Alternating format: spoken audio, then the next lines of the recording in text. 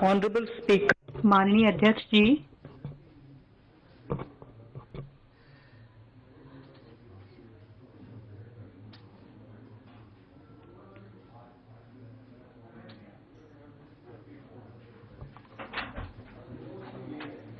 माननीय अध्यक्ष जी, मैं 2022-23 के लिए बजट प्रस्तुत करती हूँ।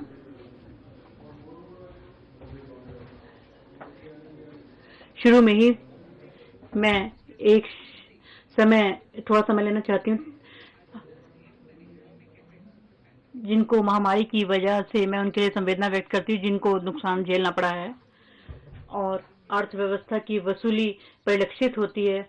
हमारी अर्थव्यवस्था जो है वो मजबूती से उभरी है। चालू वित्त वर्ष में 9.2% की दर से जो सभी अर्थव्यवस्थाएं हैं उसमें हमारी अर्थव्यवस्था भी का भी महत्वपूर्ण स्थान है। मैं मानती हूँ कि ओमिक्रॉन की का हमने दंश झेल रहे हैं और इसके आगे जिस गति से और वैक्सीनेशन अभियान चलाया जा रहा है उससे काफी लाभ मिला है और इससे जो पिछले 2 वर्षों में काफी अधिक जो है सुधार हुआ है और हम इस चुनौती का सामना करने के लिए मजबूत स्थिति में हैं। मुझे पूरा विश्वास है कि सबके प्रयास से हम मजबूती से अपनी विकास यात्रा को जारी रखेंगे। माननीय अध्यक्ष जी, हम आजादी का अमृत महोत्सव मना रहे हैं और अमृत काल में प्रवेश कर चुके हैं। 25 वर्ष की लंबी यात्रा के बाद हम भारत 100 पर पहुंचेंगे। माननीय प्रधानमंत्री जी ने स्वतंत्रता दिवस के अपने भाषण में भारत 100 के दृष्टिकोण को निर्धारित किया है और अब हमारी सरकार का उद्देश्य अमृतकाल में निर्धारित लक्ष्य को प्राप्त करके उस दृष्टिकोण को पूरा करना है। अमृतकाल में निर्धारित लक्ष्य इस प्रकार हैं: सूक्ष्म आर्थिक स्तर, समग्र कल्याण पर जोर देते हुए व्यापक आर्थिक विकास में सहायता करना है, डिजिटल अर्थव्यवस्था, फिनेटेक, प्रौद्योगिकी समर्थित विकास, ऊर्जा परिवर्तन तथा जलवायु कार्य योजना को बढ़ावा देना है, सार्वजनिक पूंजी निवेश की सहायता से निजी निवेश आरंभ करने के प्रभावी चक्र से लोगों को public capital investment, helping to crowd in private investment. Since 2014, our government's focus has been on empowerment of citizens, especially the poor and the marginalized. Measures have included programs that have provided housing, electricity, cooking gas, and access to water. We also have programs for ensuring financial inclusion and direct benefit transfers. We are committed to strengthening the abilities of the poor to tap all opportunities. Our government constantly strives to provide the necessary ecosystem for the middle classes, a vast and wide section which is populated across various middle income brackets, to make use of the opportunities they so desire. This budget seeks to lay the foundation and give a blueprint to steer the economy over Amritkal of the next 25 years, from India at 75 to India at 100. It continues to build on the vision drawn in the budget of 21-22. Its fundamental tenets, which included transparency of financial statement and fiscal position, reflect the government's intent, strengths, and challenges. This continues to guide us. The initiatives of the last year's budget have seen significant progress and have been provided with adequate allocations in this budget as well. The strengthening of health infrastructure, speedy implementation of the vaccination program, and the nationwide resilient response to the current wave of the pandemic are evident for all. The productivity-linked incentive in 14 sectors for achieving the vision of Atmanirbhar Bharat has received excellent response, with potential to create 60 lakh new jobs and an additional production of 30 lakh crore during next 5 years. Towards implementation of the new public sector enterprise policy, the strategic transfer of ownership of Air India has been completed. The strategic partner The strategic partner for Neelanchal Ispat Nigam Limited has been selected. The public issue of the LIC is expected shortly. Others too are in the process for 2022-23. Please The no, National Bank आपको for पर्याप्त मौका, पर्याप्त अवसर मिलेगा। बेटे बेटे टिप्पणी मत कीजिए। the National Bank for Infrastructure Development and National Asset Reconstruction Company have commenced their activities. Honorable Speaker, sir, Budget 2021-22 had provided a sharp increase in provision for public investment or capital expenditure. Throughout the year, with the Honorable Prime Minister guiding the implementation, our economic recovery is continuing to benefit from the multiplier effect.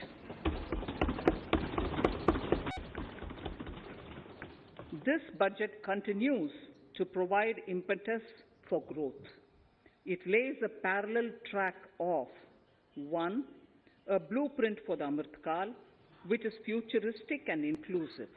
This will directly benefit our youth, women, farmers, the scheduled castes, and the scheduled tribes. And number 2, big public investment. Number 2, big public investment for modern infrastructure, readying for India at 100. This shall be guided by PM Gati Shakti and be benefited by the synergy of multimodal approach.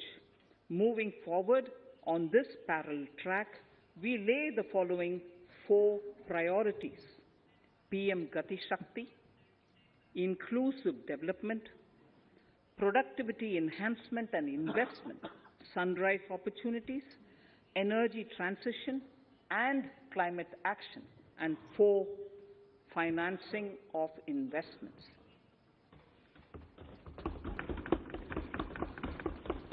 PM Gati Shakti. PM Gati Shakti is a transformative approach for economic growth and sustainable development. The approach is driven by 7 engines, namely roads, railways, airports, ports, mass transport, waterways, and logistics infrastructure. All 7 engines will pull forward the economy in unison. These engines are supported by the complementary roles of energy transmission, IT communication, bulk water and sewerage, and social infrastructure. Finally, the approach is powered by clean energy and Sabka Prayas. The efforts of the central government, the state governments, and the private sector together, leading to a huge job and entrepreneurial opportunities for all, especially the youth. PM Gati Shakti Master Plan, National Master Plan, the scope of PM Gati Shakti National Master Plan will encompass the 7 engines for economic transformation, seamless multimodal connectivity, and logistics efficiency. It will also include the infrastructure development by the state governments as per Gati Shakti Master Plan. The focus will be on planning, financing, including through innovative ways, use of technology, and speedier implementation. The projects pertaining to these 7 engines in the national infrastructure pipeline will be aligned with PM Gati Shakti framework. The touchstone of the master plan will be world-class modern infrastructure and logistics synergy among different modes of movement, both of people and goods, and location of projects. This will help raise the productivity and accelerate economic growth and development. Road transport. PM Gati Shakti Master Plan for expressways will be formulated in 22-23 to facilitate faster movement of people and goods. The national highways network will be expanded by 25,000 kilometers in 2022-23. 20,000 crores of rupees will be mobilized through innovative ways of financing to complement the public resources. The data exchange among all mode operators will be brought on unified logistics interface platform, designed for application programming interface. This will provide for efficient movement of goods through different modes, reducing logistics cost and time, assisting just-in-time inventory management, and in eliminating tedious documentation. Most importantly, this will provide real-time information to all stakeholders and improve international competitiveness.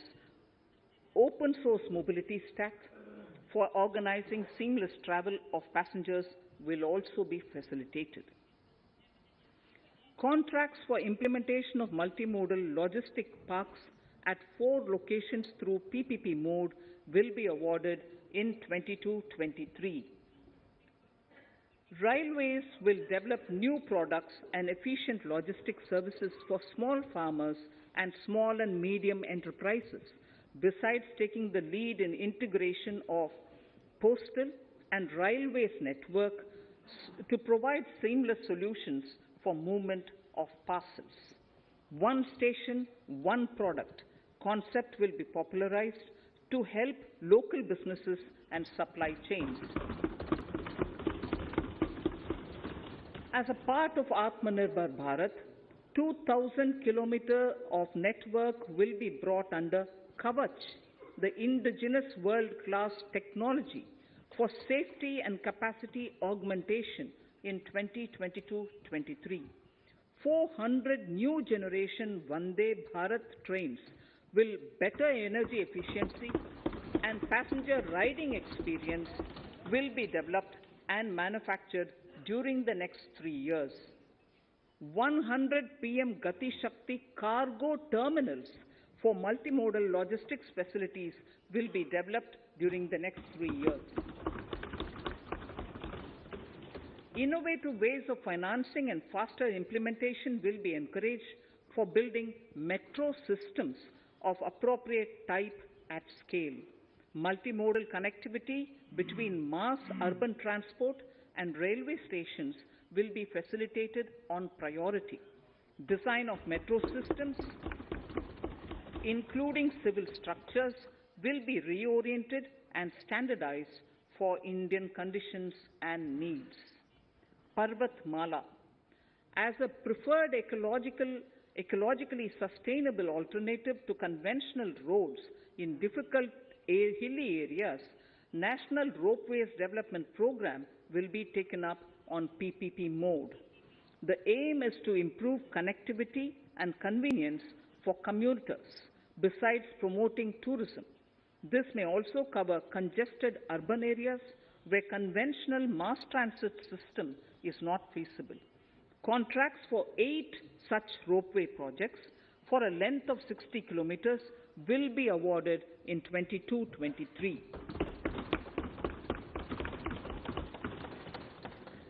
With technical support from the Capacity Building Commission, central ministries, state governments, and their infra agencies will have their skills upgraded.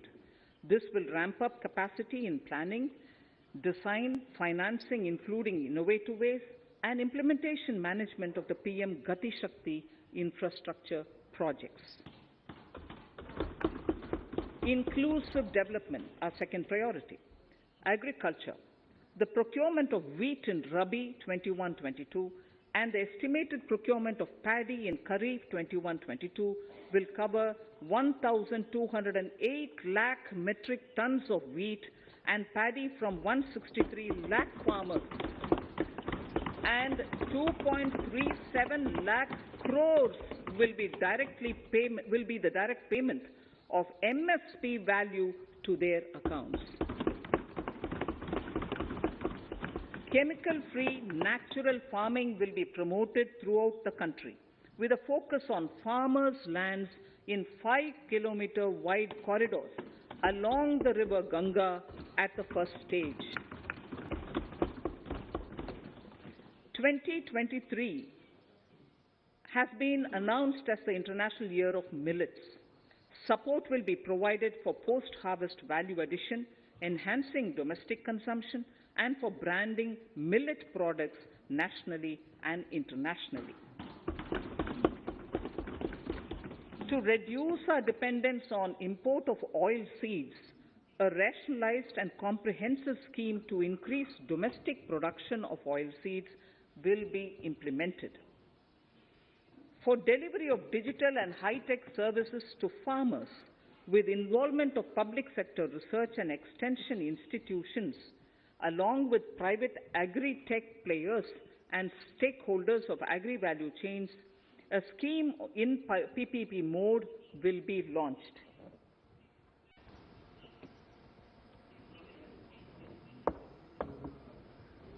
Use of Kisan drones will be promoted for crop assessment, digitization of land records, spraying of insecticides and nutrients.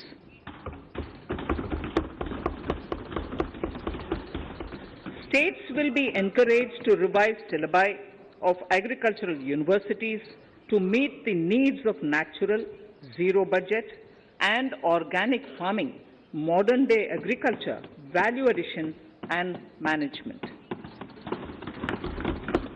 A fund with blended capital raised under the co-investment model will be facilitated through the NABARD. This is to finance startups for agriculture and rural enterprise relevant for farm produce value chain. The activities of these startups will include inter alia, support for FPOs, machinery for farmers on rental basis at farm level, and technology including IT-based support.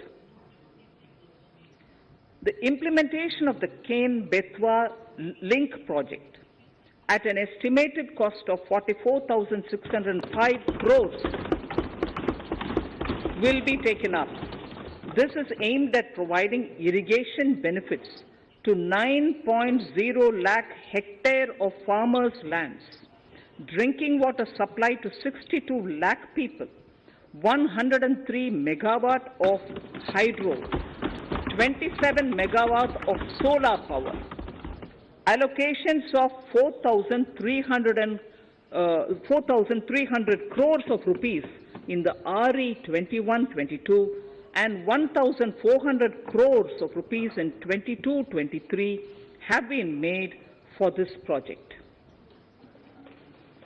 Honorable Speaker, sir, draft DPRs for 5 river links, namely Daman-Ganga Pinjal, Par-Tapi Narmada, Godavari Krishna, Krishna Pennar, and Pennar Kaveri have been finalized. Once a consensus is reached among the beneficiary states, the Centre will provide support for their implementation. For farmers to adopt suitable varieties of fruits and vegetables and to use appropriate production and harvesting techniques, our government will provide a comprehensive package with participation of state governments. MSMEs, Udyam, eShram, NCS and ASEEM portals will be interlinked. Their scope will be widened. They will now perform as portals with live organic databases, providing G2C, B2C and B2B services. These services will relate to credit facilitation, skilling and recruitment with an aim to further formalize the economy and enhance entrepreneurial opportunities for all. Emergency Credit Line Guarantee Scheme has provided the much needed additional credit to more than 130 lakh MSMEs. This has helped them mitigate the adverse impact of the pandemic. The hospitality and related services, especially those by micro and small enterprises, are yet to regain their pre-pandemic level of business. Considering these aspects, the ECLGS will be extended up to March 2023 and its guarantee cover will be expanded by 50,000 crores of rupees to total cover of 5 lakh crores.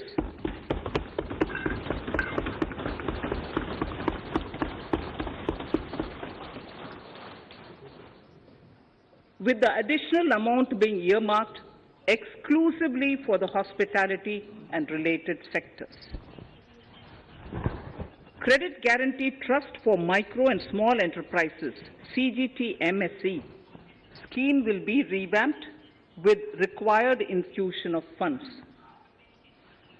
This will facilitate additional credit of 2 lakh crore for micro and small enterprises and expand employment opportunities.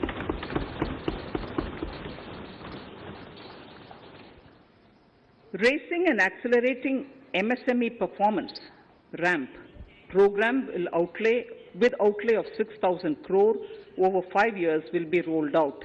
This will help MSME sector become more resilient, competitive and efficient.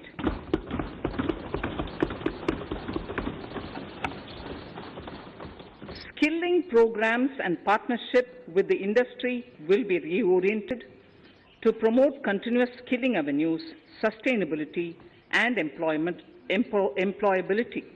The National Skill Qualification Framework will be aligned with dynamic industry needs.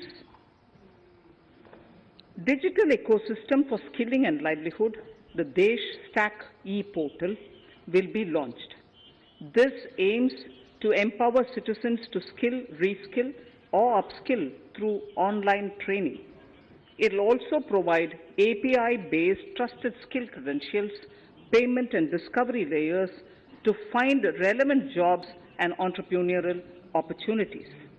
Startups will be promoted to facilitate Drone Shakti through varied applications and for drone as a service.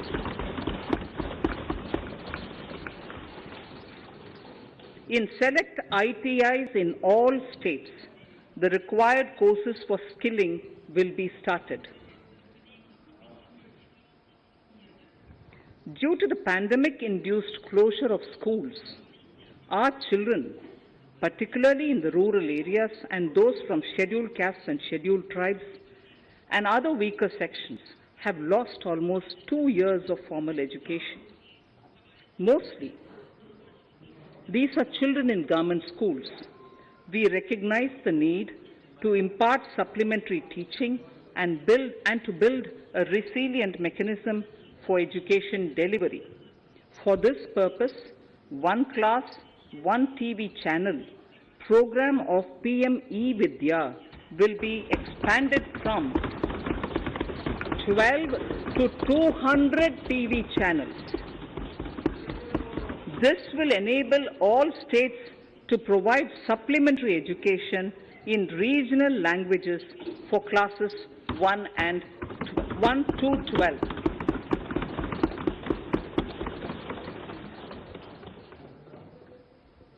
High-quality e-content in all spoken languages will be developed for delivery via internet, mobile phones, TV, and through radio and through digital teachers. A competitive mechanism for development of quality e-content by the teachers will be set up to empower and equip them with digital tools of teaching and facilitate better learning outcomes. A digital university will be established to provide access to students across the country for world-class quality universal education with personalized learning experience at their doorsteps. This will be made available in different Indian languages and ICT formats. The university will be built on a networked hub and spoke model, with the hub building cutting-edge ICT expertise. The best public universities and institutions in the country will collaborate as a network of hub and spoke. An open platform for the national digital health ecosystem will be rolled out. It will consist of digital registries of health providers and health facilities, unique health identity, consent framework, and universal access to health facilities. The pandemic has accentuated mental health problems in people of all ages. To better the access to quality mental health counseling and care services, a national tele-mental health program will be launched. This will include a network of 23 mental health centers of excellence, with NIMHANS being the nodal center, and International Institute of Information Technology, Bangalore, IIIT Bangalore, providing technology support.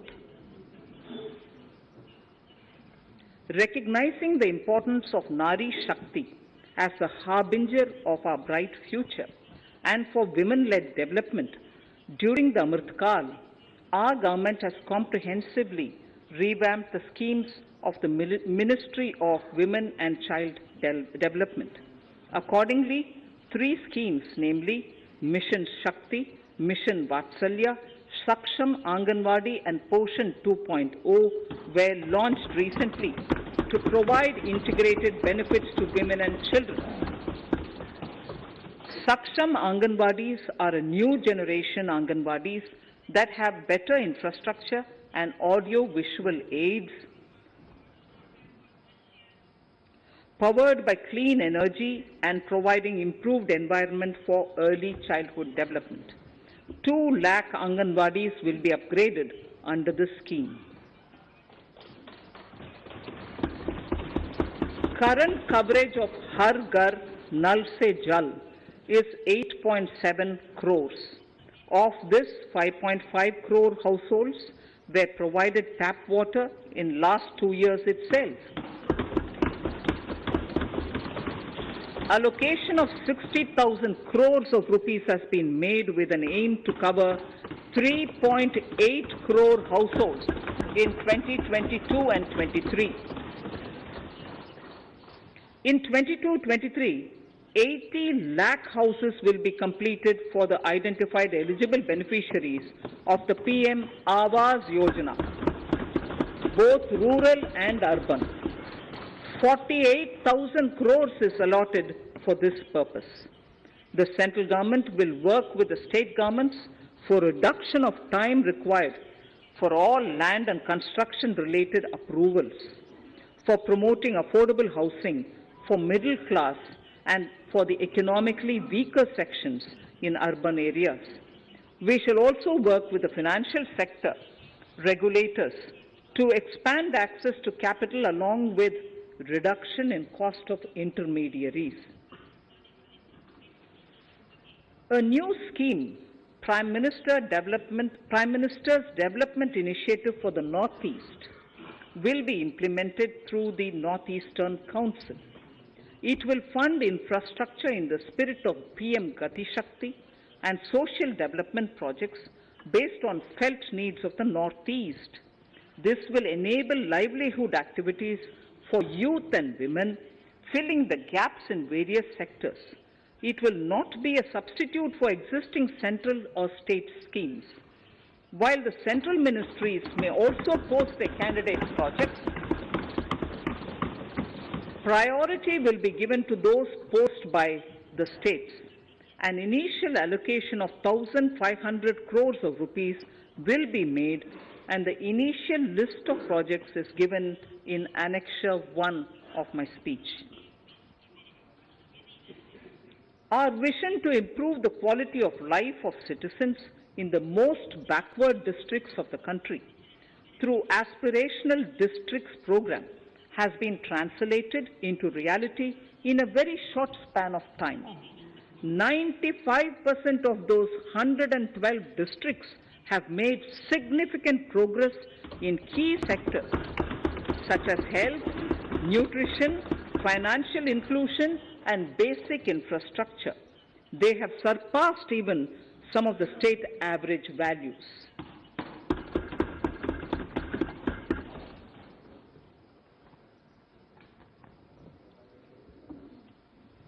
However, in those districts, some blocks continue to lag.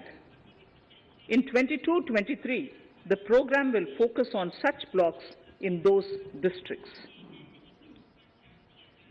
Border villages with sparse population, limited connectivity, and infrastructure often get left out from the development gains.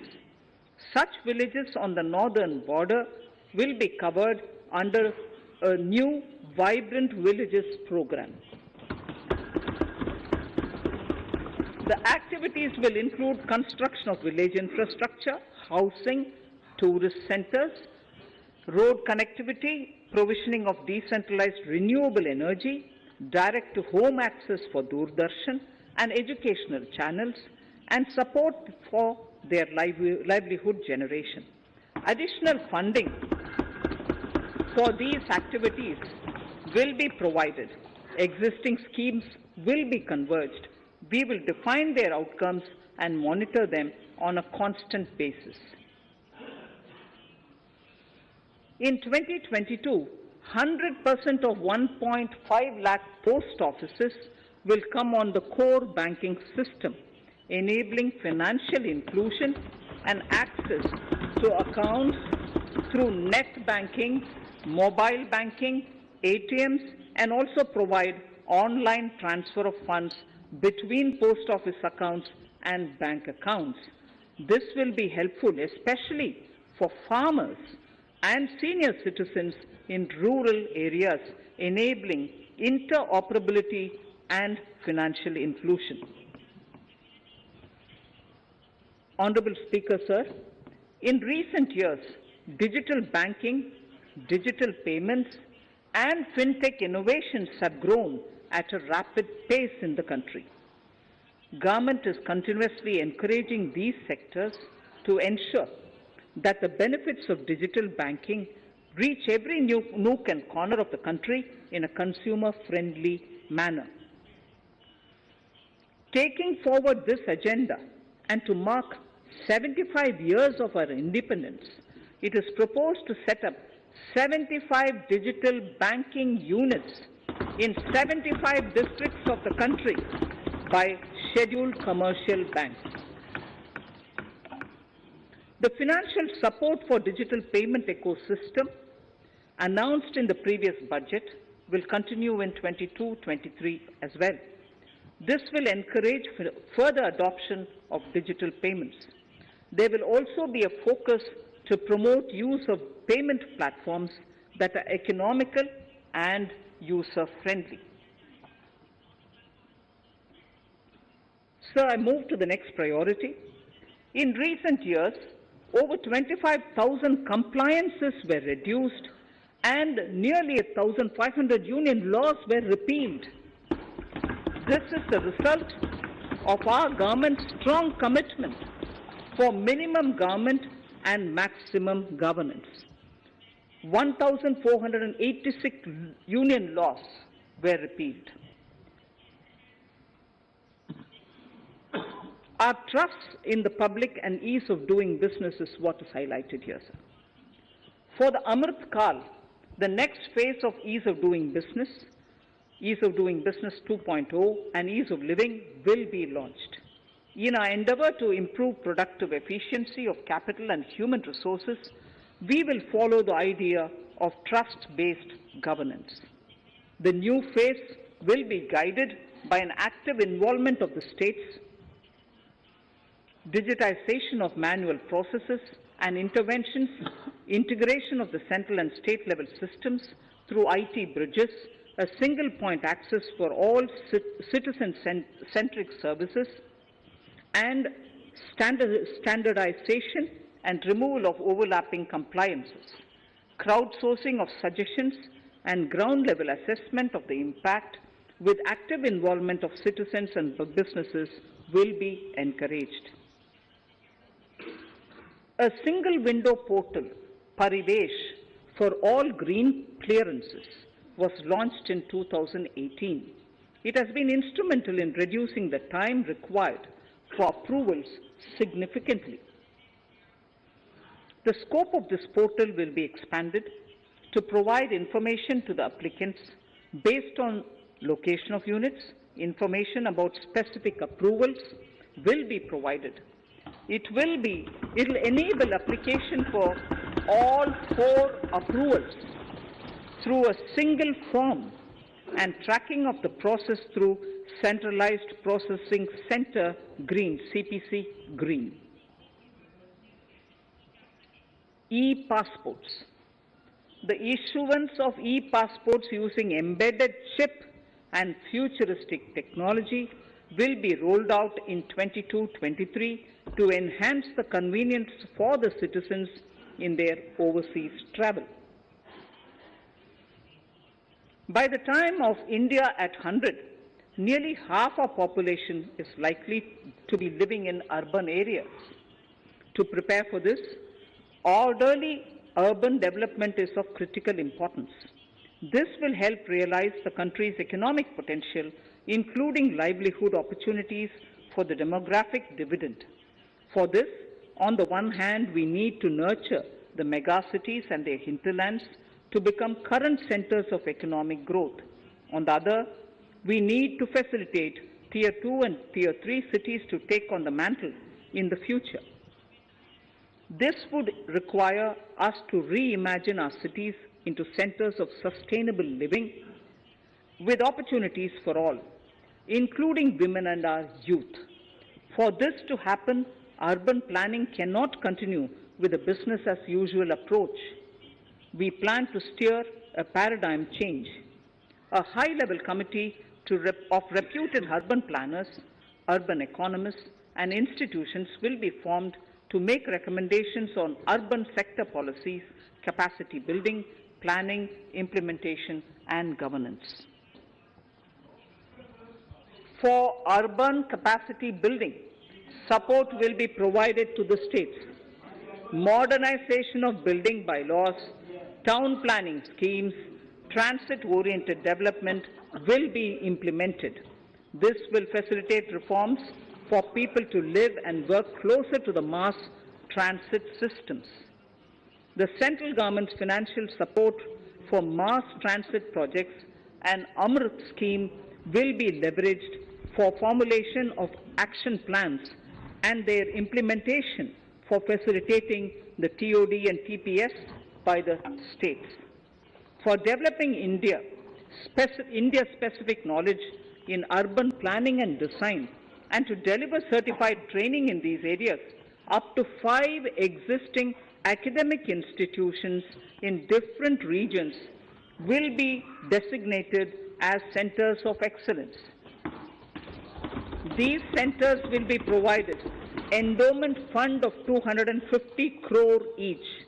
In addition, the AICTE will take the lead to improve syllabi, quality and access of urban planning courses in other institutions. We will promote a shift to use of public transport in urban areas. This will be complemented by clean tech and governance solutions, special mobility zones with zero fossil fuel policy and EV vehicles. Battery swapping policy. Considering the constraint of space in urban areas, for setting up charging stations at scale, a battery swapping policy will be brought out and interoperability standards will be formulated.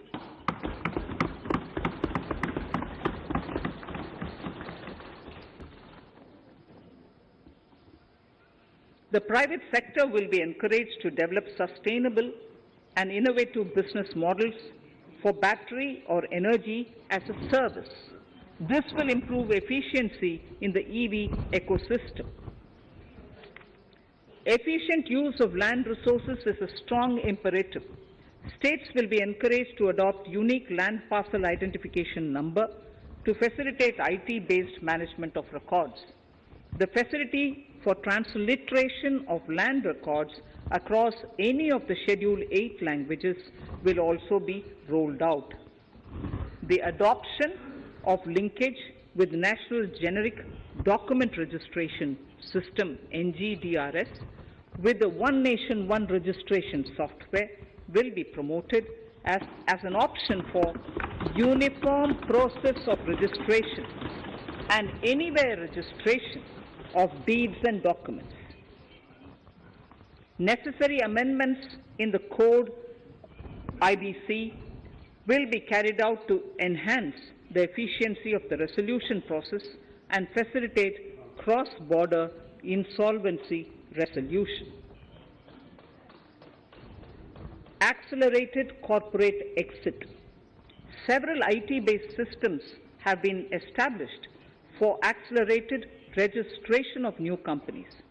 Now the Center for Processing Accelerated Corporate Exit, CPACE, will process re-engineering, will be established to facilitate and speed up the voluntary winding up of these companies from the currently required 2 years to less than 6 months.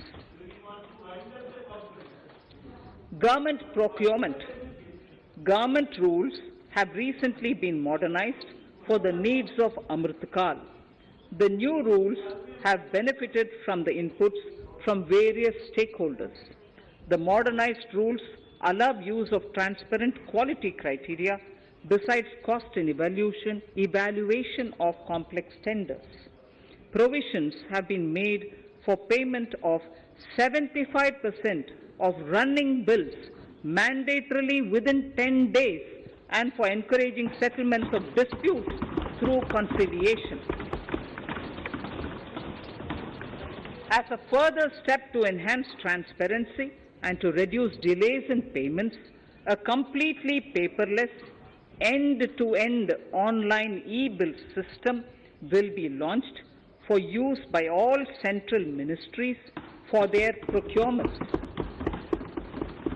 The system will enable the suppliers and contractors to submit online their digitally signed bills and claims and track their status from anywhere.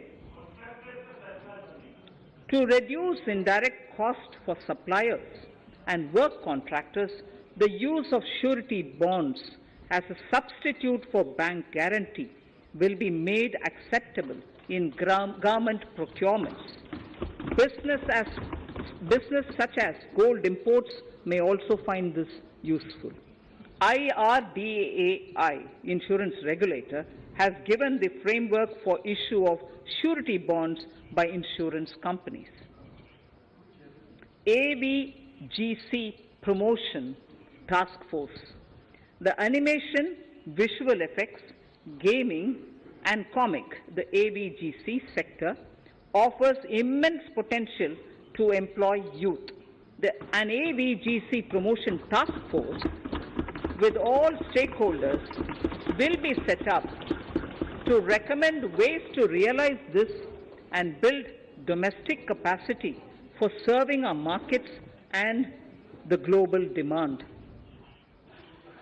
Telecom sector. Telecommunications in general and 5G technology in particular can enable growth and offer job opportunities. Required spectrum auctions will be conducted in 2022 to facilitate rollout of 5G mobile services within 2022-23 by private telecom providers. A scheme for design-led manufacturing will be launched to build a strong ecosystem for 5G as part of the production-linked incentive scheme. To enable affordable broadband and mobile service proliferation in rural and remote areas, 5% of annual collections under the Universal Service Obligation Fund will be allocated.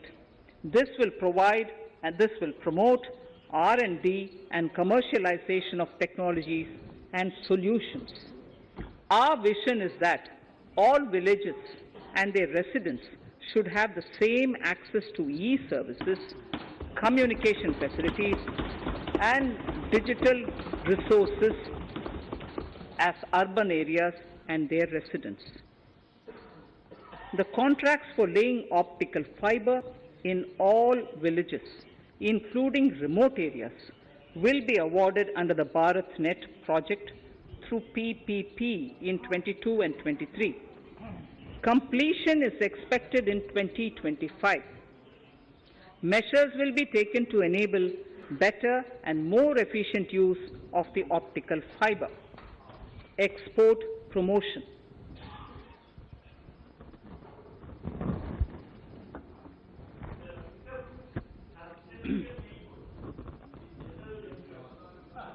The Special Economic Zones Act will be replaced with a new legislation that will enable the states to become partners in development of enterprise and service hubs.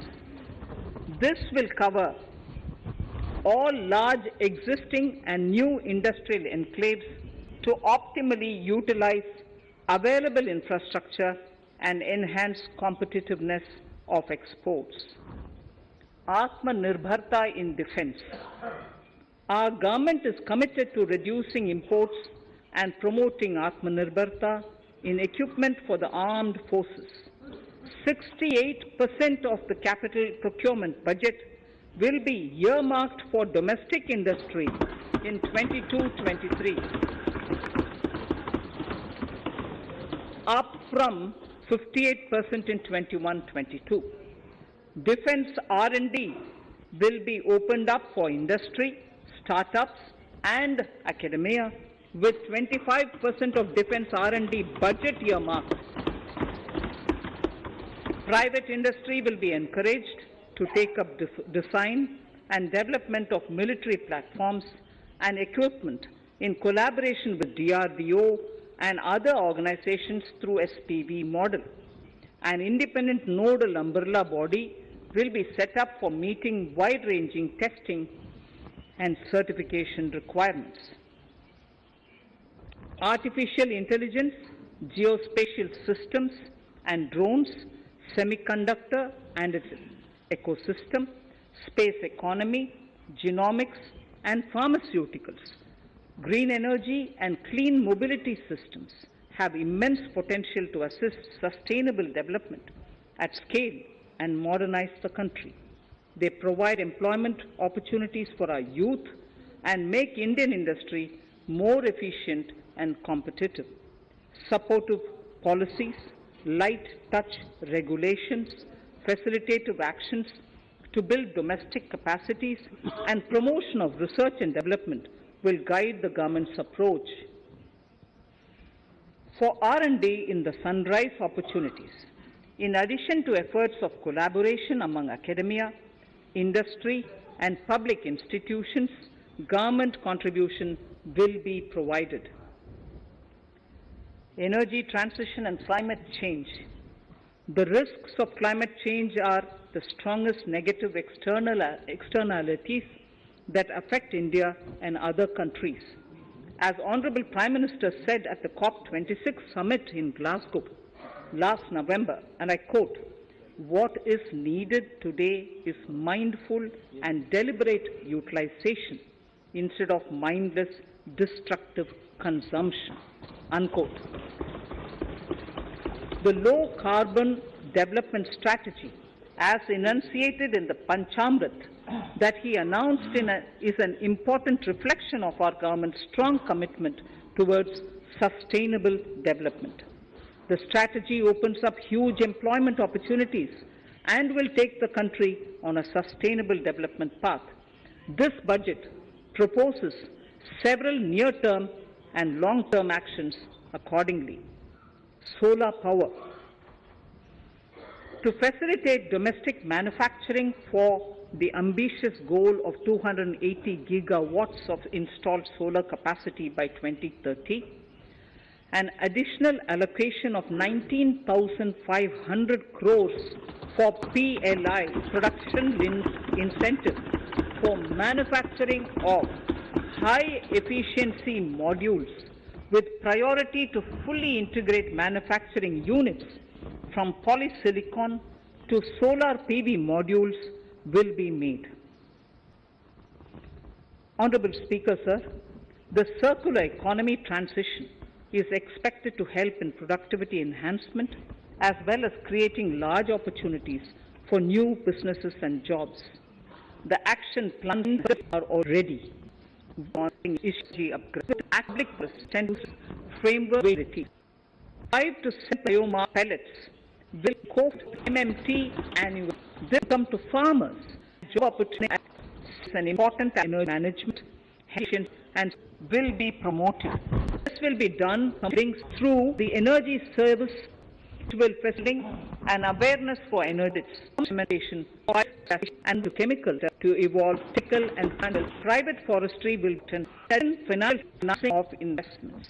Investment holds the key to and economic consolidation through its investment also helps in manufactured input from large industry and MSPs, service professionals, farmers through agri has shown resilience. However, that level back 2020-2021. As outlined para 5 earlier, investment requirement private investors to their potential to the investment must conform and demand in imperative. The outlay in the union budget 5.4% in the current year to 7.423. This has included 9% the G. Effective expenditure taken together with the provision in aid, the active capital expenditure government is estimated at 10.8 2220, which will be about 4.1 of the GDP. The government will for mobilizing resources for green infrastructure. The public sector projects having the carbon intensity on IFSC universities and institutions allow to manage technology to facilitate a level of high capacity and investment requiring examination of and other NI and B funds have creating a multiplier effect.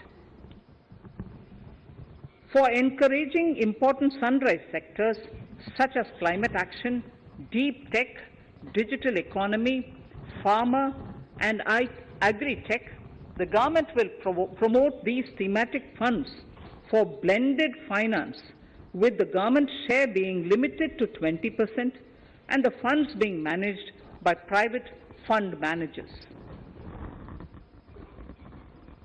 For financing the infrastructure needs, the stepping up of public investment will need to be complemented by private capital at a significant scale. Measures will be taken to enhance financial viability of projects, including PPP, with technical and knowledge assistance from multilateral agencies.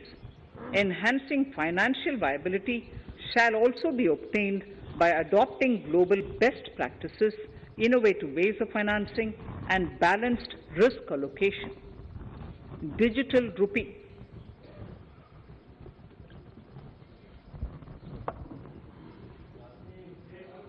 Introduction of a central bank digital currency will give a big boost to digital economy.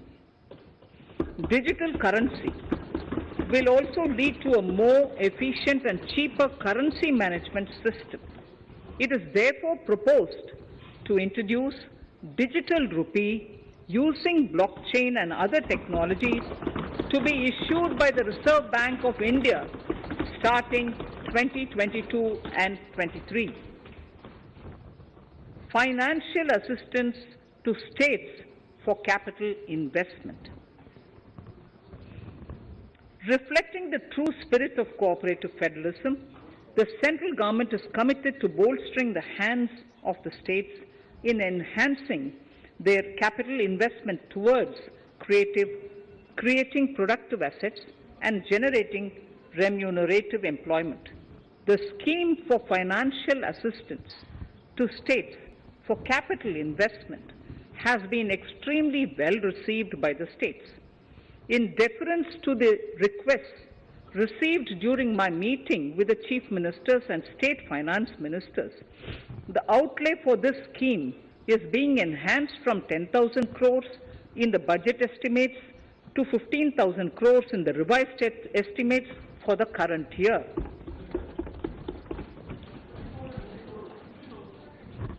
For 22-23,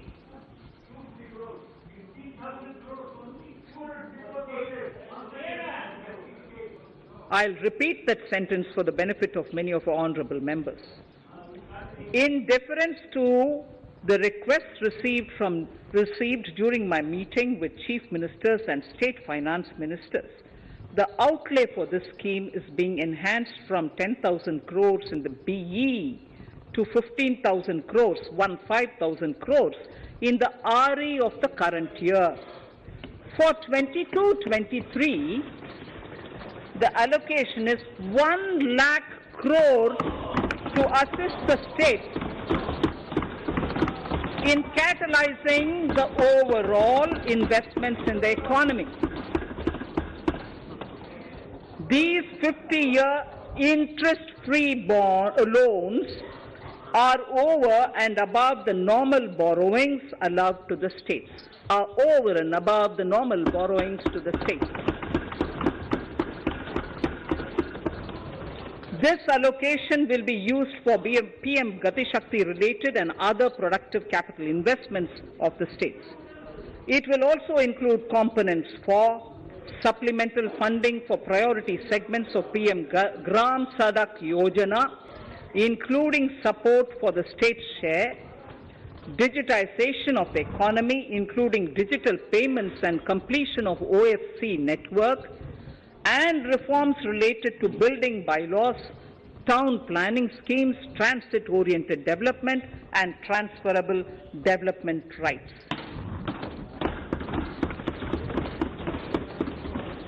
In 22-23, in accordance with the recommendations of the 15th Finance Commission, the states will be allowed a fiscal deficit of 4% of the GSDP, of which 0.5% will be tied to power sector reforms, for which the conditions have already been communicated in 21-22.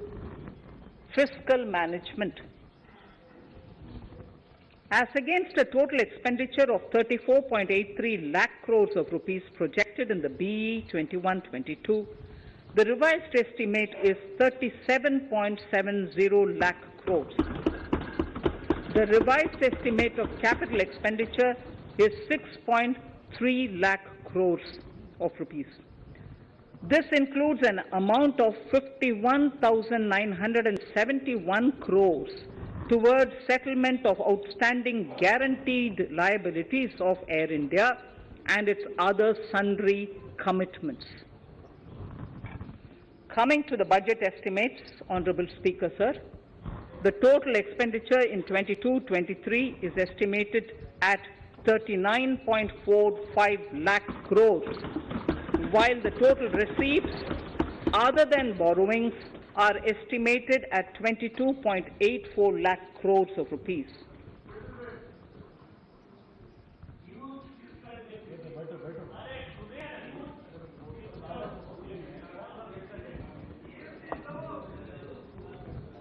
The revised fiscal deficit, Honorable Speaker, in the current year is estimated at 6.9% of the GDP, as against 6.8% projected in the budget estimates. The fiscal deficit is in 22-23 is estimated at 6.4% of the GDP, which is consistent with the broad path of the fiscal consolidation announced by me last year to reach a fiscal deficit level below 4.5% by 25-26. While setting the fiscal deficit level in 22-23, I am conscious of the need to nurture growth through public investment to become stronger and sustainable. I will now move to Part B of my speech.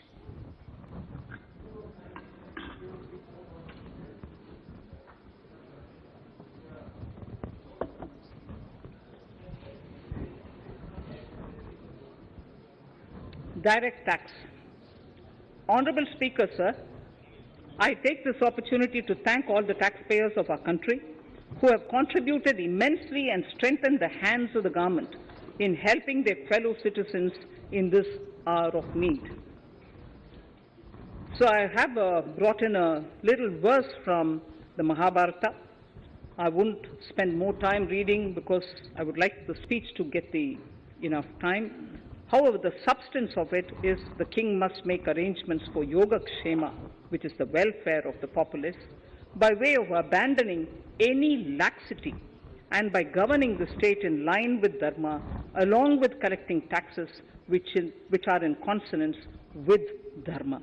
This is Mahabharata Shanti Parva Adhyaya, Shloka 11 from 72.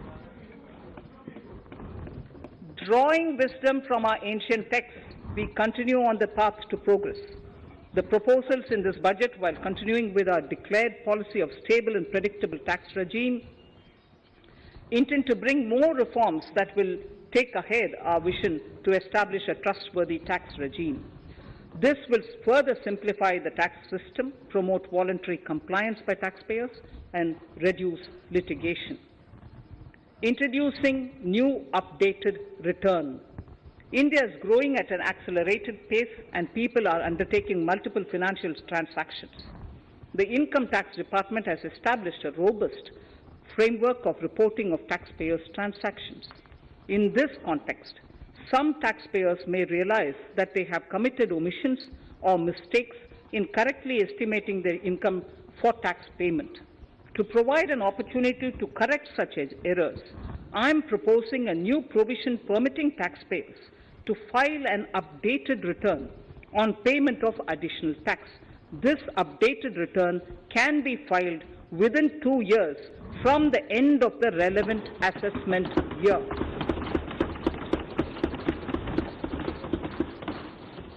Honorable Speaker, sir, presently, if the department finds out that some income has been missed out by an assessee, it goes through a lengthy process of adjudication. Instead, with this proposal now, there will be a trust repost in the taxpayers that will enable the assessee herself to declare the income that she may have missed out earlier while filing her return. Full details of the proposal are given in the finance bill. It is an affirmative step in the direction of voluntary compliance.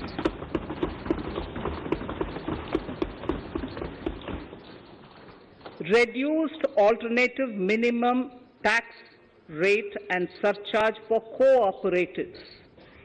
Currently, cooperative societies are required to pay alternate minimum tax at the rate of 18 and 1.5%. However, companies pay the same rate, which is the alternate minimum tax, at the rate of 15%. To provide a level playing field between cooperative societies and companies, I propose to reduce this rate for the cooperative societies also to 15%. Honorable Speaker, sir, I also propose to reduce the surcharge on cooperative societies from the present 12% to 7% for those having total income of more than 1 crore and up to 10 crores. This would help in enhancing income of cooperative societies and its members who are mostly from the rural and from farming communities. Tax relief to persons with disability. The parent or guardian of a differently abled person can take an insurance scheme for such person. The present law provides for deduction to the parent or guardian only if the lump sum payment or annuity is available to the differently abled person on the death of the subscriber, that is the parent or the guardian.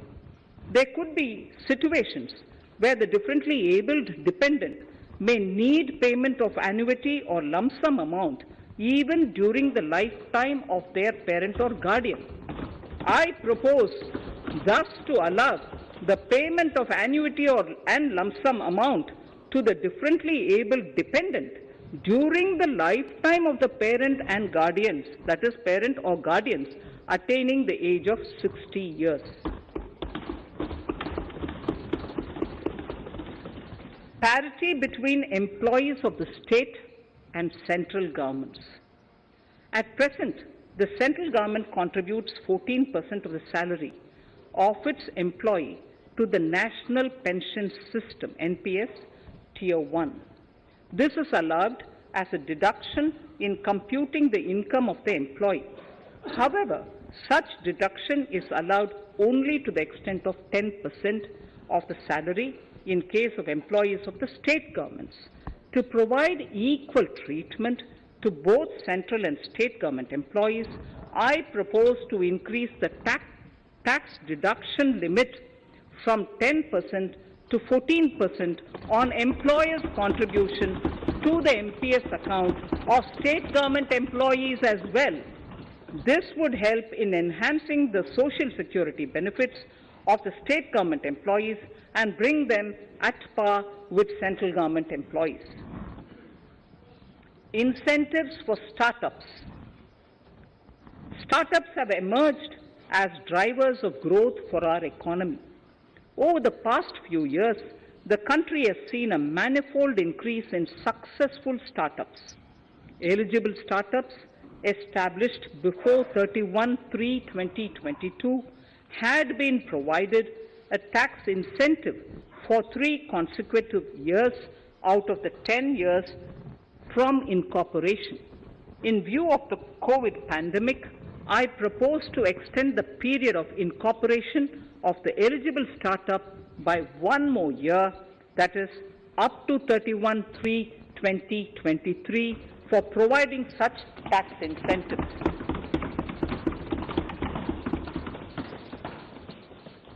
Incentives for newly incorporated manufacturing entities under concessional tax regime. In an effort to establish a global competitive business environment for certain domestic companies, a concessional tax regime of 15% was introduced by our government for newly incorporated domestic manufacturing companies. I propose to extend the last date for commencement of manufacturing or production under Section 115B AB by 1 more year, that is from 31st March 2023 to 31st March 2024.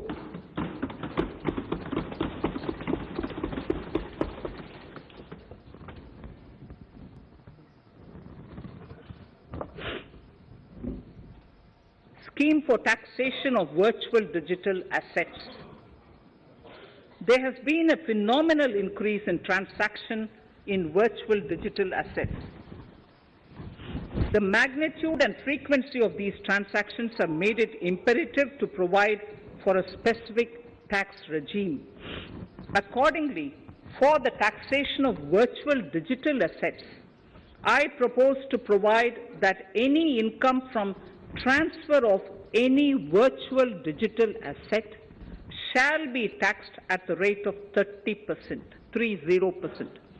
No deduction in respect of any expenditure or allowance shall be allowed while computing such income except cost of acquisition. Further, loss from transfer of virtual digital asset cannot be set off against any other income.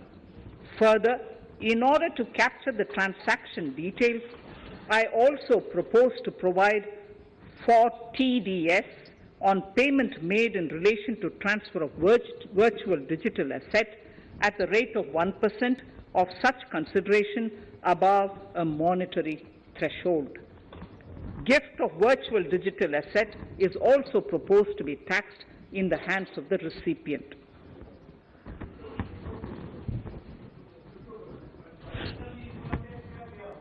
Litigation management to avoid repetitive appeals by the department. It has been observed that a lot of time and resources are consumed in filing of appeals which involve identical issues. Taking forward our policy of sound litigation management, I propose to provide that if a question of law in the case of an assessee is identical to a question of law which is pending in the appeal before a jurisdictional high court or Supreme Court, in any case, the filing of further appeal in the case of this assessee by the department shall be deferred till such a question of law is decided by the jurisdictional high court or the Supreme Court. This will greatly help in reducing the repeated litigation between taxpayer and the department. Taking forward our efforts to further promote the IFSC, I hereby propose to provide that income of a non-resident from offshore derivative instruments or over-the-counter derivatives issued by an offshore banking unit, income from royalty and interest on account of lease of ship, and income received from portfolio management services in IFSC shall be exempt from tax subject to specified conditions. Rationalization of surcharge. In the globalized business world, there are several work contracts whose terms and conditions mandatorily require formation of a consortium. The members in the consortium are generally companies. In such cases, the income of these AOPs has to suffer a graded surcharge up to 37%, which is a lot more than surcharge on the individual companies. Accordingly, I propose to cap the surcharge of these AOPs at 15%, 15%. Further, the long-term capital gains on listed equity shares, units, etc., are liable to maximum surcharge of 15%, while other long-term capital gains are subjected to a graded surcharge which goes up to 37%. I propose to cap the surcharge on long-term capital gains arising on transfer of any type of assets at 15%.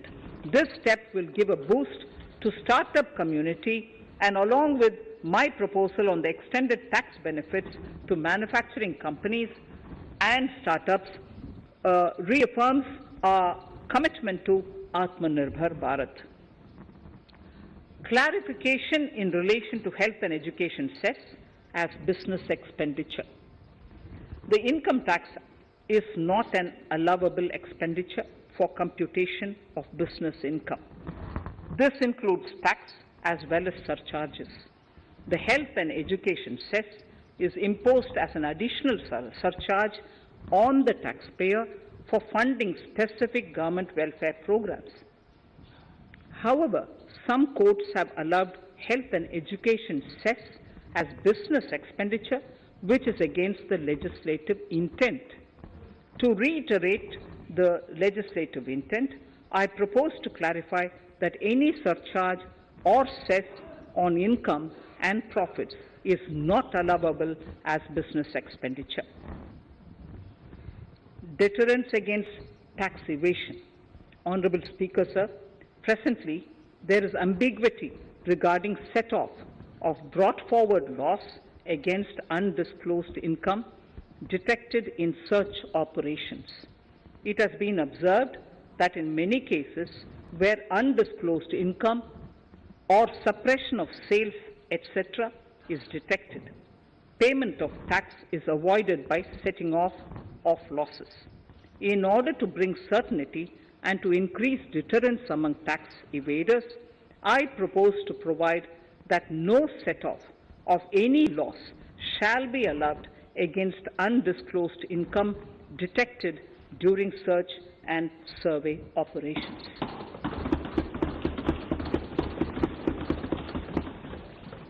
It has been noticed that as a business promotion strategy, there is a tendency on businesses to pass on benefits to their agents. Such benefits are taxable in the hands of the agents. In order to track such transactions, I propose to provide for tax deduction by the person giving benefits if the aggregate value of such benefits exceeds 20,000 rupees during the financial year. A few other changes are being made, the details of which are there in the finance bill. Indirect taxes. So remarkable progress in GST. GST has been a landmark reform of independent India, showcasing the spirit of cooperative federalism. While aspirations were high, there were huge challenges too. These challenges were overcome deftly and painstakingly under the guidance and the oversight of the GST Council. We can now take pride in a fully IT-driven and progressive GST regime that has fulfilled the cherished dream of India as one market, one tax. There are still some challenges remaining, and we aspire to meet them in the coming year. The right balance between facilitation and enforcement has engendered significantly better compliance, and enforcement has engendered better compliance. GST revenues are buoyant despite the pandemic. I would bring in something which I've got to know this morning, not part of my speech, but worth putting in here for the knowledge of the Honorable House. I would like to bring to the notice of this House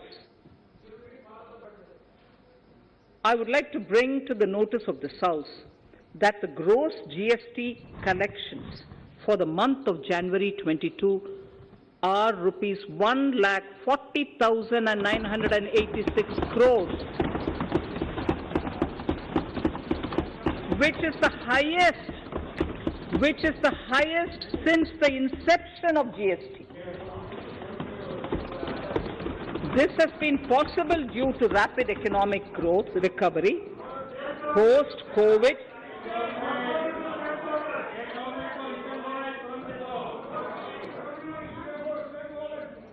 This has been possible due to the rapid economic recovery post-COVID, as well as various policy and administration undertaken by central and state tax administrations. Taxpayers deserve applause for this growth. Not only did they adapt to the changes, but enthusiastically contributed to the cost of paying taxes. Special economic zones. In part A of my speech, I have referred to the proposed reforms in SEZs.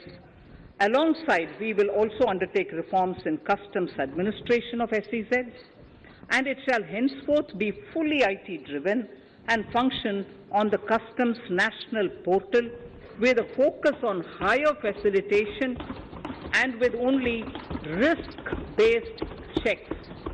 This will ease doing business by SEZ units considerably. This reform shall be implemented by 30th September 2022. Customs reforms and duty rate changes. Customs administration has reinvented itself over the years through liberalized procedures and infusion of technology. Faceless customs has been fully established. During COVID-19 pandemic, customs formation have done exceptional frontline work against all odds, displaying agility and purpose.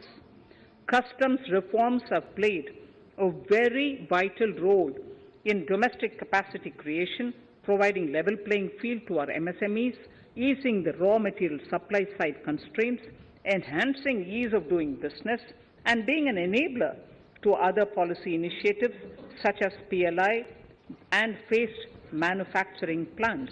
My proposal on customs side are aligned to these objectives. Project imports and capital goods. National Capital Goods Policy 2016 aims at doubling the production of capital goods by 2025. This would create an employment opportunities and result in increased economic activity. However, several duty exemptions, even extending to over 3 decades, in some cases have been granted to capital goods for various sectors like power, fertilizer, textiles, leather footwear, food processing, and fertilizers. These exemptions have hindered the growth of the domestic capital goods sector. Similarly, project import duty concessions have also deprived the local producers of a level playing field in areas like coal mining projects, power generation, transmission or distribution projects, railway and metro projects. Our experience suggests that reasonable tariffs are conducive to the growth of domestic industry and make in India without significantly impacting the cost of essential imports. Accordingly, Honourable Speaker, Sir, it is proposed to phase out the concessional rates in capital goods and project imports gradually and apply a moderate tariff of 7.5%. Certain exemptions for advanced machineries that are not manufactured within the country shall continue. A few exemptions are being introduced on inputs like specialized castings, ball screw, and linear motion guide to encourage domestic manufacturing of capital goods. In the last 2 budgets, we have rationalized several customs exemptions. We have once again carried out an extensive consultation, including by crowdsourcing.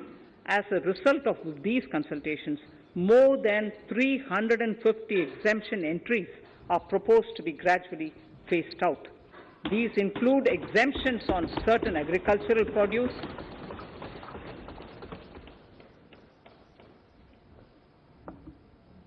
chemicals, fabrics, medical devices and drugs, and medicines for which sufficient domestic capacity exists.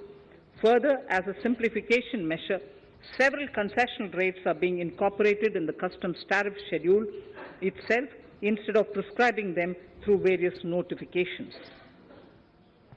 This comprehensive review will simplify the customs rate and tariff structure, particularly for sectors like chemicals, textiles, and metals, and minimize disputes. Removal of exemption on items which are or can be manufactured in India, and providing concessional duties on raw material that go into manufacturing of intermediate products will go many a step forward in achieving our objective of Make in India and Atmanirbhar Bharat. I shall now take up specific sector-specific proposals. Electronics. Electronic manufacturing has been growing rapidly. Customs duty rates are being calibrated to provide a graded rate structure to facilitate domestic manufacturing of wearable devices, hearable devices, and electronic smart meters. Duty concessions are being given to parts of transformer of mobile phone chargers and camera lens of mobile camera module and certain other such items. This will enable domestic manufacturing of high-growth electronic items. Gems and jewelry. To give a boost to the gems and jewelry sector, customs duty on cut and polished diamonds and gemstones is being reduced to 5%. Simply sawn diamond would attract nil customs duty.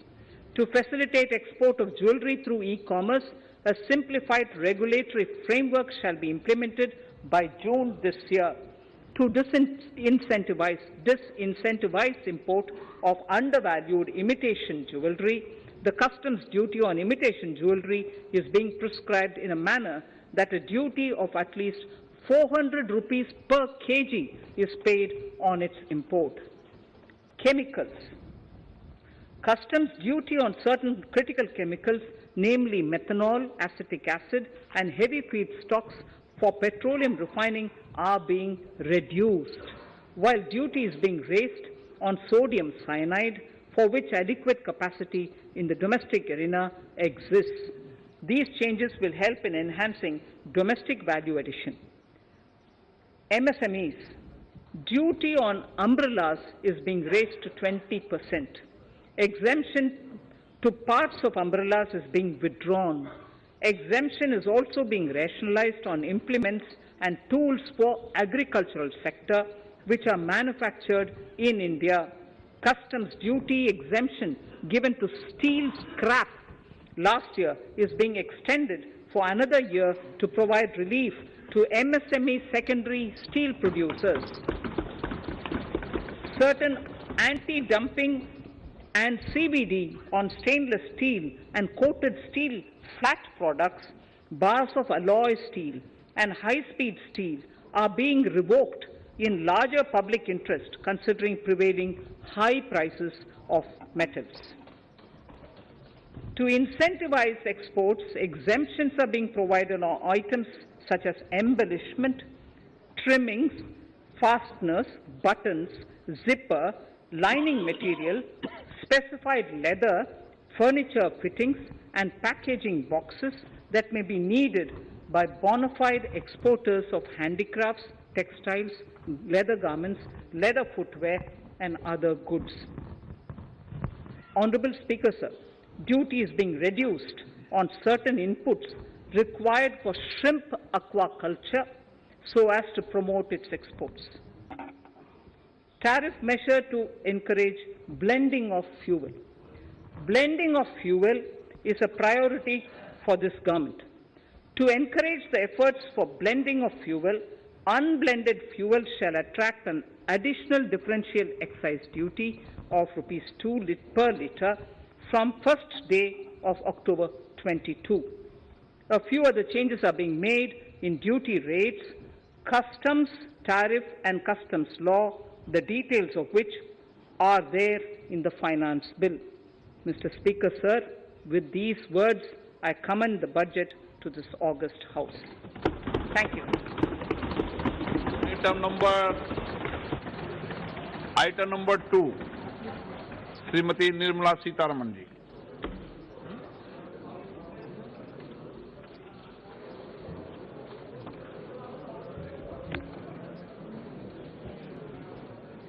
Sir, with your permission, I rise to lay on the table the following statements under Section 3(1) of the Fiscal Responsibility and Budget Management FRBM Act 2003, Medium-Term Fiscal Policy cum Fiscal Policy Strategy Statement and Macroeconomic Framework Statement. Item number 3, वित्त विधेयक 2020, Nirmala Sitharaman ji. Sir, item number 3, Finance Bill. Sir, with your permission, I rise to move for leave to introduce the Finance Bill 2022. प्रश्न ये कि वित्त विधेयक को पुनर्स्थापित करने की अनुमति प्रदान की जाए. जो सदस्य इसके पक्ष में हाँ कहें, जो सदस्य विरोध में ना कहें. मेरे विचार में निर्णय हाँ वालों के पक्ष में, हाँ वालों के पक्ष में. माननीय मंत्री जी, वित्त विधेयक को पुनर्स्थापित करें. Sir, I introduce the bill. सभा की कार्रवाई कल बुधवार दिनांक 2 फरवरी 2022 को 4:30 बजे तक के लिए स्थगित की जाती है.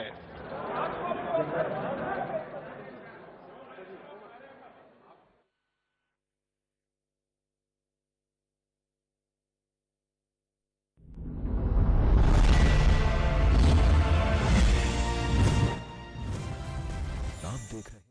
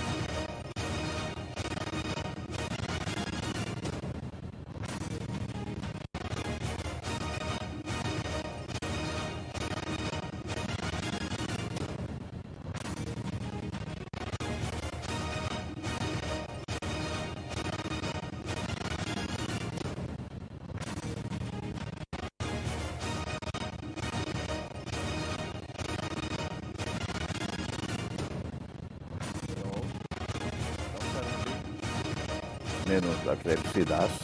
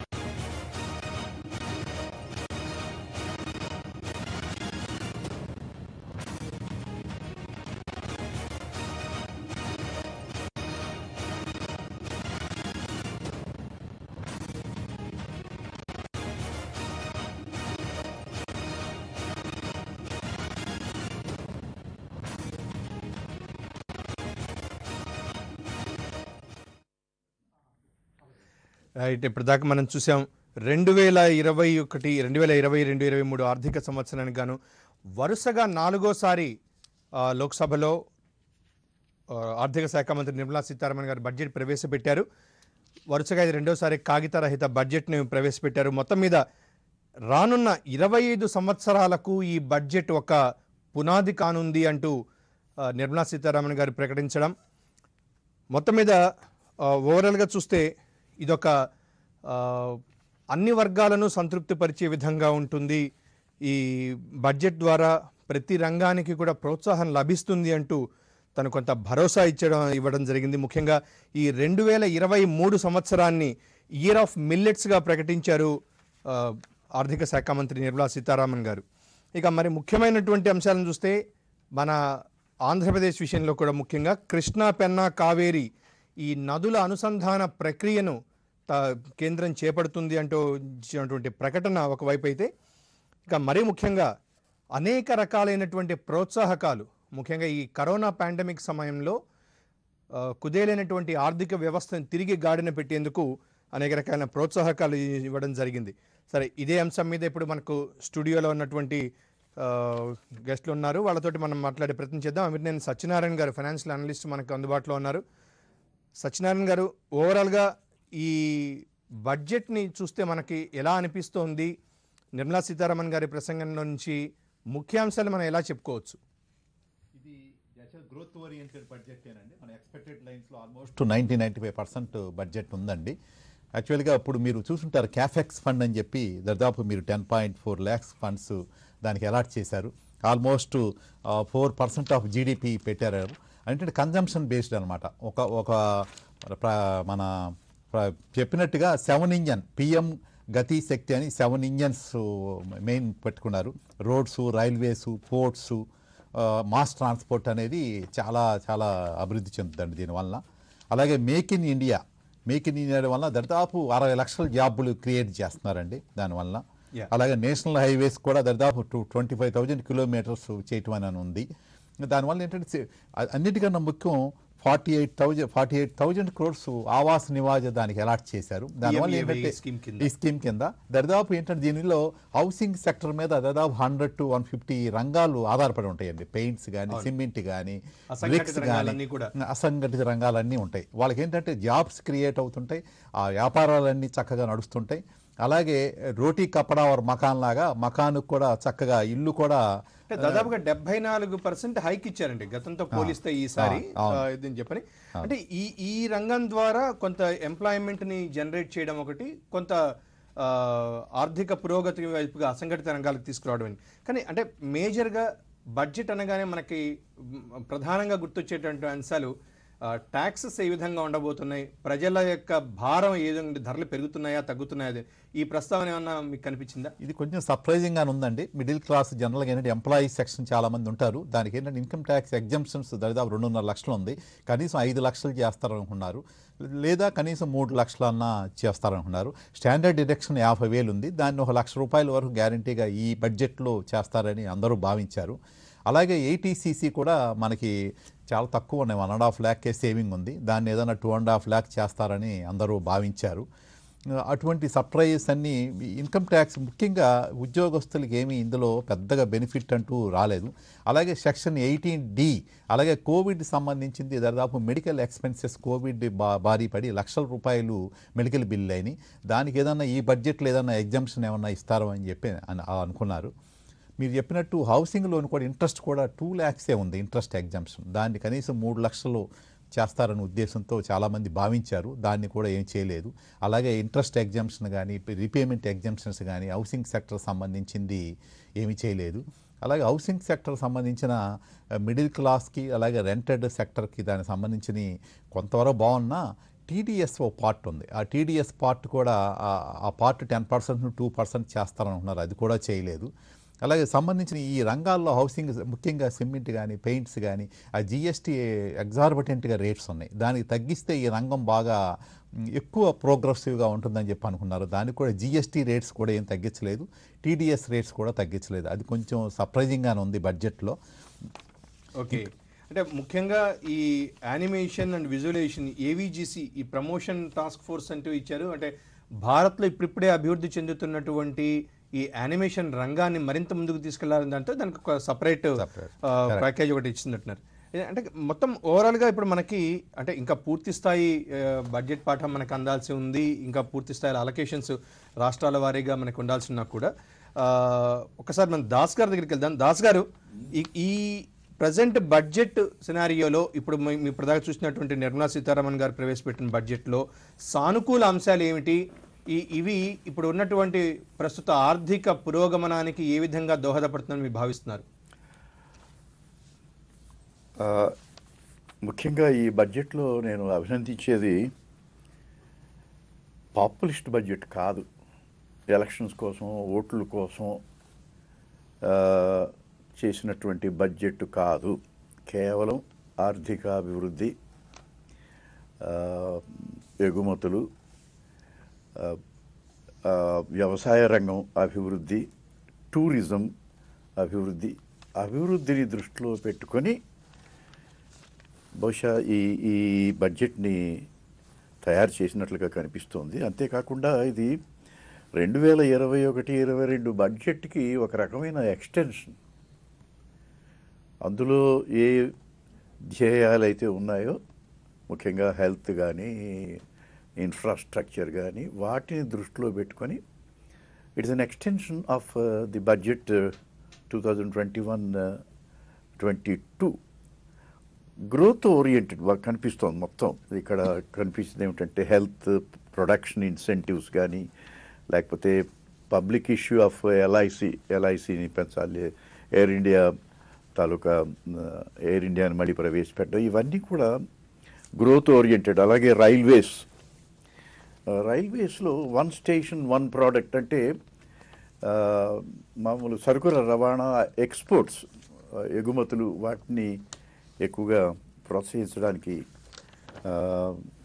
ఒక 100 వందే భారత్ ట్రైన్స్, అలాగే ఒక 100 కార్గో టెర్మినల్స్, మెట్రో రైల్వేస్, ఇవి జనానికి బాగా ఉపయోగపడేటువంటి పథకాలు ఇవి. అలాగే పర్వతమాల అంటే కనెక్టివిటీ పెంచడం అనేది, కనెక్టివిటీ పెంచడం అనేటువంటి బహుశా అది టూరిజం బాగా డెవలప్ చేస్తుంది. దాస్ గారు, ముఖ్యంగా విద్యా రంగానికి వస్తే, ఎందుకంటే మీరు దీర్ఘకాలం అధ్యాపక వృత్తిలో ఉన్నారు కాబట్టి, ఈ పిఎం ఈ విద్య కింద క్లాస్ 1 నుంచి 12 వరకు ఏదైతే కంప్లీట్గా కరోనా నేపథ్యంలో మనం కూడా కొన్ని కొత్త సాంకేతికతను అందిపుచ్చుకోవాల్సిన పరిస్థితి ఏర్పడుతోంది. ఇప్పటికి ఉన్నటువంటి ఛానల్స్కి అదనంగా దాదాపు 200 ఛానల్స్ని తీసుకొచ్చి ప్రతి క్లాస్ని ఒక డిజిటలైజేషన్ ప్రక్రియగా ముందుకు తీసుకెళ్లాలనే ఒక అంశం అనేది ఎంతవరకు సత్ఫలితాలను ఇస్తుంది? అసలు ఆ అంశాన్ని గురించి మనం ఎలా విశ్లేషించుకోవచ్చు? నేను గత 52 సంవత్సరాలుగా అధ్యాపకుడినండి. పదవీ విరమణ చేశాను కానీ వృత్తి విరమణ చేయలేదు, ఇంకా పాఠాలు చెబుతూనే ఉన్నాను. అయితే ఈ ఆన్లైన్ వాటికి టెక్నికల్ సైడ్ ఇంప్రూవ్ చేస్తున్నారు. అంటే ప్రతి ఊళ్ళో కూడా ఈ ఆన్లైన్ ఫెసిలిటీసు, 5G ఫెసిలిటీసు, ఇవన్నీ కూడా. కానీ అసలు ఆన్లైన్ కరికులంని మార్పు చేయవలసినటువంటి అవసరం ఎంతైనా ఉంది. ఎందుకంటే పిల్లల్ని ఉదయం ఏదో 9 గంటల నుంచి సాయంత్రం వరకు కూర్చోబెడితే కాదు, అందులోనే ఈవెన్ వాటిలో ఒక పర్సనాలిటీ డెవలప్మెంట్ అవకాశం ఉన్నటువంటివి కూడా ప్రవేశపెట్టాలి. ఇదిగో ఈ గంట మీరు చక్కగా పాటలు పాడుకొని రండి, మీరు తర్వాత వచ్చిన తర్వాత ఒక్కొక్కళ్ళు ఏ పాట నేర్చుకున్నారు, లేదా ఏమిటి, లేదా ఒక గేమ్ గురించి, ఈ రకంగా వాళ్ళకి మనోవికాసానికి, వాళ్ళ పర్సనాలిటీ డెవలప్మెంట్కి. లేకపోతే ఏమవుతుందంటే మెషిన్స్ అయిపోతున్నారు, they getting stuck up to the machines. దాంతో పిల్లలు ఒక రకమైనటువంటి నైరాస్యత ఏర్పడుతుంది. అందుచేత వీటితో పాటు టెక్నాలజికల్ డెవలప్మెంట్తో పాటు హ్యూమన్ సైడ్ కూడా వాళ్ళ అభివృద్ధికి కావలసినటువంటి మార్పులు తీసుకురావాల్సినటువంటి అవసరం ఎంతైనా ఉంది. వాళ్ళకి ఫెసిలిటీస్ ప్రొవైడ్ చేస్తున్నారు. ఓకే, మీకు టీవీలు అందుబాటులో ఉంటాయి, లేకపోతే కొన్నాళ్ళు పోతే మొత్తం ప్రతి ఇంటికి కూడా ఒక ల్యాప్టాప్ కూడా ఇవ్వవచ్చు. ఇవే కాకుండా వైఫై నెట్వర్క్ ఉంటుంది, మీకు అన్నీ ఉంటాయి. కానీ ఆ డెవలప్మెంట్ అనేటువంటిది హ్యూమన్ సైడ్ కూడా ఇంక్లూడ్ చేసి ఉంటే కరికులంలో దాని గురించి బహుశా మేధావులందరూ కూర్చొని ఏదైనా ఆలోచించవచ్చు. రైట్ సార్, మనము ఒక ఈ టాక్సేషన్ దాంట్లో వెళ్లే ముందుగా ప్రముఖ చార్టెడ్ అకౌంటెంట్ కృష్ణార్జునరావు గారి దగ్గరికి వెళ్దాం. కృష్ణార్జునరావు గారు, ఈ ఇప్పుడు ప్రజెంట్ ఇచ్చినటువంటి డిజిటల్ కరెన్సీ, ముఖ్యంగా ఈ రిటర్న్స్ ఏవైతే ఉన్నాయో వాటిని 2 ఏళ్ల వరకు అప్డేట్ చేసుకోవచ్చు అనేటటువంటి ఆ అంశం మీద ఎలా చూస్తారు? ఈ ఈ డిజిటల్ కరెన్సీ మీద, ఈ ట్యాక్స్ రిటర్న్స్ దాఖలకు ఇచ్చినటువంటి అవకాశాల మీద కృష్ణార్జునరావు గారు మీ అభిప్రాయం ఏంటి, ఎలా చూస్తున్నారు?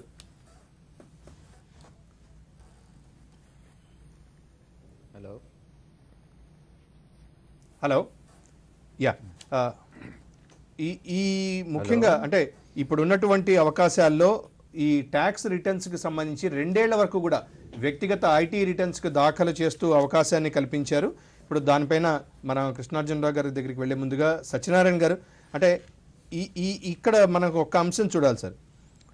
అభివృద్ధి ప్రోత్సాహకాలు, రెండోది ఒక తట్టు భారత ఆర్థిక వ్యవస్థకు చేయూతనివ్వడం ఒకటి, అదే సేమ్ సిచ్యువేషన్లో సంక్షేమాన్ని కూడా పెద్దపీట వేయడానికి ఉన్నటువంటి ఆస్కారం ఎట్లా బ్యాలెన్సింగ్గా చూడొచ్చా? ఎందుకంటే ఇందాక మనం చెప్పుకున్నట్టుగా ఉద్యోగ ఉపాధి అవకాశాలను మెరుగుపరుస్తూ ఒకవైపు పాండమిక్ని ఎదుర్కొంటూ ఆర్థిక ప్రగతిని ముందుకు తీసుకెళ్లడానికి ఈ బడ్జెట్లో ఉన్న సానుకూల అంశాలేంటి మీ దృష్టిలో? చాలా ఇది గ్రోత్ ఓరియంటెడ్ అండి. డెఫినెట్గా మీరు చెప్పినట్టుగా ఎంప్లాయ్మెంట్ క్రియేషన్ అయితే ఇందులో ఉంది. ఎప్పుడైతే మనం ఈ expenditure 39.4 lakh crores expenditure, receipts 22.84 lakhs అంటే ఫిజికల్ డెఫిసిట్ 6.9% ఉంది. దాస్ గారు చెప్పినట్టు ఇది ఎలక్షన్ బడ్జెట్ లాగా లేదు. ఒక 6 states ఎలక్షన్ జరుగుతున్నా కూడా ఇంత ధైర్యంగా ఈ బడ్జెట్ ఇచ్చారంటే డెఫినెట్గా సెంట్రల్ గవర్నమెంట్ని మెచ్చుకోవాల్సిందే.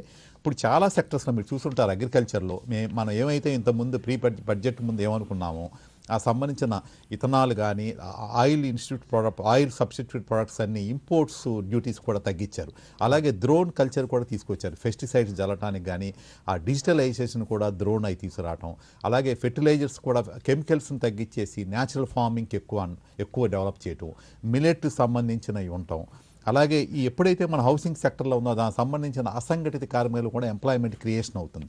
ఇప్పుడు ఇవన్నీ మనం చెప్పిన ఇవన్నీ దాదాపు ఈ రైల్వేస్ కానీ మీరు చెప్పిన అన్నీ ఇప్పుడు మేక్ ఇన్ ఇండియా దానిలో అన్నీ సంబంధించిన అన్ని ఇండస్ట్రియల్ మ్యానుఫ్యాక్చరింగ్ ఇవన్నీ ఎంప్లాయ్మెంట్ క్రియేషన్. అలాగే 100 కార్గో టెర్మినల్స్ ఇన్ 3 yearsలో అన్నారు కార్గో.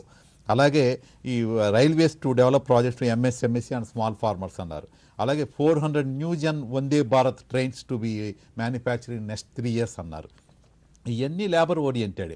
అలాగే expansion of water supply projects అన్నారు. అది కాకుండా ముఖ్యంగా emergency line of credit schemes అనేది బ్యాంకింగ్ సంబంధించింది. ఇంతకుముందు 3 లక్షల కోట్లు దాన్ని బ్యాంకింగ్ వాళ్ళే గవర్నమెంటే గ్యారంటీగా ఉన్నారు. దాని ఉద్దీపన కింద ఆ ప్రాజెక్ట్స్ అన్నీ నిలబడినాయి. వాళ్ళు రీపేమెంట్ ఇంట్రెస్ట్ కానీ ఇన్స్టాల్మెంట్స్ అన్నీ పోస్ట్పోన్ చేసుకుంటూ ఎన్పిఏ కాకుండా ఆ ఎంఎస్ఎంఈ కానీ చాలా సెక్టర్స్ కూడా తీసుకొచ్చారు. దాన్ని మళ్ళీ 2023 వరకు అలా పెంచుకుని 5 లక్షల కోట్ల వరకు దరిదాపు ఇస్తున్నారు. దానికి ఒక 50,000 కోట్ల వరకు కూడా మళ్ళీ పెంచారు. టోటల్గా 5 lakhs crores చేయబోతున్నారు. అంటే ఇది నేరుగా ఎవరికి బెనిఫిట్ అయ్యే అవకాశం ఉంటుంది? దీనికి మెయిన్ ఏంటంటే ఇండస్ట్రీస్ సంబంధించిన ఎంఎస్ఎంఈకి అవుతుంది, పెద్ద పెద్ద ఇండస్ట్రీస్కి అవుతుంది. దానిలో ఉన్న కార్మికులు కూడా ఇండైరెక్ట్గా దాన్ని బతికించడమే అవుతుంది. ఎప్పుడైతే ఇండస్ట్రీ బతుకుతుందో దాని మీద డిపెండ్ అయిన కార్మికులు కూడా అవుతుంది. అలాగే మీరు అన్నట్టు ఎక్కడో పేద అట్టడుగున వర్గాలకు ఇంకా కొంచెం చేస్తే బాగుండేదేమో సంక్షేమ కార్యక్రమాలు కానీ, ఇంకా వాళ్ళని ఇప్పుడు ఆత్మనిర్భర్ అంతకుముందు మనకి కోవిడ్ టైంలో ఎలా ఆడుకున్నారో ఫుడ్ సెక్యూరిటీ అని, అలాగే వాళ్ళకి డైరెక్ట్ క్యాష్ ట్రాన్స్ఫర్స్ వేసినట్టుగా, అలాగే ఇంతకుముందు సంబంధించిన గ్యాస్ ఇవ్వటం కానీ అటువంటి స్కీమ్స్ ఈసారి ఎందుకో బడ్జెట్లో ఎక్స్టెండ్ అయ్యింది కానీ వెల్ఫేర్ స్కీమ్స్లో కొద్దిగా ఎక్స్టెండ్ అయినట్టుగా లేదు. మొత్తం గ్రోత్ ఓరియంటెడ్గా ఎక్కువ ప్రాముఖ్యత ఇచ్చారు. ఆ పేదలు ఇప్పుడు ఏంటంటే మన భారతదేశంలో వెల్త్ అంతా 5% దగ్గరే ఉంది.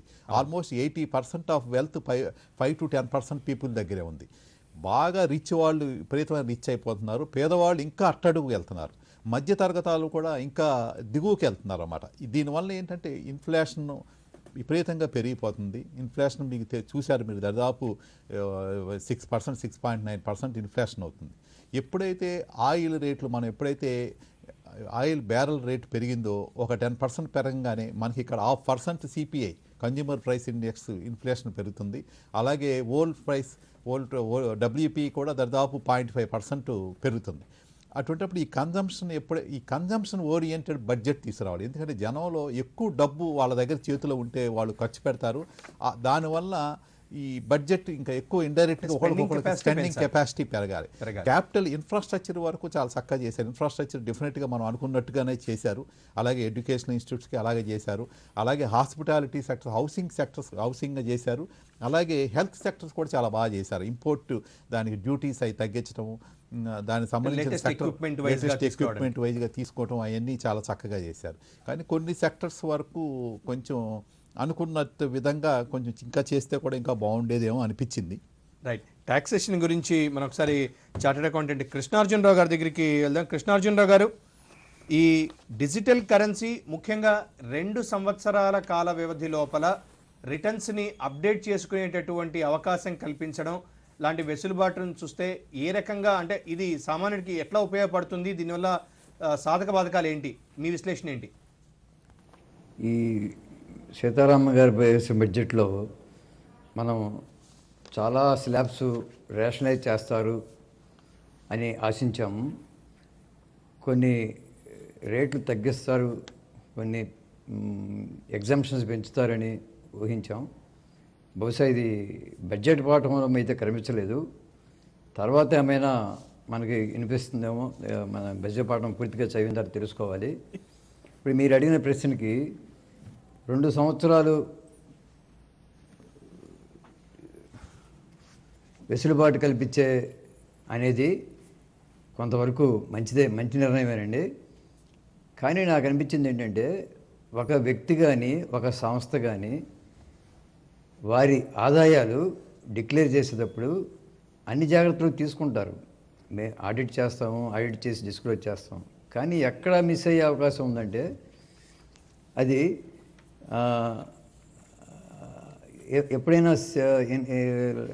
భూములు కానీ ఆస్తులు కానీ ఇళ్ళు కానీ అమ్మిన వారికి క్యాపిటల్ గెయిన్స్ కట్టాలని, ట్యాక్స్ కట్టాలనే నాలెడ్జ్ లేకపోవటం, వారు పరిధిలో నుంచి తప్పుకుంటుంటారు.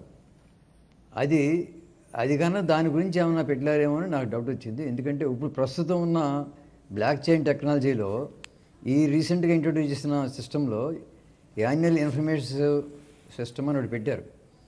ఆ సిస్టంలో మొత్తం ఒక వ్యక్తి ఏమేమి ట్రాన్సాక్షన్ చేశారో అన్నీ సమగ్రంగా దాంట్లో వచ్చేస్తున్నాయి.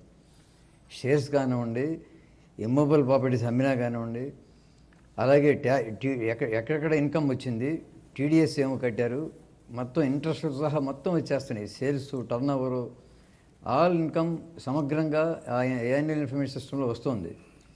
మరి ఇది దీనివల్ల నాకు అంత ఉంటుందని అనిపించలేదు నాకు. కృష్ణార్జున గారు, ముఖ్యంగా సామాన్యుడికి అంటే ట్యాక్స్ అనగానే మనకు కనిపించేది వాళ్ళ ప్రతి సంవత్సరం కూడా మనకి ఎంత బెనిఫిట్ వస్తుంది, లేకుంటే సామాన్యుడు కట్టాల్సిన ట్యాక్స్ పేమెంట్ ఎలా ఉంటుంది అనేటువంటి ఒక ప్రశ్న ఉంటుంది. అంటే దీంట్లో ఏదన్నా కొంత వెసులుబాటు కనిపిస్తోందా మీకు? దీంట్లో ఇప్పుడు నేను విన్న పాఠం ప్రకారం అయితే నాకు అటువంటి వెసులుబాటు నాకేం కనిపించలేదు. పూర్తి పాఠం చదివిన తర్వాత ఏం తెలుస్తుందేమో. కానీ ఏ ఫైనాన్స్ మినిస్టర్ అయినా బడ్జెట్ హైలైట్లో సామాన్య ప్రజానీకానికి ట్యాక్సేషన్ గురించి ఎక్కువగా చెప్పి ఎప్రిషియేట్ అవుతారు. కొన్ని లక్షల మంది ప్రజలు చూస్తుంటారు కాబట్టి చెబుతారు. మరి అటువంటివి నాకేమీ రేట్లు తగ్గించినట్టు కానీ, ఎగ్జామ్షన్ స్లాబ్స్ పెంచినట్టు కానీ, వెసులుబాటు కానీ ఏం కనిపించలేదు. అదే రకంగా long term capital gain equity shares introduce చేశారు 10% ట్యాక్స్ పెట్టి. ఓకే. అంతకుముందు ఎస్టీటీ మాత్రమే ఉండేది, సెక్యూరిటీ ట్రాన్సాక్షన్ ట్యాక్స్ మాత్రమే ఉండేది. సెక్యూరిటీ ట్రాన్సాక్షన్ ట్యాక్స్తో పాటు ఇప్పుడు long term capital gain and equity shares పెట్టారు. పెట్టినందువల్ల ఏమైంది, డబుల్ ట్యాక్సేషన్ అయింది. ఇప్పుడు ఎస్టీటీ కడుతున్నాం, long term capital gain equity మార్కెట్లో మనం కొన్నట్ల మీద కూడా కడుతున్నాం. మూలధనం 1 ఇయర్ వచ్చిన అమ్మిన దాని మీద వచ్చిన ప్రాఫిట్, ఈ రెండింటి మీద సమగ్రమైన సర్వే చేసి ఈ ఎస్టీటీ అబాలిష్ చేస్తారని ఎక్స్పెక్ట్ చేశాం. అదైతే ఏమీ చేయలేదు. ఇప్పుడు ఏమైందంటే సామాన్య మానవుడు కూడా ఈక్విటీ మార్కెట్లోకి ఎంటర్ అయ్యాడు. ఈ పాండమిక్ టైంలో ఎక్కువ మంది టైం ఎక్కువ ఉండటం వల్ల వెసులుబాటు కలుగుతుందని చాలామంది ఈక్విటీ మార్కెట్లోకి వచ్చారు. Long term capital gain, STT 2 suffer అవుతున్నారు. అందుకని దగ్గర 1 కోటి మంది ఈ సంవత్సరం కొత్తగా డీమ్యాట్ అకౌంట్ ఓపెన్ చేశారు. మరి దాంట్లో వెసులుబాటు ఏం కనిపించలేదు. అలాగే హెల్త్ కేరు, ఎడ్యుకేషన్ ఎక్స్పెండిచరు చాలా పెరిగింది మనందరికీ. దానివల్ల ఏమన్నా ఎగ్జామ్షన్స్ పెంచుతారేమోనని బేసిక్ ఎగ్జామ్షన్ 2.5 lakhs ఉంచారు ఇప్పుడు. అది ఏమన్నా 5 lakhs చేస్తారేమని రేటు 5% ట్యాక్స్ తీసేసి అప్ టు 10 lakhs వరకు 5% ఉంచుతారని ఇంకా చాలా ఎక్స్పెక్ట్ చేశారు చాలామంది. చాలా మెమోరండంలో కూడా ఇచ్చారు ఇవన్నీ. బట్ అవి ఎక్స్పెక్ట్ చేసిన విధంగా అయితే మనకు కనిపించలేదు. ఇంకా ఏమైనా డీటెయిల్గా స్టడీ చేస్తే ఇప్పుడు మనకున్న డిజిటల్ కరెన్సీకి సంబంధించి ప్రభుత్వ విధానాలను ఎలా అర్థం చేసుకోవచ్చు? డిజిటల్ కరెన్సీ వల్ల ఎటువంటి మార్పులు మనం చూడబోతున్నాం క్లుప్తంగా? డిజిటల్ కరెన్సీ అది రిజర్వ్ బ్యాంక్ కంట్రోల్లో ఉంటుందని చెప్పారు మేడము. దీన్ని ప్రాక్టికల్గా ఎలా ఉంటుందనేది పూర్తిగా సమగ్రమైన స్టడీ చేసి తప్ప చెప్పలేము మనం కూడా. కాకపోతే ఏమవుతుందంటే డిజిటల్ కరెన్సీ వల్ల ట్రాన్సాక్షన్స్ చాలా స్ట్రీమ్లైన్ అయ్యి చాలా సింపుల్గా విసులుబాటు చేసుకోవడం వీలు ఉంటుంది ట్రాన్సాక్షన్స్ చేయటానికి, ఏ ట్రాన్సాక్షన్ అయినా కానీ. ఎందుకంటే మనం డిజిటల్ మోడ్లో వెళ్తాం కాబట్టి అది కరెన్సీ అవసరం ఉండదు ఎక్కువగా. దీనివల్ల బ్యాంకులకి ఎక్కువగా తిరగటం కానీ అవకాశం లేకుండా మనం ఫ్రీగా మూవ్ చేయొచ్చు. మనం షేర్స్ ఎలా మూవ్ చేస్తాం అలాగే దీన్ని కూడా డిజిటల్ కరెన్సీ ద్వారా మూవ్ చేయొచ్చు అనుకుంటున్నాను. పూర్తి పాఠం నేను స్టడీ చేస్తే తప్ప చెప్పలేము ఇంపాక్ట్ ఎలా ఉంటుంది సమాజం మీద అన్నది. ఓకే సార్, అంటే ఈ రోజు ఉన్నటువంటి దీంట్లో కంప్లీట్గా ఒక టాక్సేషన్ ప్రక్రియ తీసుకుంటే సరళీకృతమైంది అనుకోవచ్చా, లేకుంటే గతంలో ఉన్న దాన్ని కొనసాగింపు అనుకోవచ్చా? గతంలో ఉన్నదాన్ని కొనసాగమేనండి. సరళింపు అనేది ఎక్కువ ఏం లేదు, కానీ సర్చార్జెస్ మాత్రం ఏఓపీకో దానికి నేను స్టార్టప్ కంపెనీస్కి 15% ట్యాక్స్ ఉంది. ఇప్పుడు ఆ రేట్ అనేది ఇంతకుముందు 23కి అయిపోతుంది, దాన్ని 24 వరకు ఎక్స్టెండ్ చేశారు. అదొకటి వెసులుబాటు కల్పించారు. అలాగే ఇక కోఆపరేటివ్ సెక్టార్కి సర్చార్జి 7% చేశారు. అది కూడా ఒక వెల్కమింగ్ స్టెప్పే. అంతకన్నా పెద్దగా నాకు ఎక్కువ వెసులుబాటు కనిపించినట్టుగా లేవు. ఓవరాల్ గా చూస్తే వరుసగా 4వసారి ప్రవేశపెట్టినటువంటి బడ్జెట్లో ఆర్థిక శాఖ మంత్రి నిర్మలా సీతారామన్ గారు కొంత అన్ని వర్గాలకు అన్ని రంగాలకు కూడా సమ ప్రాధాన్యతనిచ్చేదానికే ప్రయత్నించారని చెప్పవచ్చు. ముఖ్యంగా ఈ 2023వ సంవత్సరాన్ని ఇయర్ ఆఫ్ మిల్లెట్స్గా ప్రకటించి, అంటే తృణధాన్యాలకు ఒక అధిక ప్రాధాన్యతనిస్తూ ఎక్కువగా పోషక విలువకి సంబంధించినటువంటి అంశాలను కూడా స్పృశింపజేశారు. ముఖ్యంగా వచ్చే 25 సంవత్సరాలకు ఈ బడ్జెట్ ఒక పునాది అవుతుంది అంటూ చేసిన వ్యాఖ్యల్ని మనం ముఖ్యంగా పరిగణలోకి తీసుకోవాలి. అనేక రకాలైనటువంటి ఆశావహ దృక్పథంతో, ఎందుకంటే అసంఘటిత రంగాలకు మేలు చేసే విధంగా ప్రధానమంత్రి ఆవాస్ యోజన కింద 48,000 కోట్ల రూపాయలు గతంతో పోలిస్తే దాదాపుగా 74% నిధులను ఎక్కువగా కేటాయిస్తూ తీసుకున్నటువంటి చర్యలు ఇవన్నీ కూడా రానున్న రోజుల్లో దేశ ఆర్థిక పురోభివృద్ధికి చేయూతనిస్తాయి అనడంలో ఎటువంటి సందేహం లేదు. ఇది వాటి బడ్జెట్ మీద ప్రత్యేక చర్చా కార్యక్రమం. మరొక కార్యక్రమంలో మళ్ళీ కలుద్దాం. ఈ కార్యక్రమంలో పాల్గొన్నటువంటి అమిర్నేని సత్యనారాయణ గారికి, ప్రొఫెసర్ ఎంసి దాస్ గారికి, అదేవిధంగా కృష్ణార్జునరావు గారికి ధన్యవాదాలు. ఇది ఈ ప్రత్యేక చర్చా కార్యక్రమం. Stay tune.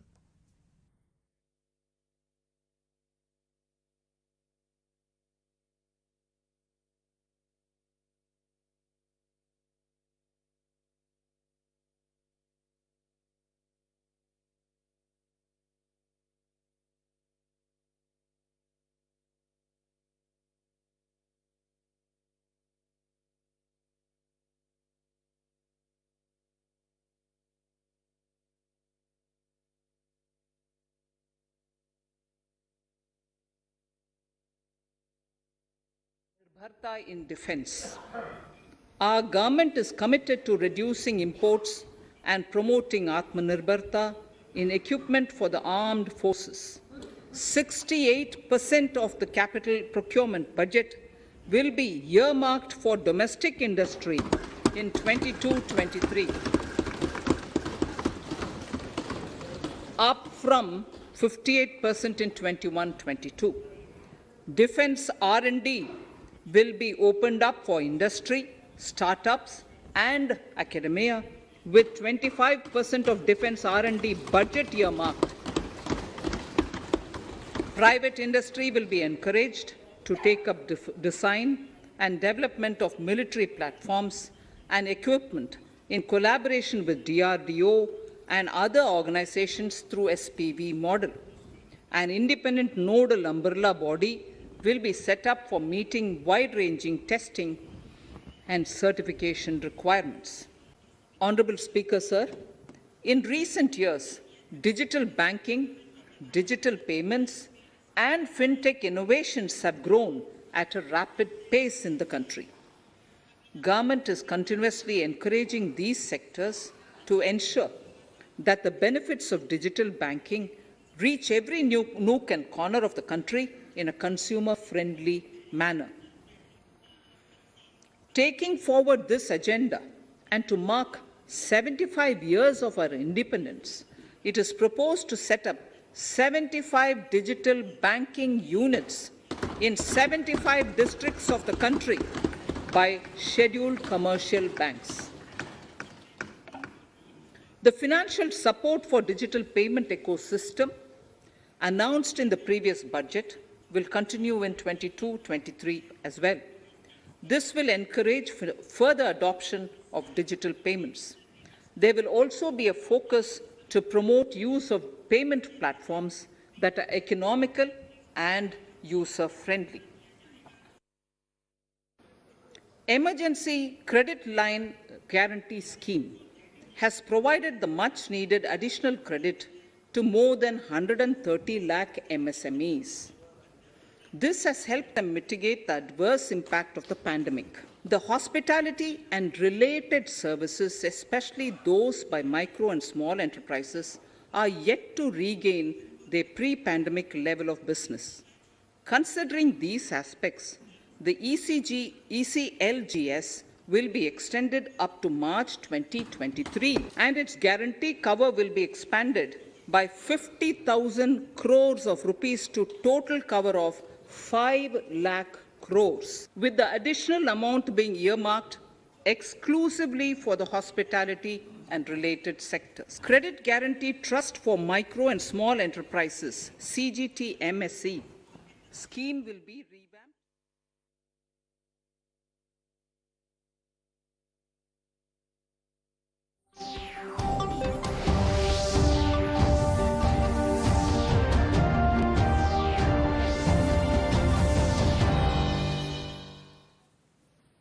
నమస్కారం. దూరదర్శన్ వార్తలకు స్వాగతం. నేను సరిత.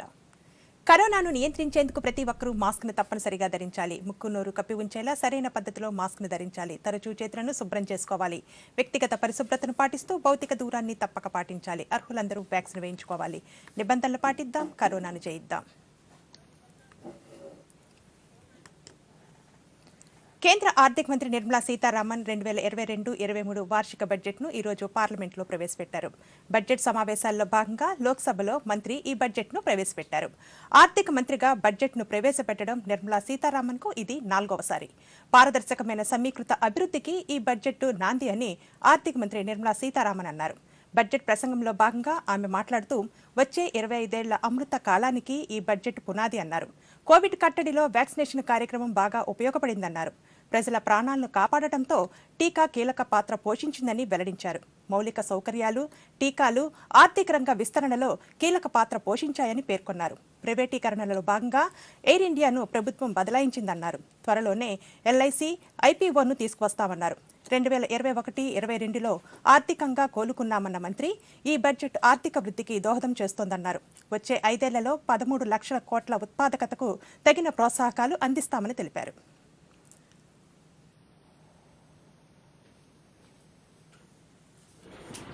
At the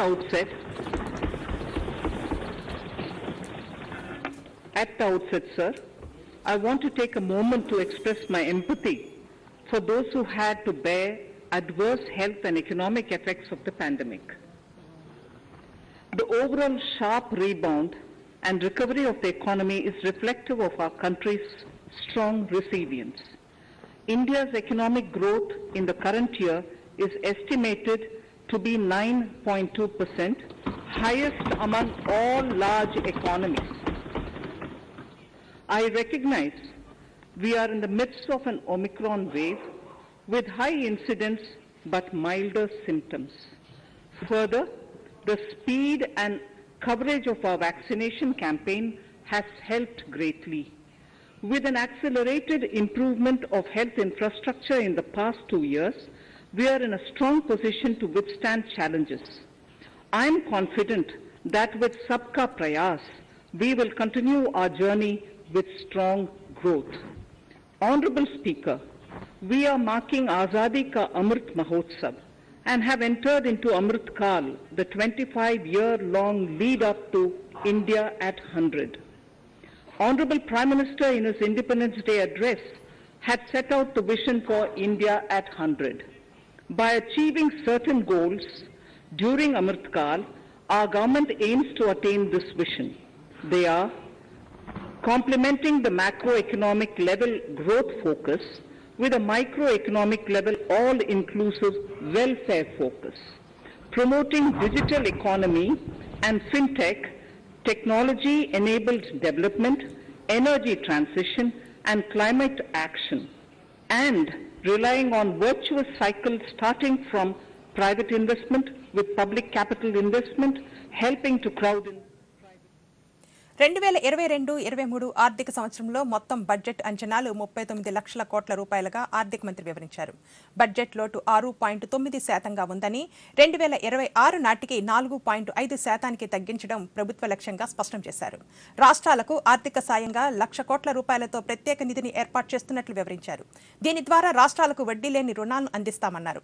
ఆదాయ పన్ను చెల్లింపుల్లో 2 సంవత్సరాల వరకు సవరణ చేసుకునే అవకాశాన్ని కల్పిస్తున్నట్లు తెలిపారు. కేంద్ర ప్రభుత్వ ఉద్యోగులతో సమానంగా రాష్ట్ర ప్రభుత్వ ఉద్యోగులకు ఎన్పీఎస్ నేషనల్ ఫండ్ స్కీమ్ ఉంటుందన్నారు. రాష్ట్ర ప్రభుత్వ ఉద్యోగులకు ఎన్పీఎస్ మినహాయింపు 14% పెంచుకునే అవకాశం కల్పిస్తున్నట్లు మంత్రి వివరించారు. I take this opportunity to thank all the taxpayers of our country who have contributed immensely and strengthened the hands of the government in helping their fellow citizens in this hour of need. To provide equal treatment to both central and state government employees, I propose to increase the tax deduction limit from 10% to 14% on employers' contribution to the MPS account of state government employees as well. This would help in enhancing the social security benefits of the state government employees and bring them at par with central government employees.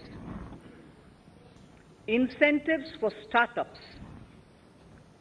Startups have emerged as drivers of growth for our economy.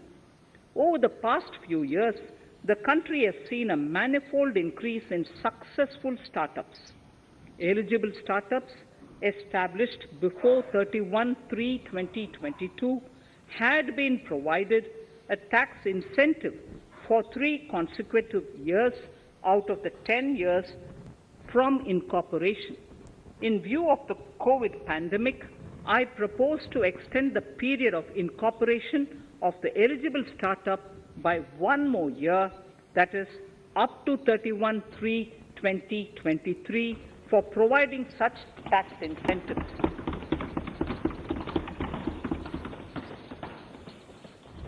Incentives for newly incorporated manufacturing entities under concessional tax regime.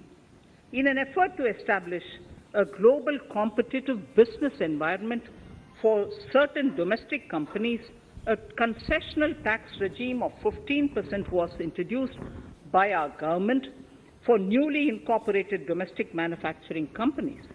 I propose to extend the last date for commencement of manufacturing or production under Section 115B(ab) by 1 more year, that is from 31st March 2023 to 31st March 2024. తాజా బడ్జెట్లో ప్రభుత్వం ప్రధానంగా 7 రంగాలపై దృష్టి సారించినట్లు నిర్మలా సీతారామన్ ప్రకటించారు.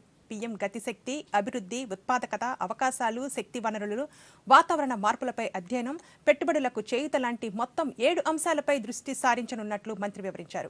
PM గతిశక్తి పథకంలో భాగంగా సంతులిత అభివృద్ధిని సాధిస్తామన్న మంత్రి రైతులకు ప్రయోజనకరంగా రైల్వేలను తీర్చిదిద్దనున్నట్లు తెలిపారు. మేక్ ఇన్ ఇండియా పథకంలో 6 మిలియన్ల ఉద్యోగాలు, 400 వందే భారత్ రైళ్లు, 100 గతిశక్తి టెర్మినల్ ఏర్పాటు చేయడంతో పాటు జాతీయ రహదారులను 25,000 కిలోమీటర్లను విస్తరించనున్నట్లు తెలిపారు.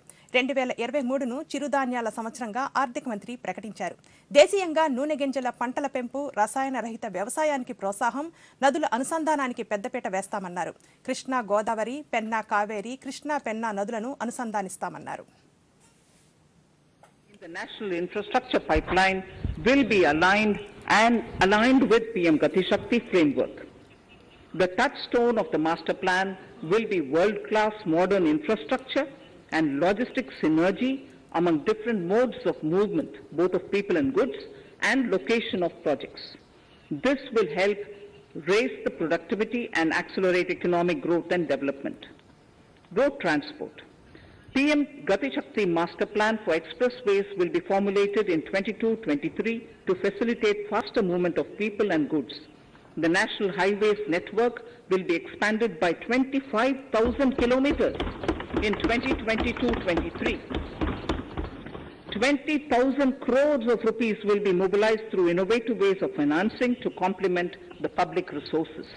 Railways will develop new products and efficient logistics services for small farmers and small and medium enterprises, besides taking the lead in integration of postal and railways network to provide seamless solutions for movement. Atmanirbhar భారత్లో భాగంగా రక్షణకు సంబంధించి దేశీయంగా తయారీకి ప్రాధాన్యం ఇవ్వనున్నట్లు నిర్మలా సీతారామన్ ప్రకటించారు. రక్షణ రంగ ఉత్పత్తులను రూపొందించేందుకు ప్రైవేటుకు ప్రోత్సాహమిస్తామన్నారు. సాగు రంగంలో యాంత్రీకరణకు పెద్ద ఎత్తున ప్రోత్సాహమిస్తామన్నారు. వరి, గోధుమ కొనుగోళ్ల మద్దతు ధరల కోసం 2.37 లక్షల కోట్ల రూపాయలను కేటాయిస్తున్నట్లు మంత్రి తెలిపారు. బ్లాక్ చైన్ సాంకేతికతతో డిజిటల్ కరెన్సీని ఈ ఏడాది అందుబాటులోనికి తీసుకురానున్నట్లు తెలిపారు. రూపాయికి మరింత బలాన్ని చేకూర్చేలా డిజిటల్ రూపీ తీసుకువస్తామన్నారు. దీని ద్వారా ఆర్థిక వ్యవస్థకు ఉత్సాహం వస్తుందన్నారు. క్రిప్టో కరెన్సీ లావాదేవీలపై 30% పన్ను విధిస్తున్నట్లు తెలిపారు. Reducing imports and promoting Atmanirbharta in equipment for the armed forces. 68% of the capital procurement budget will be earmarked for domestic industry in 22-23, up from 58% in 21-22. Defense R&D will be opened up for industry, startups and academia, with 25% of defense R&D budget earmarked. Private industry will be encouraged to take up design and development of military platforms and equipment in collaboration with DRDO and other organizations through SPV model.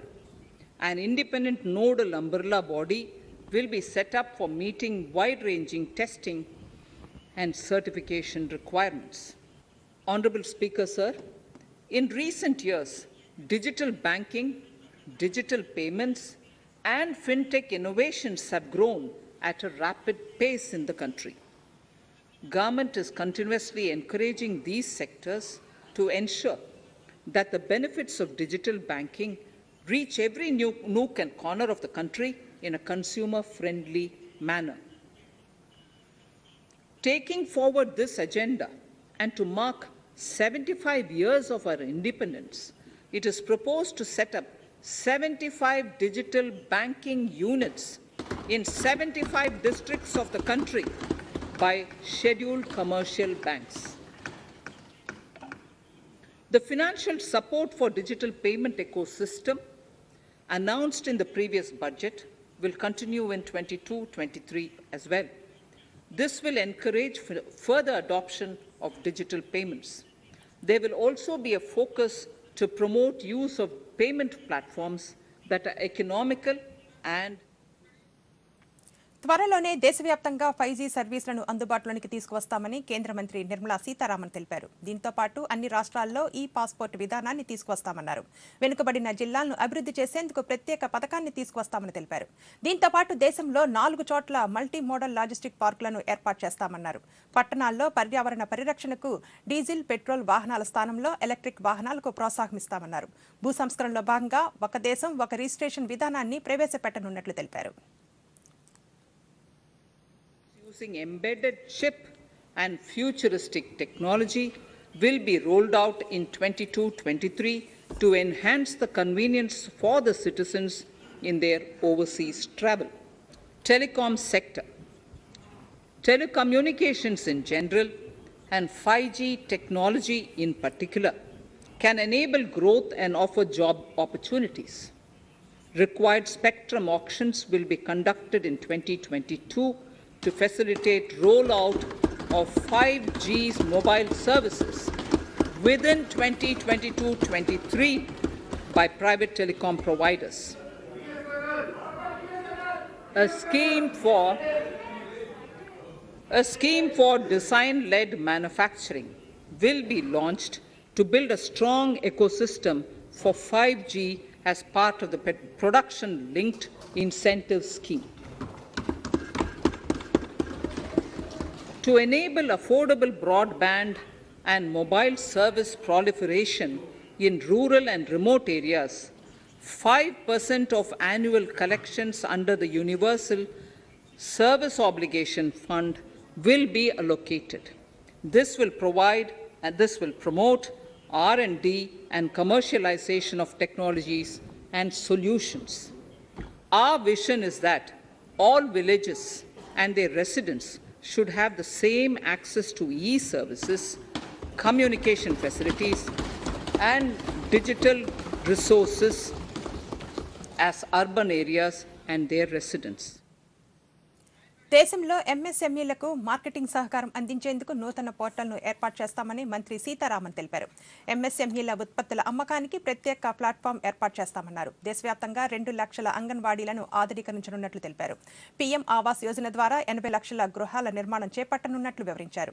పేద మధ్యతరగతి వర్గాల సంక్షేమం కోసం కృషి చేస్తున్నామని, వారు నివసించే ప్రాంతాల్లో మౌలిక సదుపాయాలు కల్పించేందుకు కట్టుబడి ఉన్నామని సీతారామన్ వెల్లడించారు. పోస్టాఫీసులను కోర్ బ్యాంకింగ్లోనికి తీసుకువస్తామన్న మంత్రి దేశం నలుమూలల డిజిటల్ బ్యాంకింగ్ సేవలు విస్తరించేలా చర్యలు చేపడతామని ప్రకటించారు. కాలం చెల్లిన చట్టాలను రద్దు చేస్తామన్నారు. ఈశాన్య రాష్ట్ర అభివృద్ధికి 1500 కోట్ల రూపాయలు కేటాయిస్తున్నట్లు ఆమె వివరించారు. Guarantee scheme has provided the much needed additional credit to more than 130 lakh MSMEs. This has helped them mitigate the adverse impact of the pandemic. The hospitality and related services, especially those by micro and small enterprises, are yet to regain their pre-pandemic level of business. Considering these aspects, the ECLGS will be extended up to March 2023, and its guarantee cover will be expanded by 50,000 crores of rupees to total cover of 5 lakh crores, with the additional amount being earmarked exclusively for the hospitality and related sectors. Credit Guarantee Trust for Micro and Small Enterprises, CGT-MSE, scheme will be revamped with required infusion of funds. This will facilitate additional credit of 2 lakh crore for micro and small enterprises and expand employment opportunities. Raising and accelerating MSME performance ramp program with outlay of 6,000 crore over 5 years will be rolled out. This will help MSME sector become more resilient, competitive and efficient. Skilling programs and partnership with the industry will be reoriented to promote continuous ప్రధానమంత్రి నరేంద్ర మోదీ అధ్యక్షతన కేంద్ర మంత్రివర్గ సమావేశం ఈ రోజు జరిగింది. ఈ సందర్భంగా బడ్జెట్, ఆర్థిక బిల్లులకు మంత్రివర్గం ఆమోదం తెలిపింది. అనంతరం 2022-23 వార్షిక బడ్జెట్ను కేంద్ర ఆర్థిక మంత్రి నిర్మలా సీతారామన్ లోక్సభలో ప్రవేశపెట్టారు. అంతకుముందు నిర్మలా సీతారామన్ బృందం రాష్ట్రపతి రామ్నాథ్ కోవింద్ను కలిసి బడ్జెట్ గురించి వివరించారు.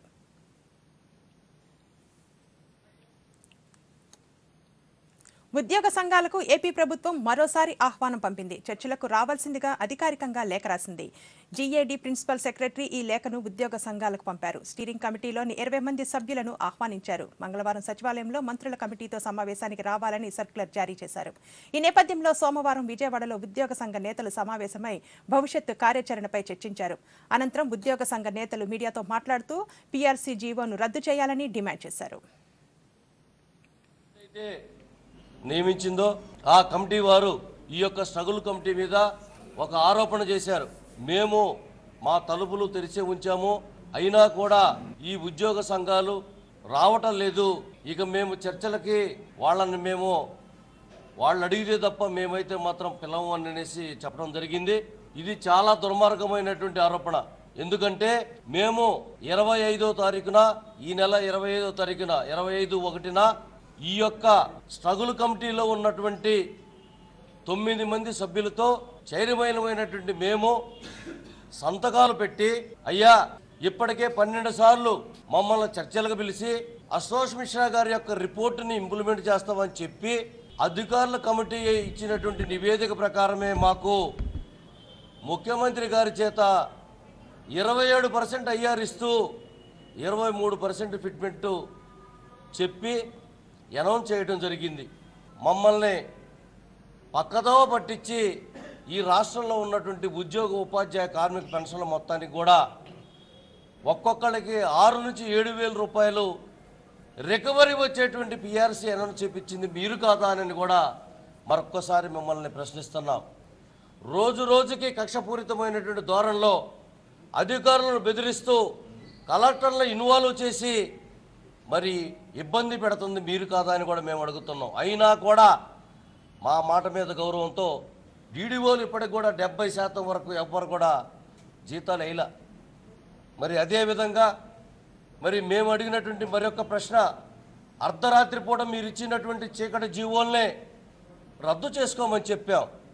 ఇవన్నీ కూడా కాకుండా మేము ఇక చర్చలు మీతో జరపం, దీనికి ఇంకా మీరే పూర్తి బాధ్యతని ప్రజల్లో ఉద్యోగుల మీద రెచ్చగొట్టేటువంటి ధోరణిని మీరు కల్పిస్తున్నారు. దయచేసి ప్రభుత్వం ఇది విడనాడాలా. దేశంలో కోవిడ్ వ్యాక్సినేషన్ ప్రక్రియ వేగంగా కొనసాగుతోంది. గడిచిన 24 గంటల్లో 61,45,742 మందికి టీకాను అందించినట్లు కేంద్ర వైద్య ఆరోగ్య శాఖ తెలిపింది. దీంతో ఇప్పటి వరకు 166,68,48,204 వ్యాక్సినేషన్ డోసులు అందించినట్లు ఆరోగ్య మంత్రిత్వ శాఖ వెల్లడించింది.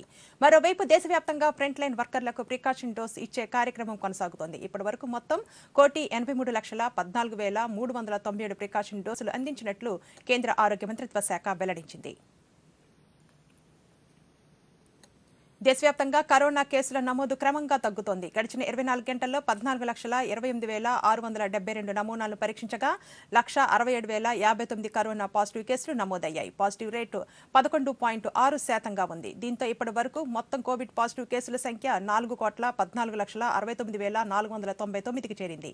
ఇదే సమయంలో 2,54,076 మంది కరోనా నుంచి కోలుకున్నారు. దీంతో ఇప్పటి వరకు కోలుకున్న వారి సంఖ్య 3,92,30,198కి చేరిందని కేంద్ర ఆరోగ్య కుటుంబ సంక్షేమ మంత్రిత్వ శాఖ తెలిపింది. ప్రస్తుతం రికవరీ రేటు 94.60% నమోదైంది.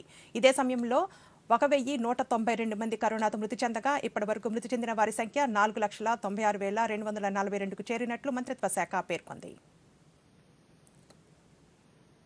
దేశవ్యాప్తంగా కరోనా వైరస్ నిర్ధారణ పరీక్షల్లో భాగంగా గడిచిన 24 గంటల్లో 14,28,672 నమూనాలను పరీక్షించినట్లు భారత వైద్య పరిశోధనా మండలి ఐసీఎంఆర్ వెల్లడించింది.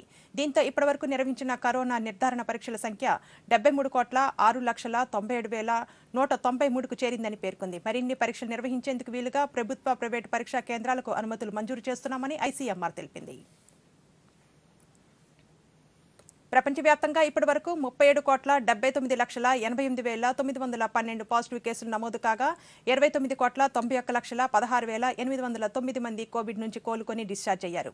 కోవిడ్ కారణంగా 56,92,061 మంది ప్రాణాలు కోల్పోయారు. కాగా 7,62,22,215 పాజిటివ్ కేసుల నమోదుతో అమెరికా అగ్రస్థానంలో కొనసాగుతోంది. ఆ దేశంలో ఇప్పటి వరకు 9,10,104 మంది కరోనాతో మరణించారు. ఇప్పుడు జాతీయ వార్తల సంక్షిప్త సమాహారాన్ని చూద్దాం. భారత ప్రధాన న్యాయమూర్తి జస్టిస్ ఎన్వి రమణ నేతృత్వంలోని సుప్రీంకోర్టు కొలీజియం ఆంధ్రప్రదేశ్ హైకోర్టుకు 7, ఒడిశా హైకోర్టుకు 4 నూతన న్యాయమూర్తుల నియామకానికి సిఫార్సు చేసింది. మధ్యప్రదేశ్ హైకోర్టుకు న్యాయవాదుల నుంచి 3, జ్యుడిషియల్ అధికారుల నుంచి 3 న్యాయమూర్తులుగా నియమించాలని ప్రతిపాదించింది. ప్రస్తుతం మద్రాసు హైకోర్టు తాత్కాలిక ప్రధాన న్యాయమూర్తిగా సేవలు అందిస్తున్న జస్టిస్ మునీశ్వర్ భండారీకి పదోన్నతి కల్పించి అక్కడే శాశ్వత ప్రధాన న్యాయమూర్తిగా నియమించాలని సిఫార్సు చేసింది. జనవరి 29న సమావేశమైన కొలీజియం ఈ మేరకు నిర్ణయం తీసుకుంది. బడ్జెట్ సమావేశాల్లో భాగంగా సభ్యులు సభకు హాజరైన సమయంలో పార్లమెంటు ఆవరణలో ఓ ఆసక్తికర సన్నివేశం చోటు చేసుకుంది. సమాజ్వాదీ పార్టీ వ్యవస్థాపకుడు ఎంపీ ములాయం సింగ్ మెట్లు దిగుతూ పార్లమెంటు హాల్లోనికి వస్తున్న సమయంలో బీజేపీ నేత కేంద్ర మంత్రి స్మృతి ఇరానీ ఆయన కలిశారు. ఈ సందర్భంగా స్మృతి ఇరానీ ములాయం పాదాలను తాకి నమస్కరించారు. దీంతో ములాయం సింగ్ యాదవ్ ఆమెను ఆశీర్వదించారు. దీనికి సంబంధించిన వీడియో ప్రస్తుతం సోషల్ మీడియాలో వైరల్గా మారింది. కేంద్ర ప్రభుత్వ కార్యాలయాల్లో 50% ఉద్యోగులకు ఇస్తున్న వర్క్ ఫ్రం హోమ్ను ఫిబ్రవరి 15వ తేదీ వరకు పొడిగించినట్లు కేంద్ర సిబ్బంది వ్యవహారాల మంత్రిత్వ శాఖ తెలిపింది.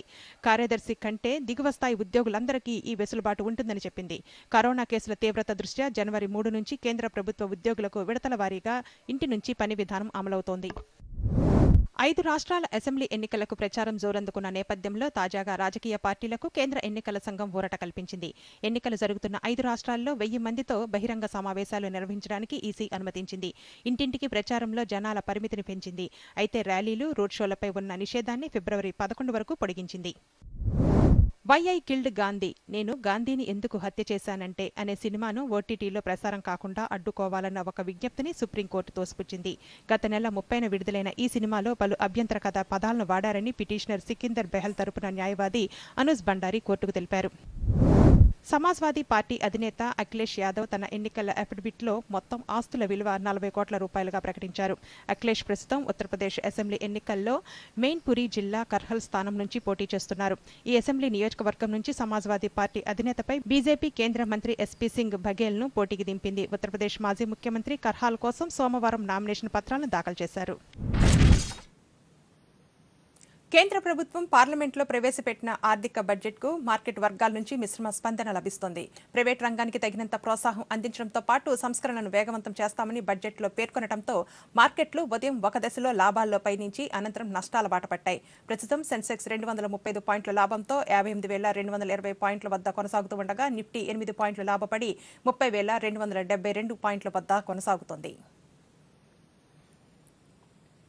రాష్ట్రంలో ప్రధానంగా తక్కువ ఎత్తులో ఉత్తర వాయువ్య గాలులు వీస్తున్నాయి. దీని ఫలితంగా రాష్ట్రంలో రాగల 2 రోజుల వరకు వాతావరణం ప్రధానంగా పొడిగా ఉంటుందని అమరావతిలోని భారత వాతావరణ శాఖ అధికారులు తెలిపారు.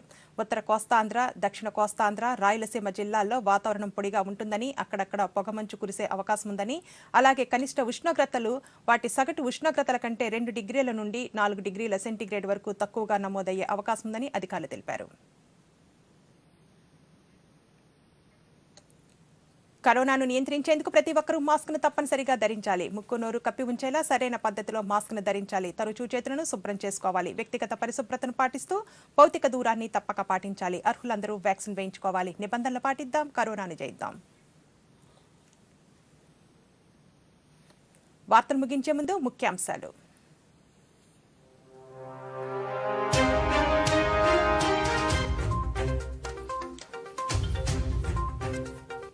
2022-23 వార్షిక బడ్జెట్ను లోక్సభలో ప్రవేశపెట్టిన కేంద్ర ఆర్థిక మంత్రి. కోవిడ్ మహమ్మారి నుంచి భారత్ వేగంగా కోలుకుందన్న నిర్మలా సీతారామన్. పేద మధ్యతరగతి వర్గాల సంక్షేమం కోసం కృషి చేస్తున్నామన్న కేంద్ర మంత్రి. పేద వర్గాలకు మౌలిక సదుపాయాలు కల్పించేందుకు కట్టుబడి ఉన్నామన్న నిర్మలా సీతారామన్.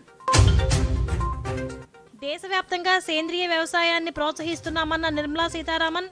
వ్యవసాయ క్షేత్రాల పర్యవేక్షణకు కిసాన్ డ్రోన్లు అందుబాటులోకి తెస్తామని వెల్లడి. కృష్ణా, పెన్నా, కావేరీ నదుల అనుసంధానానికి ప్రణాళికలు. వచ్చే 3 ఏళ్లలో కొత్తగా 400 వందే భారత్ రైళ్లు. భారత్లో అవసరాలకు అనుగుణంగా మెట్రో రైల్ కనెక్టివిటీ జరుగుతోందన్న కేంద్ర ఆర్థిక మంత్రి. ఈ వార్తలు ఇంతటితో సమాప్తం. నమస్కారం.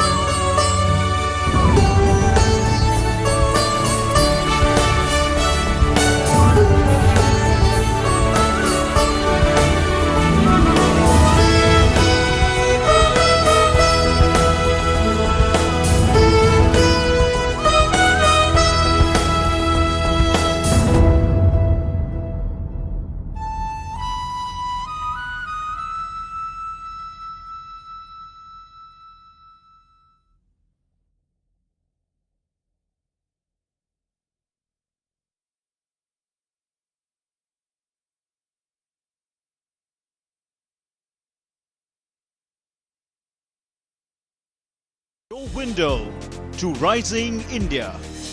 India's voice on global platforms. Latest news from India and around the world. In-depth analysis of global headlines. Watch DD India in your country. Available for downlink in all Southeast Asian countries. STTV broadcast is available through the satellite GSAT-17 at 93.5 degrees east. HDTV broadcast is available through the satellite GSAT-10 at 83 degrees east. For technical details, log on to ddnews.gov.in. Switch to DD India now.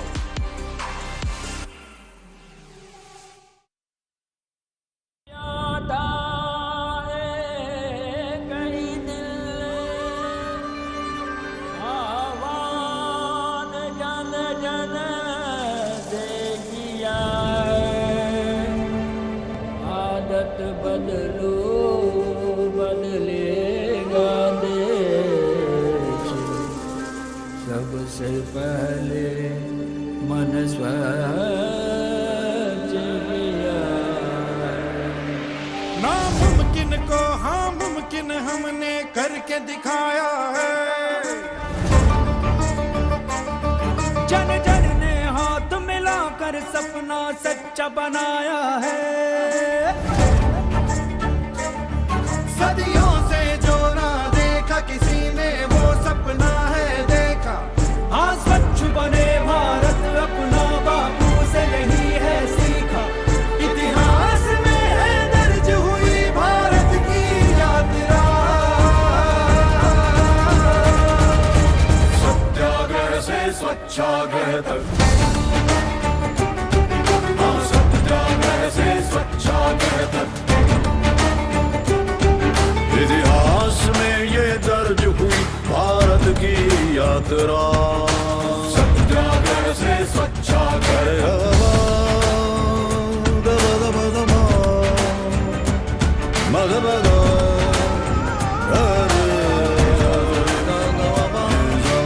बापू दासी सुपना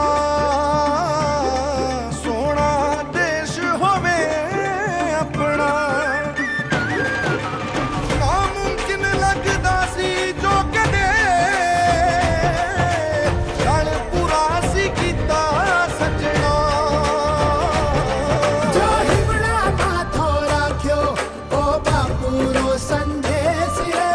सबका मिलने जतन करा तो जो को भी हमारा देश है। बापू नु सपनू सवे करूं साकार। ए सर जोरे इतिहास काम पड्યું છે असंभव कुसंभव आमे करिक देखैले। समस्त मिसिकी स्वप्न साकार करिले।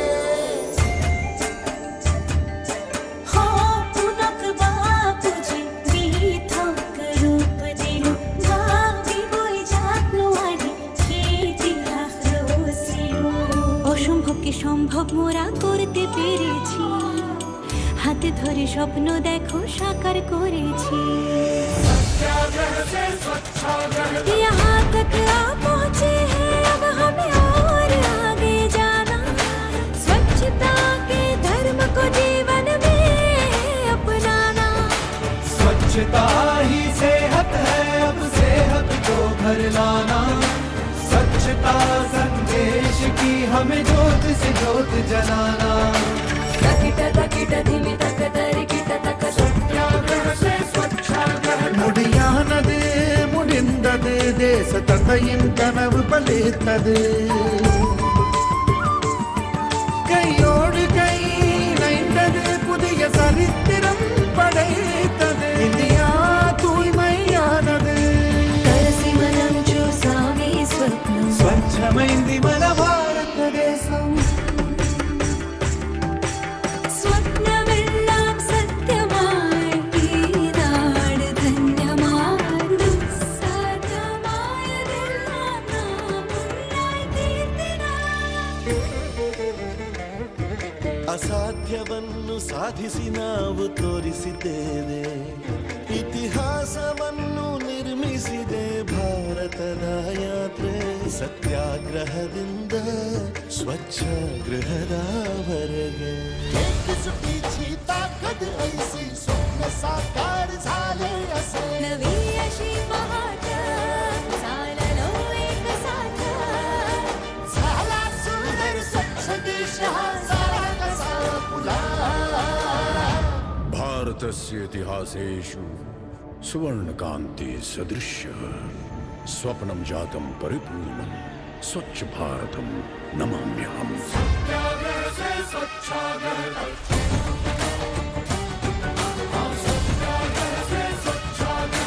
बापू संतोष हो सपन. सत्याग्रह से स्वच्छाग्रह तक. साफ हुआ है भारत अपना. सत्याग्रह से स्वच्छाग्रह तक. भारत मुझो साफ थियो. सत्याग्रह से स्वच्छाग्रह तक. रचनी हम इतिहास के. सत्याग्रह से स्वच्छाग्रह तक.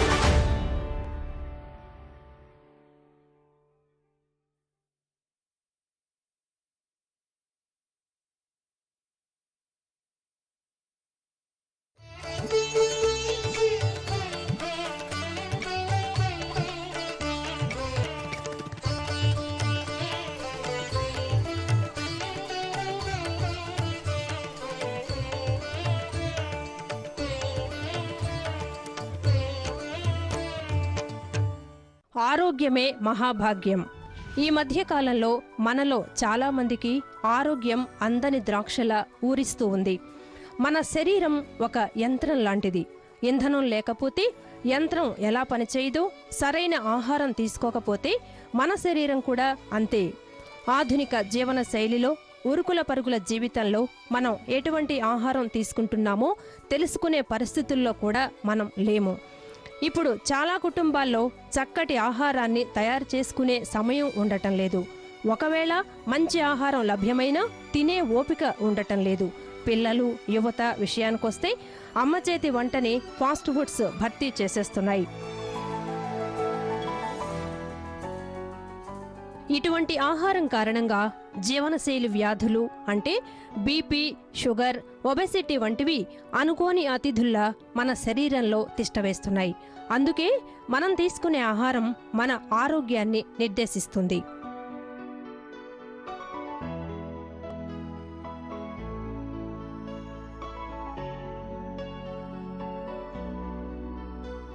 ప్రతి ఒక్కరికి సమతుల ఆహారం అవసరం. మనం అన్ని పోషకాలని ఒకే ఆహారం నుండి పొందలేం. ఏ ఆహారమైతే మనకి అన్ని పోషకాలని ఇచ్చి వ్యాధుల్ని దూరం పెడుతుందో దాన్ని సమతుల ఆహారం అనవచ్చు. సమతుల ఆహారంలో ముఖ్యంగా స్థూల పోషకాలు, సూక్ష్మ పోషకాలు అని ఉంటాయి. స్థూల పోషకాలలో మొదటిది కార్బోహైడ్రేట్స్ అంటే పిండి పదార్థాలు. ఇవి ప్రధానంగా శక్తినిస్తాయి.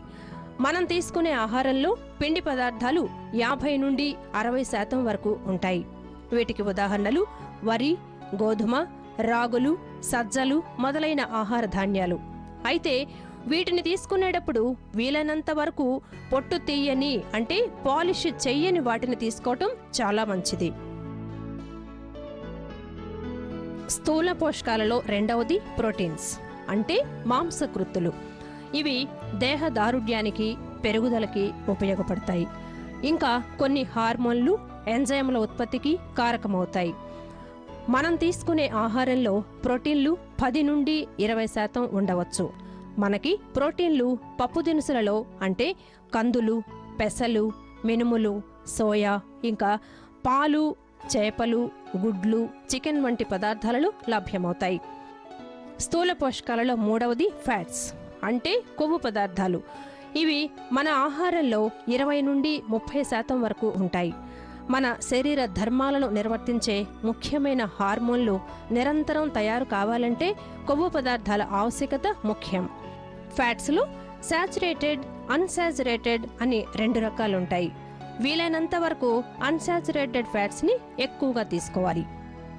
ఇంకా మనకి విటమిన్లు, ఖనిజ లవణాలు అంటే సోడియం, పొటాషియం, ఐరన్ వంటివి అవసరం. వీటిని సూక్ష్మ పోషకాలు అంటారు. ఇవి స్థూల పోషకాలు సక్రమంగా పనిచేయటానికి అవసరం. సూక్ష్మ పోషకాలు పళ్ళు, కాయగూరలలో పుష్కలంగా లభిస్తాయి. మన ఆహారంలో వివిధ రకాల పళ్ళు, కాయగూరలు ఉండేటట్లు చూసుకోవాలి. అలాగే ఆహారంలో పీచు పదార్థాలు కూడా ఉండాలి. దీనివలన పేగుల కదలిక సక్రమంగా ఉండి విసర్జన ప్రక్రియ సజావుగా ఉంటుంది. ఈ విధంగా ప్రతి ఒక్క వ్యక్తి వయస్సు, ఎత్తు, బరువు, చేసే పని వంటి అంశాలను పరిగణలోకి తీసుకొని ఎంత మేరకు అవసరమో అంత సమతుల ఆహారం తీసుకోవటం వలన ఆరోగ్యాన్ని కాపాడుకోవచ్చు. మన ఆరోగ్యం మన చేతుల్లోనే. కార్టూన్లు ఓ హసనం, ప్రహసనం, వ్యసనం. నిద్రలేస్తూనే పేపర్లో ఫ్రంట్ పేజీలో దర్శనమిస్తాయి. ప్రపంచ పోకడలకు వ్యంగ్యంగా సమాధానమిస్తాయి. తప్పులుంటే తూర్పారబడతాయి, మంచి చేస్తే జై కొడతాయి, హారతి పడతాయి. కార్టూన్లు విట్టంటే విట్టు, తిట్టంటే తిట్టు, వెరసి సూపర్ హిట్.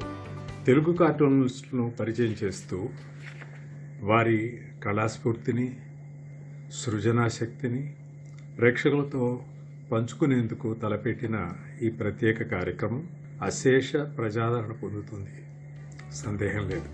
కార్టూన్లు ఓ పంచ్, పన్, ఫన్, క్యారికేచర్, జీవితానికో మినియేచర్. బొమ్మ చిన్నదైనా భావం పెద్దది, అస్త్రం వ్యంగ్యమైన, లక్ష్యం విలక్షణమైనది. అందుకే కార్టూన్లు ఆలోచింపచేస్తాయి, ప్రపంచాన్ని కదుపుతాయి, కుదుపుతాయి, నిద్దట్లో సైతం నవ్విస్తాయి. అలాంటి నవ్వును మనకి అందించే ప్రజలకి ఇష్టలైన ప్రముఖ కార్టూనిస్టులు ఎందరో మరెందరో. వారి జీవిత రేఖలను స్పర్శిద్దాం, వారితో కరచాలనం చేసేద్దాం. ఈ కార్యక్రమం తెలుగు ప్రజల్లో కార్టూన్ల మీది అవగాహన మరింత పెంచుతుందని నా గట్టి నమ్మకం. ఈ దశకం చివరన తెలుగు కార్టూన్ 100 సంవత్సరోత్సవం జరుపుకోబోతోంది. అందుకు నాందిగా దూరదర్శన్ కేంద్రం ఈ అద్భుత కార్యక్రమం తలపెట్టడం కార్టూనిస్టులకు ఎంతో ఆనందదాయం.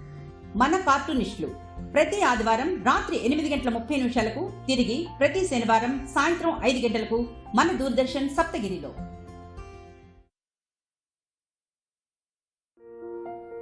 దాహం, ఇది మీకోసం. మీకు తెలుసా, మనమంతా జల ఆధారిత జీవులం. మన దేహంలో 60%,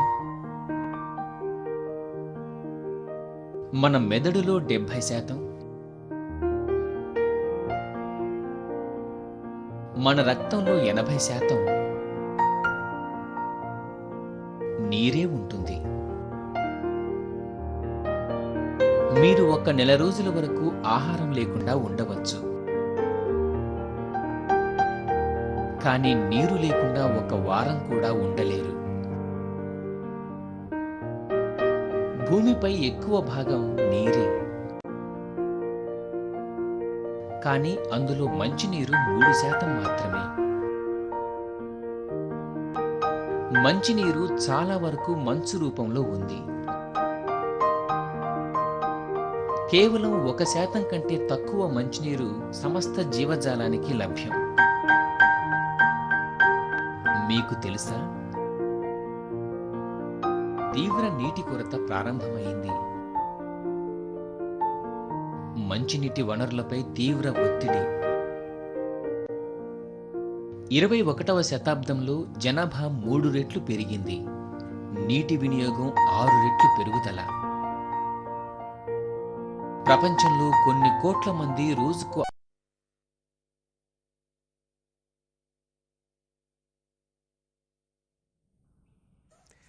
నమస్తే. 2022-23 బడ్జెట్ని లోక్సభలో ఆర్థిక శాఖ మంత్రి నిర్మలా సీతారామన్ గారు కొద్దిసేపటి క్రితం ప్రవేశపెట్టడం చూసాం మనం. ముఖ్యంగా రానున్న 25 సంవత్సరాలకు ఈ బడ్జెట్ని ఒక పునాదిగా పేర్కొంటూ ఫైనాన్స్ మినిస్టర్ నిర్మలా సీతారామన్ గారు చేసినటువంటి ప్రసంగంలో ప్రముఖంగా మనం చూస్తే ఈ 2023 సంవత్సరాన్ని ఇయర్ ఆఫ్ మిల్లెట్స్గా ప్రకటిస్తూ వ్యవసాయంలో, అది కూడా న్యాచురల్ ఫార్మింగ్కి పెద్దపీట వేస్తూ ఈ రసాయన రహిత పంటలను లక్ష్యంగా తీసుకున్నటువంటి అంశాన్ని మనం చూడొచ్చు. అదేవిధంగా అసంఘటిత రంగాలకు చేయూతనిచ్చేందుకు గాను ప్రధాన్ మంత్రి ఆవాస్ యోజన కింద గతంలో కంటే 74% నిధుల కేటాయింపుని పెంచుతూ దాదాపుగా 48,000 కోట్ల రూపాయల ఫండ్ని పిఎంఏవైకి ప్రధాన్ మంత్రి ఆవాస్ యోజనకి అలాట్ చేసినటువంటి అంశాన్ని కూడా మనం చూడొచ్చు. అదేవిధంగా అనేక రకాలైనటువంటి మార్కెట్ ఉద్దీపన పథకాలు ముఖ్యంగా స్మాల్ అండ్ మీడియం సెక్టార్కి సంబంధించి ఈ కోవిడ్ పరిస్థితుల నేపథ్యంలో ఈ కోవిడ్ పాండమిక్ సిచ్యువేషన్లో కూడా తిరిగి మళ్ళీ ఆర్థిక పురోగతి ఏమాత్రం మందగించకుండా ఆర్థిక స్వావలంబన దిశగా ప్రపంచంలోనే ఒక బలమైనటువంటి ఆర్థిక శక్తిగా ఎదిగేందుకు దోహదపడే అన్ని రకాల చర్యలు తీసుకుంటున్నట్టుగా ఫైనాన్స్ మినిస్టర్ నిర్మలా సీతారామన్ గారు చేసిన ప్రసంగం పట్టమని చూడొచ్చు. సో ఈ 2022-23 బడ్జెట్పై ఈరోజు మనం మరింత లోతుగా చర్చించే ప్రయత్నం చేద్దాం. ఈనాటి ఈ కార్యక్రమానికి చిట్టా అమర్ సుధీర్ గారు ప్రముఖ చార్టెడ్ అకౌంటెంట్, అలాగే Vasireddy Muralikrishna garu federation of AP small and medium industries association FAPSIA నుంచి అధ్యక్షులు, వారు మనతో జాయిన్ అయ్యారు. అలాగే ప్రముఖ పాత్రికేయులు వివిఆర్ కృష్ణన్ రాజు గారు మనతో స్టూడియోలో జాయిన్ అయ్యారు. నమస్తే అమర్ సుధీర్ గారు. నమస్తే. మురళీకృష్ణ గారు, కృష్ణన్ రాజు గారు నమస్తే అండి. ముందుగా అమర్ సుధీర్ గారు, నిర్మలా సీతారామన్ గారు ప్రవేశపెట్టినటువంటి బడ్జెట్లోని ముఖ్య అంశాలని ఒక చార్టెడ్ అకౌంటెంట్గా మీరు ఎలా విశ్లేషిస్తారు? ఈ బడ్జెట్ని ఎలా చూస్తున్నారు? మీ విశ్లేషణ ఏంటి? ఈ బడ్జెట్ వచ్చేసి నిర్మలా సీతారామన్ గారు ఆర్థికంగా దేశం బాగా అభివృద్ధి చెందడానికి కావాల్సినటువంటి ఇన్ఫ్రాస్ట్రక్చరల్ ప్రాజెక్ట్స్ కానీ, అగ్రికల్చరల్ డెవలప్మెంట్ కానీ, అలాగే ఎంఎస్ఎంఈ సెక్టార్లో డెవలప్మెంట్స్ గురించి కానీ ఎక్కువగా కాన్సన్ట్రేట్ చేయడం జరిగింది. అంటే దీని మూలంగా రాబోయే 25 సంవత్సరాల్లో, అంటే ఆజాదీ కా అమృత్ మహోత్సవ్, అంటే మనకి స్వతంత్రం వచ్చి 75 సంవత్సరాలు అయింది. ఈ 75 సంవత్సరాల దగ్గర నుంచి 100 సంవత్సరాలకి మధ్యలో నెక్స్ట్ 25 ఇయర్స్కి సంబంధించి దేశం ఏ రకంగా ఉండాలి, ఆర్థికంగా ఏ రకంగా ఎదగాలి, అలాగే బిజినెస్ సెక్టార్స్ ఎలా పెరగాలి, అలాగే అగ్రికల్చర్ సెక్టార్లో ఎటువంటి మార్పులు రావాలి అనే దాని మీద ఎక్కువగా కాన్సన్ట్రేట్ చేస్తూ దానికి సంబంధించినటువంటి బడ్జెట్స్ని కానీ, దానికి సంబంధించినటువంటి ప్రపోజల్స్ని కానీ, అందులో సెంట్రల్ గవర్నమెంటు స్టేట్ గవర్నమెంట్ కాంబినేషన్స్లో ఎటువంటి ప్రాజెక్ట్స్ టేకప్ చేయాలని కానీ, అలాగే పీపీపీ విధానం అంటే పబ్లిక్ ప్రైవేట్ పార్ట్నర్షిప్ పద్ధతిలో ఎటువంటి విధానాలు తీసుకురావాలి అనే దాని మీద అనాలిసిస్ అది గట్టిగా ఇవ్వడం జరిగింది. అంటే నెక్స్ట్ 25 ఇయర్స్ బడ్జెట్లో కూడా వీటికి సంబంధించిన ప్రోగ్రెస్ చాలా ఎక్కువగా ప్రభావితం చేసే అవకాశం ఉంది అనేది నా అభిప్రాయం. అంటే ఇది ఒక దిక్సూచిగా చెప్పుకోవచ్చా రానున్న కాలానికి? తప్పనిసరిగా అండి. ఇది మొదలు కింద తీసుకుని దీన్ని దిక్సూచిగా తీసుకుంటూ దీని తాలూకు ఇన్ఫ్రాస్ట్రక్చర్స్ని, అంటే ఈ సంవత్సరం బడ్జెట్లో ఇచ్చిన వాటిని నెక్స్ట్ ఇయర్ ఫర్దర్గా డెవలప్ చేసుకుంటూ దేశం మొత్తానికి వ్యాపించి దేశం ఇంటోటోగా అభివృద్ధి చెందడానికి బాగా దోహదపడుతుంది. రైట్. మురళీకృష్ణ గారు, ఈరోజు మీరు ఫ్యాప్సియా నుంచి ప్రాతినిధ్యం వహిస్తున్నారు, ఫ్యాప్సియాకి రాష్ట్ర అధ్యక్షులుగా కూడా ఉన్నారు. మీరు చెప్పండి, ఎలా ఉంది ఇప్పుడు ఈ బడ్జెట్ స్మాల్ అండ్ మీడియం సెక్టార్కి ఎటువంటి ప్రయోజనాలు చేకూర్చే విధంగా ఉంది? సో ఈ బడ్జెట్ పైన మీ విశ్లేషణ ఏంటి, మీ అభిప్రాయం ఏంటి? ఈ budget small and medium sector మీద పర్టికులర్గా ఫోకస్ చేశారండి. 2 లక్షల కోట్ల రూపాయలు సిజిటిఎంఎస్సి కింద ఇవ్వటం అనేది ఆనందదాయకమైన విషయం. అదేవిధంగా టార్గెట్ ఏర్పాటు చేస్తే బాగుంటుంది. ఎందుకంటే చాలా వరకు బ్యాంకులు దీన్ని ఇగ్నోర్ చేస్తూ ఉంటున్నాయి. సిజిటిఎంఎస్సి స్కీమ్ ఇగ్నోర్ చేయడం వల్ల చాలామంది దీన్ని అవైల్ చేసుకోలేకపోతున్నారు. ఆ తర్వాత ఈసీఎల్జిఎస్ కూడా మరో సంవత్సరం పాటు ఎక్స్టెండ్ చేయడం అనేది కూడా ఆనందకరమైన విషయమే. ఎవరైతే ఈ ఈసీఎల్జిఎస్ ఉపయోగించుకోలేకపోయారో వారు ఉపయోగించుకోవడానికి వీటికి కూడా కుదురుతుంది. అంటే పాండమిక్ వల్ల ఎవరైతే ఉపయోగించుకోలేకపోయారో వాళ్ళకి ఫర్దర్గా డెవలప్మెంట్ కోసం అంటారా? అవునండి. అంటే ప్రస్తుతం గడ్డు పరిస్థితుల్లో క్యాష్ ఫ్లోస్ తగ్గిపోయి ఎంఎస్ఎంఈస్ ప్రొడక్షన్ అంతా కూడా దెబ్బతిని సప్లై చైన్ మేనేజ్మెంట్ దెబ్బతిన్న టైంలో ఫైనాన్షియల్ అసిస్టెన్స్ తప్పకుండా కావాల్సిన అవసరం ఉంది. సో ఈసీఎల్జిఎస్ని కూడా ఉపయోగించుకోవడానికి దీనిలో కుదురుతుంది. అదేవిధంగా మార్కెటింగ్ అసిస్టెన్స్ కోసం కూడా సెపరేట్ పోర్టల్ పెట్టడం అనేది అనౌన్స్ చేశారు. ఇంతకుముందు కూడా జంప్ పోర్టల్ ఉంది, ఎన్ఎస్ఐసి వాళ్ళ ఎంఎస్ఎంఈ మార్ట్ పోర్టల్ ఉంది. ఇవన్నీ ఉన్నప్పటికీ కూడా ఇది కావాల్సిన విధంగా అవి రూపుదిద్దుకోలేదు. ఇప్పుడు అట్లీస్ట్ ఈ వచ్చే పోర్టల్లో కావాల్సిన విధంగా రూపుదిద్దుకుంటే ఎంఎస్ఎంఈస్కి అంటే ప్రొక్యూర్మెంట్ ప్రిఫరెన్షియల్ ప్రొక్యూర్మెంట్ పాలసీ ఉపయోగించుకోవడానికి మంచి అవకాశం దొరుకుతుంది. ఎప్పుడైతే ఎంఎస్ఎంఈస్కి అవకాశం దొరుకుతుందో డెఫినెట్గా ఎంఎస్ఎంఈ స్ట్రెంగ్తన్ అయినప్పుడు నేషనల్ ఎకానమీ కూడా డెవలప్. ఎంఎస్ఎంఈకి ఈరోజున్న ప్రధాన ప్రతిబంధకం ముడి సరుకుల లభ్యత, రెండోది లాజిస్టిక్స్. అత్యంత కీలకమైనటువంటిది పెట్టుబడి.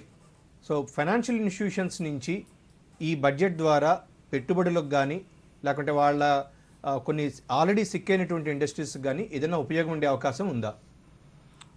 పర్టికులర్గా ఫైనాన్షియల్ ఇన్స్టిట్యూషన్స్కి ఈ బడ్జెట్ మీద చేసింది ఎలాబరేటెడ్ ఇవైతే రాలేదండి. కానీ ఈ CGTMSE వలన కొత్త పరిశ్రమలు రావడానికి డెఫినెట్గా ఎవరైతే ఔత్సాహిక పారిశ్రామికవేత్తలు వస్తూ ఉంటారో వాళ్ళకైతే CGTMSE ఉపయోగపడుతుంది. ఓకే.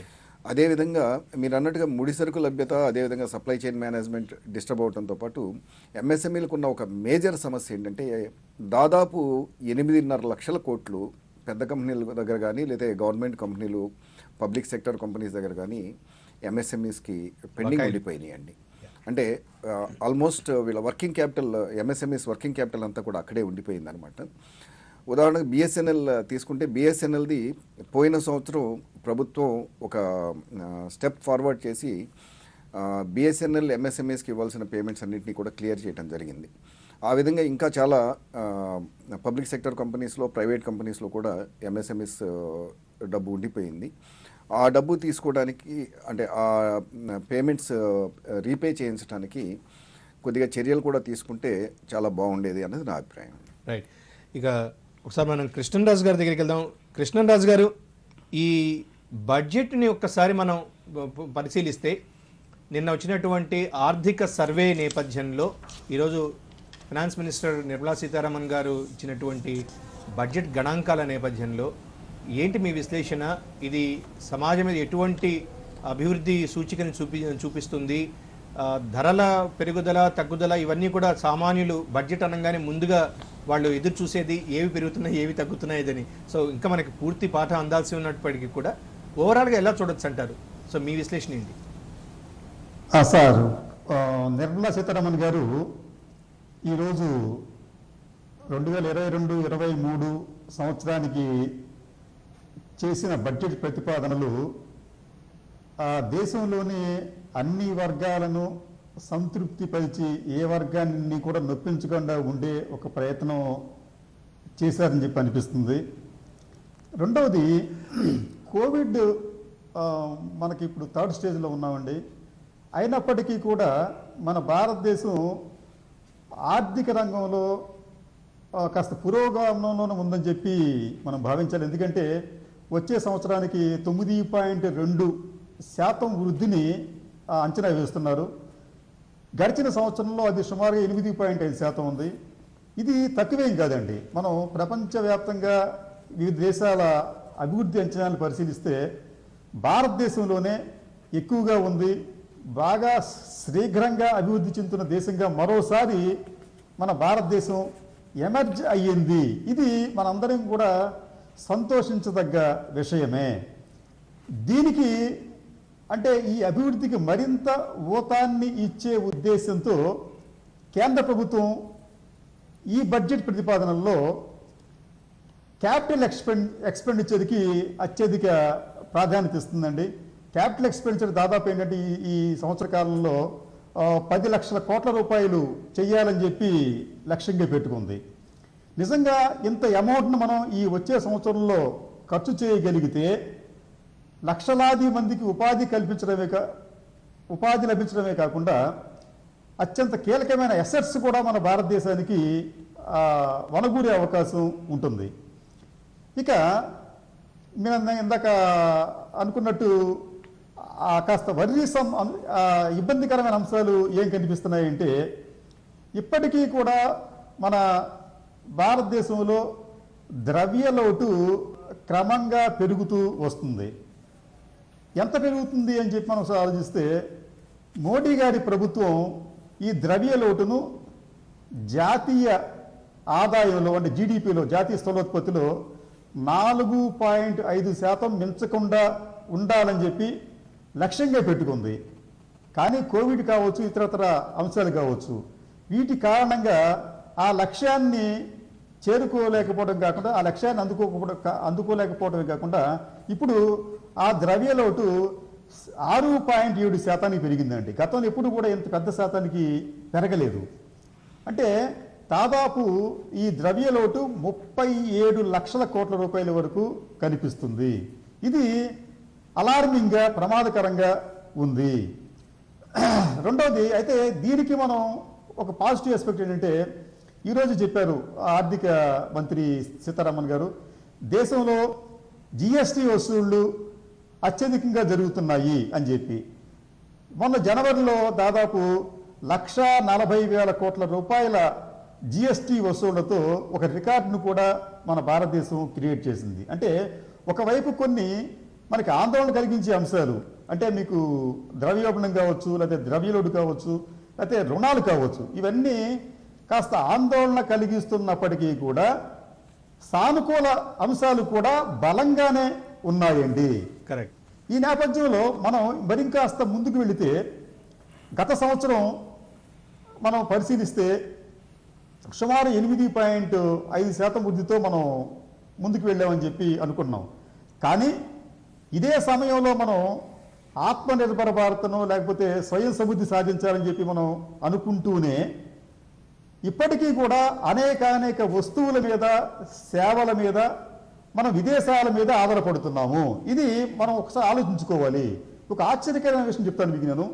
గత ఏడాది మన భారతీయులు ఇంత పాండమిక్ ఉన్నప్పటికీ కూడా దాదాపు 16 కోట్ల చైనా సెల్ ఫోన్లు మనం దిగుమతి చేసుకున్నామండి. అంటే చైనా నుంచి మనం దాదాపు 16 కోట్ల సెల్ ఫోన్లు దిగుమతి చేసుకున్నాం. అంతేకాదండి, ఈ ఎలక్ట్రానిక్ గ్యాడ్జెట్స్కి వచ్చినప్పటికీ, అంటే మీకు ల్యాప్టాప్లు కావచ్చు, లేకపోతే కెమెరాలు కావచ్చు, ఇట్లా ఎలక్ట్రానిక్ పరికరాలు ఉన్నాయి కదా, దీనికి సంబంధించి చైనా, థాయిలాండ్, తైవాన్, ఫిలిప్పీన్స్ ఇటువంటి దేశాల నుంచి దాదాపు మనం 1,40,000 కోట్ల రూపాయలు వ్యయం పెట్టి అవన్నీ మనం దిగుమతి చేసుకున్నాం. నిజానికి ఏంటంటే ఇవన్నీ కూడా మనం మన భారతదేశంలో తయారు చేసుకోవచ్చు.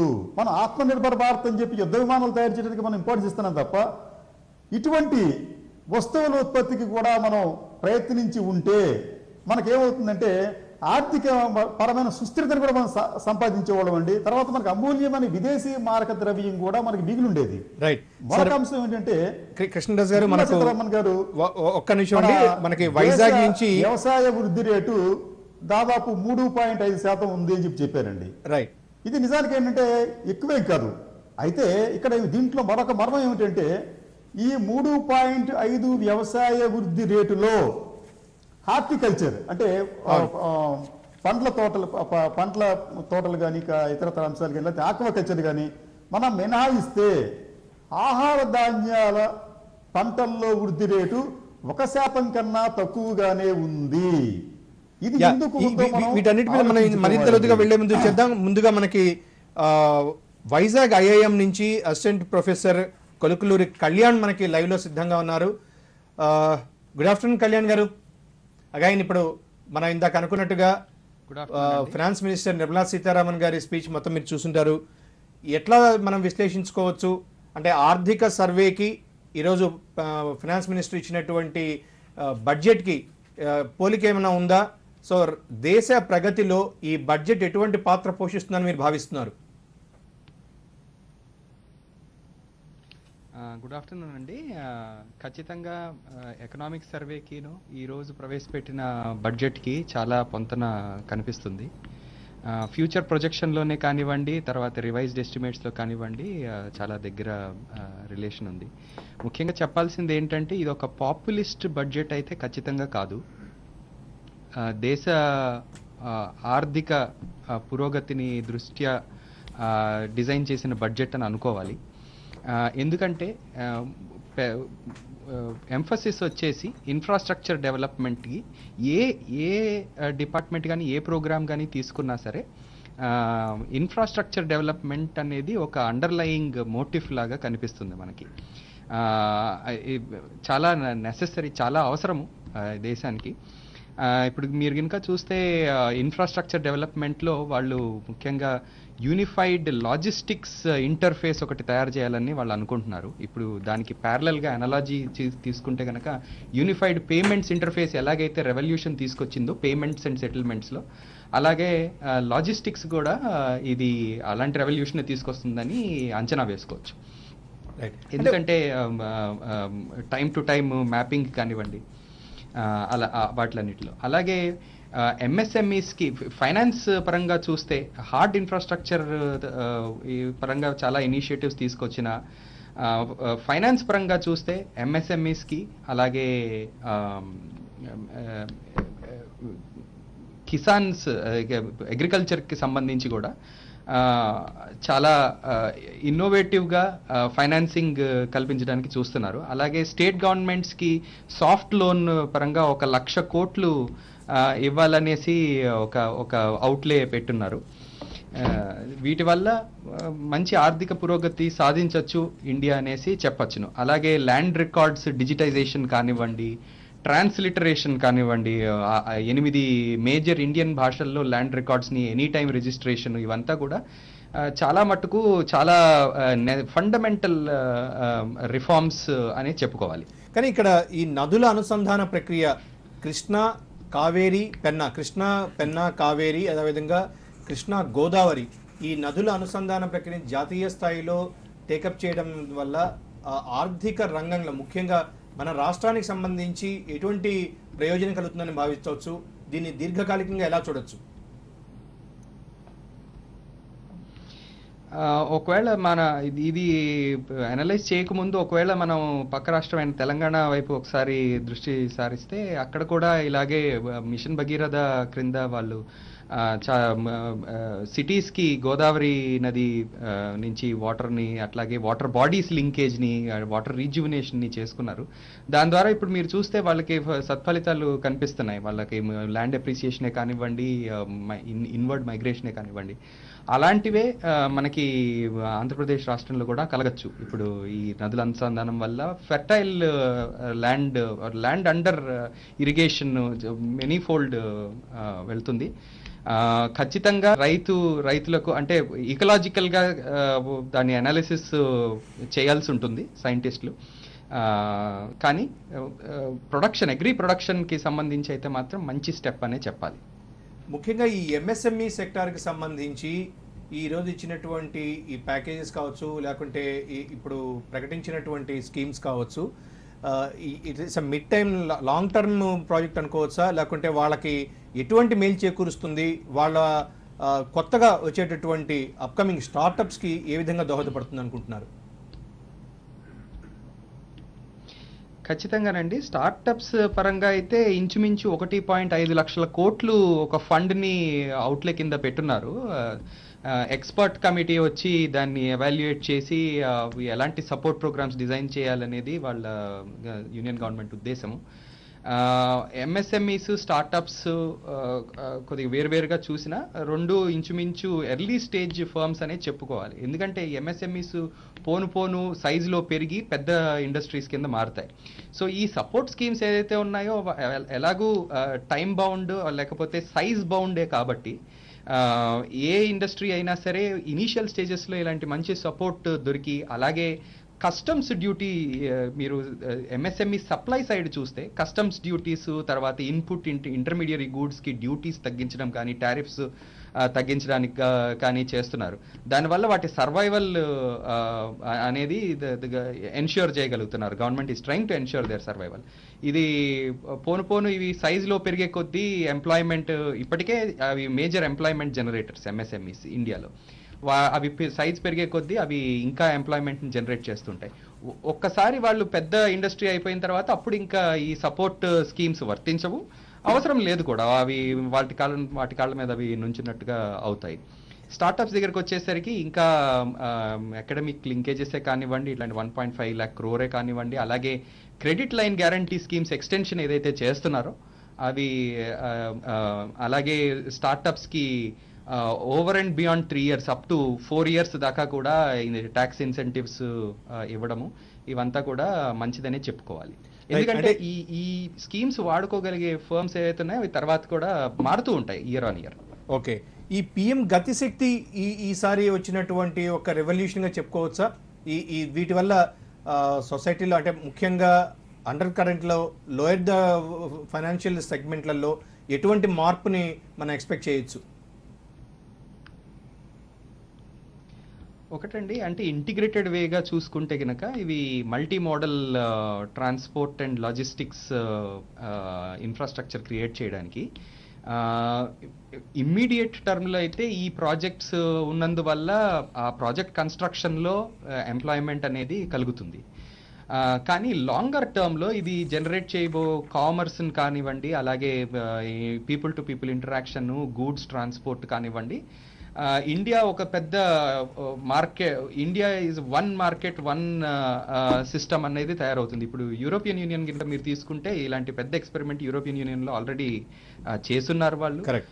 మొత్తం కంట్రీని లింకప్ చేసు, మొత్తం కాంటినెంట్ని లింకప్ చేసుకున్నారు. ఇండియా ఎందుకు సపరేట్ స్టేట్స్ సపరేట్ రూల్స్ ఉండాలనేసి ఫస్ట్ ఆఫ్ ఆల్ జిఎస్టీ ద్వారా కానీ అవన్నీ చేస్తున్నారు. ఇప్పుడు ఇన్ఫ్రాస్ట్రక్చర్ ద్వారా కూడా లింకేజ్ అయితే మనకి అమోఘమైన ఎఫిషియన్సీ ఇంప్రూవ్మెంట్స్ వస్తాయి. ఫస్ట్ ఆఫ్ ఆల్ మంచి గూడ్ ఎక్కడైతే ఎఫిషియెంట్గా ప్రొడ్యూస్ అవుతుందో అక్కడ ప్రొడ్యూస్ అవుతుంది. దాని డిమాండ్ ఎక్కడైనా క్రియేట్ అవ్వచ్చు, ఈ గూడ్స్ అన్నీ వస్తాయి. దాని ద్వారా సత్ఫలితాలే కానీ ఇప్పటిదాకా వచ్చి ఇలాంటి మేజర్ ఇన్ఫ్రాస్ట్రక్చర్ ప్రాజెక్ట్స్ వల్ల ఏది నష్టం అనేది ఉండదు దేశానికి. రైట్, ఒకసారి మనం అమర్ సుధీర్ గారి దగ్గరికి కదా. అమర్ సుధీర్ గారు, డిజిటల్ కరెన్సీ, ముఖ్యంగా డిజిటల్ రూపీకి సంబంధించి కీలక ప్రకటన చేశారు.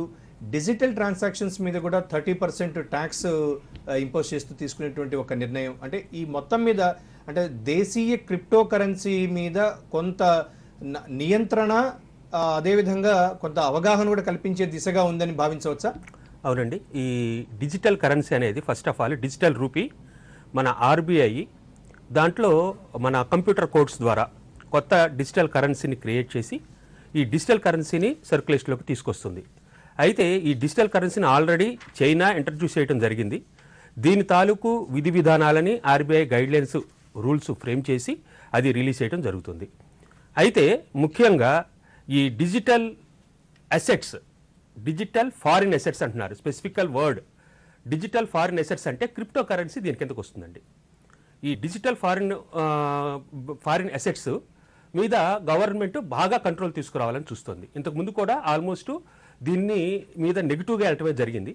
ఇప్పుడు ఈ కరెన్సీని ఎవరైనా గనక ట్రేడ్ చేస్తే, అంటే డిజిటల్ అసెట్ని ఎవరైనా గనక ఫారిన్ డిజిటల్ అసెట్ని ట్రేడ్ చేస్తే దాని మీద ఫస్ట్ ఆఫ్ ఆల్ ట్రేడింగ్ మీద 1% డైరెక్ట్గా గవర్నమెంట్ కట్టేయాలండి.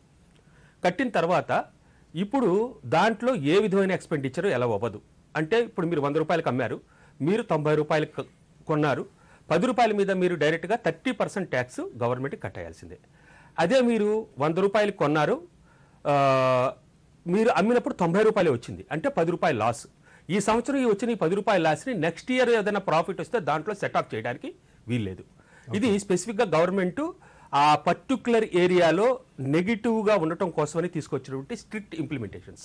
ఓకే, ఈ ఇంప్లిమెంటేషన్స్ మూలంగా ఏంటంటే మనము వీలైనంత వరకు క్రిప్టో కరెన్సీ లాంటి డిజిటల్ ఫారిన్ అసెట్స్ని డిస్కరేజ్ చేయటం అనేది గవర్నమెంట్ యొక్క ముఖ్య ఉద్దేశం.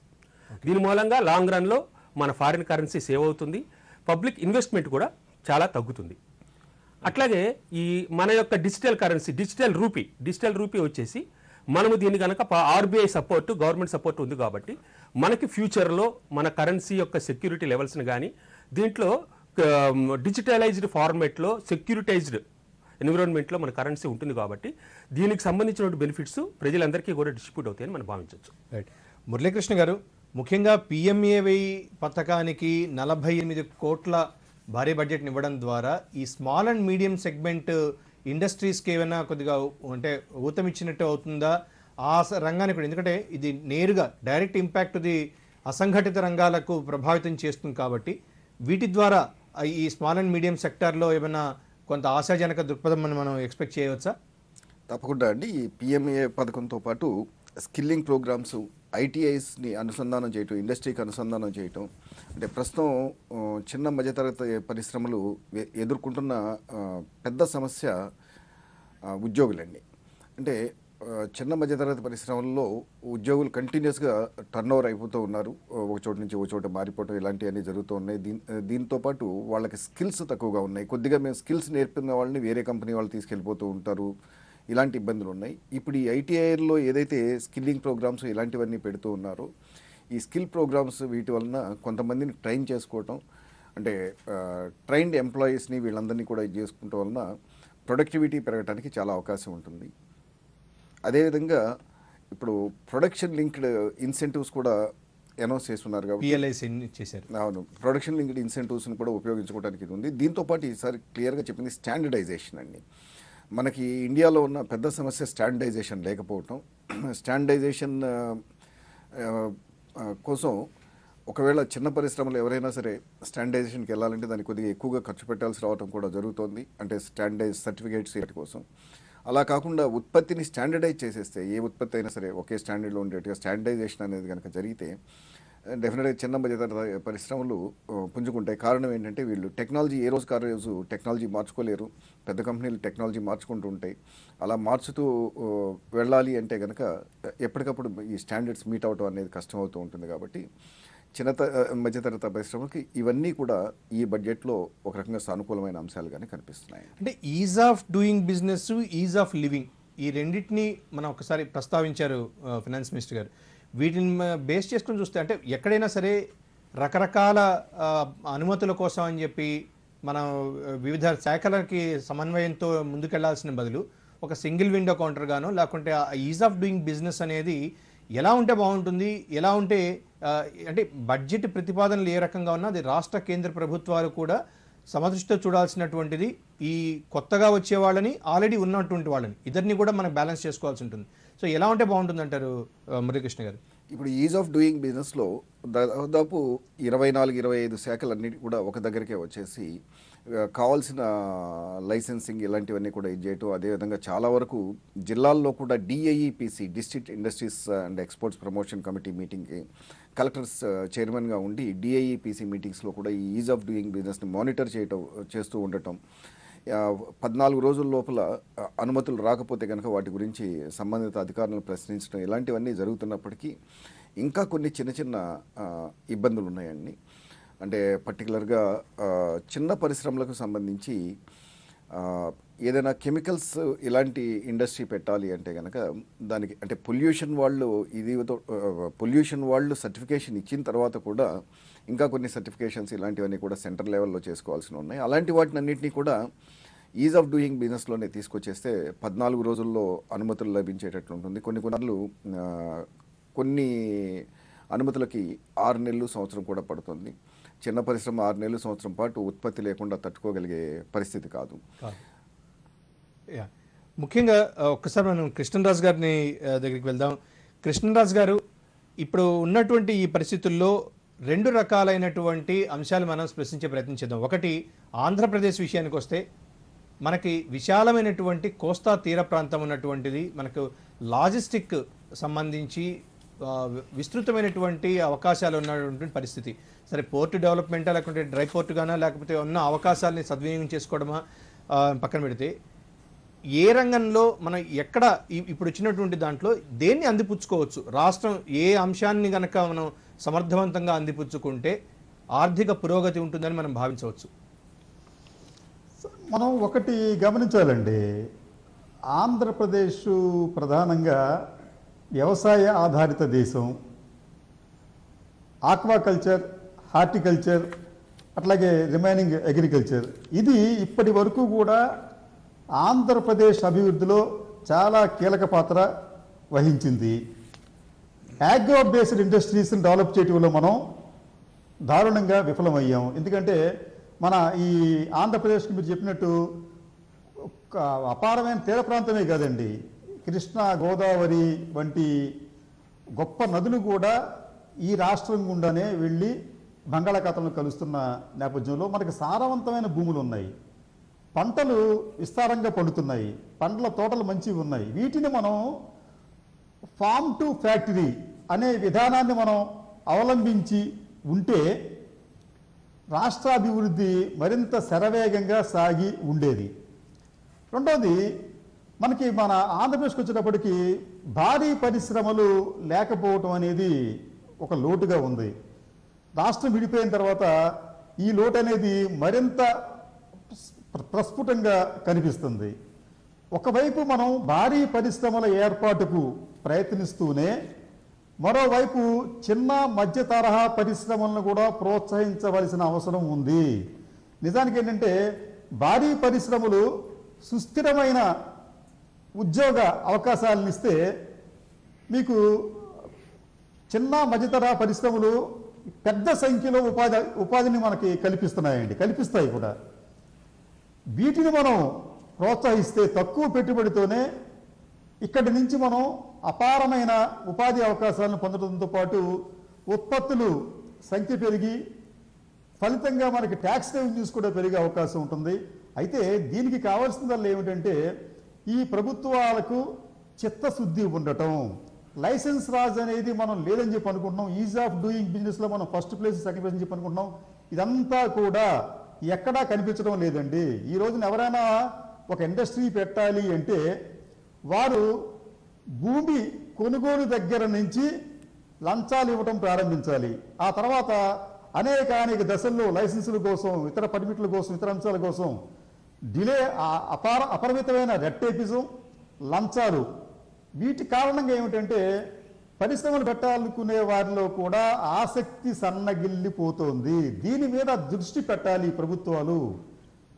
రెడ్ టేపిజం తగ్గించాలండి. తర్వాత లైసెన్స్ రాజు లేకుండా చాలా ఈజీగా పరిశ్రమలు పెట్టేందుకు వాతావరణం కల్పించాలి. మూడోది ఏంటంటే మనం అందుకోసమే ఈ పరివేష్ పోర్టల్ ని ఎక్స్పాండ్ చేస్తూ ఈసారి ఒక ప్రతిపాదన కూడా చేశారు ఈ ఈజ్ ఆఫ్ డూయింగ్ బిజినెస్ లో. సో మీరు పేర్కొంటున్నట్టుగా ఈ అంశాన్ని స్పృశిస్తూనే పరివేష్ అనే పోర్టల్ని కూడా ఎక్స్పాండ్ చేస్తున్నారు. సరే ఏదేమైనా ఒకటి మాత్రం ఇప్పుడు మనకి ఏపీలో పోర్టులు వాటి సామర్థ్యం మీరు గమనిస్తే విశాఖపట్నం లాంటి పోర్టు, కాకినాడ లాంటి పోర్టులు అంటే చిన్న పెద్ద మధ్యధరా పోర్టులకు సంబంధించి వాటిలో హ్యాండ్లింగ్ కెపాసిటీలో మనం వాడుతుంది 60 నుంచి 70%. ఇంకా చిన్న పోర్టులకు వచ్చేటప్పటికి అక్కడైతే మరీ దారుణం 25-30% నుంచి కూడా లేవు. అంటే పోర్టులు ఎందుకు హ్యాండ్లింగ్ చేయలేకపోతున్నాయి అంటే వాటిని ఎగుమతి చేయడానికి అవసరమైన ఉత్పత్తులు ఇక్కడ మనకి పెద్దగా లేకపోవటం అండి. మనం ప్రధానంగా ఏం చేస్తున్నాం, ఇక్కడి నుంచి మనం ఎరువులు లేకపోతే బియ్యము ఎగుమతి చేస్తాం తప్ప ఇతరత్ర అనేక ఉత్పత్తులు మనకి ఉండుంటే ఆ పోర్టుల ద్వారా విదేశాలకు ఇతర ప్రాంతాలకు ఎగుమతులు ఉంటే ఆ పోర్టులు కళకళలాడుతూ ఉంటాయండి. అది లేదు. అందుకని అల్టిమేట్గా ఏంటంటే మనం ఇక్కడ ఉత్పత్తి ఉండాలి, ఆ ఉత్పత్తిలో వైవిధ్యం కూడా ఉండాలండి. రకరకాల ఉత్పత్తులు ఉత్పత్తి జరగాలి. అవును. ఒకసారి మనం కళ్యాణ్ గారి దగ్గరికి వెళ్దాం. కళ్యాణ్ ఐఏఎం వైజాగ్ దగ్గరికి. కళ్యాణ్ గారు, ఇప్పుడు ఒకటి ఫైనల్ గా చెప్పండి, మనకు ఉన్నటువంటి ఇప్పుడు పరిస్థితుల్లో విద్యా సంస్థలకు ఇందాక మనం మాట్లాడుకున్నట్టుగా ఈ విద్యా సంస్థలకు సంబంధించి ఎటువంటి ప్రతిపాదనలు అంటే ఈ బడ్జెట్ ద్వారా వాళ్ళకి ఇస్తున్నటువంటి దానికి ముఖ్యంగా ఐఐఎం లాంటి ఇన్స్టిట్యూషన్స్, ప్రెస్టీజియస్ ఇన్స్టిట్యూషన్స్ కావచ్చు, వీటి ద్వారా ఎటువంటి సానుకూల పరిణామాలు మనం ఎక్స్పెక్ట్ చేయొచ్చు?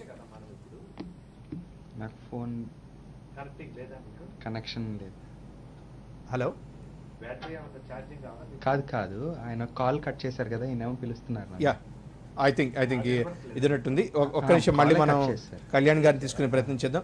అమర్ సుధీర్ గారు, ఇప్పుడు 2 రకాలైనటువంటి అంశాలండి. ఒకటి ట్యాక్సేషన్కి సంబంధించి, రెండోది ఈ ట్యాక్సేషన్ ద్వారా డైరెక్ట్ బెనిఫిషియరీస్ ఎవరు, ఇండైరెక్ట్ ఎవరు. ఇప్పుడు విదేశాలకి మనం విదేశీ మారక ద్రవ్యాన్ని కనుక ఆదా చేసుకోవాలి అనుకుంటే దిగుమతుల్ని మనం సాధ్యమైనంత వరకు తగ్గించుకుంటూ ఎగుమతుల్ని పెంచుకోవాలి. సో ఇదొక బేసిక్ ఫండమెంటల్ థింగ్. వీటిలో మనకి పప్పు ధాన్యాలు గతంలో చూసాం, విపరీతమైనటువంటి ధరలు పెరిగిపోయి నూనె ఉత్పత్తిలో కూడా మనం బయట నుంచి దిగుమతి చేసుకోవాల్సిన పరిస్థితులు. వాటిని అరికట్టే దిశగా ఈసారి ఒక ప్రత్యేకమైనటువంటి ఈ నూనె గింజల ఉత్పత్తి మీద ఫైనాన్స్ మినిస్టర్ గారు తీసుకోవడం జరిగింది. సో ఇది ఇంప్లిమెంటేషన్కి వచ్చేటప్పటికి ఎలా దీన్ని బ్యాలెన్స్ చేసుకోవాల్సి ఉంటుంది? ఎందుకంటే కేంద్ర రాష్ట్ర ప్రభుత్వాల సమన్వయం అనేది ఎలా ఉండాలంటారు? అవును, దీంట్లో ఏంటంటే ముఖ్యంగా డ్రోన్ బేస్డ్ టెక్నాలజీని సెంట్రల్ గవర్నమెంట్ ముఖ్యంగా ఈ సంవత్సరం బడ్జెట్లో ఇంట్రడ్యూస్ చేసింది. ఇందులో డ్రోన్స్ ద్వారా మొత్తం ల్యాండ్స్ అన్నిటినీ సర్వే చేసి ల్యాండ్స్ తాలూకు మాస్టర్ ప్లాన్ని సెంట్రల్ గవర్నమెంట్ మొత్తం ప్రిపేర్ చేయించి ఎక్కడ ఏ రకమైన క్రాప్ ఉంది, ఏ క్రాప్కి సంబంధించినటువంటి నెసెసిటీ ఏంటి, దానికి సంబంధించి ఎటువంటి ఫెర్టిలైజర్స్, న్యూట్రియంట్స్ లాంటివి ఇవ్వటానికి, అలాగే న్యాచురల్ కల్టివేషన్, ముఖ్యంగా ఏంటంటే కెమికల్ ఫెర్టిలైజర్స్ కన్నా కూడా న్యాచురల్గా పండించే వాటి మీద ఈసారి గట్టిగా దృష్టి సారించడం జరిగింది. ఎప్పుడైతే మనం న్యాచురల్గా కల్టివేట్ చేస్తామో మన యొక్క పప్పు ధాన్యాలకు ఆటోమేటిక్గా ఇంటర్నేషనల్గా గిరాకీ బాగా పెరుగుతుంది. అంటే దాంట్లో ఉన్నటువంటి కంటెంట్స్ని అనలైజ్ చేసినప్పుడు ల్యాబ్లో మంచి రిజల్ట్స్ వస్తాయి, హెల్తీ ఫుడ్ వస్తుంది. హెల్తీ ఫుడ్ మూలంగా మనము ఎక్కువగా రేటు సంపాదించుకోగలుగుతాము, మనము ఎక్కువగా దాన్ని అమ్ముకోగలుగుతాము. వేరే దేశాల నుంచి కొత్త కొత్త ఆర్డర్స్ కూడా మనం సాధించుకోగలుగుతాము. అయితే ముఖ్యంగా ఈ ల్యాండ్ సర్వే సిస్టమ్స్ గురించి కానీ అగ్రికల్చరల్ బేస్డ్ కానీ భారీగా ఇన్వెస్ట్మెంట్ ప్రభుత్వం ఇప్పుడు చేస్తోంది. వీటికి సంబంధించినటువంటి టెక్నాలజికల్ సపోర్ట్, ఎప్పటికప్పుడు సలహాలు, సూచనలు, అలాగే త్రూ డిజిటల్ లైబ్రరీస్ వీళ్ళకి ఎప్పటికప్పుడు దానికి సంబంధించిన నాలెడ్జి అప్డేట్ చేయటం, వాళ్ళకి సంబంధించిన సలహాలు, సూచనలు ఇవ్వటం లాంటి ప్రయత్నాలన్నింటినీ central government with state government cooperations పార్ట్నర్షిప్తో డెవలప్ చేయడానికి ఈ బడ్జెట్లో భారీగా ప్లాన్ చేసిందండి. ఓకే, రెండు రకాలైనటువంటి విరుద్ధమైనటువంటి అది ఉంటుందండి. ఒకటి ఇందాక మీరు చెప్పినట్టుగా ఒకటి మనకు స్వయం సమృద్ధి సాధించడం, అవును. రెండోది బయట నుంచి మనకు వచ్చేటటువంటి విదేశీ మార్గద్రవ్యాన్ని మనం తీసుకోవడం. అవును. సో బయట నుంచి రావాలి అంటే బయట పెట్టుబడులు రావాలి అంటే వాళ్ళకి కొంత ఆర్థిక వెసులుబాటు మనకు కనిపించాల్సి ఉంటుంది. ఎవరికైనా లాభం వస్తున్నదంటేనే వస్తారు. అవును. సో ఈ విదేశీ పెట్టుబడులకు సంబంధించి ఎటువంటి సానుకూల అంశాలు ఉన్నాయి ఇప్పుడు ప్రెసెంట్ మన దగ్గర? ఇందులో కూడా ఇప్పుడు అప్రూవల్స్ అండి. అప్రూవల్స్ ఆల్రెడీ ఇందాక మనం మాట్లాడుకున్నట్టుగా అప్రూవల్స్ అన్ని సింగిల్ బేస్డ్కి తీసుకొచ్చారు. అట్లాగే ఇన్వెస్ట్మెంట్స్ మీద కూడా ప్రిలిమినరీగా ఇప్పుడు మనకి ఏదైతే 3 సంవత్సరాలు వీళ్ళకి ఎగ్జామ్షన్ ఇచ్చారు, పాండమిక్ మూలంగా దాన్ని ఇంకొక సంవత్సరం బెనిఫిట్స్ అన్నీ కూడా ఎక్స్టెండ్ చేస్తున్నారు. అట్లాగే వేరియస్ ఎంఎస్ఎంఈస్ కానీ ఫారిన్ నుంచి వచ్చేవాళ్ళు కానీ లేకపోతే ఇన్వెస్ట్మెంట్స్ మీద కానీ fast approvals, fast permissions, fast establishment, అలాగే ల్యాండ్ సర్వే చేసేసి వేకెంట్ ల్యాండ్స్ ఎక్కడెక్కడ ఉన్నాయో వాటిని ఇండస్ట్రీస్కి అలాట్ చేయడం, ఇట్లాంటివంటి ప్రాజెక్ట్స్ అన్నింటిని కూడా ఆటోమేటిక్గా ఇప్పుడు ప్రభుత్వం టేకప్ చేస్తోందండి.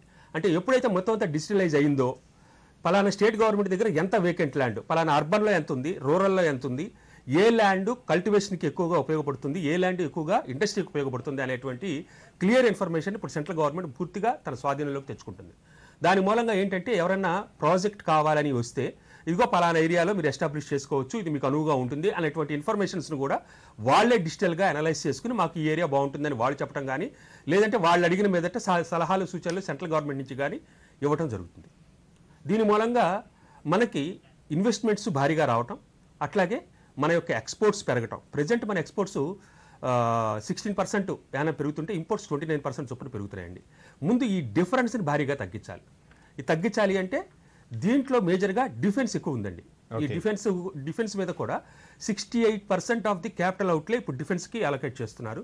అంటే ఫ్యూచర్లో డిఫెన్స్ ఇంపోర్ట్స్ని భారీగా తగ్గించాలి. సో దీని మీద ఇలా ఓవరాల్గా కాన్సన్ట్రేట్ చేస్తూ ఫారిన్ కరెన్సీని భారీగా సేవ్ చేయడానికి ప్రభుత్వం ప్లాన్ చేస్తుంది. Okay, thank you Amar Sudheer గారు, చక్కటి విషయాలు చెప్పారు. మనకి మరి కాసేపట్లో ఏఆర్ఎస్ఎస్ శివప్రసాద్ గారు జాయిన్ అవుతారు స్టూడియోలో. ముందుగా మురళీకృష్ణ గారు మనం ఒక్క అంశం తీసుకుందామండి. ఇప్పుడు ఈ ఫ్యాప్సియాకి సంబంధించి మీరు రకరకాల కార్యక్రమాలు అయితే చేపడుతూ ఉంటారు. ఈ ప్రభుత్వ పథకాలను ముఖ్యంగా ఔత్సాహికులకు లేదా చిన్న మధ్య తరహా పరిశ్రమలకు సంబంధించి వాళ్ళకి అసలు ముందు ఒక అవగాహన, తర్వాత వాళ్ళలో ఒక రకమైనటువంటి ఇన్ఫర్మేషన్ అనేది ఇవ్వాల్సినటువంటి పరిస్థితి ఉంటుంది. సో మీ కార్యక్రమాలు ఏంటి? ఇప్పుడు ఈ బడ్జెట్లో ఉన్నటువంటి అంశాల ద్వారా ఎటువంటి కార్యక్రమాలు మీరు చేపట్టే అవకాశం ఉంది? చిన్న మధ్య తరహా పరిశ్రమల్లో చాలా వరకు అంటే టెక్నికల్ ఇల్లిటరేట్స్ ఉంటారండి, అదేవిధంగా ఫైనాన్షియల్ ఇల్లిటరేట్స్ కూడా ఉంటారు. వీరికి స్టార్టింగ్ ఫ్రమ్ ప్రాజెక్ట్ రిపోర్ట్, అదేవిధంగా ఈ ఉద్యమ రిజిస్ట్రేషన్ దగ్గర నుండి అన్నిట్లో కూడా మేము వారికి సపోర్ట్ చేస్తూ ఉంటాం. అదేవిధంగా రాష్ట్రంలో అన్ని జిల్లాల్లో కూడా మేము రిప్రజెంట్ చేస్తూ పరిశ్రమలకు సంబంధించిన వారికి వచ్చే సబ్సిడీస్ ఇలాంటి వాటి గురించి అవగాహన కల్పించడం కానీ, లేదు ప్రభుత్వంతో ఎక్కడైనా ప్రతిష్టంభన ఏర్పడినప్పుడు వారికి చేయటం, వీటితో పాటు చిన్న మధ్య తరహా పరిశ్రమలకు మేజర్ సమస్య ఇందాక చెప్పినట్టుగా పేమెంట్స్ ఆగిపోవటం అండి. ఆ పేమెంట్స్కి సంబంధించి కూడా మేము ఏపీ ఫెసిలిటేషన్ కౌన్సిల్ అని చెప్పి స్మాల్ ఇండస్ట్రీస్ ఫెసిలిటేషన్ కౌన్సిల్ అని ప్రతి స్టేట్లో ఉంటుందండి. దాంట్లో కూడా మురళీకృష్ణ గారు, మనకు సిఐఐ నుంచి తరుణ్ కాకాని గారు ఆన్లైన్లో జాయిన్ అయ్యారు. ఒకసారి వారితో మాట్లాడిన తర్వాత మళ్ళీ మీ దగ్గరికి వస్తాం. తరుణ్ కాకాని గారు నమస్తే అండి. నమస్తే అండి. యా తరుణ్ గారు, ఈ బడ్జెట్కి సంబంధించి సో మీరు ఎలా విశ్లేషిస్తారు? నిర్మలా సీతారామన్ గారు ప్రవేశపెట్టినటువంటి ఈ బడ్జెట్ ఏ రకంగా ఉందని మనం భావించవచ్చు?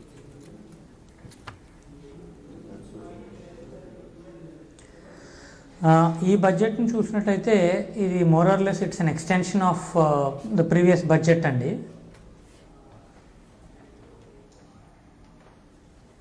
సో ఇక్కడ మేజర్గా సిఐఏ తరపున మేము ఈ బడ్జెట్ని వెల్కమ్ చేస్తామనే చెప్పాలి. ఎందుకంటే దీని మీద మౌలిక రంగం మీద, లాజిస్టిక్స్ మీద చాలా స్ట్రెస్ పెడతాం జరిగింది. ఓకే. అట్లాగే ఈ టూరిజం అండ్ హాస్పిటాలిటీ రంగానికి సంబంధించి దాదాపు 50,000 కోట్లని ఈసీఎల్జిఎస్ స్కీమ్ అంటే emergency credit line guarantee scheme కింద అనౌన్స్ చేయడం జరిగింది. ఆ స్కీమ్ని నెక్స్ట్ ఇయర్ 2023 మార్చ్ 31 వరకు కూడా ఎక్స్టెండ్ చేయడం జరిగింది.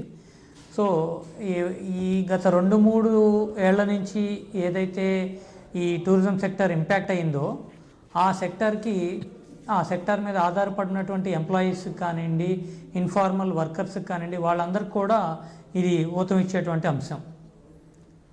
రైట్. అంటే తరుణ్ గారు ఇప్పుడు ఒకటి మనం చూడొచ్చు, త్వరలోనే ఎల్ఐసిని కూడా ఐపీఓ కింద చేస్తా అన్నారు.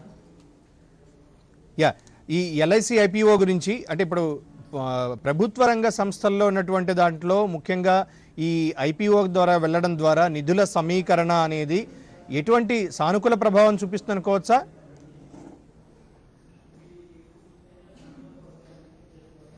అంటే తప్పకుండా అండి. ఎందుకంటే మీరు రీసెంట్గా గత 6 నెలల్లో గమనించినటువంటి ట్రెండ్ ఏదైతే ఉందో, ఐపీఓస్కి వెళ్ళినటువంటి అన్ని కంపెనీస్ కూడా నష్టాలని భర్తీ చేసుకుని మరింత ప్రాఫిట్స్లోకి రావడం జరిగింది.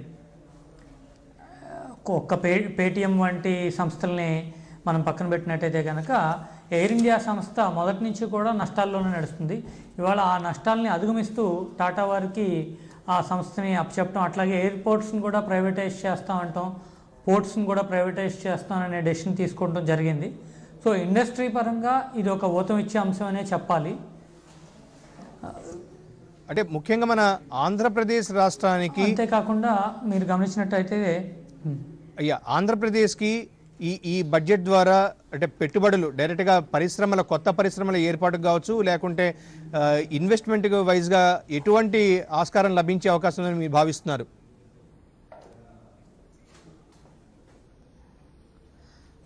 ఆంధ్రప్రదేశ్ సంబంధించి ముఖ్యంగా ఈ బడ్జెట్లో 2 కీలకమైన అంశాలు ఉన్నాయండి.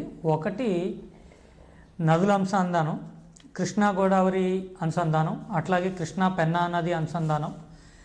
ఈ నదీ ఆధారితమైనటువంటి ట్రాన్స్పోర్ట్ సంబంధించిన ఇన్లాండ్ వాటర్వేస్ అథారిటీకి సంబంధించిన ట్రాన్స్పోర్ట్ కానివ్వండి, అట్లాగే ఈ సిమెంట్ రంగం, నిర్మాణ రంగం ఏదైతే ఉందో వీటన్నిటి కూడా ఊతం ఇచ్చినట్టు అవుతుంది. దీని మీద ఆధారపడినటువంటి కాంట్రాక్టర్స్ కూడా ఇది ఊరటనిచ్చే అంశం. మరీ ముఖ్యంగా ఎంఎస్ఎంఈ సంస్థలకి పేమెంట్స్ గవర్నమెంట్ వారి నుంచి డిలే అవుతున్నట్టయితే కనుక ఈ బడ్జెట్లో దాన్ని 70% ఇమీడియట్గా పే చేసేయాలి అని చెప్పడం అనేది వెల్కమ్ సైన్ అండి. రెండో అంశం ఈ ఆక్వా రంగం. ఆంధ్రప్రదేశ్ సంబంధించి ఆక్వా రంగం అనేది చాలా ముఖ్యమైనటువంటి వనరుల ఆదాయం. ఈ ఆక్వాకి సంబంధించి కస్టమ్ డ్యూటీని 5% చేయటం వల్ల మరింత ప్రోత్సాహకరంగా ఉంటుందనేది ఒక ఆలోచన. రైట్. తరుణ్ గారు, ఒకటి మనకి రాష్ట్రంలో దీర్ఘమైనటువంటి కోస్తా తీర ప్రాంతాలు ఇప్పుడు మనకి చెప్పినట్టు ఆక్వా రంగం ఒకటి, అదేవిధంగా లాజిస్టిక్స్కి సంబంధించి ప్రఖ్యాతంగా ఈ కంటైనర్ల యొక్క కొరత అనేది అఫ్కోర్స్ అది ప్రపంచవ్యాప్తంగా ఉన్నటువంటిదే. సో తయారీ రంగంలో వాటికి ఏదైనా వెసులుబాటు ఉందా? ఇప్పుడు వాటిని ఎట్లా అధిగమించేదానికి ఏదైనా ప్రొవిజన్ ఉందా ఈ బడ్జెట్లో?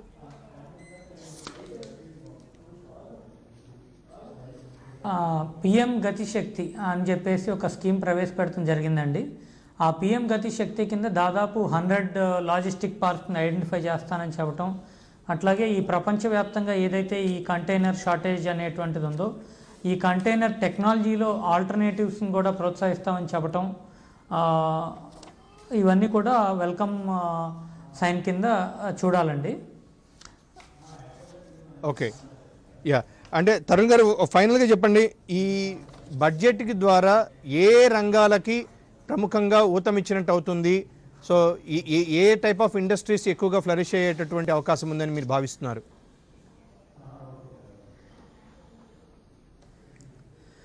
ఈ బడ్జెట్ని గమనించినట్టయితే కనుక దీంట్లో ఒక ముఖ్యమైనటువంటి అంశాన్ని ప్రస్తావించడం జరిగింది. అది ఈ క్రిప్టో కరెన్సీకి సంబంధించి వర్చువల్ డిజిటల్ కరెన్సీ అనే దాని మీద 30% ట్యాక్స్, అలాగే 1% టీడీఎస్, అలాగే దానిలో వచ్చినటువంటి లాసెస్ని ఎక్స్పెన్స్ కింద సెట్ చేయకపోవటం అనేటువంటి అంశం ఏదైతే ఉందో అది దేశవ్యాప్తంగా నేటి యువతకి సంబంధించినటువంటి అంశం. అలాగే స్టార్టప్స్కి సంబంధించి కూడా ట్యాక్స్ ఇన్సెంటివ్స్ని 1 సంవత్సరం పాటు పొడిగించడం జరిగింది.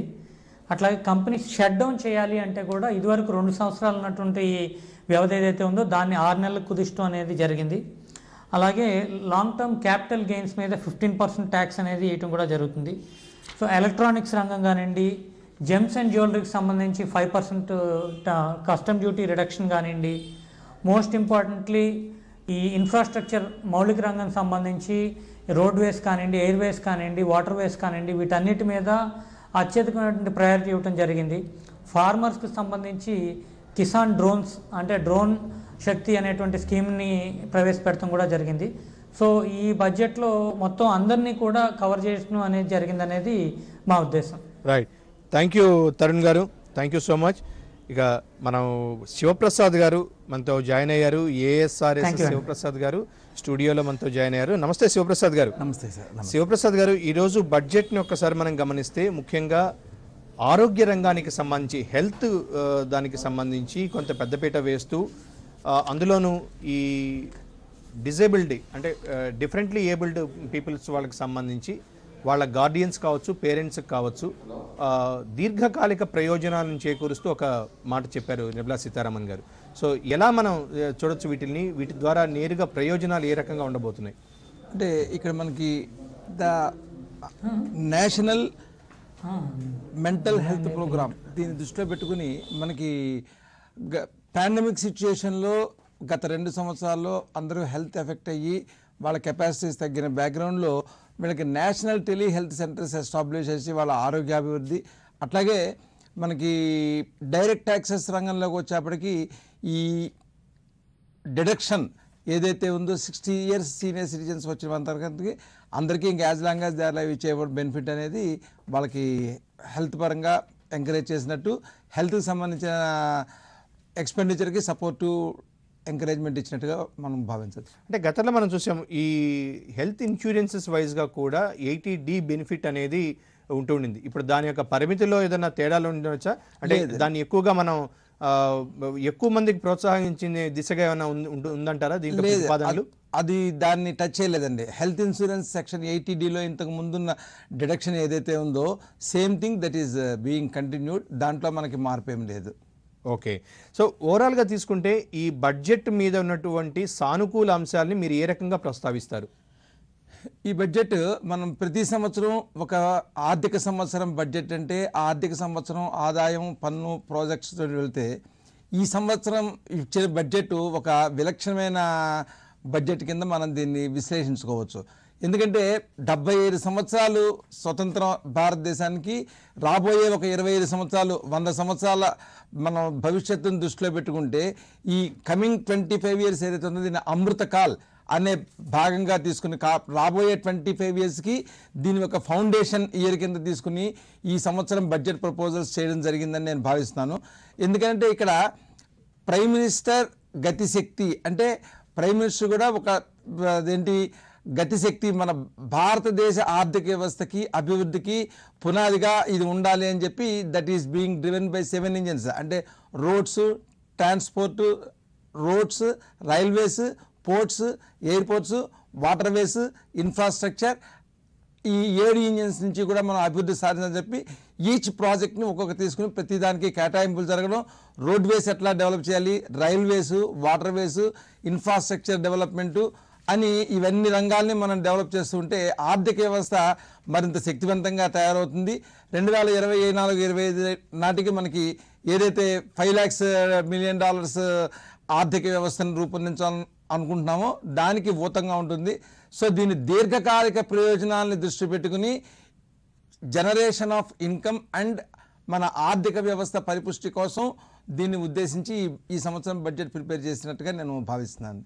రైట్, ఒకసారి మురళీకృష్ణ గారు, ఇందాక మనం మాట్లాడుతూ దీనికి సంబంధించి మీ ఫ్యాప్సియా తరఫు నుంచి ఎటువంటి కార్యక్రమాలు చేపడుతున్నామని చేసుకున్నాం. ముఖ్యంగా ఇప్పుడు ప్రభుత్వాలు రకరకాల స్కీములు అయితే ప్రవేశపెడుతుంటాయి.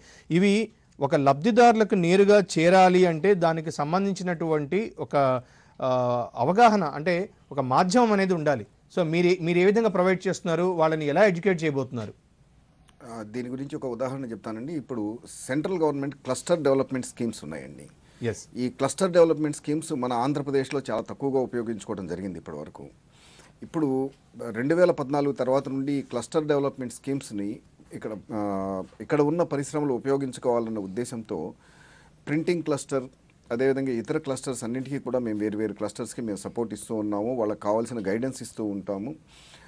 వారికి ప్రాజెక్ట్ రిపోర్ట్స్ ఇలాంటివి చేయడానికి కావాల్సిన వారితో అనుసంధానం చేయించడం, అదేవిధంగా దాంట్లో ఈ రకరకాల అపోహలతో అనుమానాలతో క్లస్టర్లో జాయిన్ అవ్వని వాళ్ళని కూడా మేము ఎడ్యుకేట్ చేసి ఈ క్లస్టర్లో జాయిన్ అవడం వల్ల వాళ్ళకు వచ్చే ఉపయోగాలు ఇలాంటి వాటన్నిటిని చెప్పడం ద్వారా ఈ క్లస్టర్స్ డెవలప్మెంట్ స్కీమ్స్ని ఉపయోగించుకోవడానికి మేము విశేషంగా కృషి చేస్తూ ఉంటామండి. మొట్టమొదటిది ఇదే కాకుండా మేము ప్రతి సంవత్సరం ఎక్స్పోస్ లాంటివి కూడా పెట్టి, అంటే ఎంఎస్ఎంఈ ఎంటర్ప్రెన్యూర్స్ ఏదైతే ఉత్పత్తులు ఉన్నాయో వాటి ఉత్పత్తులను బయట తెలియజేయడం కోసం ఎక్స్పోజ్ పెట్టి వేరు రాష్ట్రాల నుండి కూడా ఎంఎస్ఎంఈ అసోసియేషన్ లీడర్స్ని అందరినీ కూడా ఇక్కడ పిలిచి వాళ్ళందరికీ కూడా ఇక్కడ ఉత్పత్తులు చూపించడం, అదేవిధంగా అవగాహన కల్పించడం, అదేవిధంగా బ్యాంకింగ్ రంగంలో ఎంఎస్ఎంఈస్ ఉన్న కొన్ని ఇబ్బందుల గురించి వీటి గురించి కూడా మేము అవగాహన కల్పించడం, తర్వాత జిఎస్టీ సంబంధించి కూడా అవగాహన కల్పిస్తూ ఉంటాం.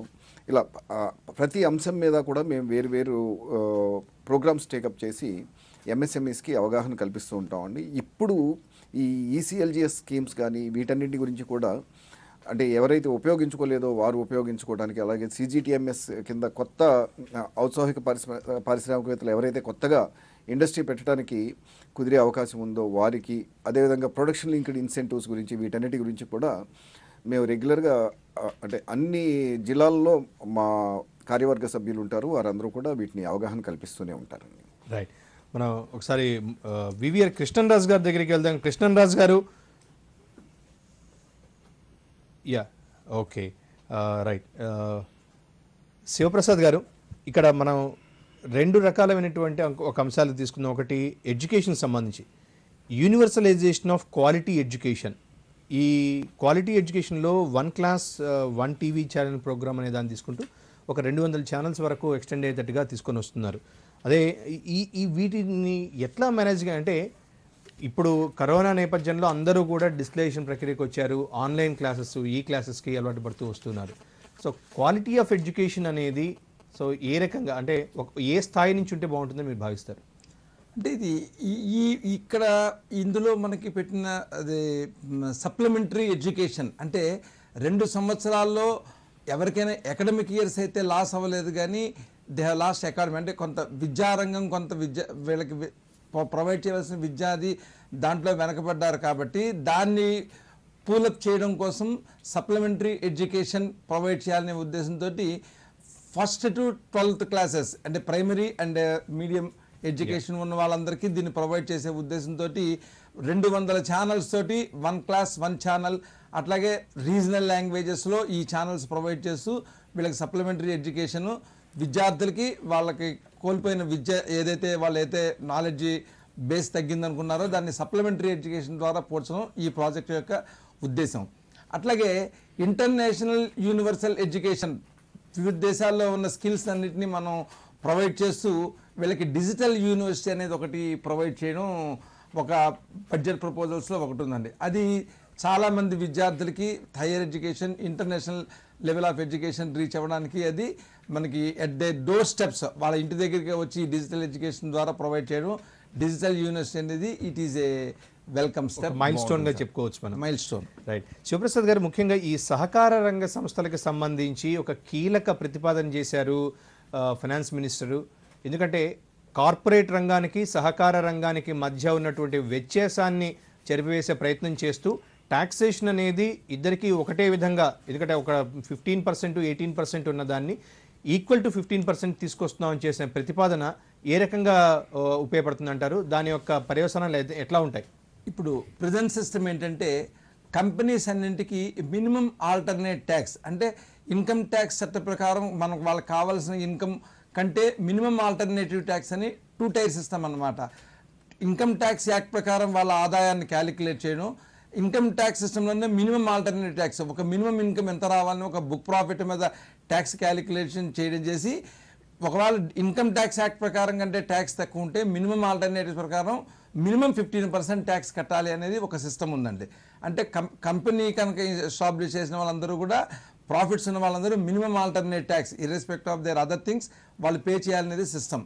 అది కోఆపరేటివ్ సొసైటీస్కి ఇప్పుడు 18.5% ఉంది.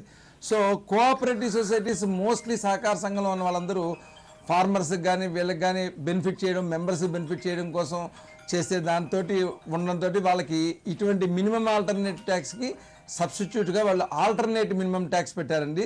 అది 18.5%. సహకార రంగంలో ఉన్న సొసైటీలకి వాళ్ళకి అదే ట్యాక్స్ బర్డెన్ ఎక్కువ ఉంది కాబట్టి దాన్ని రేషనలైజేషన్ చేసే ఉద్దేశంతో 15% చేయడంతో వాళ్ళకి ట్యాక్స్ బర్డెన్ తగ్గుతుంది. ట్యాక్స్ బర్డెన్ ఎప్పుడైతే తగ్గిందో వాళ్ళ మెంబర్స్ ప్రొవైడ్ చేసే ఫెసిలిటీస్ చేయడానికి కానీ సర్వీస్ చేయడానికి కానీ అవకాశం ఉంటుంది. అట్లాగే ఇంకొక అమెండ్మెంట్ కూడా దీంతో పాటు తీసుకొచ్చారండి. 1 crore to 10 crores ఇన్కమ్ ఉన్న వాళ్ళకి సర్ఛార్జీ 12% ఉందండి. ఇంతకుముందు ట్యాక్స్ మీద 12% పే చేసేవారు, దాన్ని ఇప్పుడు 7% చేశారు. సో 12% నుంచి 7%కి సర్ఛార్జ్ చేయడం వల్ల తర్వాత ఈ ఆల్టర్నేటివ్ మినిమం ట్యాక్స్ మినిమంగా కట్టాల్సిన ట్యాక్స్ ఏదైతే ఉందో 18.5% నుంచి 15% తగ్గించడం వాళ్ళకి చాలా ఎంకరేజింగ్ ఫ్యాక్టర్ను. వాళ్ళు ఇంకాస్త ఉత్సాహంగా వాళ్ళకి ప్రాఫిటబిలిటీ పెరగడం, అవైలబుల్ ఫండ్స్ పెరగడంతో సహకార సంఘంలో వాళ్ళ మెంబర్స్కి ఎక్కువ సర్వీస్ చేయడానికి అవకాశం ఉంటుంది. రైట్. కృష్ణరాజు గారు, ఒక సామాజిక అంశంతో కూడినటువంటి ఒక అంశాన్ని మనం స్పృశించే ప్రయత్నం చేద్దాం. ఈరోజు ఎడ్యుకేషన్ సిస్టమ్ ఇప్పుడు దాకా మనకి శివప్రసాద్ గారు చెప్పినట్టుగా ఎడ్యుకేషన్ సిస్టానికి సంబంధించి ఇంకొంత క్లారిటీ ఏదన్నా అవసరమని అనుకుంటారా, లేకుంటే ఈ 1 ఛానల్ అంటే 1 క్లాస్ 1 ఛానల్ అనేటటువంటి ఈ ప్రక్రియలో 200 ఛానల్స్ వరకు ఇప్పుడు తీసుకురావడం, ఈ ఏదైతే విలువైనటువంటి ఈ సమయాన్ని 2 సంవత్సరాల కాలాన్ని కోల్పోయారో వాళ్ళని పునరుద్ధరణ చేస్తూ యూనివర్సలైజేషన్ ఆఫ్ క్వాలిటీ ఎడ్యుకేషన్ ఈ ప్రక్రియకి సంబంధించి మీరు ఎలా విశ్లేషిస్తారు కృష్ణరాజు గారు? మన భారతదేశ విద్యా వ్యవస్థకు సంబంధించి 2 ప్రధాన సమస్యలండి. ఒకటి అతి తక్కువ అక్షరాస్యత, రెండవది మీరు ఇందాక అన్నట్టు క్వాలిటీ ఆఫ్ ఎడ్యుకేషన్ అంటే విద్యా నాణ్యత. ఈ 2 కూడా తక్కువగా ఉండటం అనేది మన విద్యా లోపమైతే, మూడో లోపం ఏమిటంటే కేంద్రం కావచ్చు రాష్ట్రాలు కావచ్చు విద్యా రంగం మీద చేస్తున్న వ్యయం అనేది చాలా తక్కువగా ఉండటం. అంటే మీకు కేంద్రానికి వచ్చేటప్పటికి మొత్తం జీడిపిలో విద్యా వ్యవస్థ మీద పెట్టే ఖర్చు 2% కూడా ఉండలేదండి. కానీ మీకు కొన్ని పశ్చిమ దేశాలు కావచ్చు కొన్ని విదేశాలు కావచ్చు వాళ్ళైతే 10%, 8% కూడా వాళ్ళు ఖర్చు పెడుతున్నారు. అయితే మన భారతదేశంలో మనం తక్కువ ఖర్చు పెడుతున్నప్పటికీ కూడా ఆ తక్కువ ఖర్చును కూడా మనం సమర్థవంతంగా దాన్ని యూటిలైజ్ చేసుకుంటున్నామంటే అది కూడా లేదు. కాబట్టి అంటే ఇంకోటంటే ఈ విద్యా వ్యవస్థలో ఉన్న లోపాల కారణంగా అక్షరాస్యత తక్కువ ఉండటం లేకపోతే క్వాలిటీ ఆఫ్ ఎడ్యుకేషన్ తక్కువ ఉండటం వలన దాని ప్రభావం ఏమవుతుందంటే రీసెర్చ్ అండ్ డెవలప్మెంట్ విధానం మీద కూడా అది ప్రభావం చూపిస్తుందండి. అంటే చాలా దేశాలతో పోలిస్తే మన భారతదేశం ఆర్థికంగా ఎదుగుతుందని చెప్పి అనుకుంటున్నాం, కానీ రీసెర్చ్ అండ్ డెవలప్మెంట్ విషయంలో కావచ్చు, పేటెంట్లు కావచ్చు, లేకపోతే ట్రేడ్ మార్కుల విషయంలో కావచ్చు మన భారతదేశం ఇంకా ఎంతో వెనుకబడే ఉందండి. ముఖ్యంగా R&D కూడా మనం చేస్తున్న ఖర్చు చాలా చాలా తక్కువగా ఉంది. తర్వాత మీకు పేటెంట్ల విషయానికి వచ్చేటప్పటికి మీకు ప్రపంచ దరఖాస్తుల్లో అంటే పేటెంట్ల కోసం చేసే దరఖాస్తుల్లో మన భారతదేశం వాటా 1% కూడా లేదండి. అట్లాగే ట్రేడ్ మార్కుల విషయానికి వచ్చేటప్పటికి మన ప్రపంచంతో పోలిస్తే మన భారతదేశం వాటా 0.7% మాత్రమే.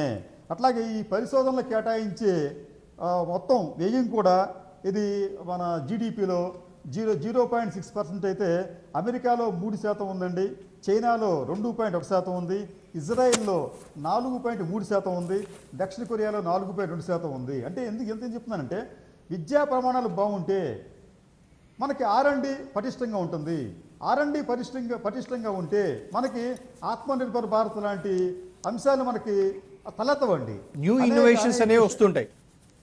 ఏమంటారు న్యూ ఇన్నోవేషన్స్ అనేవి వస్తాయి, కొత్త ఖచ్చితంగా వస్తాయండి. ఎస్, ఇవన్నీ కూడా ఒకదానికొకటి లింక్ అయిన అంశాలు.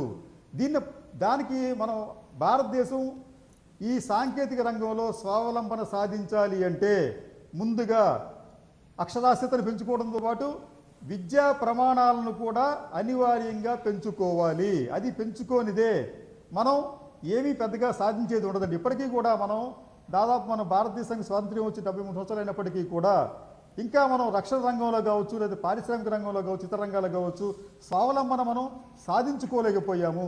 మనంతటా మనం ఒక యుద్ధ విమానాన్ని కానీ, ఒక యుద్ధ ట్యాంకును కానీ మనం పూర్తిగా 100% స్వదేశీ పరిజ్ఞానంతో మనం తయారు చేసుకోలేకపోయాము అంటే దీనికి అంతటికీ కారణం విద్యారంగంలో మనం వెనుకబడి ఉండటమే. ఈ విషయంలో ప్రభుత్వాలు చిత్తశుద్ధితో ఆలోచించి ఏదో క్లాస్ రూములు కట్టించాము, అయితే టేబుల్స్ ఇన్ఫ్రాస్ట్రక్చర్ ఇచ్చాము, రిక్రూట్ చేసాము అంటే సరిపోదండి. వీటికన్నా ముఖ్యమైనది ఉత్తమమైన విద్యను అందించాలి. మరోది ఏంటంటే ముఖ్యమైన సబ్జెక్టులకు సంబంధించి దేశవ్యాప్తంగా ఒకే రకమైన సబ్జెక్ట్ ఉండాలండి. ఏ రాష్ట్రానికి ఆ రాష్ట్రంలో, ఏ ప్రాంతానికి ఆ ప్రాంతం సబ్జెక్టులు పెట్టుకుంటూ పోతూ ఉంటుంటే అది భవిష్యత్తులో ఆ విద్యార్థులకు కానీ ఆ దేశానికి కానీ పెద్దగా ఉపయోగపడకపోవచ్చు.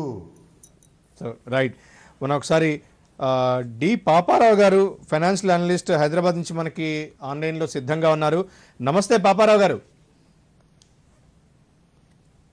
పాపారావు గారు, ఈ నిర్మలా సీతారామన్ గారి బడ్జెట్ని మీరు చూశారు కదా పూర్తిగా. ఈ బడ్జెట్లో ఉన్నటువంటి అంశాలను మీరు ఎలా విశ్లేషిస్తారు?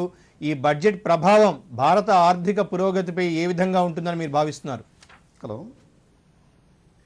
ఫస్ట్ మీరు అడిగిన రెండో భాగం, భారత ఆర్థిక పురోగతి అంటే స్థూల జాతీయ ఉత్పత్తి అనుకుందాం, అదే బలబద్దగా తీసుకొని. సరే, యాక్చువల్ గా నిర్మలా సీతారామన్ గారు ఈ బడ్జెట్ ఇవాళ ప్రజెంట్ చేయకముందే నిన్న ఎకనామిక్ సర్వే ఒక రకంగా ప్రభుత్వం వాయిసే అదే స్వయంగా చెప్తుంది. ఈ సంవత్సరం జీడిపి ఎదుగుదల 9.2% వచ్చే, అది ఇప్పుడు నడుస్తున్న సంవత్సరం అంటే రేపు మార్చి 31తో ముగిసే సంవత్సరానికి 9.2% దాకా ఉండొచ్చు. వచ్చే సంవత్సరానికి ఇది 8.5% ఏదో లెక్క చెప్తారు. వచ్చే సంవత్సరానికి ఇది 8.5% అంటే ఈ సంవత్సరం కంటే వచ్చే సంవత్సరం తగ్గుతుంది. ఓకే, అంటే అదే చెబుతుంది కదా, ఆర్థిక అభివృద్ధి రేటు మందగించబోతుందని చెప్పి ఎకనామిక్ సర్వే స్వయంగా ప్రకటిస్తుంది. కాబట్టి ఇప్పుడు ఇంకా వృద్ధి రేటు బాగుంటుందా, ఎంత బాగుంటుందనే ప్రశ్న కంటే ఎందుకు తగ్గుతుంది, తగ్గడానికి కారణాలు, ప్రభుత్వం కూడా తగ్గుతుందని నిర్ణయానికి రావడానికి ఉన్నటువంటి కారణాలు ఏ కారణాల వల్ల తగ్గుతుందనే నిర్ణయానికి ప్రభుత్వం వచ్చింది.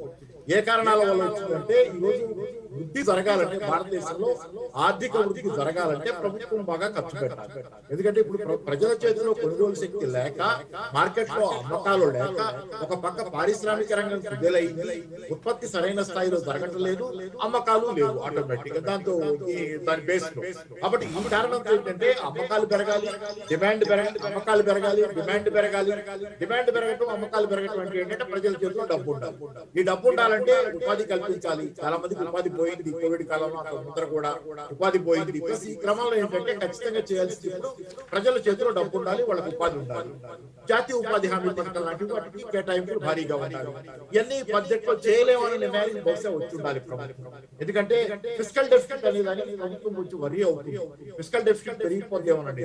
ఈ ఆర్థిక సంవత్సరానికి కొత్త బడ్జెట్ లో వేసిన సంవత్సరం కాలానికి 6.9% వరకే ఉండాలి ఫిస్కల్ డెఫిసిట్ అని నిర్ణయించుకున్నారు. 2025 నాటికి అది 4.5%, 6% తగ్గించాలని కూడా నిర్ణయించుకున్నారు. కాబట్టి ఈ పరిధిలో ఉన్నప్పుడు డబ్బు ఎంతకంటే నేను ఖర్చు పెట్టలేని నిర్ణయించుకున్నప్పుడు ఉన్న దుప్పట్లోనే ముడుచుకుని పండుకోవాలి. పిండి కొద్దీ రొట్టె అంటే పిండి కొద్దీ రొట్టె ఉన్న దుప్పట్లోనే ముడుచుకోవడం అంటే అభివృద్ధి పెరగదు, పరిమితంగానే ఉంటుంది.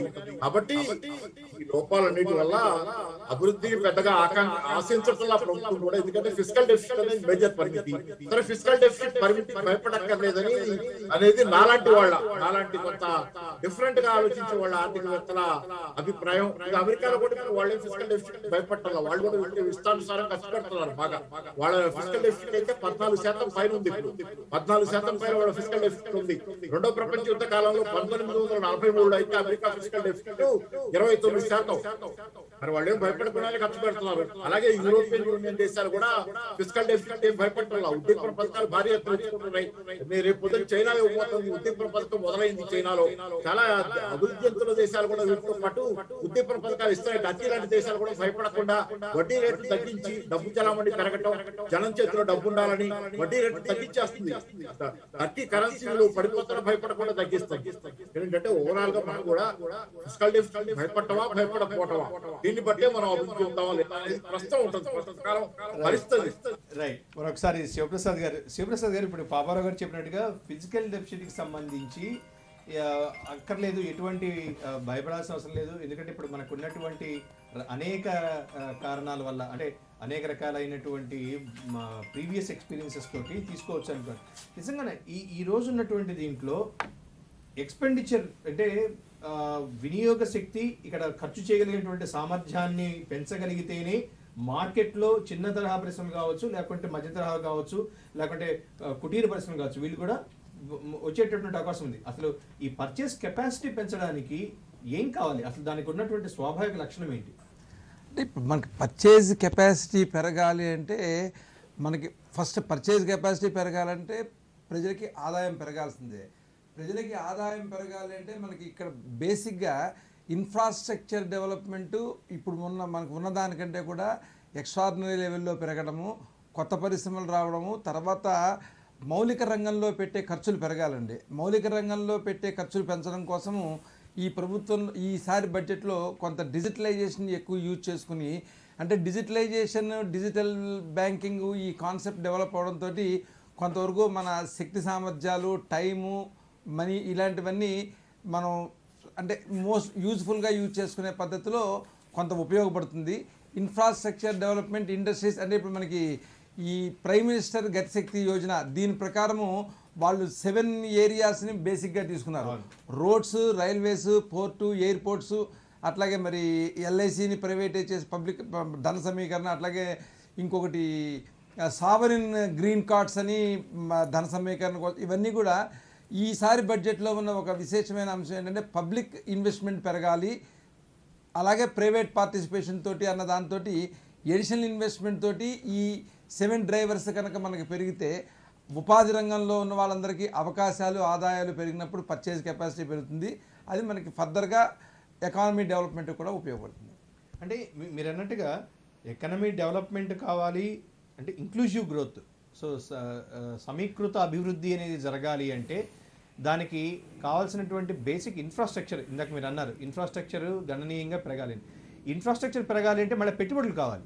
సో పెట్టుబడులు అనేవి దేశీయంగా ఉన్నటువంటి వాళ్ళ నుంచి తీసుకోవడం ఒకటి, బయట నుంచి విదేశాల నుంచి తీసుకునేటటువంటి ఒకటి.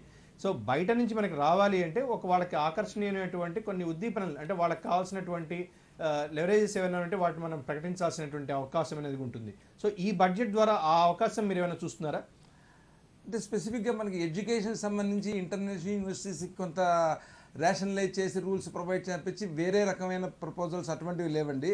ఈసారి మనకి రోడ్స్ డెవలప్మెంట్లో 25,000 కిలోమీటర్లు కొత్తవి వేయాలి అనుకున్నప్పుడు దానికి 20,000 కోట్ల ధన సమీకరణ అవసరం అవుతుందంటే మనకి ఇండిజీనియస్ సోర్సెస్ ద్వారానే దాన్ని కలెక్ట్ చేయాలనేది ప్రభుత్వం ఉద్దేశం అండి. సో అట్లాగే ఆత్మనిర్భర్ ప్యాకేజీ, వీటన్నింటిలో కూడా ఇండిజీనియస్గా మనకి రెవెన్యూ జనరేషన్ చేసి దేశీయంగా పెంచే ప్రయత్నంలోనే ప్రభుత్వం ఉన్నప్పుడు మనకి వేరే రకమైన అవకాశం ఇప్పుడు ఇమ్మీడియట్గా ఈ బడ్జెట్ ప్రపోజల్స్లో అయితే వేరే వాళ్ళని అవుట్ సైడ్ నుంచి మనకి ఫండింగ్ తీసుకొచ్చేసేది స్పెషల్ ప్యాకేజెస్లో మనకేమీ డిక్లేర్ చేయలేదు. రైట్. సరే మురళీకృష్ణ గారు, ఈరోజు ఇంకొక కీలకమైనటువంటి అంశంగా మనం తీసుకోవచ్చు. ఆల్మోస్ట్ ఇన్ రీజనల్ లాంగ్వేజ్, అంటే ఇప్పుడు మనకి ఉన్నటువంటి దీంట్లో ఈ భూ రికార్డులు ఎక్కడి నుంచైనా సరే మనం రిజిస్ట్రేషన్స్ చేసుకోవచ్చు. చాలామందికి ఉన్నటువంటి ఒక ప్రధానమైనటువంటి అవరోధం ఈ ల్యాండ్ రిజిస్ట్రేషన్స్ మీదే. ఎందుకంటే వాళ్ళు కష్టపడి ఒక ప్రొక్యూర్ చేసుకున్నాక దాన్ని కాపాడుకోవడం ఒక ఎత్తు, ఆ రిజిస్ట్రేషన్ చేసుకోవడం, దాన్ని మళ్ళీ ప్రభుత్వ రంగ సంస్థలుగా అంటే ఫైనాన్షియల్ ఇన్స్టిట్యూషన్స్కు అంటే వాటి ద్వారా అప్పు తీర్చుకోవడం అనేది ఒక ప్రహసనంగా మారుతున్న ప్రక్రియ. సో ఇటువంటి మనం ఈ ఈజ్ ఆఫ్ డూయింగ్ బిజినెస్లో భాగంగా ఈ ప్రక్రియ ద్వారా ఏదన్నా వెసులుబాటు ఉండే అవకాశం ఉందంటారా? ఈ ప్రక్రియ డెఫినెట్గా ఆహ్వానించదగిందేనండి. ఎందుకంటే దేశీయంగా ఒకటే దీనిలో ఈ భూ రిజిస్ట్రేషన్ ప్రక్రియ అనేది జరిగినప్పుడు ఎక్కడి నుండి అయినా చేసుకోవచ్చు. ఇలాంటివన్నీ ఉన్నప్పుడు మానిటర్ చేసుకోవటం అనేది కూడా ఈజీగా ఉంటుంది. దీనితో పాటు ఈ భూముల్లో మనకి ఎక్కువగా ఉన్నది వ్యవసాయ భూములు ఉన్నాయి.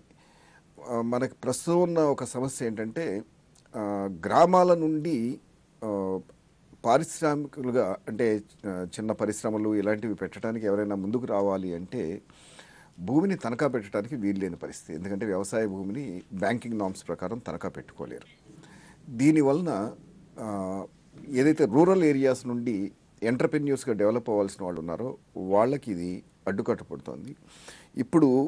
ఇప్పుడు తీసుకున్న కేంద్ర ప్రభుత్వం తీసుకున్న ఈ మార్పు మూలంగా తీసుకొస్తున్న మార్పు మూలంగా ఫ్యూచర్లో ఆ భూముల్ని కూడా అంటే వ్యవసాయ భూముల్ని కూడా పారిశ్రామికంగా ఇలాంటి వాటికి ఏదైనా సరే కొలైటర్ సెక్యూరిటీస్గా ఇవ్వగలిగినప్పుడు ఇంకా రూరల్లో ఇండస్ట్రియలైజేషన్ అనేది డెఫినెట్గా పెరుగుతుంది.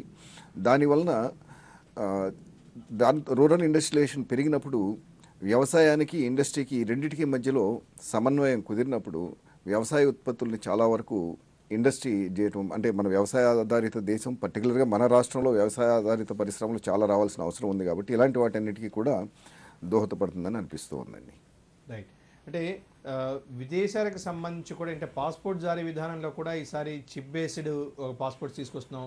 అక్కడి నుంచి అంటే ట్రావెల్కి సంబంధించి కూడా బయట కనెక్టివిటీ పెంపొందించే విధంగా కూడా మనకి తీసుకొచ్చారు. అంటే ఎలా అంటే ఈ ఓవరాల్గా వన్ ఆఫ్టర్ వన్ తీసుకుంటూ వస్తుంటే ఈజ్ ఆఫ్ లివింగ్ కిందకు వస్తుంది. సో ఆ ఈజ్ ఆఫ్ లివింగ్ అనేది ఎటువంటి సానుకూల ఫలితాలు వస్తుందని మీరు భావిస్తున్నారు మురళీకృష్ణ గారు? ఈ ఈజ్ ఆఫ్ లివింగ్ అంటే ఇవన్నీ డిజిటలైజేషన్ ఇలాంటివన్నీ జరగటం మొదలుపెట్టినప్పుడు పర్టికులర్గా ఇప్పుడు పాస్పోర్ట్ ఏదైతే చిప్ బేస్ వస్తుందో అదేవిధంగా ఆధార్, డ్రైవింగ్ లైసెన్స్ ఇలాంటివన్నింటినీ కూడా అనుసంధిస్తానన్నది కూడా ఒకటి కొత్తగా వచ్చింది. ఇలాంటివన్నీ జరుగుతున్నప్పుడు అంటే ఎక్కువగా ప్రజలు వేరే చోట్లకి వెళ్ళేటప్పుడు రకరకాల ఆధార పత్రాలు ఇలాంటివన్నీ తీసుకెళ్లాల్సిన అవసరం ఉండదు. అంటే కొద్దిగా వారికి వెసులుబాటు కల్పిస్తూ ఉంటుంది. దీంతోపాటు ఎప్పుడైతే ప్రజలు ట్రావెల్ ఎక్కువ చేస్తూ ఉంటారో ట్రావెల్ ఎక్కువ చేయడం వలన టెక్నాలజీని కూడా మనం ఇక్కడికి తెచ్చుకోవడానికి అవకాశం పెరుగుతూ ఉంటుంది. వీటన్నిటితో పాటుగా అంటే అవేర్నెస్ క్రియేట్ అవ్వటం ఇలాంటివన్నీ కూడా జరుగుతూ ఉంటుంది. డెఫినెట్గా ఈ డిజిటలైజేషన్ అనేది సమూల విప్లవాత్మకమైన మార్పులు తీసుకొస్తుంది అన్నదైతే అనుకోవచ్చు. Right sir. అంటే మనకి శివప్రసాద్ గారు ఈ గ్రీన్ దానికి సంబంధించి అంటే గ్రీన్ రెవల్యూషన్ దానికి సంబంధించి ఎలక్ట్రిక్ వాహనాలకి లేకపోతే ఎలక్ట్రిక్ బ్యాటరీ ఆధారిత వాహనాల మీద కొంత ఎక్కువ ప్రోత్సాహకాలు ఇస్తున్నట్టుగా మనకి ఫైనాన్స్ మినిస్టర్ స్పీచ్లో మనం చూసాం. అంటే రానున్న దాంట్లో ఈ పెట్రోలు, డీజిల్ వీటి యొక్క వినియోగాన్ని తగ్గిస్తూ తద్వారా కాలుష్య కారకాలైనటువంటి ఉద్గారాలను తగ్గించడం ఒక ఎత్తు అయితే ఈరోజు మనం దాదాపుగా మనం పెట్రోల్ ఉత్పత్తులు అనేవి బయట నుంచి దిగుమతి చేసుకునే పరిస్థితి, తద్వారా విదేశీ మారక ద్రవ్యం కూడా మనం ఎక్కువగా ఖర్చు పెట్టాల్సిన పరిస్థితి వస్తుంది. సో ఎంతవరకు అది మనకు ఉపయోగపడుతుంది? ఈ ఎలక్ట్రిక్ వాహనాల వినియోగాన్ని పెంచడం అనేది ఎలా చూడొచ్చు? ఎలక్ట్రిక్ వాహనాల వినియోగం అనేది ఈవేళ మనం అంటే ఒక రకంగా మన ఆర్థిక వ్యవస్థ పరిపుష్టికి ఒక కొత్త రకమైన ఆలోచన అండి. ఈవేళ మనకి వస్తున్న ఆదాయంలో మెజారిటీ ఖర్చు పెట్రోల్ మీద, క్రూడ్ ఆయిల్ ఈ ప్రోడక్ట్స్ మీద మనం ఖర్చు పెడుతున్న బ్యాక్గ్రౌండ్లో మనకి ఈ బ్యాక్గ్రౌండ్ అంటే మనకి ప్రభుత్వానికి వస్తున్న ఆదాయంలో కూడా మేజర్ షేరు ఈ product obtaining this petroleum products, దానికి సంబంధించిన లోన్స్, రీపేమెంట్ అన్న దాని మీద మనం ఎక్కువ ఖర్చు పెట్టాల్సి వస్తుంది. ప్రపంచవ్యాప్తంగా మనకి క్రూడ్ ఆయిల్ రేట్ తగ్గినా భారతదేశంలో ఆ రేట్ తగ్గకపోవడానికి కూడా బేసిక్ రీజన్ అదే. అందుకనే అదే కారణంతో అది జిఎస్టీ పరిధిలో కూడా ఈ రోజుకి రాలేదు. సో దానికి సబ్స్టిట్యూట్గా కనుక మనం ఎలక్ట్రిక్ వాహనాలు కనుక వినియోగించుకుంటే కంపారిటివ్గా పెర్ కిలోమీటర్ రేట్ కానీ మనకి ఖర్చు ఎలక్ట్రిసిటీ మీద మనం పెట్టే వ్యయం చేసే అమౌంట్ కానీ ఎప్పుడైతే తగ్గిందో మనకి చాలా ఎక్స్పెండిచర్ తగ్గుతుంది. ఫైనాన్షియల్ బర్డెన్ తగ్గేప్పటికీ మనకి వెసులుబాటుగా ఉంటుంది ఆర్థిక వ్యవస్థ పురుషుకి. It is a welcome step అండి. ఎలక్ట్రానిక్ వాహనాలను ఉపయోగించుకోవడం వల్ల మనకి బెనిఫిట్ జరిగే అవకాశం ఉంటుంది. రైట్. ఐఏఎం వైజాగ్ నుంచి మనకి కళ్యాణ్ గారు లైవ్లోనే ఉన్నారు. కళ్యాణ్ గారు, ఇప్పుడు ఈ రంగంలో ముఖ్యంగా ఎలక్ట్రిక్ వాహనాల వినియోగం అనేది రేపు అంటే it is a new revolution thing. అంటే నాన్ కన్వెన్షనల్ ఎనర్జీ డెవలప్మెంట్కి సంబంధించి సోలార్లో కూడా కొన్ని రాయితీలు ఇచ్చారు, ప్రమోషన్ చేస్తున్నారు. సాధ్యమైనంత వరకు కన్వెన్షనల్ ఎనర్జీస్ అయినటువంటి పెట్రోల్, డీజిల్ ఈ ఉత్పత్తుల యొక్క వినియోగాన్ని తగ్గించాలి అనే లక్ష్యానికి చేరుకోవాలి అంటే కొత్త కొత్త ఇన్నోవేషన్స్ అనేవి జరగాలి, కొత్త టెక్నాలజీ అని డెవలప్ చేసుకోవాలి. సో ఇప్పుడున్న ఈ వాతావరణంలో అది ఎంతవరకు సాధ్యమని మీరు భావిస్తున్నారు? 100% సాధ్యం అండి. అంటే బేసిక్గా ఎలక్ట్రానిక్ వెహికల్ అనేది ఎలక్ట్రికల్ వెహికల్స్ ఇప్పుడు బ్యాటరీ సిస్టమ్స్ దగ్గరికి వచ్చేసరికి మనకి కావాల్సిన అంటే రా రిసోర్సెస్ పక్కన పెడితే, అంటే లిథియం అయాన్ బ్యాటరీ టెక్నాలజీ కానివ్వండి, అది కానివ్వండి, ఆ రేర్ ఎర్త్స్ మన దగ్గర లేవు. కానీ మనకి కావాల్సిన ఇంజనీరింగ్ టాలెంట్ మాత్రం 100% ఇండియన్స్లో ఉంది.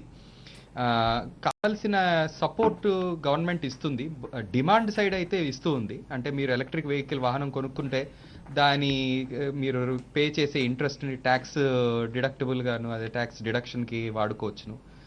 ప్రొడక్షన్ సైడ్కి వచ్చేసరికి ఇప్పుడు మీకు బ్యాటరీ అండ్ అదర్ సిస్టమ్స్ వచ్చేసరికి అది కూడా పిఎల్ఐ, ప్రొడక్షన్ లింక్డ్ ఇన్సెంటివ్లో అదొక మేజర్ కాంపోనెంట్ కింద తీసుకొచ్చారు.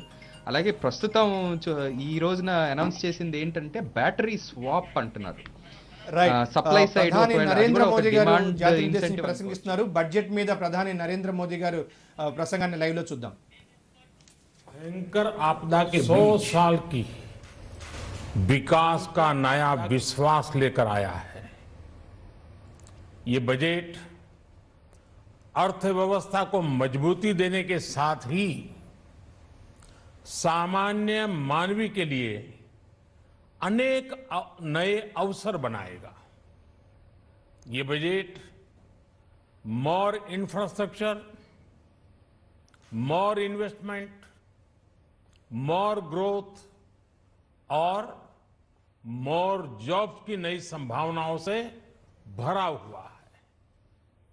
और एक नया क्षेत्र और खुला है और वो है ग्रीन जॉब्स का। ये बजट तत्कालीन आवश्यकताओं का भी समाधान करता है और देश के युवाओं के उज्जवल भविष्य को भी सुनिश्चित करता है। ये पिछले कुछ घंटों से देख रहा हूं जिस प्रकार से इस बजट का हर क्षेत्र में स्वागत हुआ है। सामान्य मानवी की जो सकारात्मक प्रतिक्रिया आई है उसने जनता जनार्दन की सेवा का हमारा उत्साह अनेक गुना बढ़ा दिया है। जीवन के हर क्षेत्र में आधुनिकता आए, टेक्नोलॉजी आए, जैसे किसान ड्रोन हो, वंदे भारत ट्रेन हो, डिजिटल करेंसी हो, बैंकिंग के क्षेत्र में डिजिटल यूनिट्स हो, 5G सर्विसेज का रोल आउट हो, नेशनल हेल्थ के लिए डिजिटल इकोसिस्टम हो।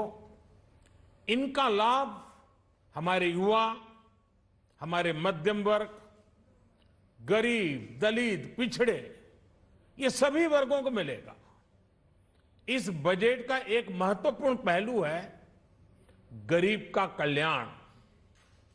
हर गरीब के पास पक्का घर हो, नल से जल आता हो, उसके पास शौचालय हो, गैस की सुविधा हो, इन सभी पर विशेष ध्यान दिया गया है। इसके साथ ही आधुनिक इंटरनेट कनेक्टिविटी पर भी उतना ही जोर है। जो भारत के पहाड़ी क्षेत्र हैं, हिमालय का पूरा पट्टा, जहां जीवन आसान बने, वहां से पलायन ना हो, इसे ध्यान में रखते हुए भी नई घोषणा की गई है। हिमाचल, उत्तराखंड, जम्मू कश्मीर, नॉर्थ ईस्ट ऐसे क्षेत्रों के लिए पहली बार देश में पर्वतमाला योजना शुरू की जा रही है।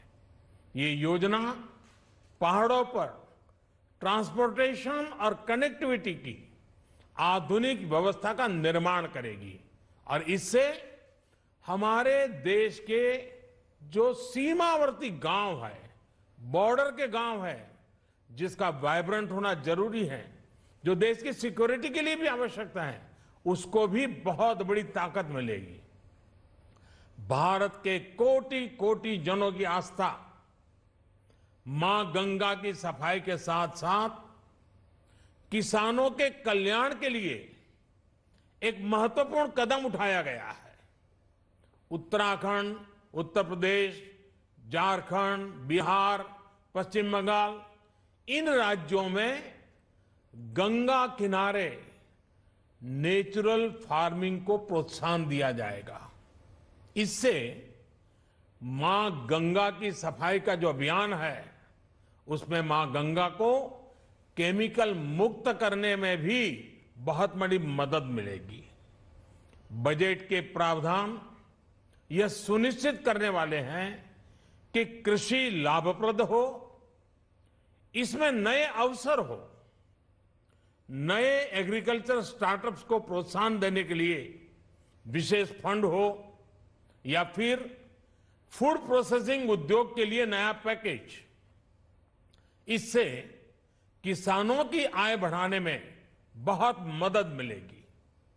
एमएसपी खरीद के माध्यम से किसानों के खाते में 2.25 लाख करोड़ रुपए से भी ज्यादा सीधे ट्रांसफर किए जा रहे हैं। कोरोना काल में एमएसएमई यानी हमारे छोटे उद्योगों की मदद और उनकी सुरक्षा के लिए देश ने लगातार अनेक निर्णय लिए थे, अनेक प्रकार की मदद पहुंचाई थी। इस बजट में क्रेडिट गारंटी में रिकॉर्ड वृद्धि के साथ ही कई नई योजनाओं का ऐलान किया गया है। डिफेंस के कैपिटल बजट का 68% डोमेस्टिक इंडस्ट्री को रिजर्व करने का भी बड़ा लाभ भारत के एमएसएमई सेक्टर को मिलेगा। ये आत्मनिर्भरता की तरफ बहुत बड़ा मजबूत कदम है। 7.5 लाख करोड़ रुपए के पब्लिक इन्वेस्टमेंट से अर्थव्यवस्था को नई गति के साथ ही छोटे और अन्य उद्योगों के लिए नए अवसर भी बनेंगे। मैं वित्त मंत्री निर्मला जी और उनकी पूरी टीम को इस पीपल फ्रेंडली और प्रोग्रेसिव बजट के लिए बहुत बहुत बधाई देता हूं। कल भारतीय जनता पार्टी ने मुझे सुबह 11 बजे बजट और आत्मनिर्भर भारत विषय पर बात करने के लिए निमंत्रित किया है। कल 11 बजे मैं बजट के इस विषय पर विस्तार से बात करूंगा। आज इतना काफी है। बहुत बहुत धन्यवाद।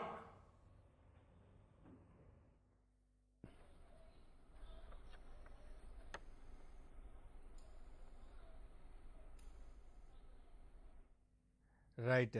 మొత్తం మీద ఈ 2022-23 బడ్జెట్ని నిర్మలా సీతారామన్ ప్రవేశపెట్టిన బడ్జెట్ ఏ రకంగా ఉపయోగపడుతుంది, ఈ ఎంఎస్ఎంఈ సెక్టార్కి ఏ రకంగా ఉంటుంది, ఆత్మనిర్భర భారత్కి ఏ విధంగా దోహదపడుతుందో చెబుతూ రేపు మరింత విస్తారంగా దీని గురించి చర్చించే ప్రయత్నం చేద్దామంటూ ప్రధాని నరేంద్ర మోదీ చేసినటువంటి ప్రసంగాన్ని ఇప్పటిదాకా మనం చూసాం. సరే రైట్, మనం మళ్ళీ చర్చలోకి వద్దాం. ఈరోజు మనం ఒక్కటి చూద్దామండి. అంటే మనకి ఉన్నటువంటి దీంట్లో శివప్రసాద్ గారు ఇందాక మనం చెప్తూ చేసాం, ఇప్పుడు ప్రధానమంత్రి మోదీ గారి స్పీచ్ కూడా విన్నారు. ఆత్మనిర్భర భారత్లో ఒక కీలకమైనటువంటి ఒక దిశగా అంటే మౌలిక సదుపాయాలకు అధిక ప్రాధాన్యతనిస్తూ, సో చిన్న తరహా పరిశ్రమలకి వీటికి మనం పెద్దపీట వేస్తూ తీసుకున్నటువంటి ఒక కీలక మలుపుగా మనం పేర్కొంటున్నారు. సో ప్రధాని ప్రసంగం మీరు కూడా విన్నారు కదా, ఎలా చూడొచ్చు మనం ఈ ప్రధాని మోడీ గారి ప్రసంగాన్ని బేస్ చేసుకొని? మీ విశ్లేషణ ఏంటి శివప్రసాద్ గారు? ఇప్పుడు ప్రధానమంత్రి మోడీ గారి విశ్లేషణ చూసిన తర్వాత బడ్జెట్ ఓవరాల్గా ప్రజల అవసరాలని దృష్టిలో పెట్టుకుని మనం సదుపాయాలు పెంచడము, ప్రజల అవసరాలకు సదుపాయంగా గవర్నమెంట్ చేయదలుచుకున్న ఇష్యూస్ అంటే ఏంటంటే మనకి వాటర్ సప్లై ఒకటి వెరీ ఇంపార్టెంట్, అట్లాగే మరి హౌసెస్, 2 లక్షల ఇల్లు 48,000 కోట్ల ప్రాజెక్టులు పెట్టి వాళ్ళకి అలాట్ చేయడం ఒకటి. అట్లాగే మరి ఇది నారీ లేడీస్ని ఎంకరేజ్ చేయడం కోసం మిషన్ శక్తి, మిషన్ వాత్సల్య, సంక్షన్ అంగన్వాడీ ఇలాంటి కార్యక్రమాలు ఇవన్నీ కూడా ఏంటంటే వాళ్ళు లాంగ్ రన్ వ్యూలో ప్రజలు సుఖపడాలి, ease of doing business, ease of living. ఇప్పుడు ప్రస్తుతం ఉన్న ప్రభుత్వం ఈజ్ ఆఫ్ డూయింగ్ బిజినెస్లో గత కొద్ది కాలంలో 20 కంప్లయన్సెస్ సంబంధించి 25,000 కంప్లయన్సెస్ అబాలిష్ చేసిందండి గవర్నమెంట్. అట్లాగే 1486 చట్టాలు, యూనియన్ లాస్, కేంద్ర చట్టాలు. ఈ చట్టాల వల్ల ఏంటంటే ఉపయోగం అంటే ప్రజలు ఎక్కువ ఇబ్బంది పడుతున్నారు అని భావించిన బ్యాక్గ్రౌండ్లో 1486 చట్టాలని రద్దు చేసిందండి. ఈ రెండు దాని వల్ల ఏంటంటే ఈజ్ ఆఫ్ డూయింగ్ బిజినెస్, వ్యాపారం చేయదలుచుకున్న వాళ్ళకి, పెట్టుబడులు పెట్టదలుచుకున్న వాళ్ళకి ఇదివరకంత కష్టపడకుండా వాళ్ళు చేయదలుచుకున్నది కార్యక్రమం చేసి వాళ్ళ అభివృద్ధికి ప్లస్ కొంతమందికి ఎంప్లాయ్మెంట్ ఆపర్చునిటీకి దేశానికి ఉపయోగపడే విధంగా ఈజ్ ఆఫ్ డూయింగ్ బిజినెస్ కాన్సెప్ట్ని డెవలప్ చేశారు కొద్ది రోజులుగా. అట్లాగే కమింగ్ పీరియడ్లో ఈజ్ ఆఫ్ లివింగ్ బిజినెస్ అంటే కంఫర్టబుల్గా మనుషులు జీవించడానికి దానికి సంబంధించిన ఫెసిలిటీస్ ప్రొవైడ్ చేసే దిశగా ఈ బడ్జెట్లో అంటే డిజిటల్ బ్యాంకింగ్ స్టార్ట్ చేయడము, డిజిటల్ యూనివర్సిటీస్, తర్వాత మనకి వన్ స్కూల్ 1 టీవీ ఛానల్ ఇవన్నీ పెట్టడం ద్వారా ఈజ్ ఆఫ్ లివింగ్ బిజినెస్ అనేది వాళ్ళ ప్రధాన ఉద్దేశంగా మనకి భావించవచ్చు. రైట్. మురళీకృష్ణ గారు, ఈ చాలా స్పష్టంగా ప్రధాని నరేంద్ర మోదీ గారు కూడా ఈ చిన్న మధ్య తరహా పరిశ్రమలకు సంబంధించి ముఖ్యంగా ఆత్మనిర్భర భారత్లో ఇది ఒక కీలక మలుపుగా ఇప్పటిదాకా మనం చూసాం. మోదీ గారు చేసిన ప్రసంగం మరింత వివరాలతోటి రేపు వస్తూ ఉంటున్నారు. అంటే రానున్న రోజుల్లో ఈ చిన్న తరహా పరిశ్రమలు లేకపోతే మధ్య తరహా పరిశ్రమ వీళ్ళకి సంబంధించి భవిష్యత్తుని మనం ఎలా చూడొచ్చు? ప్రభుత్వం వైపు నుంచి సహకారాన్ని ఏ రకంగా మనం అంచనా వేయచ్చు? ప్రభుత్వం వైపు నుంచి ఇప్పుడు ఆత్మనిర్భర్ భారత్ దీనిలో ఈసీఎల్జిఎస్ స్కీమ్స్ కింద కోవిడ్ పాండమిక్ టైంలో చక్కటి సహకారాన్ని అందించారండి. వర్కింగ్ క్యాపిటల్ ఎరోజ్ అయిపోయి ఇండస్ట్రీ ప్రొడక్టివిటీకి ఇబ్బందిగా ఉన్న టైంలో 2 సార్లుగా ఈ స్కీమ్ని చిన్న మధ్య తరహా పరిశ్రమలకు అందించడం జరిగింది. దాదాపుగా 60 లక్షల మంది చిన్న మధ్య తరహా పరిశ్రమల వారు దీన్ని ఉపయోగించుకోవడం కూడా జరిగింది. అదేవిధంగా 66 లక్షల మంది ఉద్యామ్ పోర్టల్లో కూడా రిజిస్ట్రేషన్ చేసుకోవడం జరిగింది. అయితే దీనిలో 95% మైక్రో ఇండస్ట్రీసే ఉన్నాయి. ఇప్పుడు ఈ సప్లై చైన్ మేనేజ్మెంట్ ఏదైతే డిస్టర్బ్ అయింది ఉందో దాన్ని కొద్దిగా సెటరేట్ చేసుకున్న తర్వాత డెఫినెట్గా ఈ చిన్న పరిశ్రమలు అంటే సూక్ష్మ పరిశ్రమలు 95% ఏదైతే ఉన్నాయో వారు ఆర్థికాభివృద్ధి సాధించి అంటే సూక్ష్మ పరిశ్రమ నుంచి చిన్న పరిశ్రమ నుంచి పెద్ద పరిశ్రమగా అభివృద్ధి చెందే అవకాశం అయితే ఉంటుంది. అదే ఇప్పుడు ఏదైతే ఇన్ఫ్రాస్ట్రక్చర్ వీటన్నిటి మీద ఇది చేశారో ఇవన్నీ కూడా ఎంఎస్ఎంఈ సెక్టర్కి అయితే డెఫినెట్గా సానుకూలమేనండి. ఎందుకంటే ఇన్ఫ్రాస్ట్రక్చర్ పెరగడం వల్ల అయితే ఎంఎస్ఎంఈ సెక్టర్ కూడా కొంత ఉపాధి లభిస్తుంది. అదేవిధంగా నదుల అనుసంధానం ఇలాంటి వేరు కార్యక్రమాలు ఏవైతే ఉన్నాయో వీటన్నిటి వలన కూడా ఇది లభిస్తుంది. వీటితో పాటు ఇంకా కొద్దిగా కావాల్సింది ఏంటంటే ఎక్స్పోర్ట్స్కి ప్రస్తుతం ఓషియన్ ఫ్రైట్ ఎక్కువ అవటం మూలంగా చిన్న పరిశ్రమలు ఎక్స్పోర్ట్ చేయడం కష్టంగా ఉంది. కరోనాకి ముందు కంటే ఇప్పుడు 4 రెట్లు ఓషియన్ ఫ్రైట్ పెరిగిపోవటం, కంటైనర్ల లభ్యత ఇలాంటివి లేకపోవటం వలన చాలా వరకు ఎక్స్పోర్ట్స్ దెబ్బతిన్నాయి. ప్రభుత్వం దానిపైన కూడా దృష్టి సారిస్తే కనుక ఇంకా మంచి పురోగతి సాధించవచ్చు అన్నది నా అభిప్రాయం అండి. రైట్. కళ్యాణ్ గారు, ఇప్పటిదాకా మనం ప్రధాని నరేంద్ర మోదీ గారు కూడా తన ప్రసంగంలో ప్రస్తుతం బడ్జెట్కు సంబంధించి కీలకమైనటువంటి వ్యాఖ్యలు చేశారు. మరింత ఇన్డెప్త్గా రేపు మాట్లాడతానంటూ ప్రకటించారు. సో ఇందాక మనం చెప్పుకుంటున్నట్టుగా ప్రముఖంగా ఆత్మనిర్భర భారత్కు సంబంధించి ఇది ఒక ఊతమిచ్చేటటువంటి ప్రక్రియగా తను పేర్కొన్నారు. మీరు చూసే ఉంటారు ప్రధాని నరేంద్ర మోదీ స్పీచ్ కూడా ఇది అని చెప్పని. సో మీ విశ్లేషణ ఏంటి? నిజమేనండి. ఇప్పుడు ఆత్మనిర్భర్ భారత్ అనేది పూర్తిగా అర్థం చేసుకోవడానికి కొంచెం సమయం పడుతుంది ఎవరికైనా. అంటే కొంతమంది ఉద్దేశంలో అది ఇంపోర్ట్ సబ్స్టిట్యూషన్ అంటే ఇంపోర్ట్స్ మానేసి మనం లోకల్గానే ప్రొడ్యూస్ చేసుకుంటామా, లేకపోతే అది invitation to foreign manufacturers to come to Indiana ఏంటి అనేది మనం అర్థం చేసుకోవాలి. ఆత్మనిర్భర్ భారత్ అంటే మనము మన కాళ్ళ మీద నుంచోగలగాలి. అది కొంతమంది ఆసరా తీసుకొని నుంచున్నా దానిలో తప్పేమీ లేదు. సో అది ఆ పరంగా నుంచొని ఉంటే ఇప్పుడు డిఫెన్స్ కొలాబరేషన్స్ గురించి చెప్పారు. 68% వరకు డొమెస్టిక్ ఇండస్ట్రీకి ఇస్తానంటున్నారు. డొమెస్టిక్ అని అంటే పూర్తిగా భారతదేశపు భారతీయులే వర్క్ చేస్తారని కాదు, క్యాపిటల్ ఫారెన్ వాళ్ళదే అవ్వచ్చు, కానీ ఇండియన్ ఇంజనీర్లు కానివ్వండి, ఇండియన్ శాస్త్రవేత్తలు కానివ్వండి, వీళ్ళంతా పనిచేస్తారు. సో ఇది డిఫెన్స్కి వచ్చేసరికి అది ఇంకా వేరే మ్యానుఫ్యాక్చరింగ్ కూడా ఇదే వర్తిస్తుంది. సో ఆత్మనిర్భరత అనేది చాలా అవసరం ఏ దేశానికైనా. ఇంపోర్ట్ సబ్స్టిట్యూషన్ అనడం అది పొరపాటు. కానీ ఈ ఈ స్కీమ్స్ ద్వారా ఫారెన్ కొలాబరేషనే కానివ్వండి, ఇప్పుడు ఇజ్రాయెల్ వాళ్ళు వచ్చి మన BEL భారత్ ఎలక్ట్రానిక్స్ లిమిటెడ్తో పాటు కలిసి జాయింట్ వెంచర్స్ చేస్తున్నారు. అలాగే ఇండియన్ IIT ఢిల్లీలో ఇంక్యుబేట్ అయి ఉన్న డ్రోన్ స్టార్టప్స్ వచ్చేసి ఫండింగ్ వచ్చేసి మళ్ళీ కొన్ని ఇజ్రాయలీ అలాగే కొన్ని స్వీడిష్ కంపెనీలు కూడా చేస్తున్నట్టు వార్తలు వింటున్నాం. ఇవంతా కూడా ఆత్మనిర్భర్ భారత్కి వైపే అనే మనం అనుకోవాలి. ఇది డిఫెన్స్ రంగంలో. మిగతా రంగాల్లో కూడా అంతే. మనకి ఇలాగే అందరూ Indians will be at the centre of this, but అందరి సపోర్ట్ తీసుకుంటున్నారు. కళ్యాణ్, ఇక్కడ ఒక న్యూ ఇనిషియేషన్గా చెప్పుకోవచ్చు. రాష్ట్రాలకు ఆర్థిక సహాయం అందించేందుకోసంగా 1,00,000 కోట్ల నిధిని ఏర్పాటు చేయడం, వడ్డీ లేని రుణాలు, అది కూడా రాష్ట్రాలకి వడ్డీ లేని రుణాలను అందించడం వెనక దీన్ని ఏ విధంగా చూడొచ్చు? ఎందుకంటే రాష్ట్రాలు సమాఖ్య స్ఫూర్తిలో రాష్ట్రాలన్నీ అభివృద్ధి చెందితేనే దేశం అభివృద్ధి చెందుతుంది. సో ఈ దిశగా రాష్ట్ర అభివృద్ధి కోసం ఈ పథకం ఎంతవరకు ఉపయోగపడుతుందని మీరు భావిస్తున్నారు?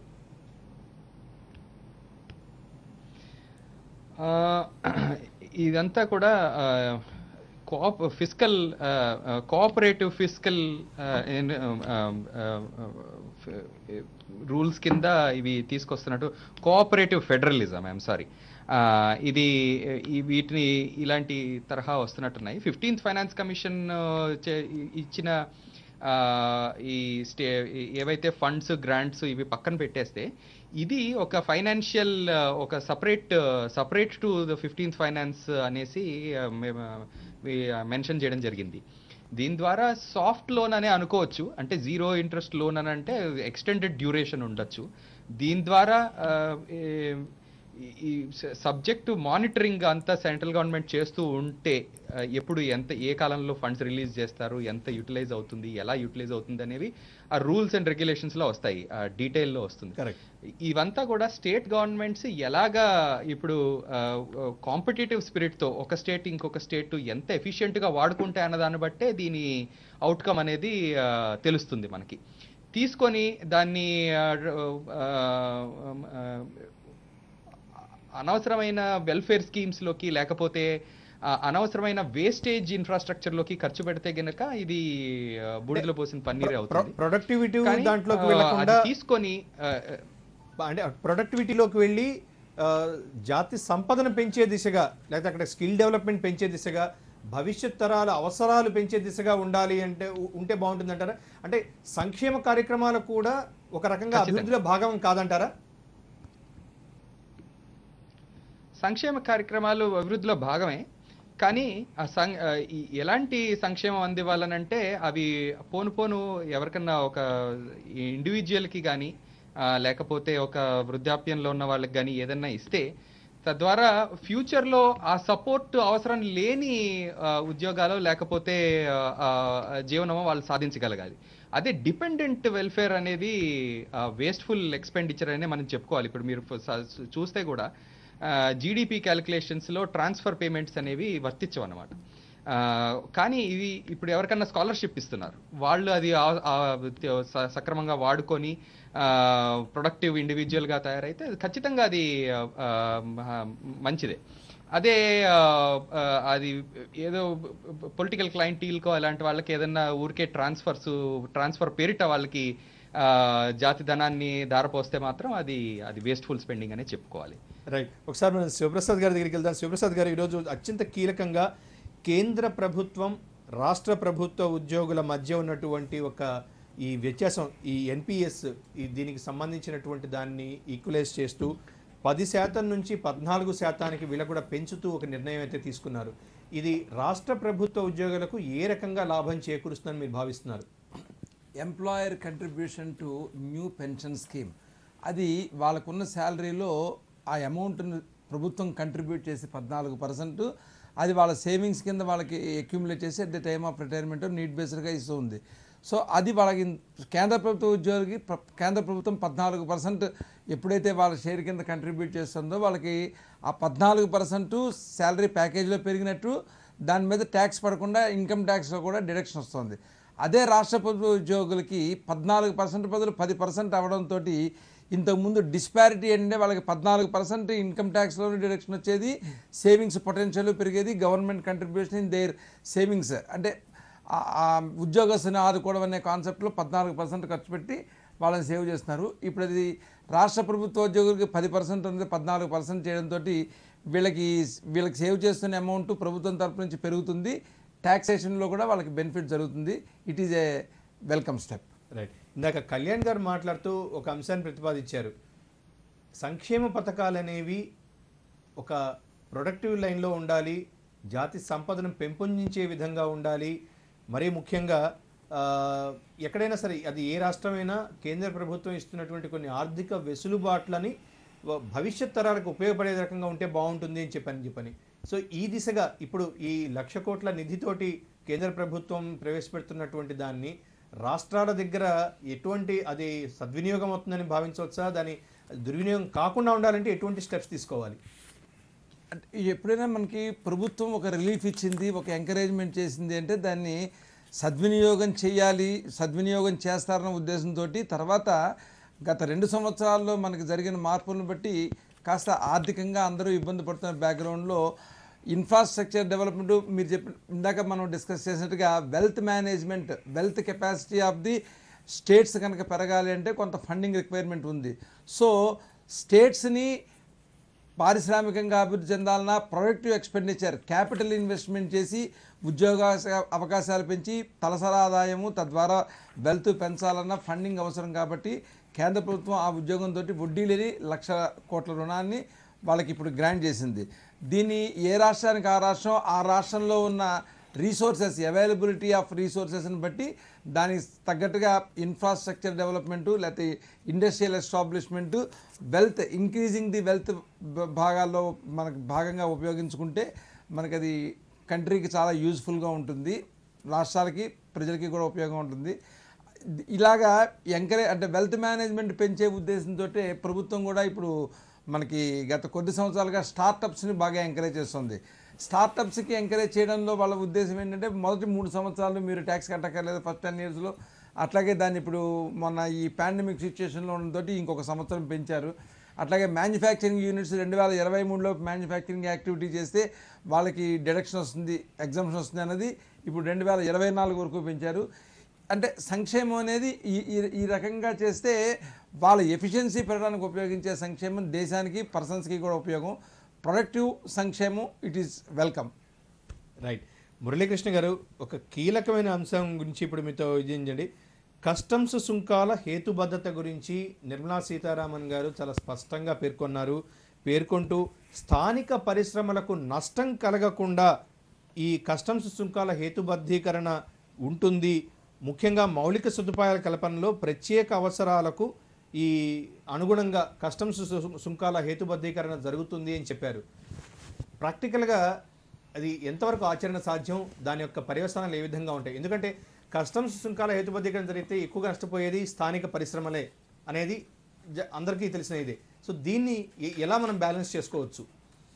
ఇప్పుడు ఈ కస్టమ్స్ సుంకాలు హేతుబద్ధీకరణలో అండి కొన్ని చెప్పుకోవాల్సినవి ఉన్నాయి. పర్టికులర్గా మెథనాలు, ఎసిటిక్ యాసిడ్, లేకపోతే సల్ఫనేటెడ్ నాఫ్తా ఫార్మాల్డిహైడ్, సోడియం లిగ్నోసల్ఫనేట్ ఇలాంటి ప్రొడక్ట్స్ మన దగ్గర ఇండియాలో తయారయ్యే అవకాశం లేదు.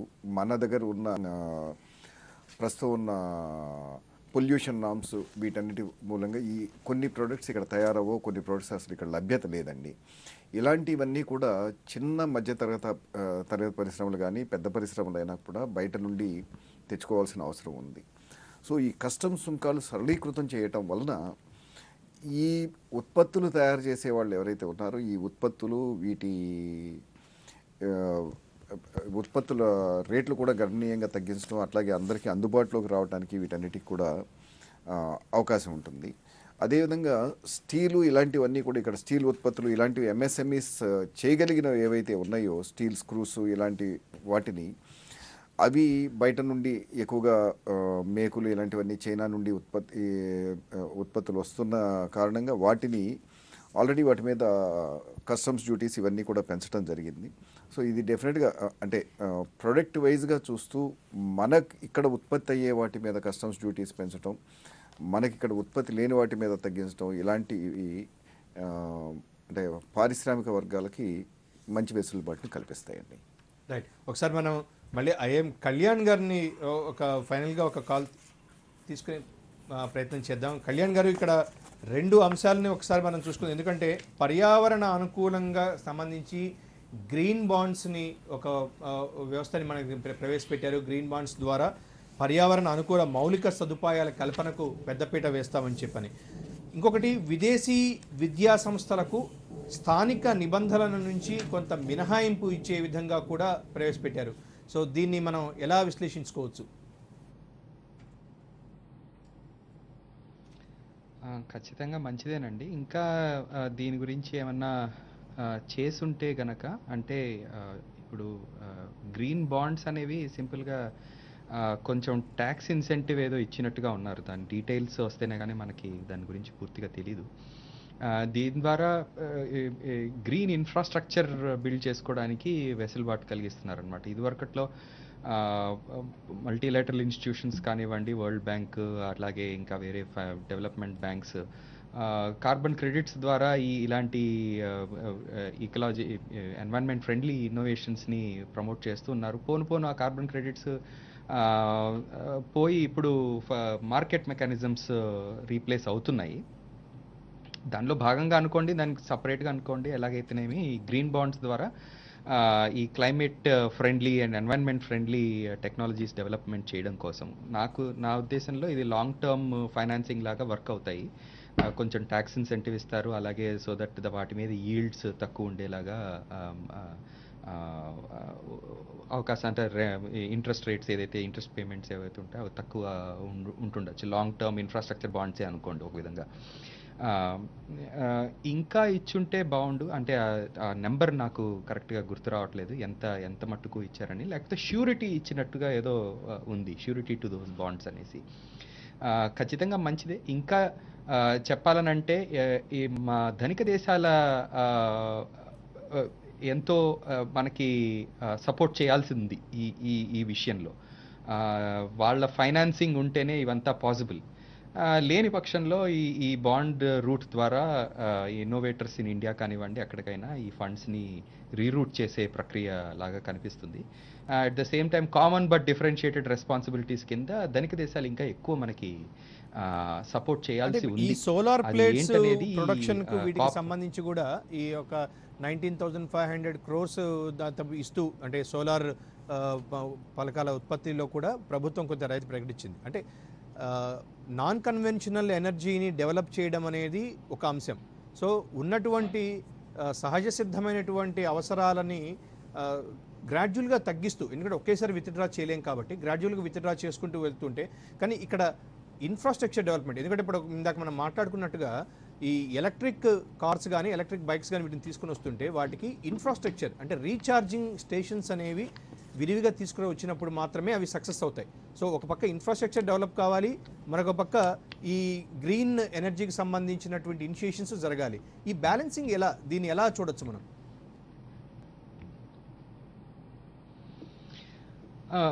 రెండు ఒక దిశలోనే ఉన్నాయండి. అంటే ఈ ఇన్ఫ్రాస్ట్రక్చర్ ఫైనాన్సింగ్ అనేది లాంగ్ టర్మ్ ఫైనాన్స్ కావాలి వీటికి. ఎందుకంటే ఇవి కమర్షియలైజ్ అయ్యి వైడ్ అడాప్షన్ వచ్చేదాకా కూడా అవి ప్రాఫిటబుల్గా ఉండవు ఈ ఇండస్ట్రీస్. సో అందుకని లాంగ్ టర్మ్ ఫైనాన్సింగ్ రీత్యా ఇలాంటి బాండ్స్ కానివ్వండి, అలాగే గవర్నమెంట్ సపోర్ట్ ఇస్తుంది. అలాగే ఛార్జింగ్ స్టేషన్స్కి బదులు బ్యాటరీ స్వాప్ అరేంజ్మెంట్ని ఏదో ఇంట్రడ్యూస్ చేశారు. ఆ డీటెయిల్ ఏంటనేది మనకి కొన్ని రోజుల్లో వస్తాయి, దానికి సంబంధిత రూల్స్ కానివ్వండి, అది కానివ్వండి. ఈ ఈ ఇన్ఫ్రాస్ట్రక్చర్ బిల్డ్ చేసుకున్నది పెద్ద పెద్ద ధనిక దేశాలే ఇప్పటిదాకా చేసుకోలేకపోయాయి. ఎలక్ట్రిసిటీ ఛార్జింగ్ స్టేషన్స్ స్వీడన్ అలాంటి స్కాండినేవియన్ కంట్రీస్ కొన్ని చేసుకున్నాయి, అలాగే అమెరికాలో కొన్ని చోట్ల ఉంది. కానీ యూరప్లో కూడా వైడ్ అడాప్షన్ లేదు ఇలాంటి ఛార్జింగ్ పాయింట్స్కిను. Long distance EV electric vehicles వెళ్తున్నట్టుగా పెద్దగా ఎగ్జాంపుల్స్ లేవు. ఇటుపక్క ఏషియన్ కంట్రీస్లో చూస్తే జపాన్ వచ్చేసి హైడ్రోజన్ ఎనర్జీ మీద చాలా కాన్సన్ట్రేట్ చేస్తుంది, హైడ్రోజన్ సెల్ టెక్నాలజీ మీద. సో ఇలాగా ఈ టెక్నాలజీయే ఇంకా ఫుల్ కమర్షియబుల్ కాదు. కాబట్టి లాంగ్ డ్యూరేషన్ది ఇలాంటి ఫైనాన్సింగ్ చేస్తూ ఉన్న షార్ట్ డ్యూరేషన్లో దీని టేకప్ కోసం అనేసి ఈ బ్యాటరీ స్వాప్ అన్నట్టుగా ఏదో చేశారు. కానీ లాంగ్ డ్యూరేషన్ ఖచ్చితంగా కావాలి. ఈ అడాప్షన్ రియలిస్టిక్గా చూస్తే కనుక ఇండియాలో టైం పట్టేటట్టుగానే ఉంది. అడాప్షన్ పబ్లిక్ ట్రాన్స్పోర్ట్కి కనుక వాడితే అది స్కేలప్ తొందరగా అవుతుంది ఇన్స్టెడ్ ఆఫ్ ప్రైవేట్ అంటే ఇండివిజువల్స్. ఈ సెగ్మెంట్లో ఎస్పెషల్లీ ఈ సెగ్మెంట్లో small and medium scale industries యొక్క ఇన్వాల్వ్మెంట్ అనేది ఎంతవరకు సాధ్యం? ఆ రకంగా రాష్ట్ర కేంద్ర ప్రభుత్వాల ప్రక్రియ అనేది ఎంతవరకు సాధ్యం? సాధ్యం అంటేనండి, ఫస్ట్ ఆఫ్ ఆల్ సైన్స్ సాధ్యమే చెప్పాలనంటే. ఇప్పుడు ఒక ఎగ్జాంపుల్కి చెప్పాలనంటే, ఇప్పుడు టాటా వాళ్ళు నెక్సాన్ అనేసి వెహికల్ వచ్చింది, చాలా మెచ్యూర్ అనే చెప్పుకోవాలి. ఇప్పటికీ ఒక 2-3 ఏళ్ల నుంచి మార్కెట్లో ఉంది, అది వైడ్లీ సోల్డ్ అనమాట. సో అట్లా టాటా లాంటి పెద్ద గ్రూప్ ఒకటి చేయగలిగింది, అలాగే అందరు ఆటో మ్యానుఫ్యాక్చరర్స్ చేస్తున్నారు. వాళ్ళ సప్లయర్స్ని కనుక మనం చూస్తే, ఎవరైతే ఈ టెక్నాలజీ సప్లై చేస్తున్నారో వాళ్ళని కనుక చూస్తే వాళ్ళంతా స్మాల్ అండ్ మీడియం ఎంటర్ప్రైజెసే ఉంటాయి. సో మెల్లమెల్లగా వస్తున్నారు. కానీ ఇప్పుడు ఈ technology up to date state of the art ఉండాలంటే మాత్రం మనం టెక్నాలజీ ఇంపోర్ట్ చేసుకోవాలి. సో దానికి సంబంధిత లైసెన్సింగ్ కానివ్వండి, లేకపోతే ఆ పేటెంట్ లైసెన్సింగ్ కానివ్వండి, ఏదైనా మ్యానుఫ్యాక్చరింగ్ లేకపోతే డిజైన్ పేటెంట్స్ కొనుక్కోవడం కానివ్వండి, ఇవంతా స్మాల్ అండ్ మీడియం కంపెనీస్ అంత విరివిగా చెయ్యలేవు అనేసి నా ఉద్దేశము. కానీ ఒక నెక్సాన్ అనేది నడుస్తుందని అంటే ఇంట్రెస్టింగ్. అది ఒకసారి ఎవరన్నా స్టడీ చేస్తే చెప్పొచ్చు నువ్వు ఎంత మటుకు స్మాల్ అండ్ మీడియం కళ్యాణ్, ఇదే అంశం మీద ఈ వాల్యూ చైన్ లోకి వస్తున్నారు. ఇదే అంశం మీద మనకి స్టూడియోలో ఫ్యాప్సియా అధ్యక్షులు మురళీకృష్ణ గారు ఉన్నారు. మురళీకృష్ణ గారు, ఇప్పుడు కళ్యాణ్ గారు చెప్తున్నట్టుగా ఈ ఎలక్ట్రిక్ వెహికల్స్కి సంబంధించినటువంటి యాక్సెసరీస్ కావచ్చు, లేకుంటే స్పేస్ కావచ్చు, లేకపోతే వాటి అసెంబ్లింగ్ యూనిట్స్ కావచ్చు, స్మాల్ అండ్ మీడియం సెక్టార్లో ఎంతవరకు సాధ్యము? దాని పరంగా ప్రభుత్వాల నుంచి ఏదైనా ప్రోత్సాహకాలు వచ్చే అవకాశం ఉందా? మీ అభిప్రాయం ఏంటి ఆ విషయంలో? ఇప్పుడు ఈ ఎలక్ట్రిక్ వెహికల్స్లో అండి, పర్టికులర్గా గూడ్స్ వెహికల్స్ వరకు చాలా వరకు ఎంఎస్ఎంఈసే తయారు చేస్తూ ఉంటారండి. ఇప్పుడు ఈ గూడ్స్ ఆటోస్ ఇలాంటివి ఏవైతే వచ్చినాయో ప్రతి ప్రాంతంలో, ఈవెన్ మన విజయవాడలో కూడా 1-2 యూనిట్లు ఉన్నాయి. అలాగే ప్రతి ప్రాంతంలో ఢిల్లీ కానీ ఎక్కడ చూసినా సరే ఈ రిక్షాస్ ఇలాంటివన్నీ చేస్తుంది ఎంఎస్ఎంఈసీ చేస్తున్నారు. ఎందుకంటే వాటికి బ్రాండ్ ఇమేజ్ అవసరం లేదు, వాటికి ప్రాసెస్ కష్టతరమైన ప్రాసెస్ లేదు, మార్కెటింగ్ ఇలాంటివన్నీ కూడా ఇబ్బందులు లేవు. కాబట్టి ఇక ఇది కాకుండా ఎలక్ట్రిక్ వెహికల్స్లో 2 వీలర్స్ కానీ 4 వీలర్స్ కానీ అంటే చాలా కాంపిటేటివ్ మార్కెట్ కాబట్టి, ప్లస్ టెక్నాలజీ డ్రివెన్ కాబట్టి, ఆ టెక్నాలజీ బయట నుంచి తెచ్చుకోవడం అది డెఫినెట్గా ఇందాక కళ్యాణ్ గారు చెప్పినట్టుగా ఎంఎస్ఎంఈస్కి కష్టసాధ్యమైన పని. అంటే ఏదైనా ఒక మిషన్ కావాలంటే మేము తెచ్చుకోగలుగుతాం, కానీ ఎవ్రీ టైం టెక్నాలజీ అక్కడ నుండి ట్రాన్స్ఫర్ చేసుకోవడం అనేది కష్టమైన పని. కాబట్టి అంటే ఈ ఎలక్ట్రిక్ వెహికల్స్లో పాసింజర్ మోడ్ వెహికల్స్ మాత్రం ఎంఎస్ఎంఈస్కి కష్టమైన పని. కానీ ఆ వెహికల్స్ తయారు చేసే ప్రతి దీనిలో కూడా మళ్ళీ ఎంఎస్ఎంఈస్ డెఫినెట్గా, అంటే సీట్స్ తయారీ కానివ్వండి, స్టీరింగ్స్ తయారీ, ఇట్లా వేరు పార్ట్స్ తయారు చేయడానికి మళ్ళీ ఎంఎస్ఎంఈస్ డెఫినెట్గా అవసరం అవుతారు. ఇవాళ గూడ్స్ తయారీలో మాత్రం ఎంఎస్ఎంఈలు చాలా విరివిగా ఉన్నారు. పెద్ద కంపెనీలు పెద్దగా వాళ్ళ ఉత్పత్తులను తీసుకురాలేదు, గూడ్స్ తయారీ మాత్రం ఎంఎస్ఎంఈలే చేస్తూ ఉన్నారండి. రైట్. కళ్యాణ్ గారు, ఒక ఫైనల్గా మీ నుంచి ఇదండి, విద్యుత్ రంగ సంస్థలకు సంబంధించి ఒక ఫైనాన్స్ మినిస్టర్ చేసినటువంటి వ్యాఖ్యలు మనం ఒకసారి చూస్తే, విద్యుత్ రంగ సంస్థల కోసం ప్రత్యేక ప్రణాళిక, ప్రత్యేక నిధులు కేటాయిస్తున్నాం, వాటిని మళ్ళీ పునరుద్ధరింపజేసేదానికి ఆర్థిక సహాయాన్ని కూడా తీసుకొస్తున్నాం అంటారు. వాస్తవంగా దేశీయంగా విద్యుత్ రంగ సంస్థలు చాలా నష్టాల్లో ఉన్నటువంటి నేపథ్యంలో ఇది ఏ రకంగా ఇప్పుడు ఫైనాన్స్ మినిస్టర్ చేసినటువంటి ప్రకటన ఏ విధంగా తోడ్పడుతుందని మీరు భావిస్తున్నారు?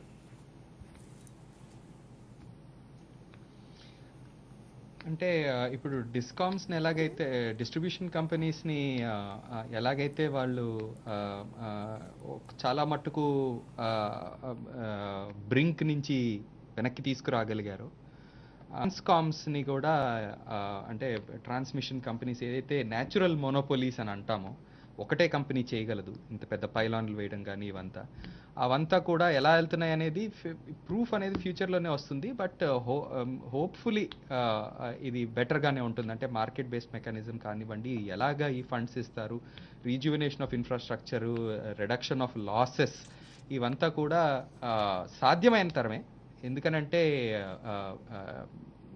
ఇదేమీ స్పేస్ ఏజ్ టెక్నాలజీ అయితే కాదు. చాలా దేశాలు ఎఫిషియన్సీ వైపు ముందడుగు వేసినాయి.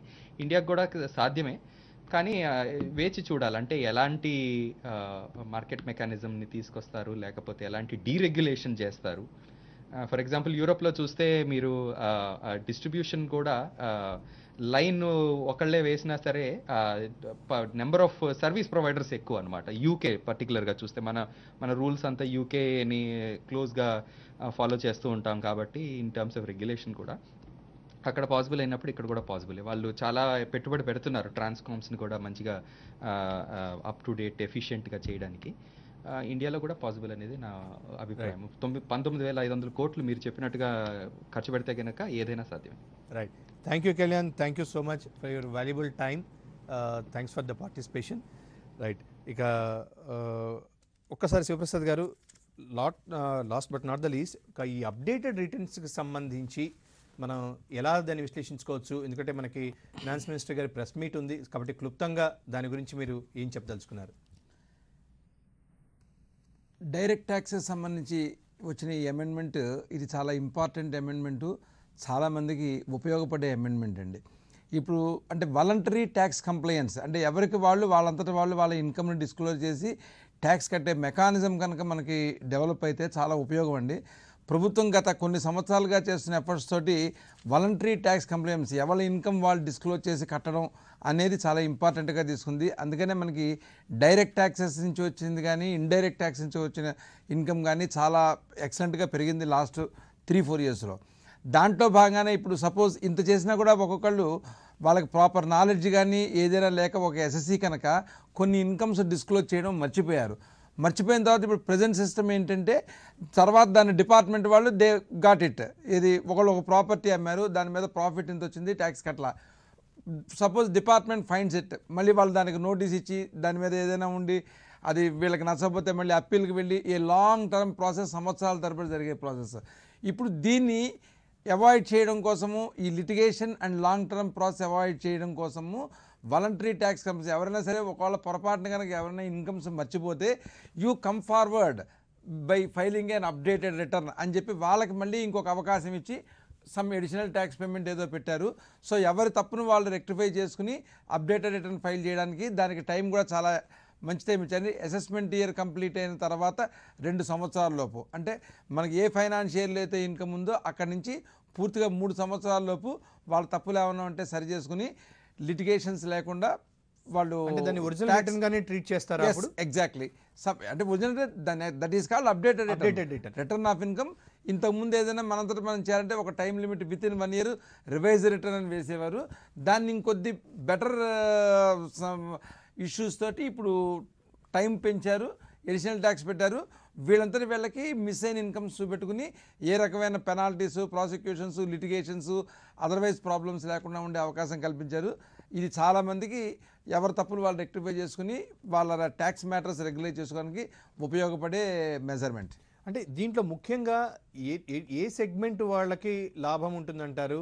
అంటే ఎటువంటి కార్యక్రమం, అంటే వాలంటరీగా మర్చిపోవడమో లేకుంటే దానికి ఇది మనకి ఈ బ్రాకెట్లో మన రాము అనుకునే వాళ్ళు ఉండుంటారు, అంటే అవగాహన లేని వాళ్ళు కూడా ఉండుంటారు. తర్వాత వాళ్ళు తెలుసుకొని ఉండొచ్చు మీరు అన్నట్టుగా, ఇది కూడా ట్యాక్స్లకు వస్తుంది, ఇప్పుడు క్యాపిటల్ గెయిన్స్ ఉన్నాయి, వాటిలాగా ఇన్వెస్ట్మెంట్ తీసుకోవాల్సి వచ్చినటువంటి పరిస్థితి ఉంటుంది. ఏ సెగ్మెంట్ వాళ్ళకి ఎక్కువ లాభం చేకూర్చే అవకాశం ఉంది? అది ఎవరికైనా జరగచ్చండి బై మిస్టేక్. సపోజ్ కొంతమంది ఉంటారండి, వాళ్ళకి రిటైర్మెంట్ బెనిఫిట్ శాలరీస్ ఉంటాయి, దే డోంట్ నో వాళ్ళకి రెంటల్ ఇన్కమ్ కానీ, యాన్సెస్ట్రల్ ప్రాపర్టీ నుంచి వచ్చిన ఇన్కమ్ కానీ, లేకపోతే ఏదైనా సమ్ ఎఫ్డిఆర్లు ఉంటే దాని మీద ఇంట్రెస్ట్ కానీ ఇట్లాంటివి చూపెట్టాలనే అవకాశం ఎంప్లాయీస్ అని కాదు ఎవరికైనా తెలవకపోవచ్చు. ఆ అవగాహన లేకపోవడం వల్ల వాళ్ళ కొన్ని ఇన్కమ్స్ అన్నీ చూపెడతారు, ఇటు 1 or 2 మిస్ అవుతారు. తర్వాత ఎప్పుడైనా వాళ్ళని డిపార్ట్మెంట్ కనుక యాన్యువల్ ఇన్ఫర్మేషన్ రిపోర్టు, బ్యాంక్స్ ఇచ్చిన ఇన్ఫర్మేషన్ కనుక ఫైండ్ అవుట్ చేస్తే ఎర్లియర్గా వాళ్ళకి కొంత హెడేక్ అండ్ ప్రాబ్లం ఉంటూ ఉండేది. ఇప్పుడు అది అవాయిడ్ అయిపోతుంది. They can rectify themselves. వాళ్ళు రిటర్న్ చేసుకుని దాని మీద ట్యాక్స్ కట్టేస్తే సరిపోతుంది, some with additional payment, that's all. అది ఒక రకంగా ఏదైనా ఒక పొరపాటు కనుక జరిగితే తెలవక జరిగిన పొరపాటుని రెక్టిఫై చేసుకుని అగైన్ ట్రాక్లోకి రావడానికి చాలా ఉపయోగపడే స్టెప్ అండి. Encouraging for voluntary complaints. అంటే ఈ ఆదాయ పన్ను రిటర్న్ దాఖల్లో ఇదొక నూతన అధ్యాయంగా చెప్పుకోవచ్చా? గతంలో కంటే గతంతో పోలిస్తే సింప్లిఫై అయ్యే విధంగా ఉంటుందని మనం భావించవచ్చా? సింప్లిఫికేషన్ అన్నం కంటే కూడానండి long term process, litigation, disputes between department and assessees తగ్గిపోతాయి. రెండోది ఏంటంటే ఇది గవర్నమెంట్ ఏంటంటే ట్యాక్స్ పేయర్స్ మీద ఒక రకంగా ట్రస్ట్, నమ్మకాన్ని, ఒకవేళ మీరు ఏదైనా పొరపాటు జడ్డా మీరేమీ కంగారు పడక్కర్లేదు, భయపడక్కర్లేదు, you come forward by updating your return అని ఒక అవకాశం ఇస్తుంది, వాళ్ళని ఎంకరేజ్ చేస్తుంది, వాళ్ళ మీద నమ్మకాన్ని ఉంచింది. దీన్ని అందరూ అర్థం చేసుకుని ఒకవేళ ఏమన్నా మిస్ అయితే పొరపాటుని రెండోసారి ఇబ్బంది లేకుండా దాన్ని డిస్క్లోజ్ చేసుకుని ఓన్లీ ఫర్ ఇండివిజువల్స్కి మాత్రమే పరిమితం అవుతున్నారా? ఎవరికైనా ఎనీ ఎస్సీ అవ్వచ్చు, కంపెనీస్కి అవ్వచ్చు, దేనికైనా అవ్వచ్చు. అది రెస్ట్రిక్షన్ ఏం లేదండి ఫర్ ఆల్ ఎనీ ఎస్సీ. అంటే కంపెనీకి సంబంధించి ఇటువంటి వ్యవహారాలు అనేవి చాలా ఎక్కువ మోతాదులో ఉంటుంటాయి. వాళ్ళకి రావాల్సినవి ఇన్ టైంలో రాకపోవడం కానీ, వాళ్ళు అప్పటికి అది చూపించకపోకుండా తర్వాత కాలంలో వాళ్ళకి లోన్స్కి అవి చూపించుకొని రావడం కానీ, వీటన్నిటి ద్వారా కొంత వాళ్ళకి లాభం జరిగే అవకాశం ఉందంటారు. అంటే ఎలా కదండి, ఇక్కడ దాని పర్పస్ ఏంటంటే మనకున్న ఇన్కమ్స్లో కొన్ని చూపెట్టడం మర్చిపోయాం, తెలుసో తెలవకో స్లిప్ అయ్యాం, అలాంటివన్నీ యాడ్ చేసుకుని రివైజ్ చేసుకోవడం అంతే. ఇంకా మనకి లోన్స్ అని ఇదని అలా కాన్సెప్ట్ కాదు. ఆ కాన్సెప్ట్ అసలు అది కాదండి. తెలిసి తెలవక ఏదైనా పొరపాటు జరిగితే డిపార్ట్మెంట్తో డిస్ప్యూటు, డిపార్ట్మెంట్ వాళ్ళు యాక్షన్ ఒకసారి మనం తెలవక చేసిన పొరపాటుకైనా కూడా డిపార్ట్మెంట్ తీసుకునే యాక్షన్ని బట్టి పెనాల్టీస్ హెవీగా పడిపోయి ట్యాక్స్కి 300% అంటే 3 times పెనాల్టీ పడ్డము, దాన్ని ప్రాసిక్యూట్ చేయడము, ఎకనామిక్ అఫెన్సెస్ కోర్టులో వీళ్ళని గిల్ట్ కింద ఫీల్ అవ్వడం, ఇలాంటివన్నీ ఉంటాయి. అవన్నీ అవాయిడ్ అయిపోతాయి కదండి. ఓన్లీ తెలవక చేసిన పొరపాటుకి సరిదిద్దుకునే ఒక అవకాశం, యూజ్ఫుల్ స్టెప్. రైట్. మురళీకృష్ణ గారు, మనం కంక్లూడ్ చేసే ముందు ఫైనల్గా మీరు ఏం చెప్పదలుచుకున్నారు ఈ ఓవరాల్ దీని మీద డిస్కషన్ మీద? క్లుప్తంగా మీ అభిప్రాయం. ప్రస్తుతం ఉన్న బడ్జెట్ డెఫినెట్గా మన దేశ అభివృద్ధికి దోహదపడుతుంది. ఏదైతే ఆత్మనిర్భర్ భారత్ లేదో ఆజాదీ కా అమృతోత్సవ్ దీనిలో భాగంగా 25 సంవత్సరాలుగా ప్లాన్ చేసి, అంటే ఇన్ఫ్రాస్ట్రక్చర్ డెవలప్మెంట్ మీద ఎక్కువగా కాన్సన్ట్రేట్ చేసి బడ్జెట్ని చేయడం జరిగింది. అదేవిధంగా లాజిస్టిక్స్ ఇవి పెరగడంతో పాటు ఈ ఎలక్ట్రిక్ వెహికల్స్ వీటన్నిటికి కూడా వేరువేరు ప్రోత్సాహకాలు ఇవ్వటం వలన నెక్స్ట్ జనరేషన్స్కి డెఫినెట్గా స్లోగా స్టార్ట్ అయ్యే ఈ మార్పు నెక్స్ట్ జనరేషన్స్కి మంచి ఇది తీసుకొస్తుందని అనిపిస్తుంది. అదేవిధంగా మా ఎంఎస్ఎంఈలకు కూడా కొత్త పరిశ్రమలు స్థాపించడానికి సిజిటిఎంఎస్సి ఉపయోగపడుతుంది అన్నది నా అభిప్రాయం అండి. అంటే ఓవరాల్గా ఈ విద్యా సంస్థలు, పారిశ్రామిక సంస్థలు, ప్రభుత్వ సంస్థల మధ్య ఒక సమన్వయం అనేది కనుక తీసుకొని వస్తే అది కొత్త కొత్త ఇన్నోవేషన్స్కి, నూతన ఆవిష్కరణలకు కూడా తోడ్పడుతుంది అని భావించవచ్చు. అదేవిధంగా ఈ చిన్న తరహా పరిశ్రమల యొక్క వృద్ధి కూడా మనం కుటీర పరిశ్రమలు ఎక్కువగా వస్తుంటే ఎంప్లాయ్మెంట్ జనరేషన్ కూడా ఎక్కువగా ఉంటుంది అని చెప్పి, ఏదేమైనా రానున్న రోజుల్లో ఒక మంచి సానుకూల పరిణామాలకి మనం ఇది ఒక బాట వేస్తుంది. సెంట్రల్ మినిస్టర్ చెప్పినట్టుగా, ఫైనాన్స్ మినిస్టర్ చెప్పినట్టుగా వచ్చే 25 సంవత్సరాలకు ఈ బడ్జెట్ ఒక పునాది రాయిగా ఉంటుందనడంలో ఇప్పుడు జరిగినటువంటి మన చర్చను చూస్తే మనం చెప్పుకోవచ్చు. ముఖ్యంగా అన్ని రంగాలకు ఒక ఇంక్లూజివ్ గ్రోత్, అంటే ఒక సమీకృత వ్యవస్థలో ఈ సమీకృత వృద్ధి అనేది ఒకే రోజు రాదు, ఒక టైం టేకెన్, కానీ దానికి ఏదో ఒక అడుగుతోనే మొదలవుతుంది. కాబట్టి ఆ ప్రక్రియలో మనం కూడా ఒక భాగస్వాములు కావడం అనేది ముఖ్యం. రకరకాల అన్ని అంశాలను పరిగణలోకి తీసుకొని ఈ బడ్జెట్ని కనుక మనం ఒకసారి తీసుకుంటే పూర్తి స్థాయి బడ్జెట్ ప్రయోజనాలని దేశ ప్రజలందరూ కూడా అందాలి అని చెప్పి మనం కూడా కోరుకుంటాం. ఇది వాటి ప్రత్యేక చర్చ. ఈ చర్చలో పాల్గొన్నటువంటి మురళీకృష్ణ గారికి, అదేవిధంగా శివప్రసాద్ గారికి, అమర్ సుధీర్ గారికి, అదే మనకి వైజాగ్ ఐఐఎం నుంచి మనకి అందుబాటులోకి వచ్చిన కళ్యాణ్ కొలుకులూరు గారికి కూడా, అదేవిధంగా వివిఆర్ కృష్ణరాజు పాత్రికేయులు వారికి కూడా ప్రత్యేకంగా ధన్యవాదాలు. ఇది వాటి ప్రత్యేక చర్చ కార్యక్రమం. మరొక కార్యక్రమంలో మళ్ళీ కలుద్దాం. నమస్తే.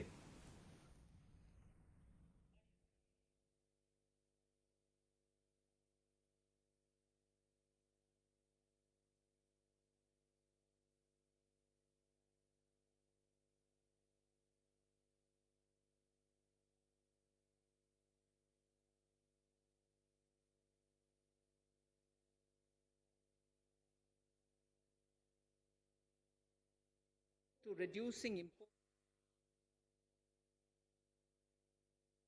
Atmanirbharta in defense. Our government is committed to reducing imports and promoting Atmanirbharta in equipment for the armed forces. 68% of the capital procurement budget will be earmarked for domestic industry in 22-23, up from 58% in 21-22. Defense R&D will be opened up for industry, startups, and academia, with 25% of defense R&D budget earmarked. Private industry will be encouraged to take up design and development of military platforms and equipment in collaboration with DRDO and other organizations through SPV model. An independent nodal umbrella body will be set up for meeting wide-ranging testing and certification requirements. Honorable Speaker, sir, in recent years... That's one. I'm not sure if your voice is coming out audibly. I'll repeat. With your mask, if you want, you speak loud a bit. Sure, ma'am. Ma'am, just to repeat, so you had indicated at some point in time that probably the contact-intensive sectors may require further support. So, one is the ECLGS, which you've announced in your budget speech, also a separate carve-out for the hospitality sector, for instance, within that. Anything else, ma'am, that you would like to elaborate on that front? And second, ma'am, aren't your tax and expenditure, both numbers, extremely conservative in the budget? Any reason for that, ma'am? First thing about hospitality and contact intensive. I've said hospitality and related sectors. This was one thing which has come out repeatedly from very many stakeholders, and we recognize that post the second wave, the hospitality is in difficulty and they needed support. The tested and sort of proven formula was the Emergency Credit Liquidity Guarantee Scheme. Since that had worked out well for the MSMEs, we thought that formulation is the best to be adopted. So to the existing 4.5 lakh crores of sovereign guarantee, we added 50,000 crore more sovereign guarantee and wanted the hospitality and contact intensive sectors to benefit out of it. So that is the scheme. As it is, many of them are still approaching their banks. Banks can, even without the ECGLS, help them out if they want, but if ECGLS has to be extended, yes, we have given provision of 50,000 crores for it. Well, I thought you commented about the 1st February 2021 budget as well, saying you were conservative. I think our assessments have proven right, and conservative is not being overtly and excessively optimistic. We are sure to achieve the numbers. If anything, we'll probably better them. Number 5. Good afternoon, Madam Finance Minister. This is Karishma here from Business Today TV, India Today Group.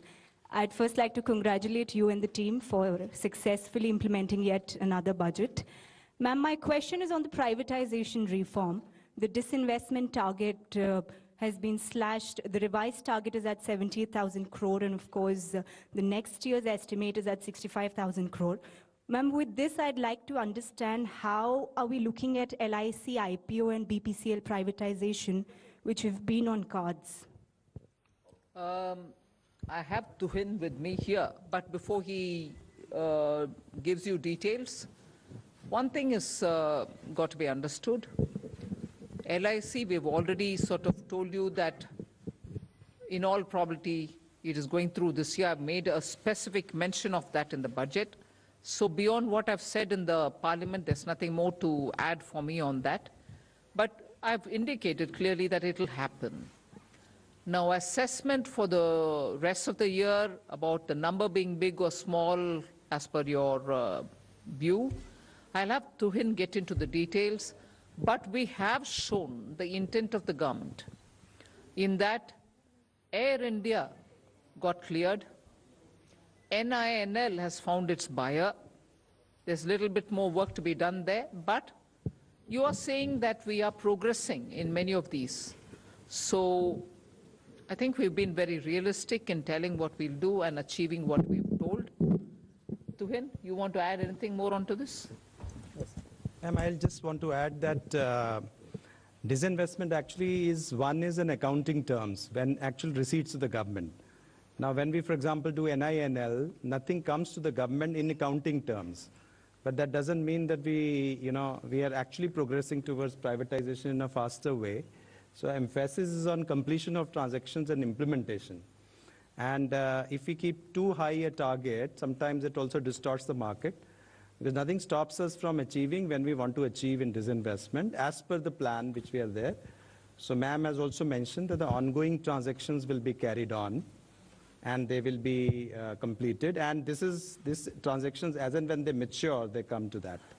And secondly, on the revised estimates being 78, we should not also conjecture what will be the size of LIC IPO based on that, because valuation is yet to reach the final conclusion based on which we will do that. And there have been instances of actual receipts being different from even the RE figures, so you should not read too much into it. Okay, 122. Hi, ma'am. Meghna Mittal from Newsrise. The budget has remained completely silent on India's listing on the foreign indices. There was an expectation that a tax amendment might happen to enable that. Has that been put on hold, or what is the plan on that?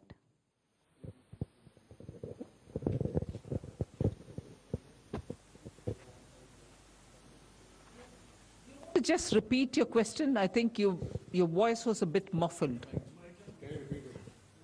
Ma'am, I'm Meghna Mittal from Newsrise. My question is that the budget has remained silent on India's listing on the foreign indices. The expectation was of a tax amendment to enable that. So has that plan been put on hold, or what is the update on that? You're referring to the bond indices, yes, right? Yes.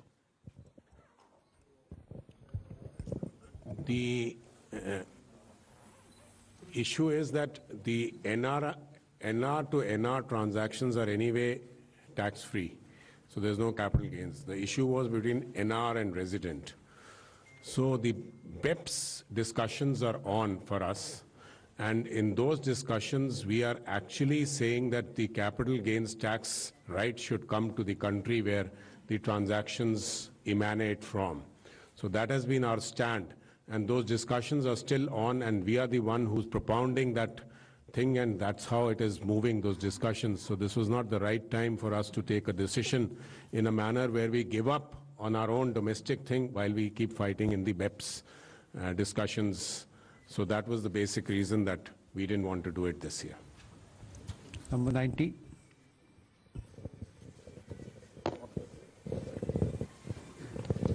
Ma'am, firstly, congratulations. Just two quick clarifications. One is on cryptocurrency, because you did touch about the RBI now giving digital rupee, and it will start from next year. And you've reflected that in the finance bill. You've also taxed cryptocurrency, but there's no regulation. So how are you going to work on that? I'm a little bit keen to understand that. And the other issue, of course, is that in your speech, which was very well put, there was one key issue which affects all of us, including you, inflation. How are you going to deal with that? First thing, Sunil, I said the Reserve Bank will be issuing a digital currency. Currency becomes a currency is a currency only when it is issued by the central bank, even if it's a crypto. By anything which is outside of that, loosely all of us refer it to be cryptocurrency. They are not currencies. So let's first understand we are not taxing currency that is yet to be issued. And that provision is now made, and the currency in the name of digital rupee will be issued. Exact name you'll get a bit later, but Reserve Bank is the one which is going to issue it. And what Reserve Bank issues is the digital currency. Everything that prevails outside of it in the name of digital whatever are assets being created by individuals. And in transacting that asset, if there are profits being made, we are taxing that profit at 30%. We are also tracking every trail of money in that by saying every transaction will be 1% TDS, if I can use that expression. There will be a transaction, TDS imposed on every transaction in the crypto world, any transaction that is happening outside. So the distinctions are very clear. Currency is only with the Reserve Bank. That'll get issued sometime this year. The transaction happening in the crypto world are of different kinds of assets, and for that, every transaction gets taxed. But we have circulated a paper. Inputs are coming in. Public stakeholders are also talking about it. So regulation goes through that process. I don't wait till regulation comes into place for taxing people who are earning profits, can I? Well, every budget doesn't speak explicitly about inflation and its impact, but of course, if you're talking of numbers, money, credit, liquidity, and also supply and demand of essential goods and others, you keep in mind inflation. Okay. 11. Ma'am, मैं आमिर हूँ news nation से। बहुत सारी चर्चा इस बात को लेकर चल रही हैं कि जिस तरह से इनकम टैक्स को लेकर के उम्मीद की जा रही थी काफी समय से, तो इस बार इनकम टैक्स को बढ़ाने का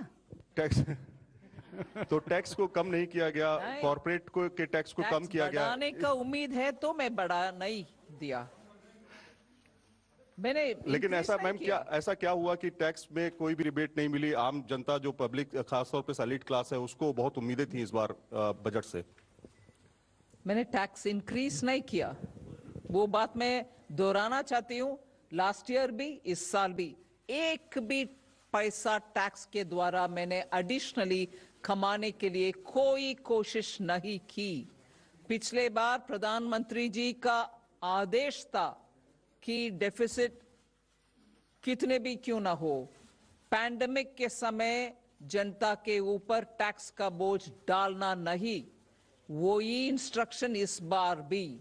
इसीलिए हमने टैक्स के द्वारा कोई पैसा कमा करके पैंडेमिक के समय जो डिमांड्स एंड चैलेंजेस है हमारे ऊपर, उसको कोई उससे राहत ढूंढने का अटेम्प्ट भी नहीं किया। टैक्स इंक्रीज नहीं हुआ। 1 to 4. Good evening, ma'am. Hello. Good evening, ma'am. Shishir. Shishir. Yes, Shishir. Ma'am, there is a one particular announcement which you made about the blended and non-blended petrol and diesel, that additional or the differential 2 rupees thing. Does this mean that all the petrol and diesel sold by petrol pump, except those who are not blended, from October 1, 2022 will be costlier? We certainly want to encourage blended fuel. That's a simple message in that. Anything else you want to add, Tarun? We have discussed with the Ministry of Petroleum. We have also collected data on what is not being blended, and this is something to push the petroleum companies to ensure that they do the blending. So our desire is not to collect this tax because it will be very minimal, but the desire is that the blending happens, and to that extent it benefits the country. 106.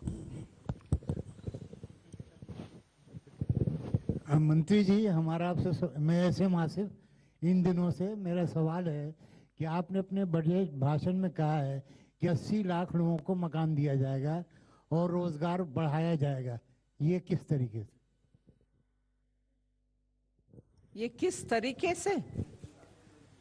आप infrastructure में जब इस साल 5.5 लाख करोड़ का खर्च हम उठा रहे हैं, वो 34% या उससे थोड़ा कम पिछले साल से कंपेयर करते हुए, और इस साल आने वाले साल के लिए जो बजट आज पेश किए उसमें 5.5 लाख करोड़ 7.5 लाख करोड़ तक पब्लिक इन्वेस्टमेंट मतलब कैपिटल एक्सपेंडिचर हम बढ़ावा दे रहे हैं उतना अमाउंट तक।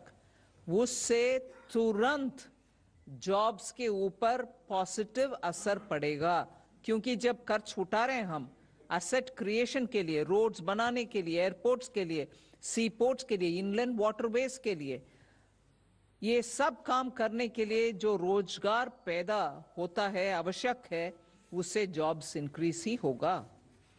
उसके अलावा हमने प्रोडक्शन लिंक्ड इंसेंटिव्स 14 सेक्टर्स में दे रहे हैं। मतलब मैन्युफैक्चर करने के लिए हर एक नया यूनिट जो वो उत्पादन करेंगे उसके लिए इंसेंटिव देने के कारण और उसके पीछे एक बहुत बड़ा इंटरेस्ट है कि ये मैन्युफैक्चर बढ़ाने के समय जॉब्स भी बढ़ाते हैं। सो पीएलआई के पीछे ये भी हमारा मकसद है कि जॉब्स इंक्रीज होगा, इसीलिए पीएलआई देना है। वो सेकेंड बात है। तीसरी, अभी 60,000 crores have been added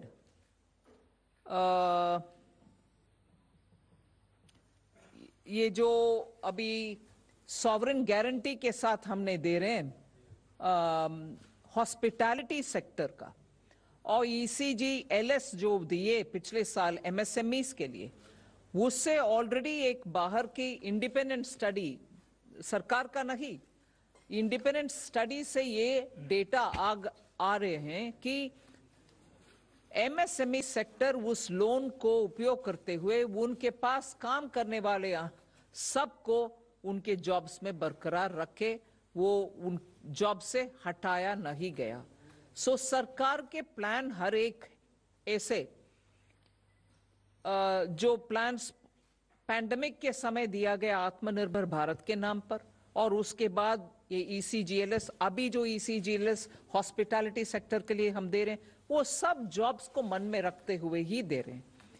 ये तरीका। Okay, 175. Ma'am, Tarun Sharma from Zee business. Ma'am, आपने बजट में 2 अनाउंसमेंट्स करी हैं, एक IBC अमेंडमेंट्स को लेकर।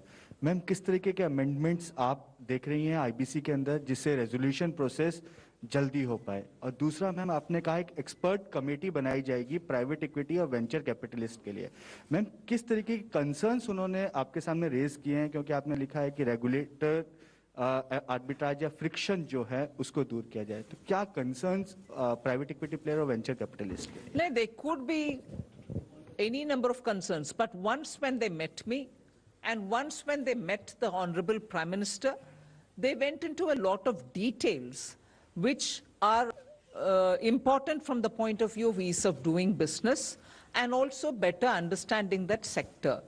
If all of us can see the point that private equity in India venture capital funds have been one of the prime reasons why many of the startups could rise to become unicorns within first 6 months of this year itself. Last year, 21 itself, you saw how many of them benefited by funds being made available in India through private equity. Now, if that sector needs further facilitation, obviously the sector will have to sit and talk with a group of people who can understand their needs and then suggest solution for policy making. That is why I have referred to the consultation which we've had with them and then said that we will appoint a committee which will go through it and come back to the government with suggestions. 255. Ma'am, Gyaneshwar Dayal from Jan Express. I have a question, actually 2 questions. When can we expect the farmers' income to double? Number 1. And When can we expect the pharmaceutical? Farmers' income to double. It was supposed to double in 2022. And how far is the goal of 5 trillion economy? And in what way your budget would take us there? Thank you. Who wants to? I mean, will Ananta Nageshwaran want to answer it?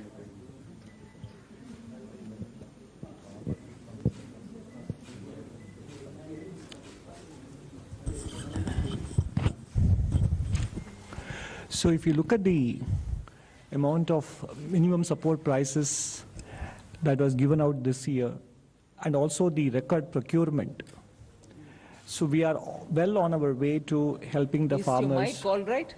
Or do you want to, the voice is not coming out. So if you look at the amount of minimum support prices that have been handed out to farmers in terms of the food grains procured from them, as well as the quantity of food grains procured from farmers, it does suggest very strongly that we are well on the way to helping farmers substantially improve their income. Those statistics are given in Madam's speech document as well. As far as the $5 trillion economy size is concerned, if you look at the fact that in the year ending 2022, as well as in the next financial year, we are the fastest growing economy among large economies, and our GDP in dollar terms has already crossed $3 trillion. So depending on how the exchange rate moves, and there is enough hope to believe that the Indian rupee will in fact remain stable to strong, given what is going on in the developed world. And if we continue to retain the path of 8% real GDP growth, it will translate into even 8% dollar GDP growth. So therefore, if you extrapolate it, in the financial year 25-26 or by 26-27, with some luck even by 25-26 itself, we should be at the $5 trillion size in terms of nominal GDP. Thank you. मैं उसमें जोड़ना चाहती हूँ. Sorry, I didn't get your name. Dnyaneshwar जी, एक आध विषय मैं जोड़ना चाहती हूँ उसमें. I'll just list out the things, you'll understand where I'm coming from. MSP, urea, micronutrients, मैं एक सिर्फ यूरिया सब्सिडी का नंबर बोलती हूँ. बजट 21-22, मतलब 1 फरवरी 21 में जो बजट दिया गया, उसमें 58,768 was the allocation for urea subsidy. This time it is 63,222 आने वाले साल के लिए. ठीक है? और एक्चुअली 58,768 जो बीई में बोला गया यूरिया सब्सिडी, वो आरई में 75,930. इसका मतलब है कि इंटरनेशनल यूरिया प्राइसेस जितने भी इंक्रीज नहीं हुए, it's all right, it got increased, मगर वो बोझ किसान के ऊपर पड़ने नहीं दिया. प्रधानमंत्री जी ने उसको तुरंत इंटरवीन करके that burden we took, we didn't put it on the farmer. So MSP, urea, nutrient in terms of micronutrients which we are giving for farmers, 6,000 rupees Pradhan Mantri Kisan Samman Nidhi, additional income कमाने के लिए किसान के लिए शहद का cultivation, Honey, B keeping का प्रावधान, उसको समर्थन और उसका एक्सपोर्ट बढ़ाने के लिए all kinds of market linkages through e commerce. फिर सोलार पंप्स, उनके वाटर पंपिंग के लिए किसान के लिए सोलार पैनल वगैरह दिया गया है, जिससे उनका ऊर्जा का एक्सपेंस कम होगा. फिर मैंने शायद जुलाई 19 के बजट में या 20 के बजट में ये बात बोली, अन्नदाता क्यों ऊर्जा दाता नहीं बन पाएंगे? जरूर बन पाएंगे. We made sure that every kisan will produce bijli using solar panels in his field, and he can also uplink that and earn money from the government for supplying urja. Finally, in this budget, I've also made an announcement for food processing, which is at the farm gate, so that investments can happen there. Post-harvest grains को तुरंत processing में वो किसान देने के कारण उनका income better rates मिलता है उनको.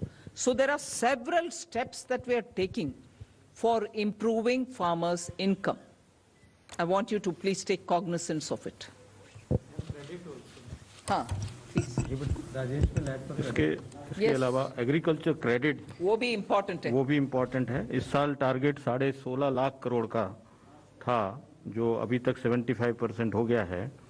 अगर आप देखेंगे आज से 16-17 में वो 10,65,000 करोड़ था, तो ये बढ़कर अब 16,50,000 करोड़ इस साल होगा। अगले साल हमारा लक्ष्य है इसको 18 लाख करोड़ तक पहुंचाने के लिए। तो एग्रीकल्चर क्रेडिट में भी काफ़ी बढ़ोतरी हुई। Okay, 125.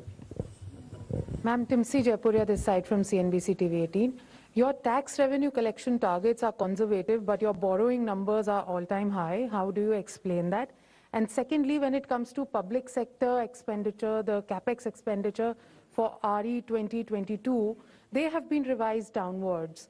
How do you explain growth along with these downward revisions? First, on the, you're saying that the capital expenditure targets for the RE have been moved downwards. From how much to how much, according to you? There's a correction there that you've made in the public sector expenditure, but No, not in the capital expenditure budget estimate was 5,54,000 crores. The revised estimate, after removing the actual revised estimate is 6,03,000 crores. But even if you exclude 52,000 crores, which is an Air India sundry dues repayment, it is 551. So the RE is 551 against a budget estimate of 554. That is statistically insignificant. So basically the capital expenditure targets are expected to be achieved.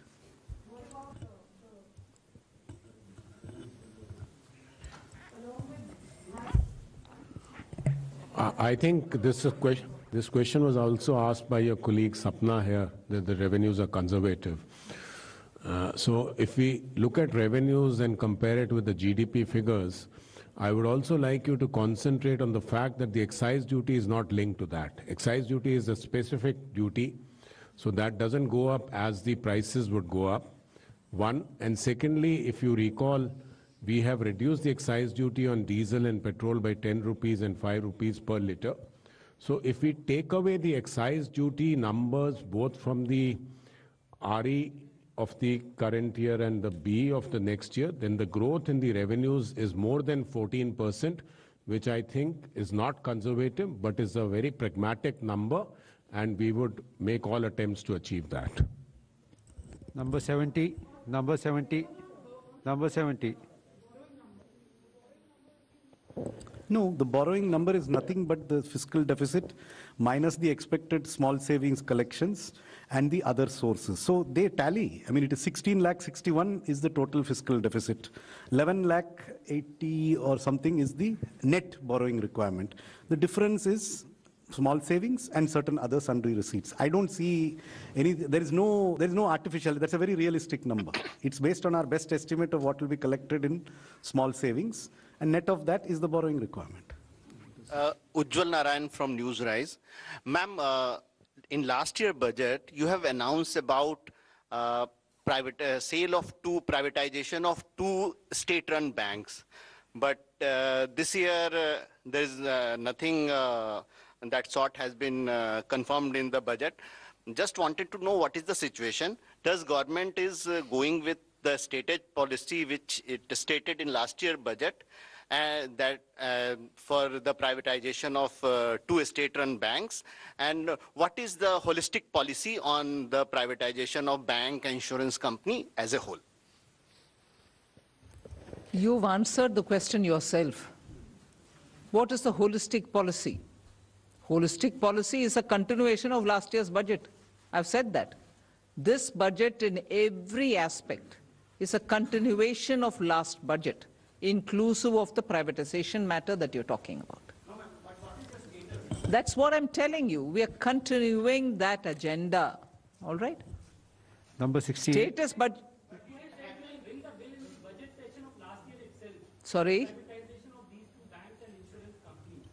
Yeah, I said Air India also, and I've done the Air India, haven't I? Huh? That's right. When we have something, you'll get to know, no? I'm not doubting it. Huh?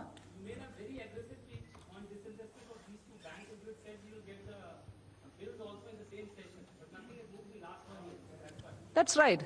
Thanks for reminding me. Number 68. Can I just supplement on the borrowing? I think I am. Hold on. Hold on. मेरा सवाल ये है कि digital asset क्या इसमें crypto शामिल है?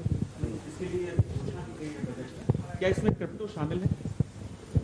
क्या चीज? डिजिटल एसेट क्या है? क्या इसमें क्रिप्टो, जिसको करेंसी भी कहा जाता है, क्रिप्टो करेंसी, तो जिसके लिए घोषणा की गई है आज बजट में? घोषणा की गई है कि सेंट्रल बैंक एक डिजिटल करेंसी इश्यू करेगी, बस। उसके अलावा हम चर्चा में क्रिप्टो क्या है, क्रिप्टो एसेट क्या है, अभी नहीं होगा। वो जीरो ड्राफ्ट जो है, जिसके ऊपर स्टेक होल्डर्स कंसल्टेशन चल रही है, आप भी उसमें शामिल हो जाइए। नहीं मैम, मैं ये जानना चाहता हूं कि डिजिटल एसेट क्या है बेसिकली। ठीक है, वही है वो प्रश्न, और डिजिटल एसेट्स का डिस्क्रिप्शन, ये सब उस स्टेक होल्डर कंसल्टेशन के बाद है, उस समय बात करेंगे उसके ऊपर। ठीक है, 1 to 1.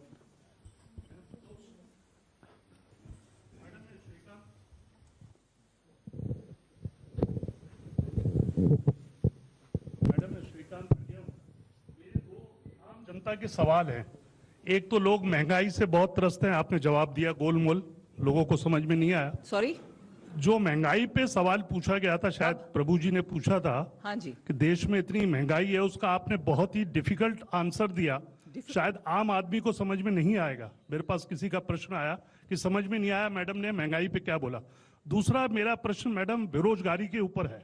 आपने कहा लाखों रोजगार सृजित होंगे। सरकार का वादा था 2 करोड़ रोजगार देंगे, 2 करोड़ और घट गए बजाय रोजगार देने के, और बेरोजगारी ज्यादा हो गई। और जो एक छोटा सा मैडम आपका एक इशू था, शुरू से चला आ रहा है पार्टी का, कि ब्लैक मनी वापस लाएंगे। कोई ऐसा डेटा है कितना ब्लैक मनी वापस आया आज तक? इन्फ्लेशन के बारे में जो मैंने जवाब दिया, वो जवाब मैं दोहराऊंगी, मगर वो अगर आपको गोलमोल लग रही है, मैं किसी और से जवाब दूंगी, क्योंकि मेरा बोलने का तरीका शायद आपको हिंदी में और इंग्लिश में दिक्कत है। I'll ask somebody else to answer it. There is no गोलमोल सर। बजट जब प्लान करते हैं और एसेंशियल सर्विसेज का एक कमिटी जो है मंत्रीगण का, ये बार बार हम बैठते हैं, बात करते हैं। हाँ, जब इंक्रीज होता है प्राइस एसेंशियल कमोडिटीज का, मैं मानती हूं आम आदमी के ऊपर उसका दिक्कत जरूर पड़ेगा, उसको मैं नकार नहीं रही हूं। मगर oil seeds, oil, edible oil का प्रॉब्लम जब हुआ, तुरंत हमने ड्यूटी कम करते हुए पाम ऑयल का इंपोर्ट बढ़ाने के लिए एक बार नहीं 2 बार कोशिश की, और पाम ऑयल का इंपोर्ट, क्रूड पाम ऑयल का इंपोर्ट और रिफाइंड भी ज्यादा आ रही है, जिसका असर आजकल एडिबल ऑयल में जरूर पड़ रही है और मार्केट में कबर भी है।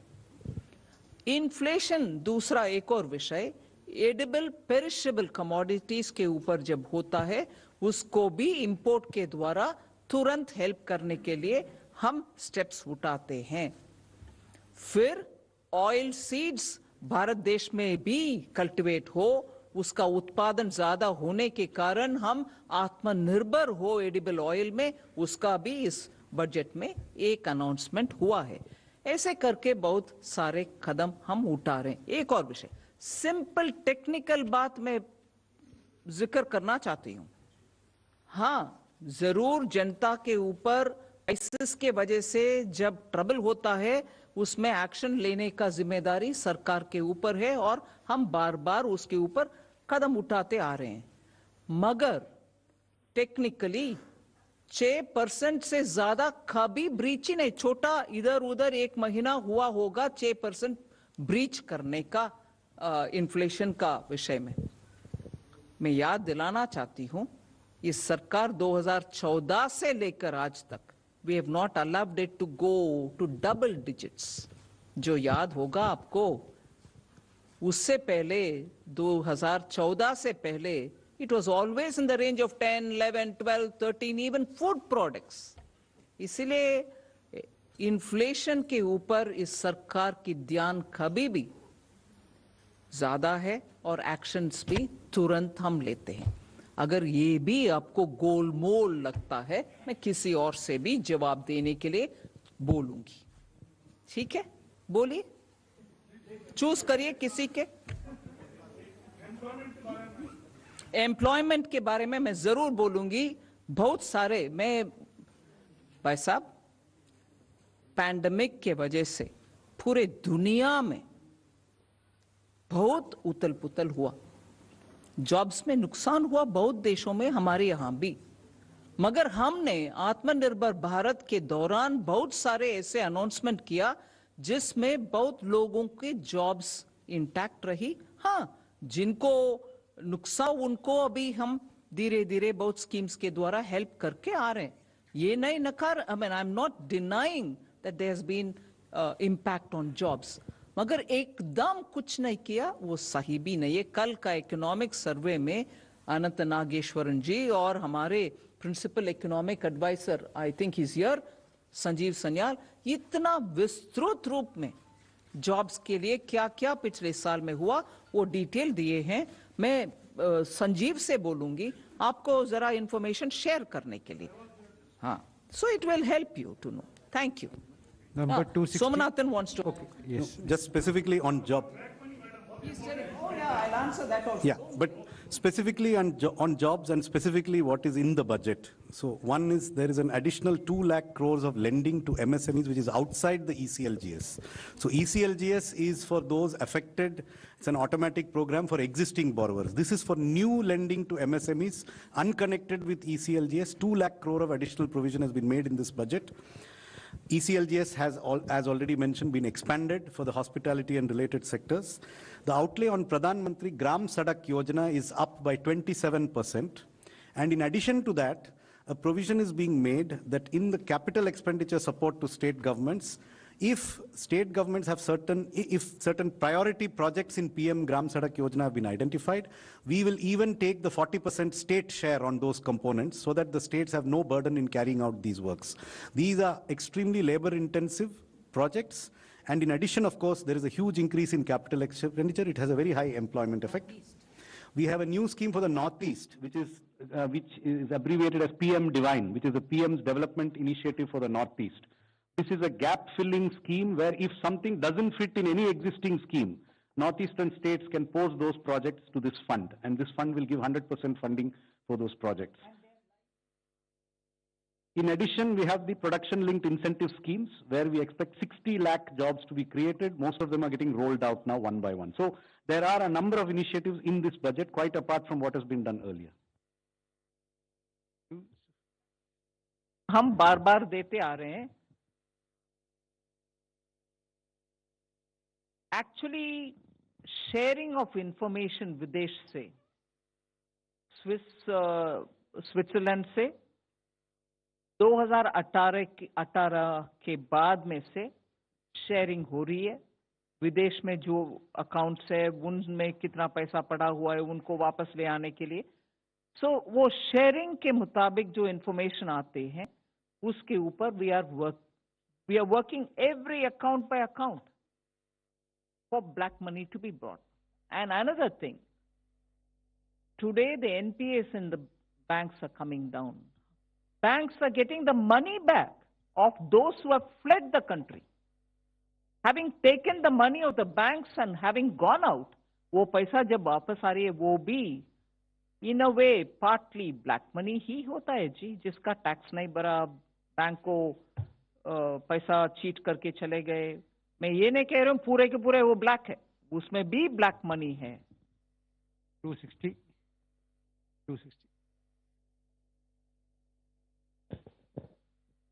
मैम आनंद हूँ इंडिया टीवी से। हाँ मैम, आपके लिए भी उधर से बहुत वैसे सवाल आ रहे थे। अपोजिशन ने ये कहा है कि जो आपका जो आज बजट है वो डायरेक्शनलेस है और इसमें सिर्फ भविष्य की बात की गई है, तात्कालिक राहत के लिए कुछ नहीं है। और राहुल गांधी ने तो इसे कह दिया जीरो सम बजट कहा है। उन्होंने कहा है कि इसमें सैलरीड क्लास के लिए, मिडिल क्लास, गरीब, युवा, किसान, एमएसएमई के लिए कुछ भी नहीं है। सवाल ये है कि क्या विपक्ष को और खासतौर राहुल गांधी को आपका ये बजट समझ में नहीं आया या फिर उन्होंने राजनीति के चलते ऐसा कह रहे हैं वो?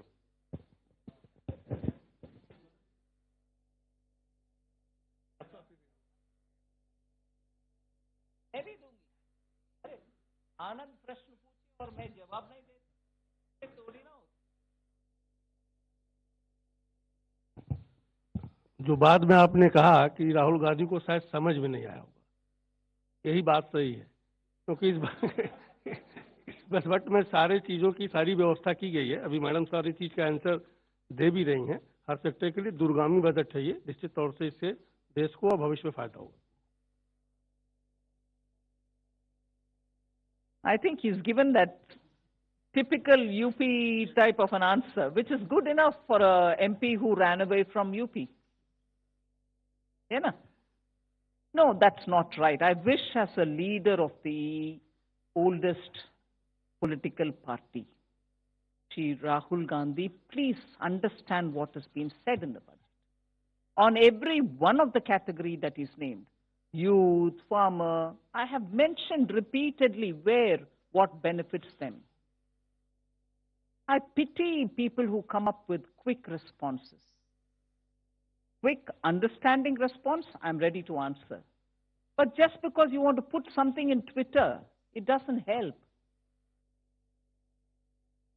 जो फ्रजाइल इकोनॉमी वो छोड़ कर गए, उसको पिछले 5 साल में और अभी 2-3 साल में इतना इकोनॉमी पैंडेमिक के वजह भी आज उबर कर ऊपर आ रहे स्टिमुलस देने के बाद, हर वर्ग का कुछ ना कुछ देने के बाद बिना सोचे समझे ऐसे कमेंट्स करना, I only pity a party which has a leader who just comments without thinking. जितने भी कमेंट्स हमारे ऊपर वो डाल रहे हैं, कम से कम जिन राज्यों में शायद 2 बचा है जहां उनके सरकार है, जाके वो करके दिखाने के लिए उनसे बोलिए। क्या पंजाब में एम्प्लॉयमेंट ठीक है? क्या महाराष्ट्र में किसान ठीक है? आज भी महाराष्ट्र में कॉटन फार्मर्स के बीच में आत्महत्या हो रही है, उसको रोक रहे हैं राहुल गांधी। इसीलिए हर विषय बोलने से पहले वो महाराष्ट्र और पंजाब में कर दिखाएं, फिर बात करें, छत्तीसगढ़ फिर बात करें। Almost irresponsible comments are coming as criticism. I'll take criticism, but not from somebody who has not done his homework. Thank you. 266. Ma'am Akhilesh Sharma NDTV से। इनकम टैक्स रेजिम को लेकर के सवाल था। आपने बजट में घोषणा की थी न्यू टैक्स रेजिम की, और जो आंकड़े अभी तक आए हैं, कोई बहुत ज्यादा लोगों ने उत्साह उस नए रेजिम के लिए नहीं दिखाया।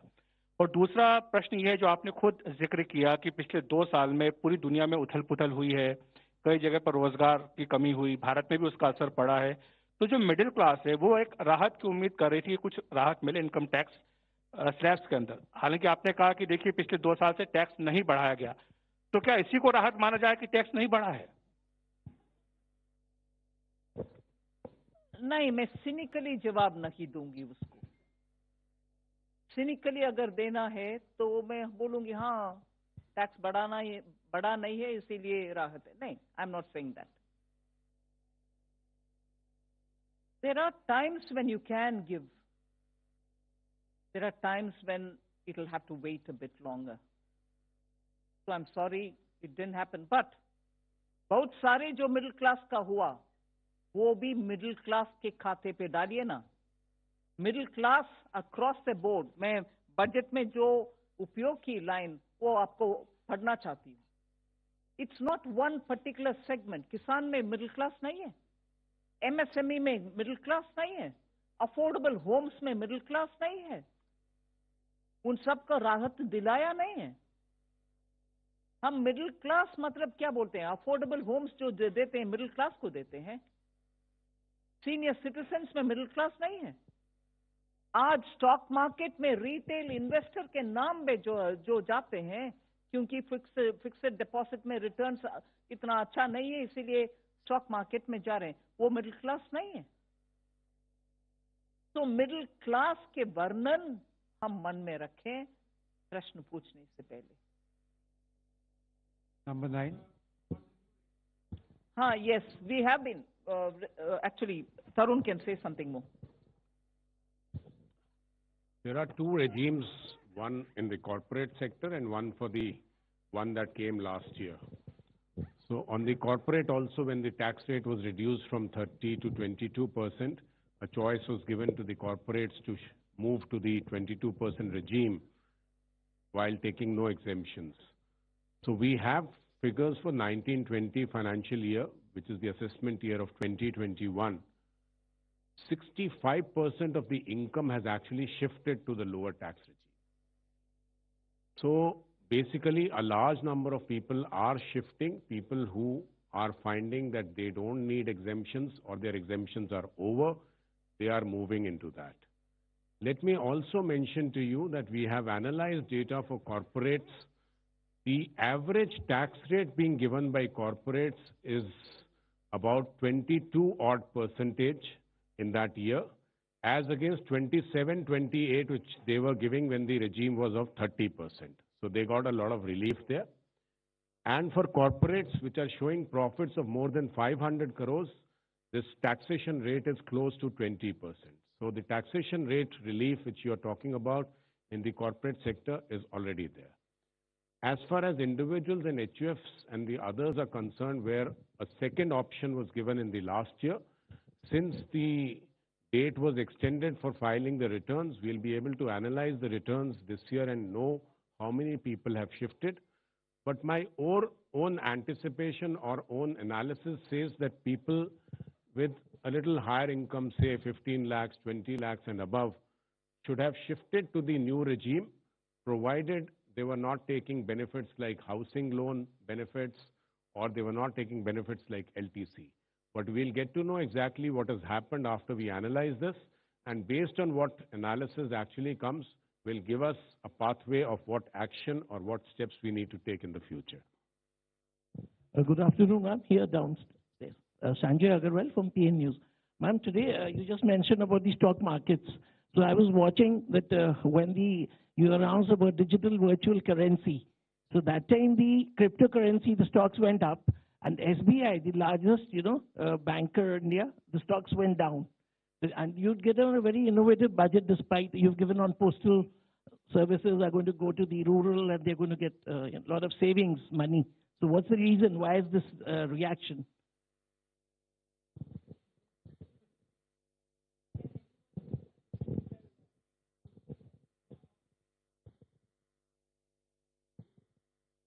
Fell down, or it went up at the end of the day?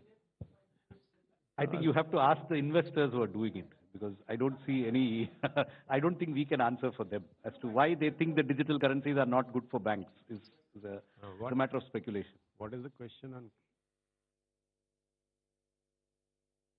It went up. Okay.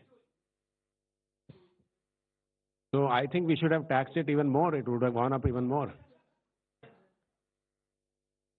Number 5. Good evening, ma'am. This is Chetan from Business Today TV, India Today Group. Ma'am, fiscal deficit is pegged at 6.40%. Ma'am, what are the calculations and assumptions based for that number, considering the fact that the geopolitical tensions are rapidly changing and the global macros are also changing rapidly, especially for the crude and other related commodities. So, what is the bet on that number, ma'am?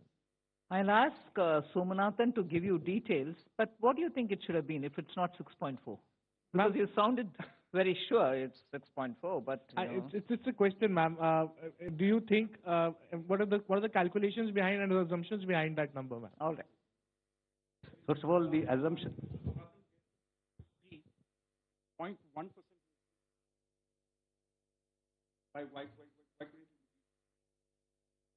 No, see, first let me answer him first. The calculations which underlie it are given in the budget at a glance document. So it is 6.4 based on our prediction of what the GDP will be and our estimates of revenue and expenditure. Now, somebody said your estimates of revenue are conservative. I think the Revenue Secretary has clarified that they're actually quite realistic.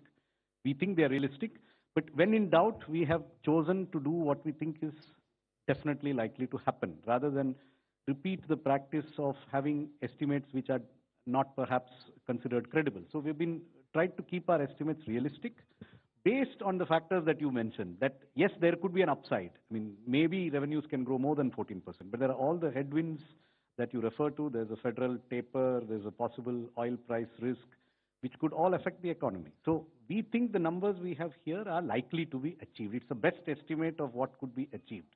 So I would say there's a very realistic projection of 6.4 as the percentage, given what is likely to happen to GDP, what is likely to happen on the revenue side, and what we have provided on the expenditure side.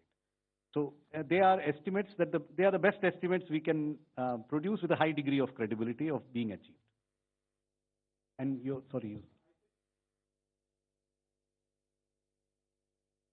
yeah, we are being transparent. It is likely to be 6.9. So we have not massaged it to 6.8. 107. Ma'am मैं नितिन हूँ लोकमत से। हाँ, आपने अभी बोला कि महाराष्ट्र में किसान अभी भी आत्महत्या कर रहे हैं, तो क्या केंद्र सरकार ऐसा क्या काम कर रही है जिससे वो आत्महत्या रुक सके? दूसरा, आपने 80 लाख गरीबों के लिए मकान इस बजट में प्रावधान किया है, जबकि प्रधानमंत्री ने 2022 तक हर घर के हर सर पे पक्की छत का वादा किया था, तो ये कब तक पूरा होने वाला है?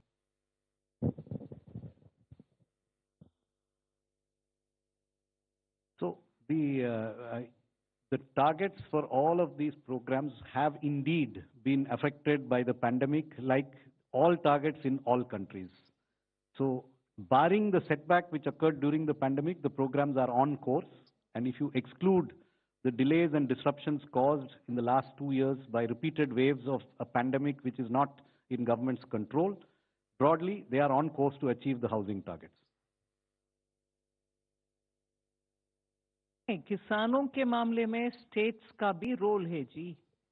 जब मैं महाराष्ट्र की बात करती हूँ, महाराष्ट्र में सरकार जो कांग्रेस के विषय में बात हुआ, उस संदर्भ में मैं कही, agriculture is state also does its business. So वो मालूम है जी, वो मालूम है, मगर जब हमारे ऊपर ही निशाना साधा करते हैं, जब हम लिस्ट करती हूँ कि किसान के लिए हमने क्या क्या क्या कदम उठाए, राज्य का रिस्पॉन्सिबिलिटी उस विषय में, उस संदर्भ में मैं पूछना चाहती थी।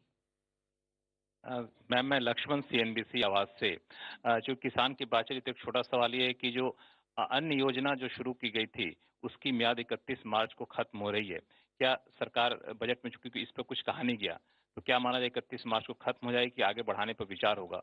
और प्रोडक्शन लिंक्ड इंसेंटिव स्कीम सिर्फ सोलर पावर के लिए, सोलर पैनल के लिए हम लोगों ने इंक्रीज किया उसका आवंटन, जो कि काफी एम्प्लॉयमेंट देता, आपने कहा भी, तो क्या आने वाले दिनों में और किसी सेक्टर पर विचार होने की संभावना माने?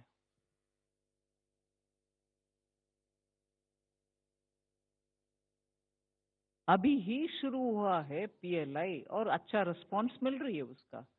14 सेक्टर्स का PLI है। अभी बढ़ाने के विषय में कुछ सोच नहीं है, मगर जो अनाउंस हुआ है वो तो फुली इम्प्लीमेंट हो, उसके ऊपर ध्यान हम देंगे।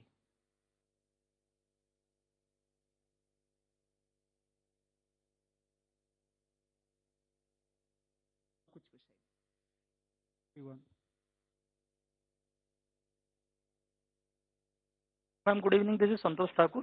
Ma'am, how much you expect from 5G spectrum auctioning?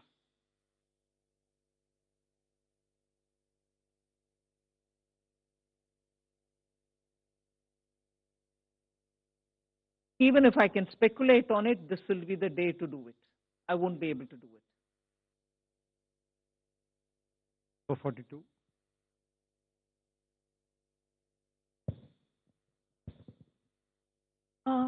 Madam FM, this is Shimi Chaudhary from Economic Times. I needed two clarity. One, on the virtual currency tax provision, whether it is prospective or going to be applicable from the next financial year. And second clarity I needed on the part of, the capping of the surcharge on the long-term capital gains payable on the capital asset at 15%. If you could elaborate a bit on that.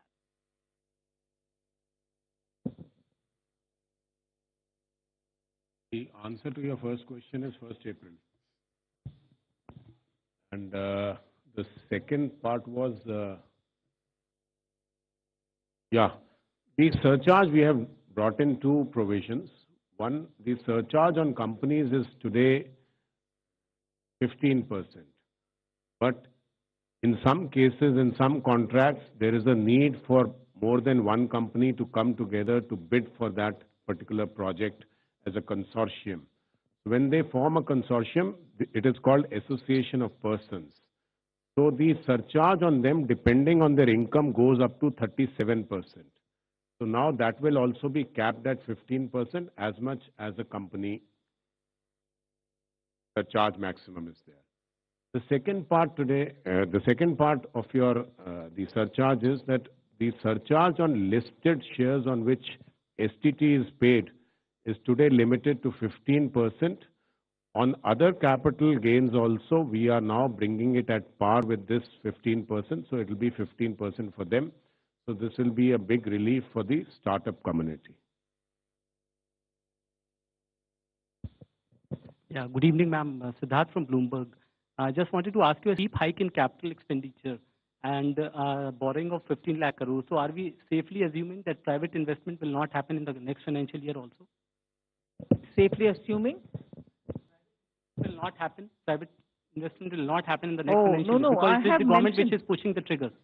No, I've actually mentioned it in my speech that private investment will have to pick up and it will come. I used some words, I didn't use exactly what I'm saying now, but I did recognize that private investment, for them to come forward, it is very clear that the public investment will have to be increased, and we've increased with an expectation that they will also come forward.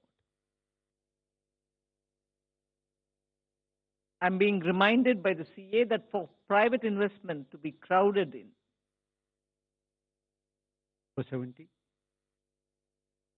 Ma'am, I'm Mukesh. I work for Newsrise. Just wanted to know about the size of the green bond, the currency it will be issued in, and who will be the users and how they'll use it.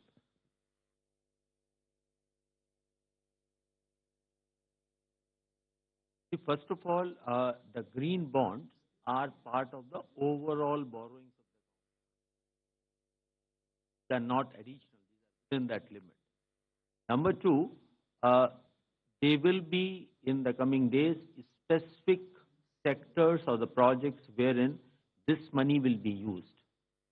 Third, the expectation is that there are a set of investors who would like to put in money for projects which are green, which leads to less carbon consumption. So for that class of investor, this is the future. So we have to build that market. In that attempt, the first step will be taken in the year 22-23.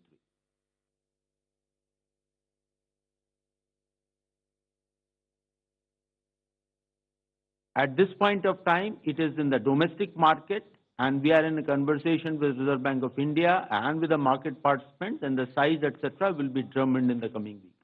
I just wanted to add, because I was watching some commentary, I just wanted to make it very clear. There is no connection between the size of our capital expenditure and the issuance or non-issuance of any green bond. So whatever the size of the green bond issue may be, this is the budget, and this is the total amount of borrowing. It is part of this borrowing that may come as a green bond. It is not that the green bond is a requirement or a conditionality for this budget to be executed and for the capital expenditure to happen. I just wanted to clarify that. Yes, but it will be part of the total market borrowings which have been projected in this budget of 11,58,700. So it is not over and above that.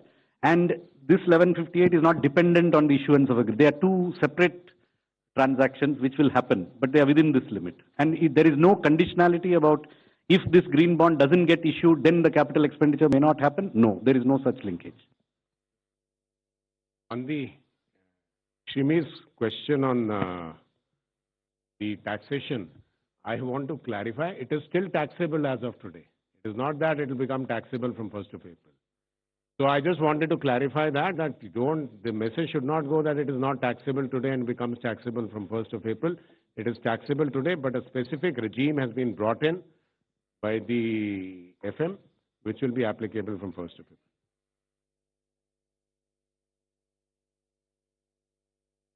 So that is another question, so that we can answer when you come to my office. I'll explain to you in detail. Number 26.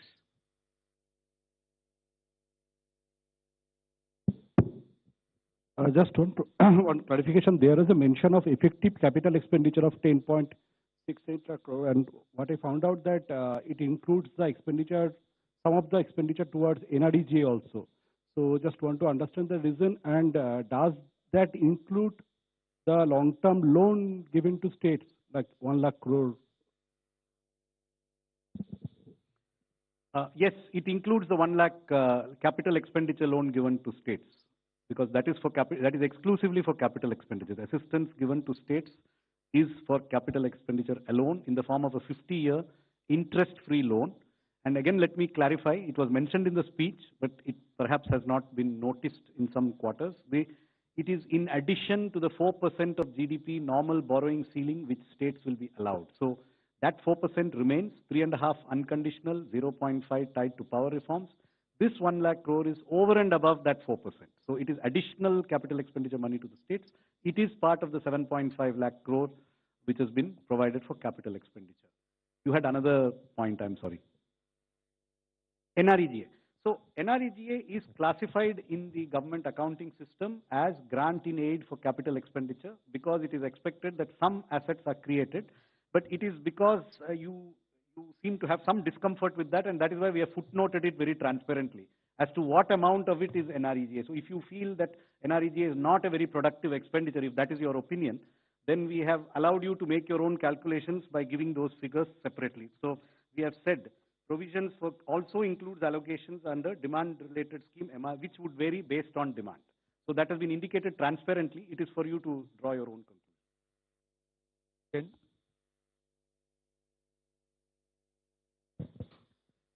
मैं आलोक प्रियदर्शी हूँ CNBC आवाज से। जो देश में manufacturing sector है सबसे ज़्यादा जॉब देता है, उम्मीद की जा रही थी कि मैन्युफैक्चरिंग सेक्टर की तरफ से कि बहुत सारे रॉ मटेरियल जो खासतौर से इंपोर्ट होते हैं उनकी इंपोर्ट ड्यूटी में कट होगी।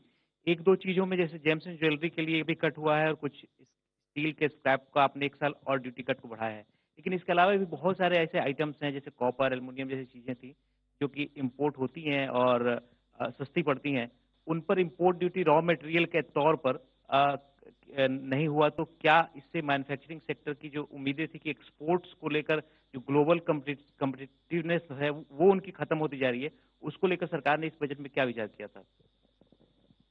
मैं आइटम वाइज आपको जवाब नहीं दे रही हूँ, मगर broadly manufacturing has to be supported, and for that पिछले बजट से लेकर इस बजट तक जो आइटम हमारी इंटरमीडियरी प्रोडक्ट्स और रॉ मटेरियल्स है हमारे देश में उसका जरूरत है, उसके ऊपर हमने कुछ भी टैक्स बढ़ाया नहीं, इंपोर्ट को अलग करते हुए।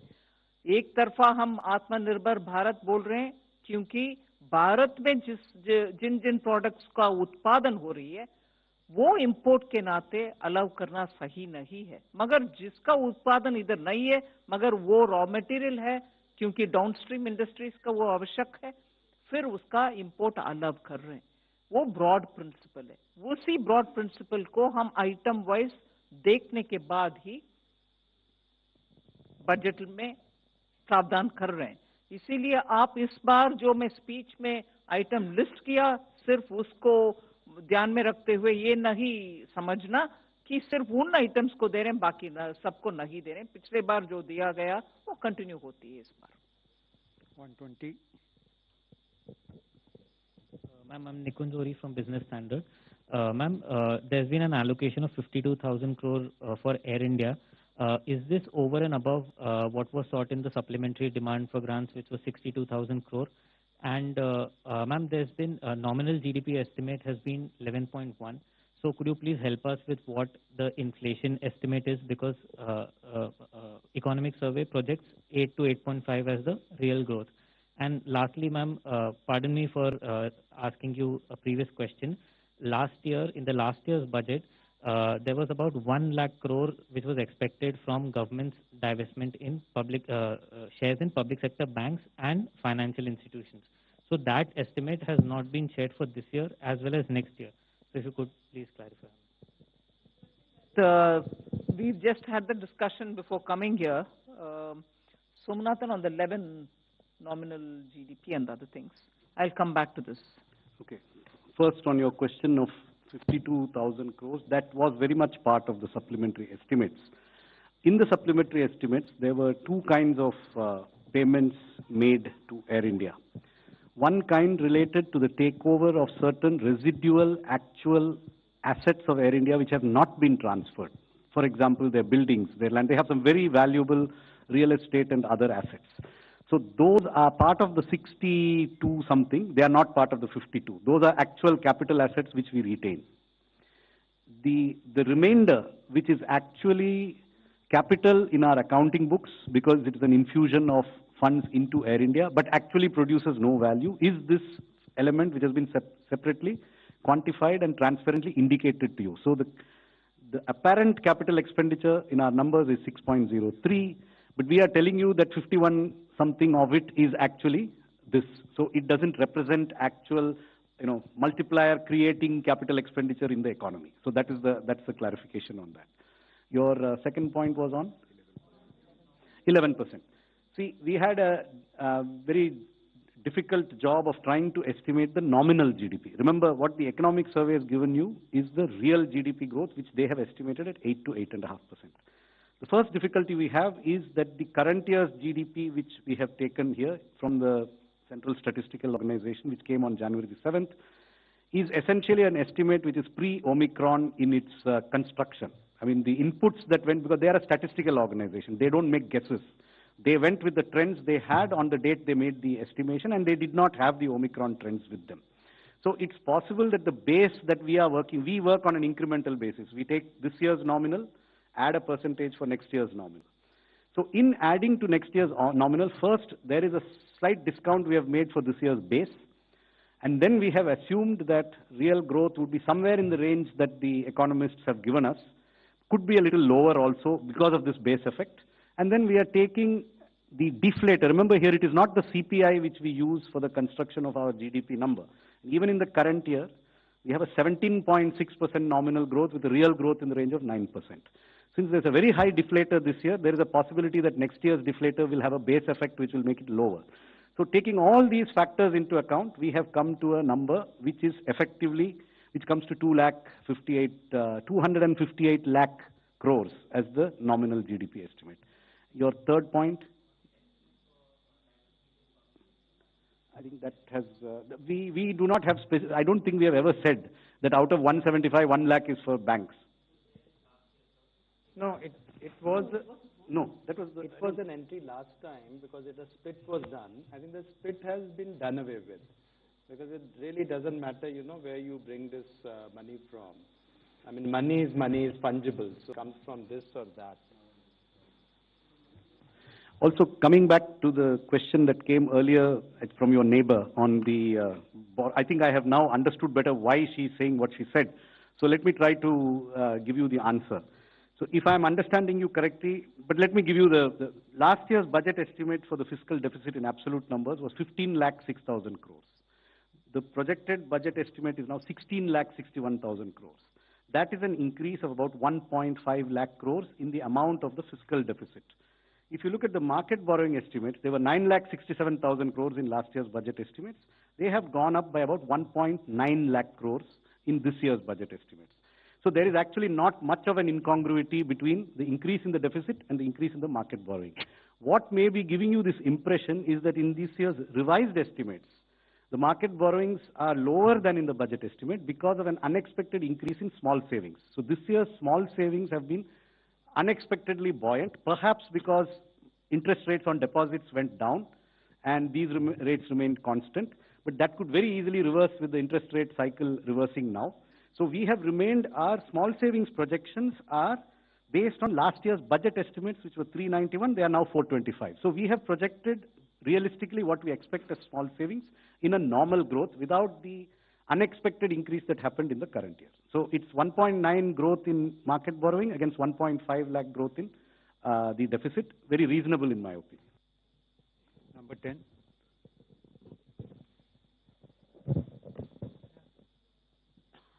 Good evening, ma'am. Ma'am, Janani from Bloomberg Quint here. Ma'am, you had mentioned in the budget speech that the Special Economic Zone Act would be replaced by a new legislation. If I could ask, what would be the difference from the current SEZ Act, and what is the intention behind the same, ma'am? What is the? The replacement for the SEZ Act, the legislation that will replace the SEZ Act, was mentioned in the budget speech today. That's right. If I could ask, ma'am, what would be different from the SEZ Act, that is, and what is the intention behind the same? Well, you will have to wait for the department to work out on the SEZ acts, and I've already mentioned broadly that it will help also for the states to be able to participate better in the SEZs.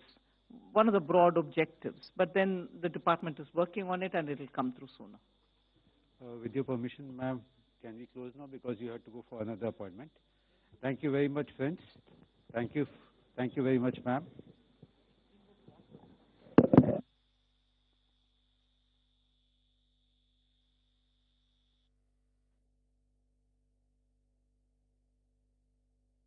Well, there you have Union Finance Minister with officials of Finance Ministry addressing the press and, of course, running out the fine prints of the budget that was presented in the earlier half of the day. Among the key takeaways,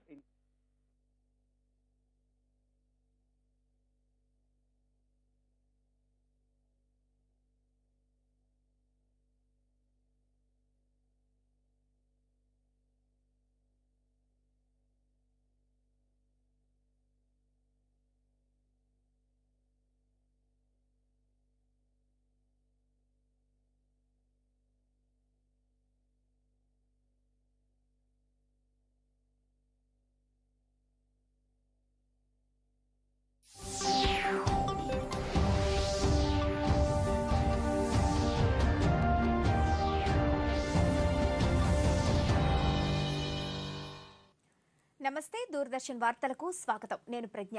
కరోనాను నియంత్రించేందుకు ప్రతి ఒక్కరూ మాస్కును తప్పనిసరిగా ధరించాలి. ముక్కు నోరు కప్పి ఉంచేలాగా సరైన పద్ధతిలో మాస్కును ధరించాలి. తరచూ చేతులను శుభ్రం చేసుకోవాలి. వ్యక్తిగత పరిశుభ్రతను పాటిస్తూ భౌతిక దూరాన్ని తప్పకుండా పాటించాలి. అర్హులందరూ వ్యాక్సినేషన్ వేయించుకోవాలి. నిబంధనలు పాటిద్దాం, కరోనాను జయిద్దాం. వార్తల ముందుగా అప్డేట్ చూద్దాం.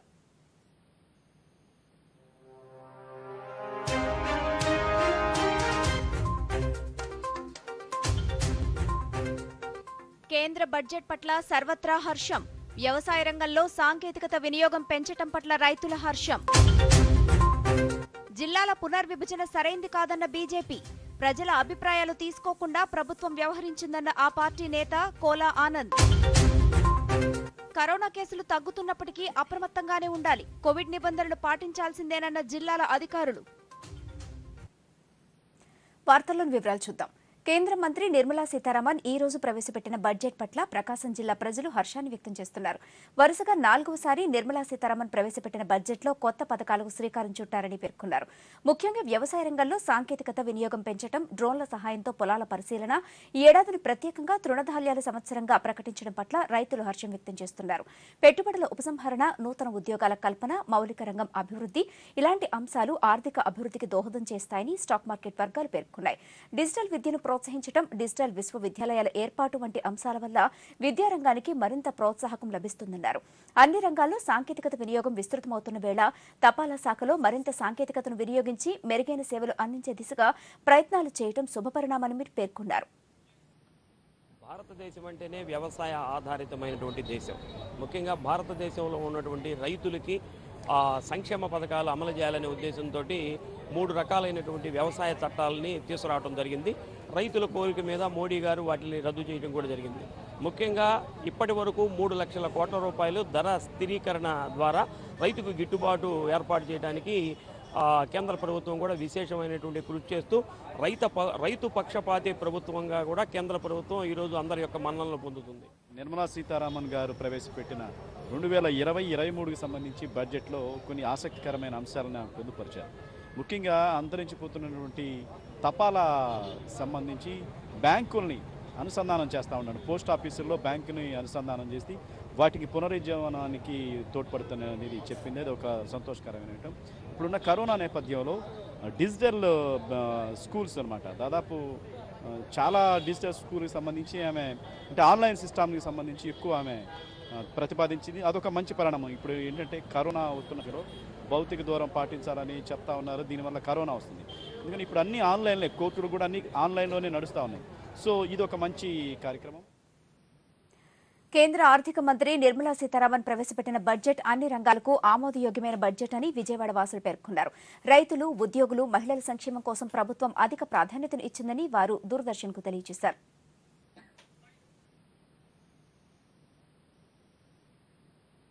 కేంద్ర ప్రభుత్వం మనకి కొత్తగా ఈ రోజుల్లో బడ్జెట్ అనేది ప్రవేశపెట్టింది. ఈ బడ్జెట్ మనకి అన్ని వర్గాల వారికి చాలా ఉపయోగకరంగా ఉంటుంది. ముఖ్యంగా రైతులకు, పారిశ్రామికవేత్తలకు, వ్యాపారవేత్తలకు, అన్ని వర్గాల వారికి ఈ బడ్జెట్ అనేది చాలా ఉపయోగపడుతుంది. కరోనా నేపథ్యంలో ఆర్థిక వ్యవస్థ దెబ్బతిన్నప్పటికీ ఈ బడ్జెట్ ప్రవేశపెట్టడం వలన అన్ని ఇబ్బందుల్ని ఈ బడ్జెట్ కాపాడింది.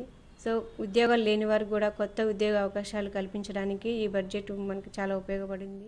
ఆర్థిక మంత్రి గారు ఈరోజు మన దేశానికి బడ్జెట్ ప్రవేశపెడుతున్నారు. ఈ బడ్జెట్ వల్ల ప్రైవేటు రంగాలకి, అలాగే ఇటు ప్రభుత్వ ఉద్యోగులకి, అలాగే ఇటు వ్యవసాయం చేసుకునే వాళ్ళకి అందరికీ ఉపయోగకరమైనది.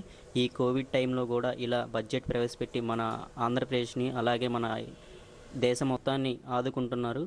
ఈ బడ్జెట్ వల్ల ప్రైవేటు రంగాలకే కాక అలాగే ఇటు వ్యవసాయం చేసుకునే వాళ్ళకి కూడా చాలా ఉపయోగపడుతుంది. ఈ బడ్జెట్ వల్ల మన రాష్ట్ర డెవలప్మెంట్కి మరియు అలాగే ఎంతోమంది ప్రభుత్వ సెక్టార్లకు లేదా ప్రైవేట్ సెక్టార్లకు కూడా ఉపయోగపడుతుంది.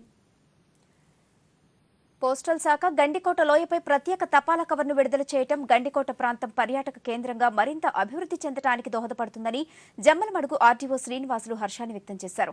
The great grand canyon of the ఇండియాగా పిలువబడే గండికోట పోస్టల్ కవర్ను జమ్మలమడుగు సబ్ పోస్ట్ ఆఫీసులో ఆర్డీఓ విడుదల చేశారు. ఈ సందర్భంగా ఆయన మాట్లాడుతూ ఈ తపాలా కవర్ ద్వారా కేవలం పర్యాటక రంగాన్ని ప్రోత్సహించడమే కాకుండా వారసత్వ సంపదైన మన సంస్కృతి, సాంప్రదాయాలకు ప్రచారం కల్పించినట్లయిందన్నారు.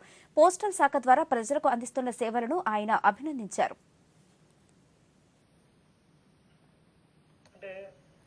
As the days going on, it is becoming prominent. ఏంటంటే గండికోట మనకు తెలిసి పూర్వం నుంచి ఉంది. అయితే క్రమంగా ఈ యొక్క టూరిజం ప్రాధాన్యత పెంచుకుంటూ వస్తున్నాం. ఒక శని ఆదివారం మనం వెళ్ళామంటే నిజంగా ఇంతమంది జనాలు వస్తారని ఆశ్చర్యపోతాం మనం. మరి అది ఎంత దూరం వెళ్ళిందో కానీ మరి అందరినీ ఆకర్షిస్తుంది. ఇటువంటి దాన్ని ఇంకా తెలియని మూలలకు కూడా ప్రమోట్ చేయడం అనేది ఒక భాగం. మన సంస్కృతి వారసత్వం, అది సంపద. దాన్ని పరిరక్షించుకోవడమే కాదు, దాన్ని మనం 10 మందికి తెలియజేయాల్సిన బాధ్యత మనందరికీ ఉంది. కానీ సెంట్రల్ గవర్నమెంట్ ఆధ్వర్యంలో నడపడే వీళ్ళు లోకలైజ్డ్ ఒక చిన్న విలేజ్ ఆ యొక్క దాన్ని స్టాంపు అంటే కవర్ మీద తీసుకొని రావడం అనేది ఇట్స్ వెరీ గ్రేట్ థింగ్ అనేది. కేంద్ర వార్షిక బడ్జెట్ను భారత పారిశ్రామిక సమాఖ్య సిఐఏ స్వాగతిస్తున్నట్లు CII Andhra Pradesh managing director Dasari Ramakrishna తెలిపారు.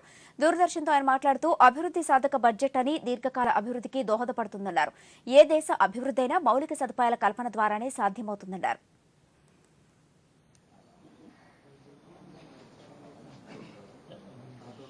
యూనియన్ బడ్జెట్ గురించి మాట్లాడినప్పుడు CII will welcome this because growth oriented budget long term గ్రోత్కి ఇది ఉపయోగపడుతుందని భావిస్తున్నాం. మెయిన్గా ఏంటంటే first important thing any country డెవలప్మెంట్లో ఇన్ఫ్రాస్ట్రక్చర్ మీద ఎక్కువ ఇన్వెస్ట్మెంట్ చేయాలి.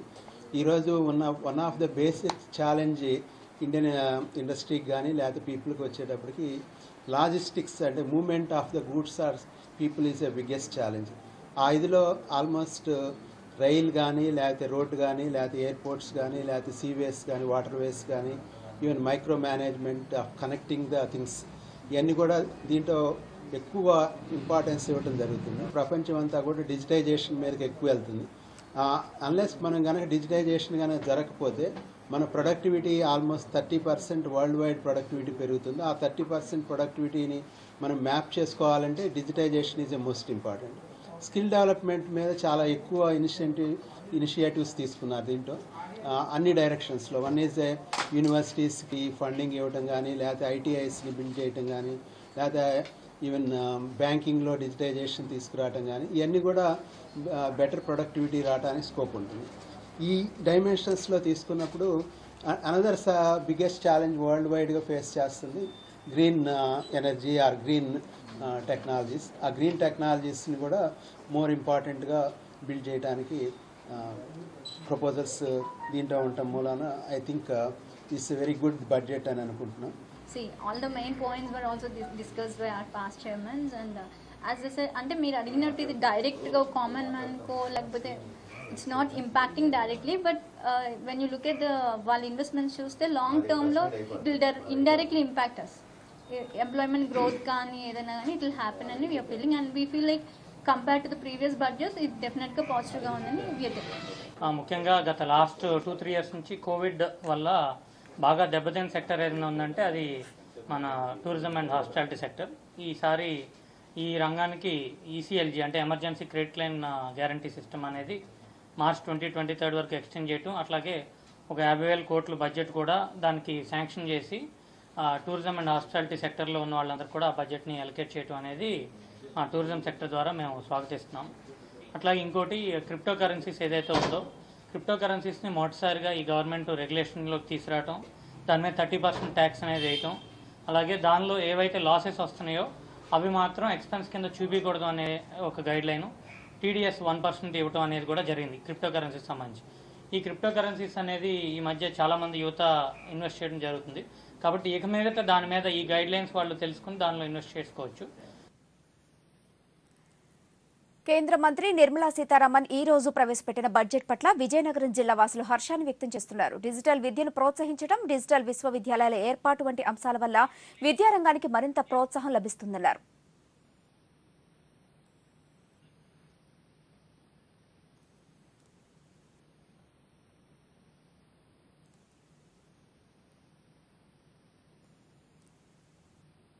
ఆవిడ ప్రస్తావించారు. కొన్ని ప్రావిజన్స్ని, టెక్నికల్ ప్రావిజన్స్ని ఫైనాన్స్ బిల్లులో పొందుపరిచారు. అవి చదువుకోవాలి. పోతే ఈ బడ్జెట్ సమతూలికంగా ఉంది. ముఖ్యంగా ఇప్పుడు చాలా క్లిష్టమైన పరిస్థితుల్లో ఉన్నాం. మనం 2 ఏళ్ళు బట్టి ఈ పాండమిక్ కోవిడ్-19 వల్ల చాలా ఇబ్బందులు పడుతున్నామే. మనమే కాదు, ప్రపంచం అంతా కూడా చాలా ఇబ్బంది పడుతోంది. మొత్తం ఆర్థిక రంగం అంతా కుదేలైపోయింది. కానీ అదృష్టవశాత్తు దేశ ప్రగతికి, దేశ ఆర్థిక రంగం మాత్రం కొంచెం గట్టిగా ఉండడం వల్ల మనం నిలబడగలిగాం. ఇంకా రంగాలన్నింటిలో చాలా పెద్ద ఎత్తున పీట వేసి డిఫెన్స్ రంగానికి చాలా పెద్ద ఎత్తున కేటాయింపులు చేశారు. అది చాలా ఇంపార్టెంట్. ఎందుకంటే మన బోర్డర్ ఇష్యూస్ ఉన్నాయి. వాటిని మనం సమర్థవంతంగా ఎదుర్కొని మన దేశాన్ని మనం రక్షించుకోవాలి. పోతే హెల్త్ విషయంలో కానీ, డిజిటల్ ఎకానమీ కానీ, తర్వాత ప్రతి ఇంటికి ఒక కుళాయి ఇచ్చి నీటిని సరఫరా చేసే పద్ధతిలో కానీ, వ్యవసాయ రంగానికి కానీ అన్నిటికీ కూడా చాలా రాయితీలు ఇచ్చి, చాలా కేటాయింపులు చేసి మన సామాన్యుల యొక్క ఆర్థిక స్థితిగతుల్ని, జీవిత పరిమాణాలని పెంచడానికి చాలా దోహదపడుతుందన్న నా ఉద్దేశం. కేంద్ర సమాచార ప్రసార మంత్రిత్వ శాఖకు చెందిన field out reach bureau Visakhapatnam సహాయ సంచాలకులుగా షఫీ మహ్మద్ బాధ్యతలను స్వీకరించారు. ప్రస్తుతం ఆయన field out reach bureau Kakinada సహాయ సంచాలకులుగా విధులు నిర్వహిస్తున్నారు. బదిలీపై ఆయన విశాఖకు వచ్చారు. కేంద్ర సర్వీసులైన ఇండియన్ ఇన్ఫర్మేషన్ సర్వీస్ కు చెందిన షఫీ గతంలో సమాచార ప్రసార మంత్రిత్వ శాఖలో పలు హోదాల్లో పనిచేశారు. కేంద్ర ప్రభుత్వ అభివృద్ధి మానస పత్రిక యోజనకు సంపాదకుడిగా కూడా పనిచేశారు.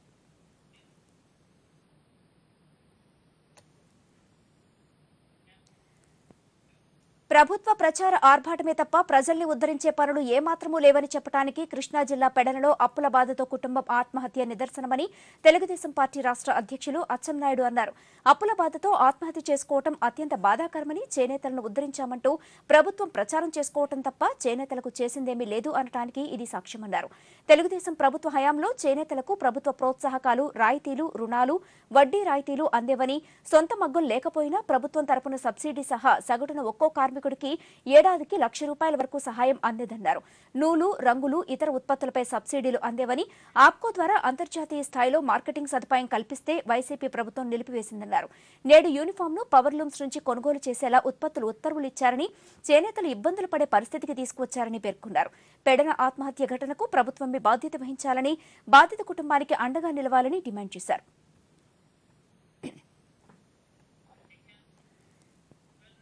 జిల్లాల పునర్విభజన విషయంలో రాష్ట్ర ముఖ్యమంత్రి తీసుకున్న నిర్ణయం సరైంది కాదని బీజేపీ రాష్ట్ర కార్యదర్శి కోలా ఆనంద్ అన్నారు. చిత్తూరు జిల్లా శ్రీకాళహస్తిలో ఆయన మీడియాతో మాట్లాడుతూ ప్రజా అభిప్రాయాలను తీసుకోకుండా ముఖ్యమంత్రి జిల్లాల పునర్విభజన విషయంలో తొందరపడ్డారని విమర్శించారు. నాయుడుపేటను రెవెన్యూ డివిజన్గా ప్రకటించడం సమంజసం కాదన్నారు. రాష్ట్ర ప్రభుత్వం మరోసారి పునరాలోచించి శ్రీకాళహస్తి పట్టణాన్ని రెవెన్యూ డివిజన్గా ప్రకటించాలని డిమాండ్ చేశారు. అలాగే శ్రీకాళహస్తి నియోజకవర్గంలోని 4 మండలాలు తిరుపతి రెవెన్యూ డివిజన్లో ఉన్నాయని, కొత్త జిల్లాల పేరుతో వీటిని విడదీయటం సరికాదన్నారు. శ్రీకాళహస్తి, ఏర్పేడు, తొట్టంబేడు మండలాలను నాయుడుపేట రెవెన్యూ డివిజన్లో కలపటం ప్రజలకు ఏమాత్రం సౌలభ్యం కాదన్నారు. అందుకని ప్రతి పార్లమెంట్ ఒక జిల్లా చేస్తున్నారు కాబట్టి ఎక్కడికక్కడ ప్రభుత్వ యంత్రాంగానికి కూడా ప్రజలకు అందుబాటులో ఉండే విధంగా ఉంటుంది కాబట్టి మరి ఈ రెవెన్యూ డివిజన్స్ వచ్చేటప్పటికి కొంతవరకు చాలా డిస్టర్బెన్స్ ఉంది. మరి మేమేం కోరుతున్నామంటే శ్రీకాళహస్తి పవిత్ర పుణ్యక్షేత్రము, అదేవిధంగా శ్రీకాళహస్తి అంటే వేరే నియోజకవర్గం నుంచో వేరే పట్టణాన్ని విమర్శించేటటువంటి కార్యక్రమం కాదు. కానీ నాయుడుపేటతో పోల్చుకుంటే మరి శ్రీకాళహస్తి అన్నటువంటిది మరి ఇప్పుడు వీళ్ళు తీసుకున్నటువంటి ఏవైతే ఉన్నాయో అటు ఏర్పేడు కావచ్చు, అదేవిధంగా మా కాళహస్తి రూరల్ కావచ్చు, తొట్టంపేడు కావచ్చు, ఇటు పోతే సత్యవేడు నియోజకవర్గానికి సంబంధించి మరి సత్యవేడు నుంచి వరదైపాలెము, కేవీపురము, బియ్యని కండ్రిగా ఇవన్నీ కూడా శ్రీకాళహస్తి అయితే బాగా దగ్గరగా ఉంటుంది, మధ్యలో ఉంటుంది. మరి కాళహస్తికి వచ్చేటటువంటి రవాణా సౌకర్యం కూడా ప్రజలకి, రోడ్డు మార్గం కూడా మరి అందరికి కూడా రోడ్డు సౌకర్యం బాగుంటుంది. వచ్చేటటువంటి బస్ సౌకర్యం కావచ్చు, ఆటో సౌకర్యం కావచ్చు, మరి ప్రజలు అమలు చేసి తీరాలని చెప్పి లోకల్గా ఉన్నటువంటి శాసనసభ్యులు కూడా దీని మీద ఆలోచించాలా. కేంద్ర బడ్జెట్ పట్ల విశాఖ వాసులు హర్షం వ్యక్తం చేస్తున్నారు. అన్ని వర్గాల వారిని దృష్టిలో పెట్టుకుని బడ్జెట్ ను రూపొందించారన్నారు. విశాఖ నుంచి చంద్రశేఖర్ ప్రత్యక్ష ప్రసారం ద్వారా అందుబాటులో ఉన్నారు. Chandrashekhar, over to you.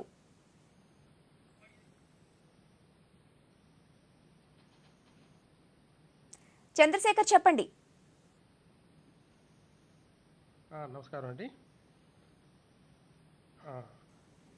ఈరోజు గౌరవ ఆర్థిక మంత్రి గారు పార్లమెంట్లో ప్రవేశపెట్టిన బడ్జెట్ చాలా ఒక రకంగా చెప్పాలంటే దేశాన్ని నెక్స్ట్ 25 years టార్గెట్ పెట్టుకుని ఇంట్రడ్యూస్ చేసిన బడ్జెట్ అండి. తప్పకుండా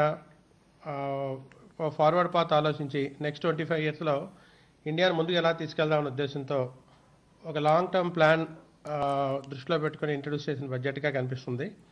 సో ఈవెన్ కొన్ని చోట్ల ఎలక్షన్స్ అవుతున్నా సరే వాటికి సంబంధించి ఎటువంటి పాపులిస్టిక్ స్కీమ్స్ అలాంటివి కూడా ఇంట్రడ్యూస్ చేయకుండా కేవలం లాంగ్ టర్మ్ ఓరియంటేషన్తోనే ఇంట్రడ్యూస్ చేసిన బడ్జెట్ ఇది.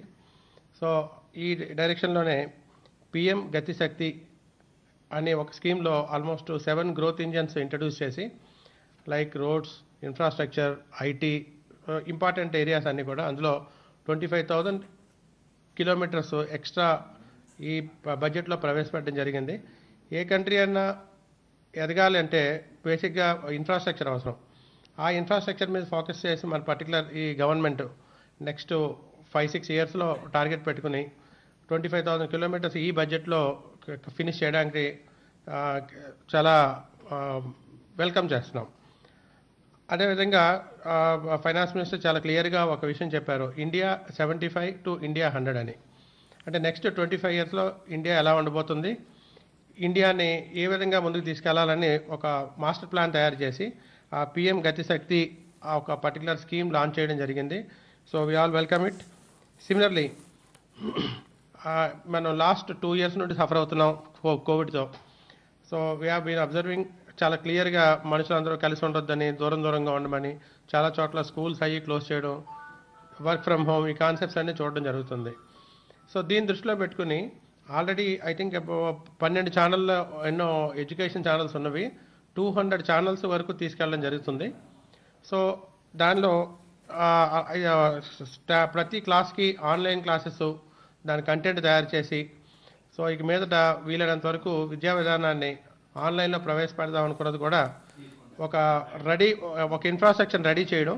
ఎటువంటి ఇబ్బందులు వచ్చినా ఇమీడియట్గా ప్యారలల్గా కూడా మనకు ఒక ఇన్ఫ్రాస్ట్రక్చర్ డెవలప్ అవుతుంది. జస్ట్ లైక్ ఇటువంటి కోవిడ్ సిచ్యువేషన్లో మనకి హెల్త్ ఇన్ఫ్రాస్ట్రక్చర్ మన దేశం మొత్తం మీద చాలా మంచి ఫౌండేషన్ ఉండడం వలన ఈ క్రైసిస్లో కూడా మన కంట్రీ ఎటువంటి ఎఫెక్ట్ అవ్వలేదు రిలేటివ్లీ.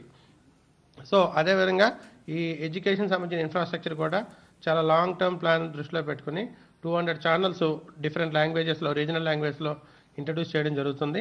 అది చాలా ఇంపార్టెంట్ విషయం అండ్ హర్షించదగ్గ విషయం. ఇలా అదేవిధంగా మనం చూస్తే కనుక క్యాపిటల్ ఎక్స్పెండిచర్. సో ఒక కంట్రీ జీడిపి ఏమైనా ఇంప్రూవ్ అవ్వాలన్నా ఏదైనా సరే ముందు ఇన్ఫ్రాస్ట్రక్చర్ అవసరం, జాబ్స్ క్రియేట్ అవ్వాలి. జాబ్స్ క్రియేట్ అవ్వాలంటే మ్యానుఫ్యాక్చరింగ్ అండ్ సర్వీస్ ఇండస్ట్రీస్ ఉండాలి. So manufacturing service industries run అవ్వాలి అంటే బేసిక్గా అక్కడ డిమాండ్ అండ్ ప్రొడక్షన్. సో ఆ డిమాండ్ క్రియేట్ అయితే కానీ ప్రొడక్షన్ ఉండదు. ప్రొడక్షన్ క్రియేట్ అవ్వాలంటే బేసిక్గా ఫెసిలిటీ ఉండాలి. ఫెసిలిటీ క్రియేట్ అవ్వాలంటే ఎంప్లాయ్మెంట్ జనరేట్ అవ్వాలి.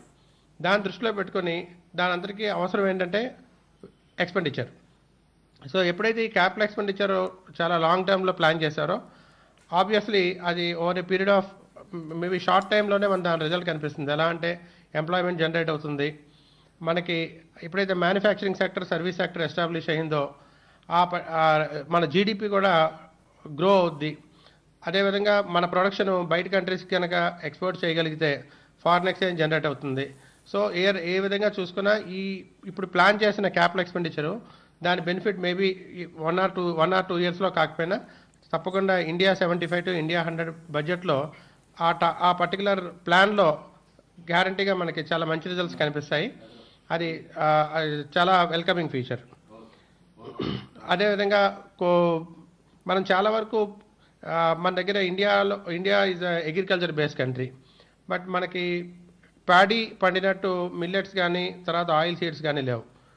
మనం మోస్ట్లీ మన paddy millets and oil seeds requirement అంతా కూడా ఇంపోర్ట్స్ మీద డిపెండ్ అవుతున్నాం. ఇప్పుడు already PLI production link incentive schemes కొన్ని ఉన్నాయి. ఇప్పుడు ఏం చేశారంటే ఆ రెండు కూడా వీలైనంత వరకు ఇండియాలో ప్రొడ్యూస్ చేసేటట్టు ఇంపోర్ట్స్ తగ్గించుకోవాలనే ఉద్దేశంతో వాటికి సంబంధించి production link incentive schemes introduce చేయడం కూడా చాలా ఇంపార్టెంట్ విషయం. సో ఈ బెనిఫిట్స్ అన్నీ కూడా మన గ్యారంటీగా లాంగ్ టర్మ్లో చాలా మంచి రిజల్ట్స్ కనిపిస్తుంటాయి. సో ఇదే విధంగా డిజిటల్ పేమెంట్స్. సో ఇన్నాళ్ళు ఏంటంటే బెనిఫిషియరీస్కి ఇవ్వాల్సిన పేమెంట్స్ ఒక ఛానలైజ్ చేయడం త్రూ స్టేట్స్ ఇవన్నీను, తర్వాత state governments end use reports submit చేయడం.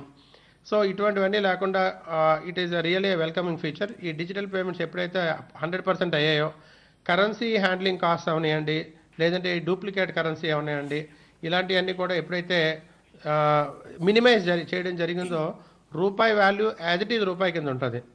సో ఈరోజు రూపాయి వాల్యూ తగ్గడానికి చాలా కారణాలు ఉన్నాయి బయట. అవన్నీ కూడా ఎప్పుడైతే ఎరాడికేట్ అయ్యాయో యాక్చువల్గా రియల్ వాల్యూ ఆఫ్ రూపాయి మనం త్వరలో చూడబోతున్నాం. రైట్ చంద్రశేఖర్ గారు, థ్యాంక్ యూ. ఇందాక మనం చెప్పుకున్నట్టు థ్యాంక్ యూ అండి, థ్యాంక్ యూ. రైట్, మనం ఇప్పుడు దాకా లైవ్ లో చూసాం చంద్రశేఖర్ గారి విశ్లేషణ క్యాపిటల్ ఎక్స్పెండిచర్ విషయంలో కానీ ఇంకా విద్యారంగం విషయంలో కానీ. అండ్ ఇప్పటిదాకా మనం కరోనాకి ఎదుర్కొన్న ఈ సమస్యల నేపథ్యంలో ఆన్లైన్ సెషన్స్ ని ఇంకా ఎలా ఒక సరికొత్త ఇన్ఫ్రాస్ట్రక్చర్ ని మనం ఎలా క్రియేట్ చేసుకోగలం అనే విషయం, అండ్ అగ్రికల్చర్ విషయంలో ముఖ్యంగా సహజ ఉత్పత్తుల్ని ప్రోత్సహించడం కానీ, అండ్ అలానే డిజిటల్ పేమెంట్స్ విషయంలో ఎలాంటి విశ్లేషణ అనేది మనం ఇప్పుడు దాకా చూసాం. చంద్రశేఖర్ గారు లైవ్ లో మనకి ఇప్పుడు దాకా అందించారు. అండ్ అలానే మా ప్రతినిధి ఆనంద్ విశాఖపట్నం నుంచి బడ్జెట్ పై ప్రజల స్పందనను తెలియజేయడానికి లైవ్ లో రెడీగా ఉన్నారు. Anand, over to you. Pragya, ఇవాళ ఏంటంటే నిర్మలా సీతారామన్ గారు ప్రవేశపెట్టినటువంటి అత్యద్భుతమైనటువంటి బడ్జెట్ మీద స్పందించడానికి మనతో హరీష్ ఉన్నారు, అలాగే శ్రీవిద్య ఉన్నారు, అలాగే సాకేత్ ఉన్నారు. ఈ అందరూ కూడా కొత్త ఉద్యోగులు. వీళ్ళ యొక్క అభిప్రాయాలను అడిగి తెలుసుకుందాం. ఇందులో రీసెర్చ్ విద్యార్థులు కూడా ఉన్నారు. చెప్పండి హరీష్, మీరు ఎలా ఫీల్ అవుతున్నారు? బడ్జెట్ చాలా బాగుందండి. అండ్ ఇది చాలా ఫ్యూచర్ ఓరియంటెడ్ విజనరీగా ఉంది. మేజర్గా తీసుకుంటే ఈ కోవిడ్ టైంలో మనకి డిజిటలైజేషన్ బాగా ఇంపార్టెన్స్ ఇచ్చారు. ఎలా అంటే 1.5 lakhs పోస్ట్ ఆఫీస్ని నెట్ బ్యాంకింగ్ డిజిటల్ బ్యాంకింగ్ కోసం వాడుకునే విధంగా చేశారు. సో డిజిటలైజేషన్ అనేది చాలా మేజర్గా రోల్ ప్లే చేస్తుందని మేము భావిస్తున్నాం. ఇంకా తీసుకుంటే మన స్టేట్ గవర్నమెంట్స్ కూడా బాగా హెల్ప్ఫుల్ అయ్యేలాగా 1 lakh crores అనేది ఇంట్రెస్ట్ ఫ్రీ లోన్స్ కూడా ఇస్తున్నారు. సో ఇది ఫ్యూచర్ ఓరియంటెడ్ అని మేము భావిస్తున్నాం. శ్రీవిద్య, మీరు చెప్పండి, ఎలా ఫీల్ అవుతున్నారు ఈ రోజు కేంద్ర మంత్రి నిర్మలా సీతారామన్ గారు ప్రవేశపెట్టినటువంటి బడ్జెట్? బడ్జెట్ చాలా బాగుందండి. ఇప్పుడు వచ్చేసరికి మనకి కేంద్ర ప్రభుత్వ ఎంప్లాయీస్తో అలాగే రాష్ట్ర ప్రభుత్వ ఎంప్లాయీస్ని సమానత్వం చేయడం కోసం NPS డిడక్షన్ 10% నుంచి 14%కి పెంచారు. అలాగే మనకి రిటర్న్స్ ఫైలింగ్ విషయంలో కూడా 2 సంవత్సరాల వరకు కూడా మనం దాఖలు చేయొచ్చు అని చెప్పేసి అని పెంచారు. ఇప్పుడు మనం రీసెంట్గా చూసుకుంటే GST విషయంలో కూడాను ఒకే ట్యాక్స్ పే చేయాలి మొత్తం అంతా అని చెప్పేసి ఏదైతే ఉన్నదో ఆ విషయంలో కూడా మనం పునరుద్ధరణ చేసాం. చూసారా? మీరు చెప్పండి సాకేత్, మీరు ఎలా ఫీల్ అవుతున్నారు? రైట్, ఇప్పటి వరకు మనం ఇప్పటి యువత స్పందన మనం ఇప్పుడు దాకా తెలుసుకున్నాం. ఇది ఈనాటి అప్డేట్స్. నెక్స్ట్ బులెటిన్లో మళ్ళీ కలుద్దాం. అంతవరకు సెలవు, నమస్కారం.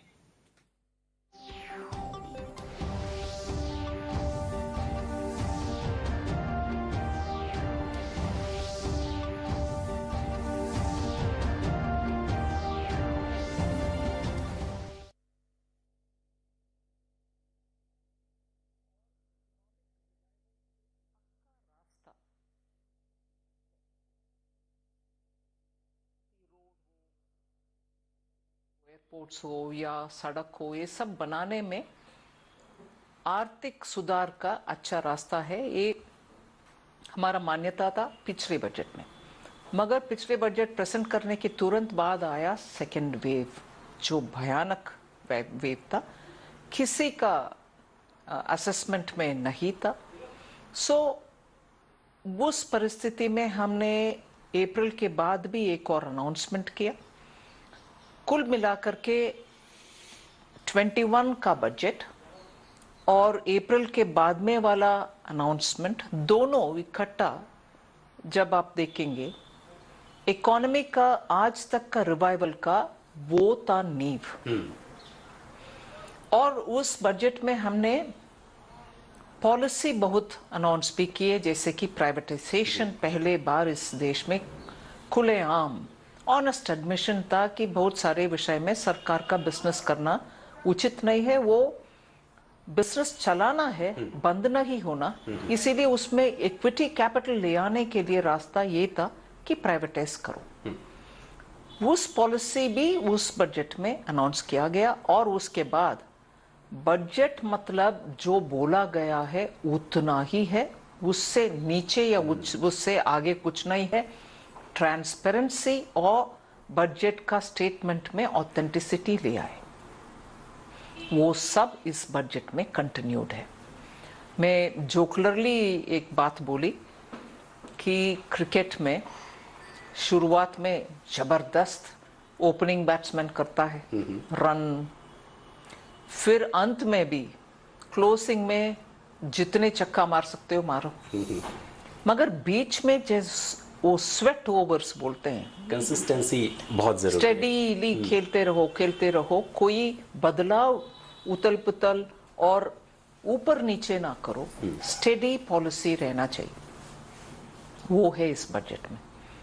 स्टेडीनेस और प्रेडिक्टेबिलिटी, टैक्स में कुछ छेड़छाड़ नहीं की, और ऊपर से अगले आने वाले 25 इयर्स के लिए फ्यूचरिस्टिक एक आधारशिला रखा गया. Just taking up from where Ajay asked you, so last year in the run-up to the budget, you had introduced a very interesting moniker. You said it's a once-in-100-year budget. So this year, given your T20 analogy, how would you characterize this year's budget? Actually, I'll go back to say that that time when I made that statement, I said that this budget is being prepared at a time that once in 100 years pandemic has hit us and we are preparing this budget. But it so turned out that everybody started saying you're preparing a once in a year budget. No, budget was being prepared in a once in 100-year situation. But never mind, that stuck to me in a way. But this budget is a budget for continuity. It's certainly a budget for sustaining the stimulus which has been given. We want to honestly undertake the public investment in asset creation, public infrastructure expenditure, and only through this we feel that there will be a crowding in of private investments.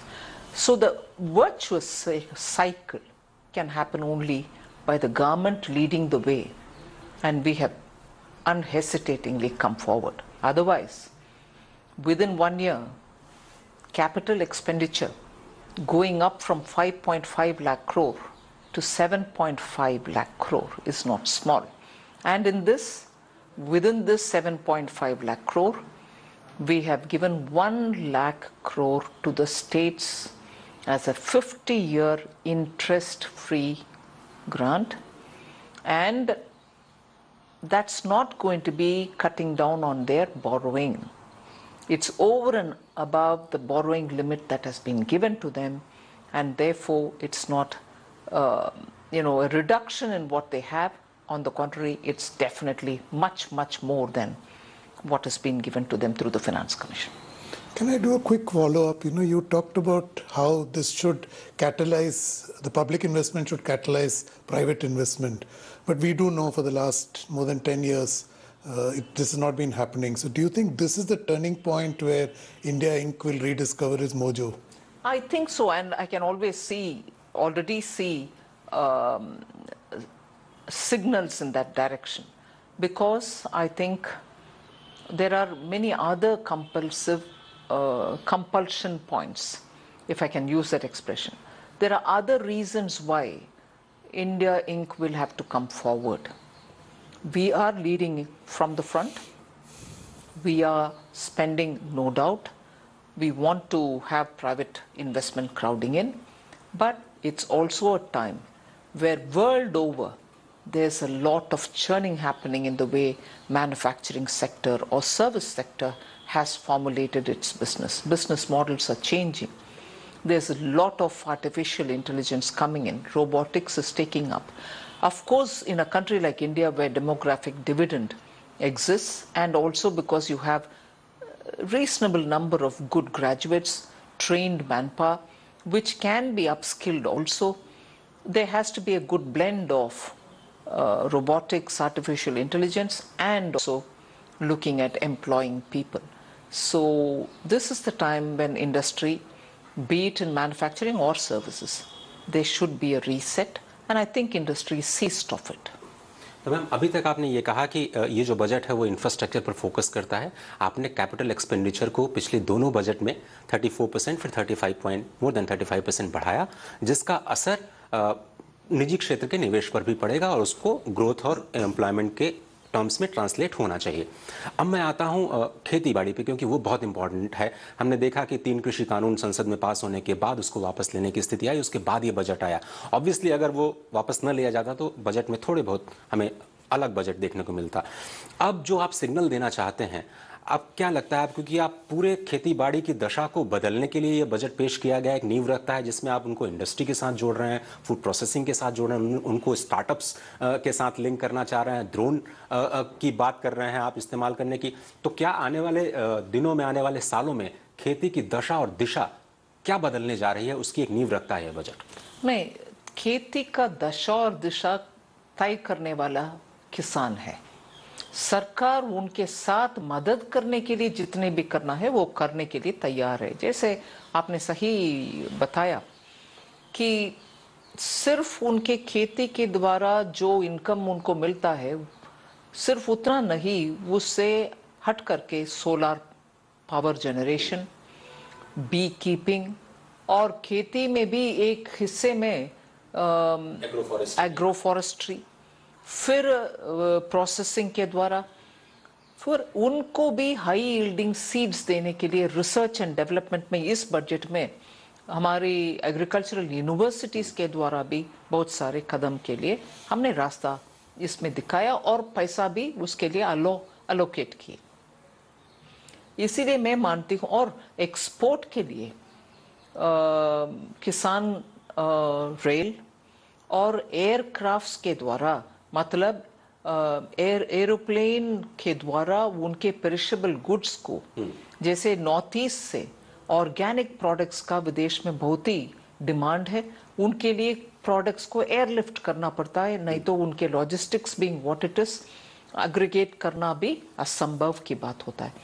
ऐसे बहुत सारे रास्ता हम खोज रहे हैं जिसके द्वारा किसान की आमदनी दोगुनी होगी। लेकिन आपने स्पष्ट तौर पर यह कहा है कि पीएम किसान योजना रहेगी, उसके लिए प्रोविजन आपने किया, एमएसपी रहेगा। बहुत सारे लोग कह रहे थे कि एमएसपी लॉ बनाना चाहिए, बहुत सारे लोग कह रहे थे एमएसपी हटा देगी सरकार, लेकिन आप कह रही हैं कि एमएसपी के लिए आप 2.37 जी लाख करोड़ रुपए, सिर्फ एमएसपी रहेगा नहीं, मगर अब तक के कभी नहीं पहले हुआ उतना प्रोक्योरमेंट अभी हो रही है।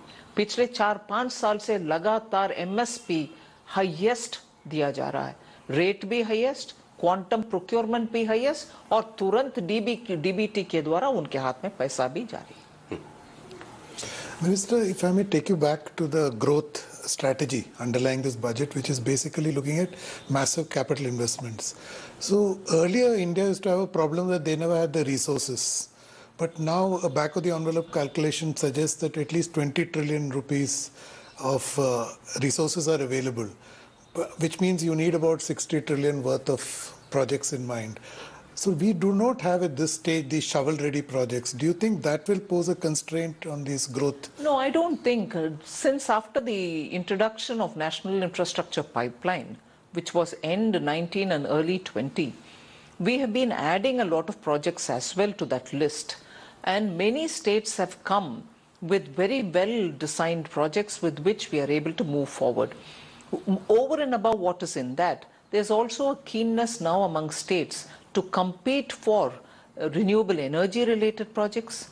We find a lot of states coming up with very doable projects. And also when sovereign funds from abroad come to India, they're looking for projects which are scalable.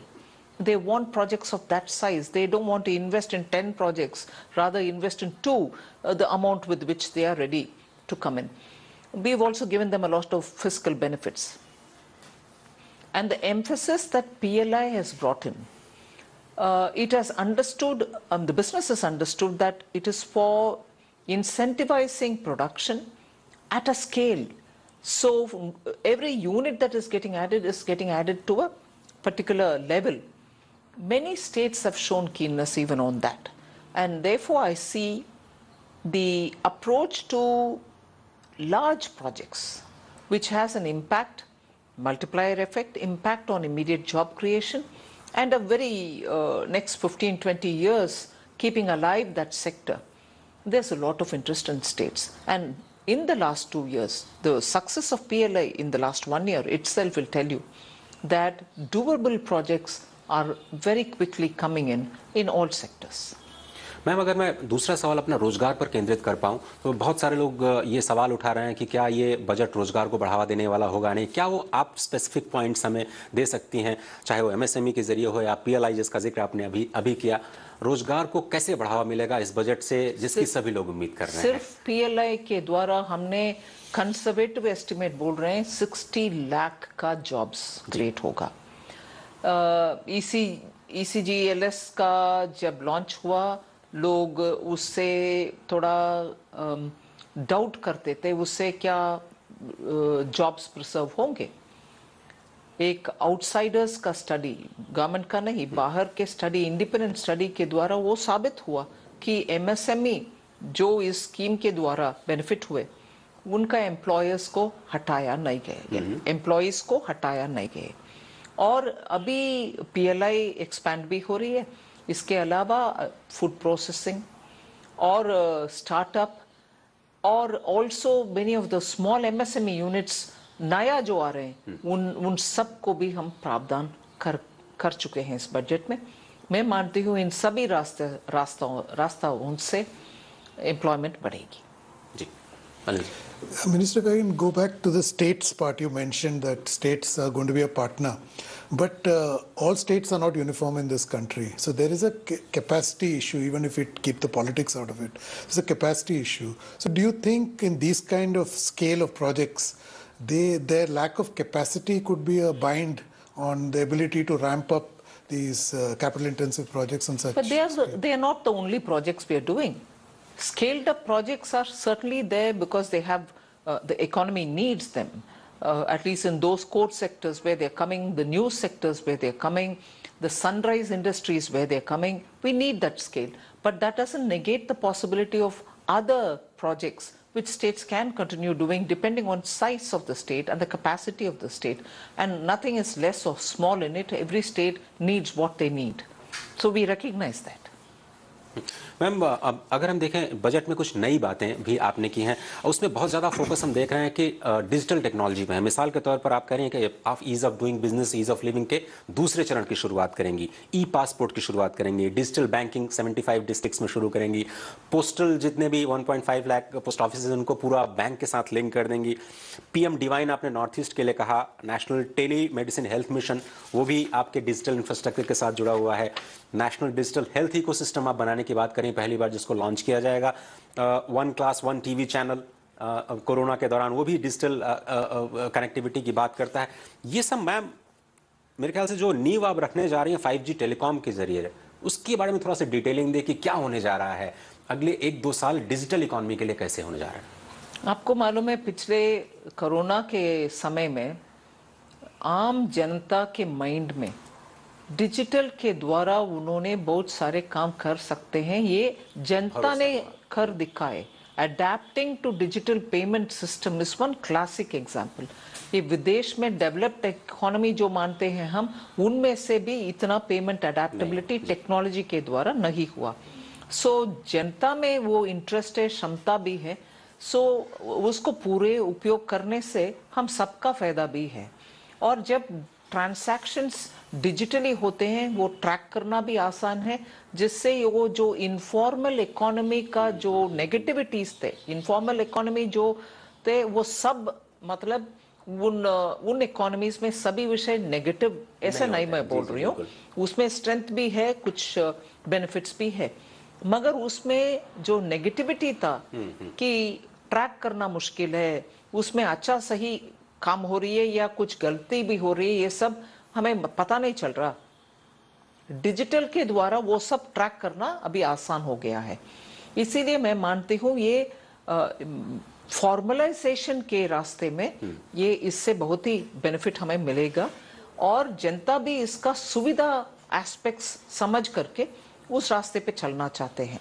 Second, third, हमारे ये hard core infrastructure पहुंचने से पहले बहुत ही इलाका optical fibre पहुंच रही है, उसका फायदा समझ रहे हैं लोग। और डिजिटल कनेक्टिविटी जब उनको मिलता है, मार्केट का एक्सेस मिलता है, ये भी लोग समझ रहे हैं। और जिनका मार्केटिंग का ताकत नहीं है वो डिजिटल के द्वारा मार्केट कर रहे हैं उनके प्रोजेक्ट, जिससे हमारे छोटे मोटे ये हैंडीक्राफ्ट्स का, स्मॉल वीवर्स का सबको बेनिफिट हो रही है। इस देश में इनफॉर्मल सेक्टर ही बहुत ही ताकतवर है, मगर उसको फॉर्मल करना इन रास्ते में से सबको उपयोगी। और 5G जो टेक्नोलॉजी है, टेलीकॉम टेक्नोलॉजी, उसके लिए आप करें कि PLI इंसेंटिव्स भी देने की आप कोशिश करेंगे, थोड़ा सा उसमें अगर आप डिटेलिंग कर पाएं। मतलब 5G जैसे 4G से आगे है वो तो सब समझते हैं, मगर उसका टेक्नोलॉजी बहुत ही कुछ लोगों के पास ही है। उस टेक्नोलॉजी के साथ उस पूरे इकोसिस्टम में जो जो आइटम्स चाहिए और उसको सर्विस करना, उसके चालू रखना, इन सब में बहुत ही एक्सपर्टीज का आवश्यकता है। हमारे यहाँ युवा बहुत ही ट्रेंड, मतलब पढ़े लिखे हैं उस अंशों में, मगर उनको उनके द्वारा बिजनेस चलाना, उसको सर्विस करना, इसका एक नेटवर्क जैसे बनाने के लिए सिस्टम्स चाहिए। उस सिस्टम को प्रोत्साहन देने वाले PLI हम ले आएंगे, प्रपोज कर रहे हैं। Minister, on this digital economy, can I get a clarification on this whole crypto tax, as the markets are calling it, that you've introduced? So you have not, you're basically recognizing crypto as an asset class and denying it as a currency. I'm not yet doing any of that. Okay. I want you to, thank God you asked me that question. I want you to give me the opportunity to explain it. There is a process of consultation which is going on about crypto. That's first thing. Before the consultation is completed, I won't be able to do anything on regulating them or formalizing a framework for regulation for them. This is one side of the story. Second is, everything that is crypto cannot be a currency. What is a currency? A currency is something which is issued by, as a fiat, it is issued by the authorities concerned, the government or the central bank. If they issue something, even if it's digital, only then can it be currency. What happens in the world of crypto otherwise is they are creating very many different types of assets using the digital technology and also using the distributed ledger technology. All of them are not necessarily currency. Currency is that which comes from a central bank which has the authority to issue currency. So what we have now made a provision for is for the Reserve Bank of India to issue a digital currency. And that obviously will be riveted in or based on certain value of gold or money or garments, assets or something of that kind. So it will be asset backed. It will be sovereign backed in a way. So that is what is currency. The rest of them, we don't know yet how we are going to regulate them because consultation is going on. However, because there's a lot of buying and selling and transacting, resulting in some kind of a profit, and it is the sovereign right to tax such transactions and profit making, I've come up with a proposal for a taxation on them. And that is to the extent of 30% for profits earned out of such taxation, and also a TDS, so that I know who's buying and selling, in the sense what is the transaction about, money trail, whether it's A money or B money, whatever. So the taxation is on those activities which are not currency. Currency is with the Reserve Bank, but these are some kind of assets being bought and sold. Various types of it. I'm taxing them. Okay, so is there a timeline for the consultation? I mean, do we have a final? Well, at the earliest, as soon as it comes, I will start looking at what we can do in terms of regulation. So next fiscal we can. We don't know yet. We'll let the consultation get over. Ma'am थोड़ा सा इसी पे clarification, बहुत सारे लोग समझ नहीं पा रहे हैं कि क्या सरकार ने क्रिप्टो करेंसी को लीगल कर दिया है। ये नहीं समझ पा रहे हैं कि अगर आरबीआई डिजिटल करेंसी लेकर के आएगी तो क्या वो एग्जिस्टिंग कैश इकॉनमी या फिर एग्जिस्टिंग जो करेंसी इकॉनमी है उसको थोड़ा सा रिप्लेस करेगी, या फिर इन रेगुलेशंस के जरिए जो अभी आप टैक्सेशन के लिए लेकर के आए हैं या टीडीएस के जरिए लेकर के आए हैं, आप क्या करना चाहते हैं, क्या संदेश देना चाहते हैं, अगर आप थोड़ा एक्सप्लेन कर पाएं। देखिए, करेंसी का मतलब उसका सॉवरेन बैकिंग है। करेंसी का मतलब उसको इश्यू करने वाला देश में एक है और वो संवैधानिक है और उसका सरकार की अप्रूवल है। आज करेंसी देश में इश्यू करने वाले सिर्फ एक ही अथॉरिटी है जो सरकार के साथ काम करते हैं, वो रिजर्व बैंक ऑफ इंडिया है। हमने इस बजट के द्वारा ये घोषणा कर रहे हैं कि रिजर्व बैंक एक डिजिटल करेंसी इश्यू करेंगे। डिजिटल करेंसी का फायदा बहुत सारा है। आज हर देश में एक देश से दूसरा पेमेंट करने का और रेमिटेंसेस करने का, कॉस्ट इफेक्टिव भी और स्पीडी ट्रांजैक्शन का भी उसमें पॉसिबिलिटी है। हमने ये रिकॉग्नाइज कर रहे हैं कि गवर्नमेंट मतलब रिजर्व बैंक के द्वारा डिजिटल करेंसी, इस सब एक्टिविटीज के लिए हम करेंसी ले आ रहे हैं। जो बाहर का एक्टिविटी है, प्राइवेट लोगों के आपस में जो एक्टिविटी है, डिजिटल एक्टिविटी है, उसको क्रिप्टो एक्टिविटी जो हम बोल रहे हैं, उसमें बहुत सारे एसेट क्रिएट करते हैं लोग। वो जो एसेट का हम लूसली करेंसी क्रिप्टो करेंसी बोलते हैं, वो करेंसी नहीं है। एनएफटीज जिसको आप कह सकते हैं, बहुत सारे वैरायटी है उसमें। उसका ट्रांसैक्शन में जो मुनाफा कमाते हैं लोग, उसके ऊपर हमने 30% तक टैक्स लगाए और उसमें टीडीएस भी ले। वो करेंसी का नाम पर हम कैसे उपयोग करेंगे, करना ठीक नहीं है, क्योंकि करेंसी बैंक के पास है, सेंट्रल बैंक के पास है, रिजर्व बैंक के पास है। जैसे बिटकॉइन वगैरह जैसे करेंसीज हैं बाहर, हमारे देश में उस तरह के लॉन्चेस अलाउ करेगी सरकार है? नहीं, बहुत सिंपल है। अभी तो कंसल्टेशन हो रही है, कंसल्टेशन के बाद ही हम तय करेंगे। और उस पर आप एक अलग से नया कानून लेकर के आएंगी जिसका जिक्र आपने संसद में किया था? कानून है कि रेगुलेशन है, सिर्फ रेगुलेशन है, कानून एंड रेगुलेशन है, ये सब देखना है। Minister, if I may go back to the underlying assumptions of your budget on growth. So you have assumed 11.1% growth in the next fiscal. So it's a little on the conservative side from what analysts had expected. So, what is the logic of? Is it because you anticipate some headwinds, or is it that you have last year you have perfected this of under promise and over deliver like you did with all your revenues? So, is No. it part of that, or is it just being pragmatic? It's not under promising, it's being realistic. One. And secondly, when last year's BA was brought in, we hadn't seen Omicron. We hadn't seen the second wave. At that time, before the second wave, I had given the budget. Now, second wave has come. Hopefully, it's gone. Now, Omicron is on. But even more, you have the US Fed. You also have the international crude oil prices going up. Metals have become very expensive. So we will have to keep all this in mind. We are not getting into details of which is considered a challenge, which is a headwind, which is not. But at the same time, I think Prime Minister has been very clear that we will have to work out to make the budget a lot more a speaking document. It should say what it has. There's no point in saying things beyond a certain, and that's what we've followed.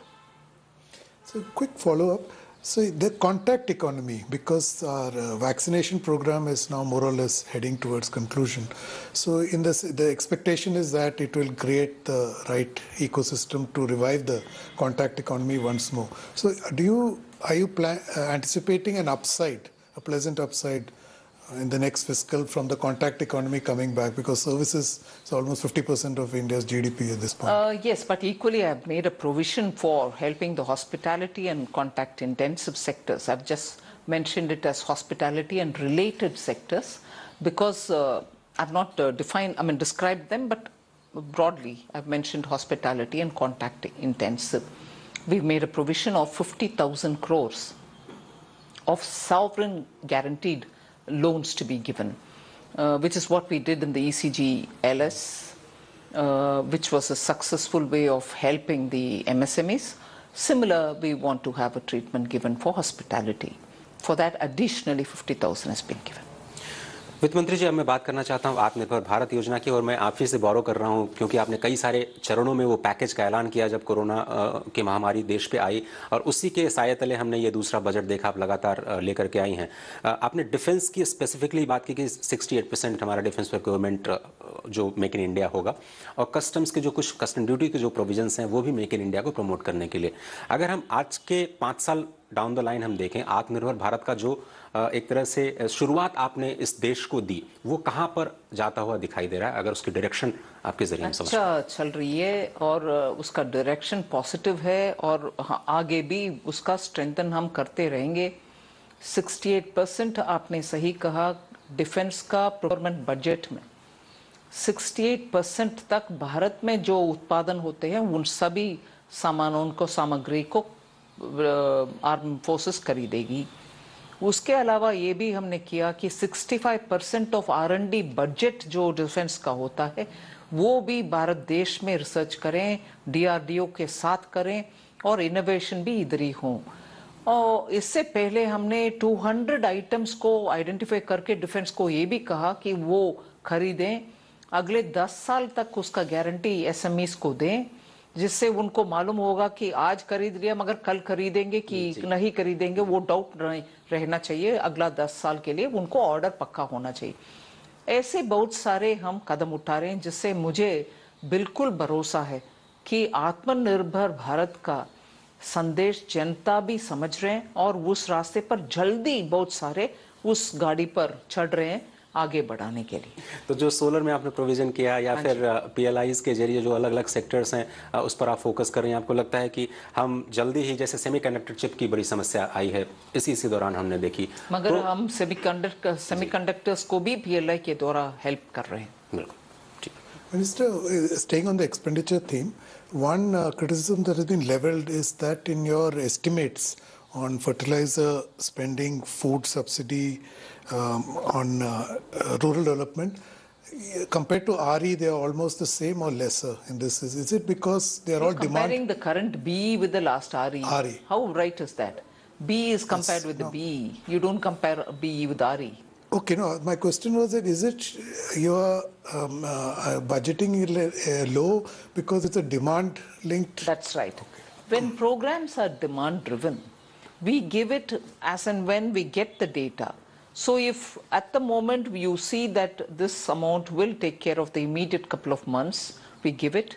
And there's always a supplementary demand in the monsoon session or in the winter session through which we can always bring in additional resources which is required. Many of these programs, because they are demand driven, you really cannot estimate what will happen after 3 months or after 4 months, and there's no point in putting it up front and waiting for people to drive the program. As and when demand arises, we'll keep filling it.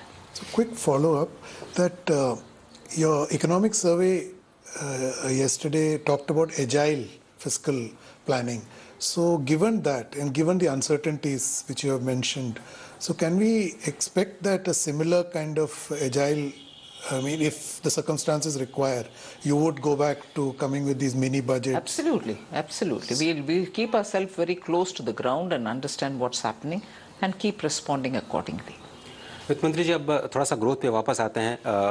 बहुत सारे agencies का projection यह है कि भारत दुनिया की सबसे तेज रफ्तार अर्थव्यवस्था इस वक्त है, अगले 3 सालों तक बने रहने की उसमें क्षमता है। जो आपने ये कहा कि ये जो आधारशिला हमने 25 सालों की रखी है उसमें पीएम गति शक्ति एक बहुत बड़ा फैक्टर है। आपने बताया कि जो 7 उसके पिलर्स हैं जिसको साथ लेकर के जाएंगे, नेशनल इंफ्रास्ट्रक्चर पाइपलाइन को आपने उसमें सबमर्ज कर दिया है।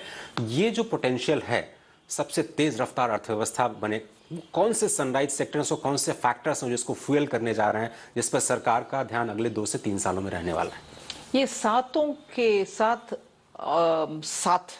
आगे चलेंगे क्योंकि ऑप्टिमम यूटिलाइजेशन ऑफ रिसोर्सेस, अगर उसके लिए हम काम करना है और उसमें सेंस है, नहीं तो एक रोड आपने अच्छा बना दिया मगर अगल बगल में कोई इंडस्ट्रियल यूनिट नहीं है, कोई रेसिडेंशियल यूनिट नहीं है, पॉइंट टू पॉइंट आप सोच रही हो। इसके बदले अगर उस रास्ता को हम ऐसे प्लान करें जिससे इंडस्ट्रियल यूनिट्स और इंडस्ट्रियल ब्लॉक्स पूरा बैकवर्ड लिंकेज फॉरवर्ड लिंकेज दोनों ही हो जी, वो सड़क से हमें दोनों बेनिफिट मिलना चाहिए और एक पोर्ट से उसका लिंक अगर है तो landlocked regions like Jharkhand, Chhattisgarh, उनको बेनिफिट मिलेगा।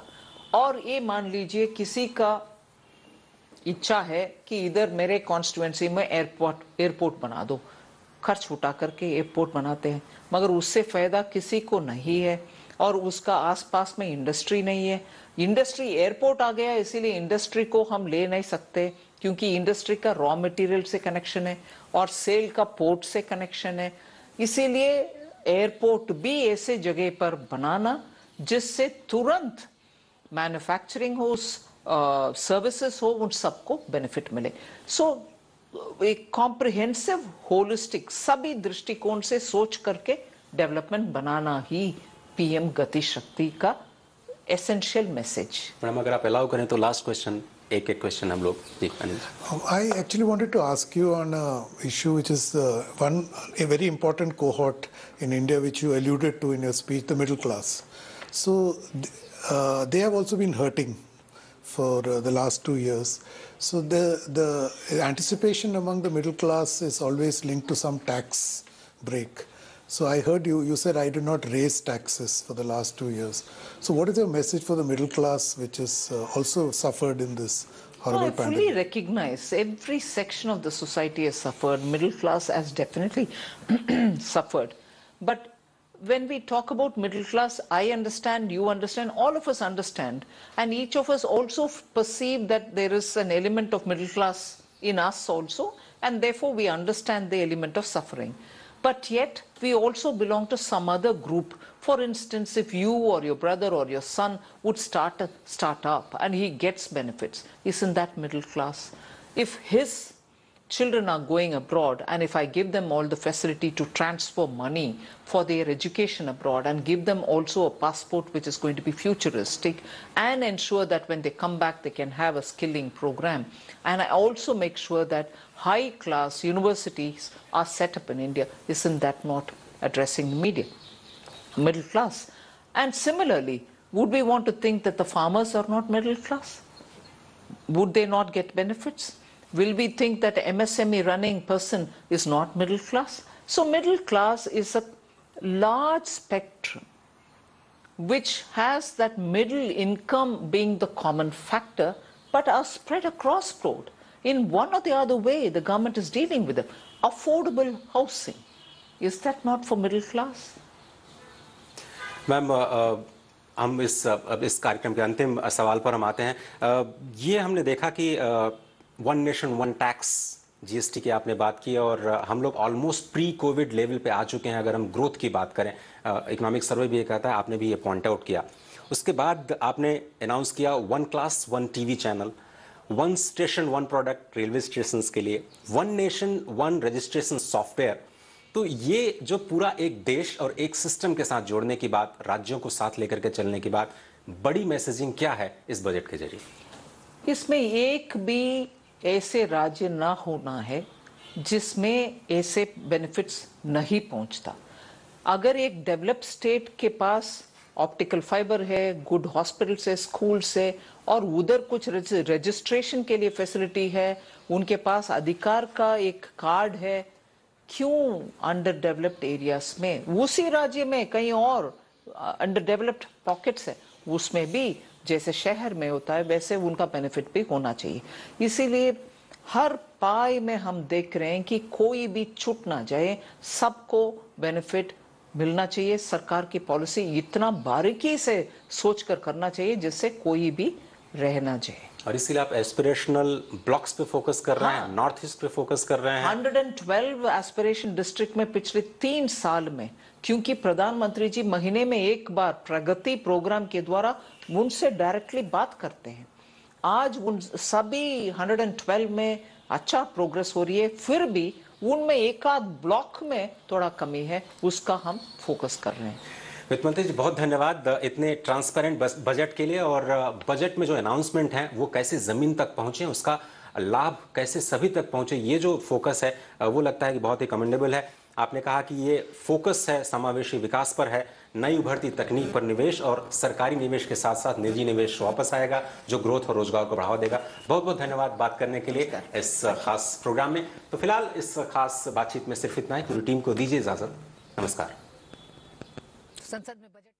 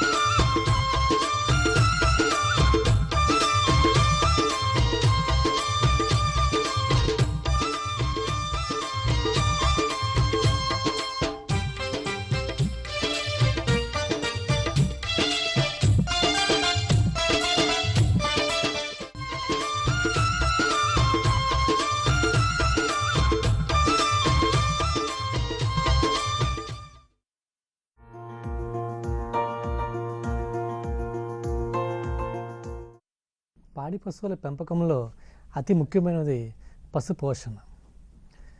రైతు ఖర్చు పెట్టే డబ్బులో 100కి 70% కేవలం పశు పోషణ మీదే పాడి రైతు ఖర్చు పెడుతున్నాడు. కాబట్టి ఈ యొక్క పశువుల మేపులో మనం ముఖ్యంగా 3 విధాలుగా మనం విభజిస్తాము. మొదటిది ఎండుగడ్డి, రెండవది సమీకృత దాన, మూడవది పశుగ్రాసాల సాగు. ముందుగా మనము ఎండుగడ్డి గురించి తెలుసుకుందాం. సాధారణంగా సరాసరి 400 కేజీల బరువు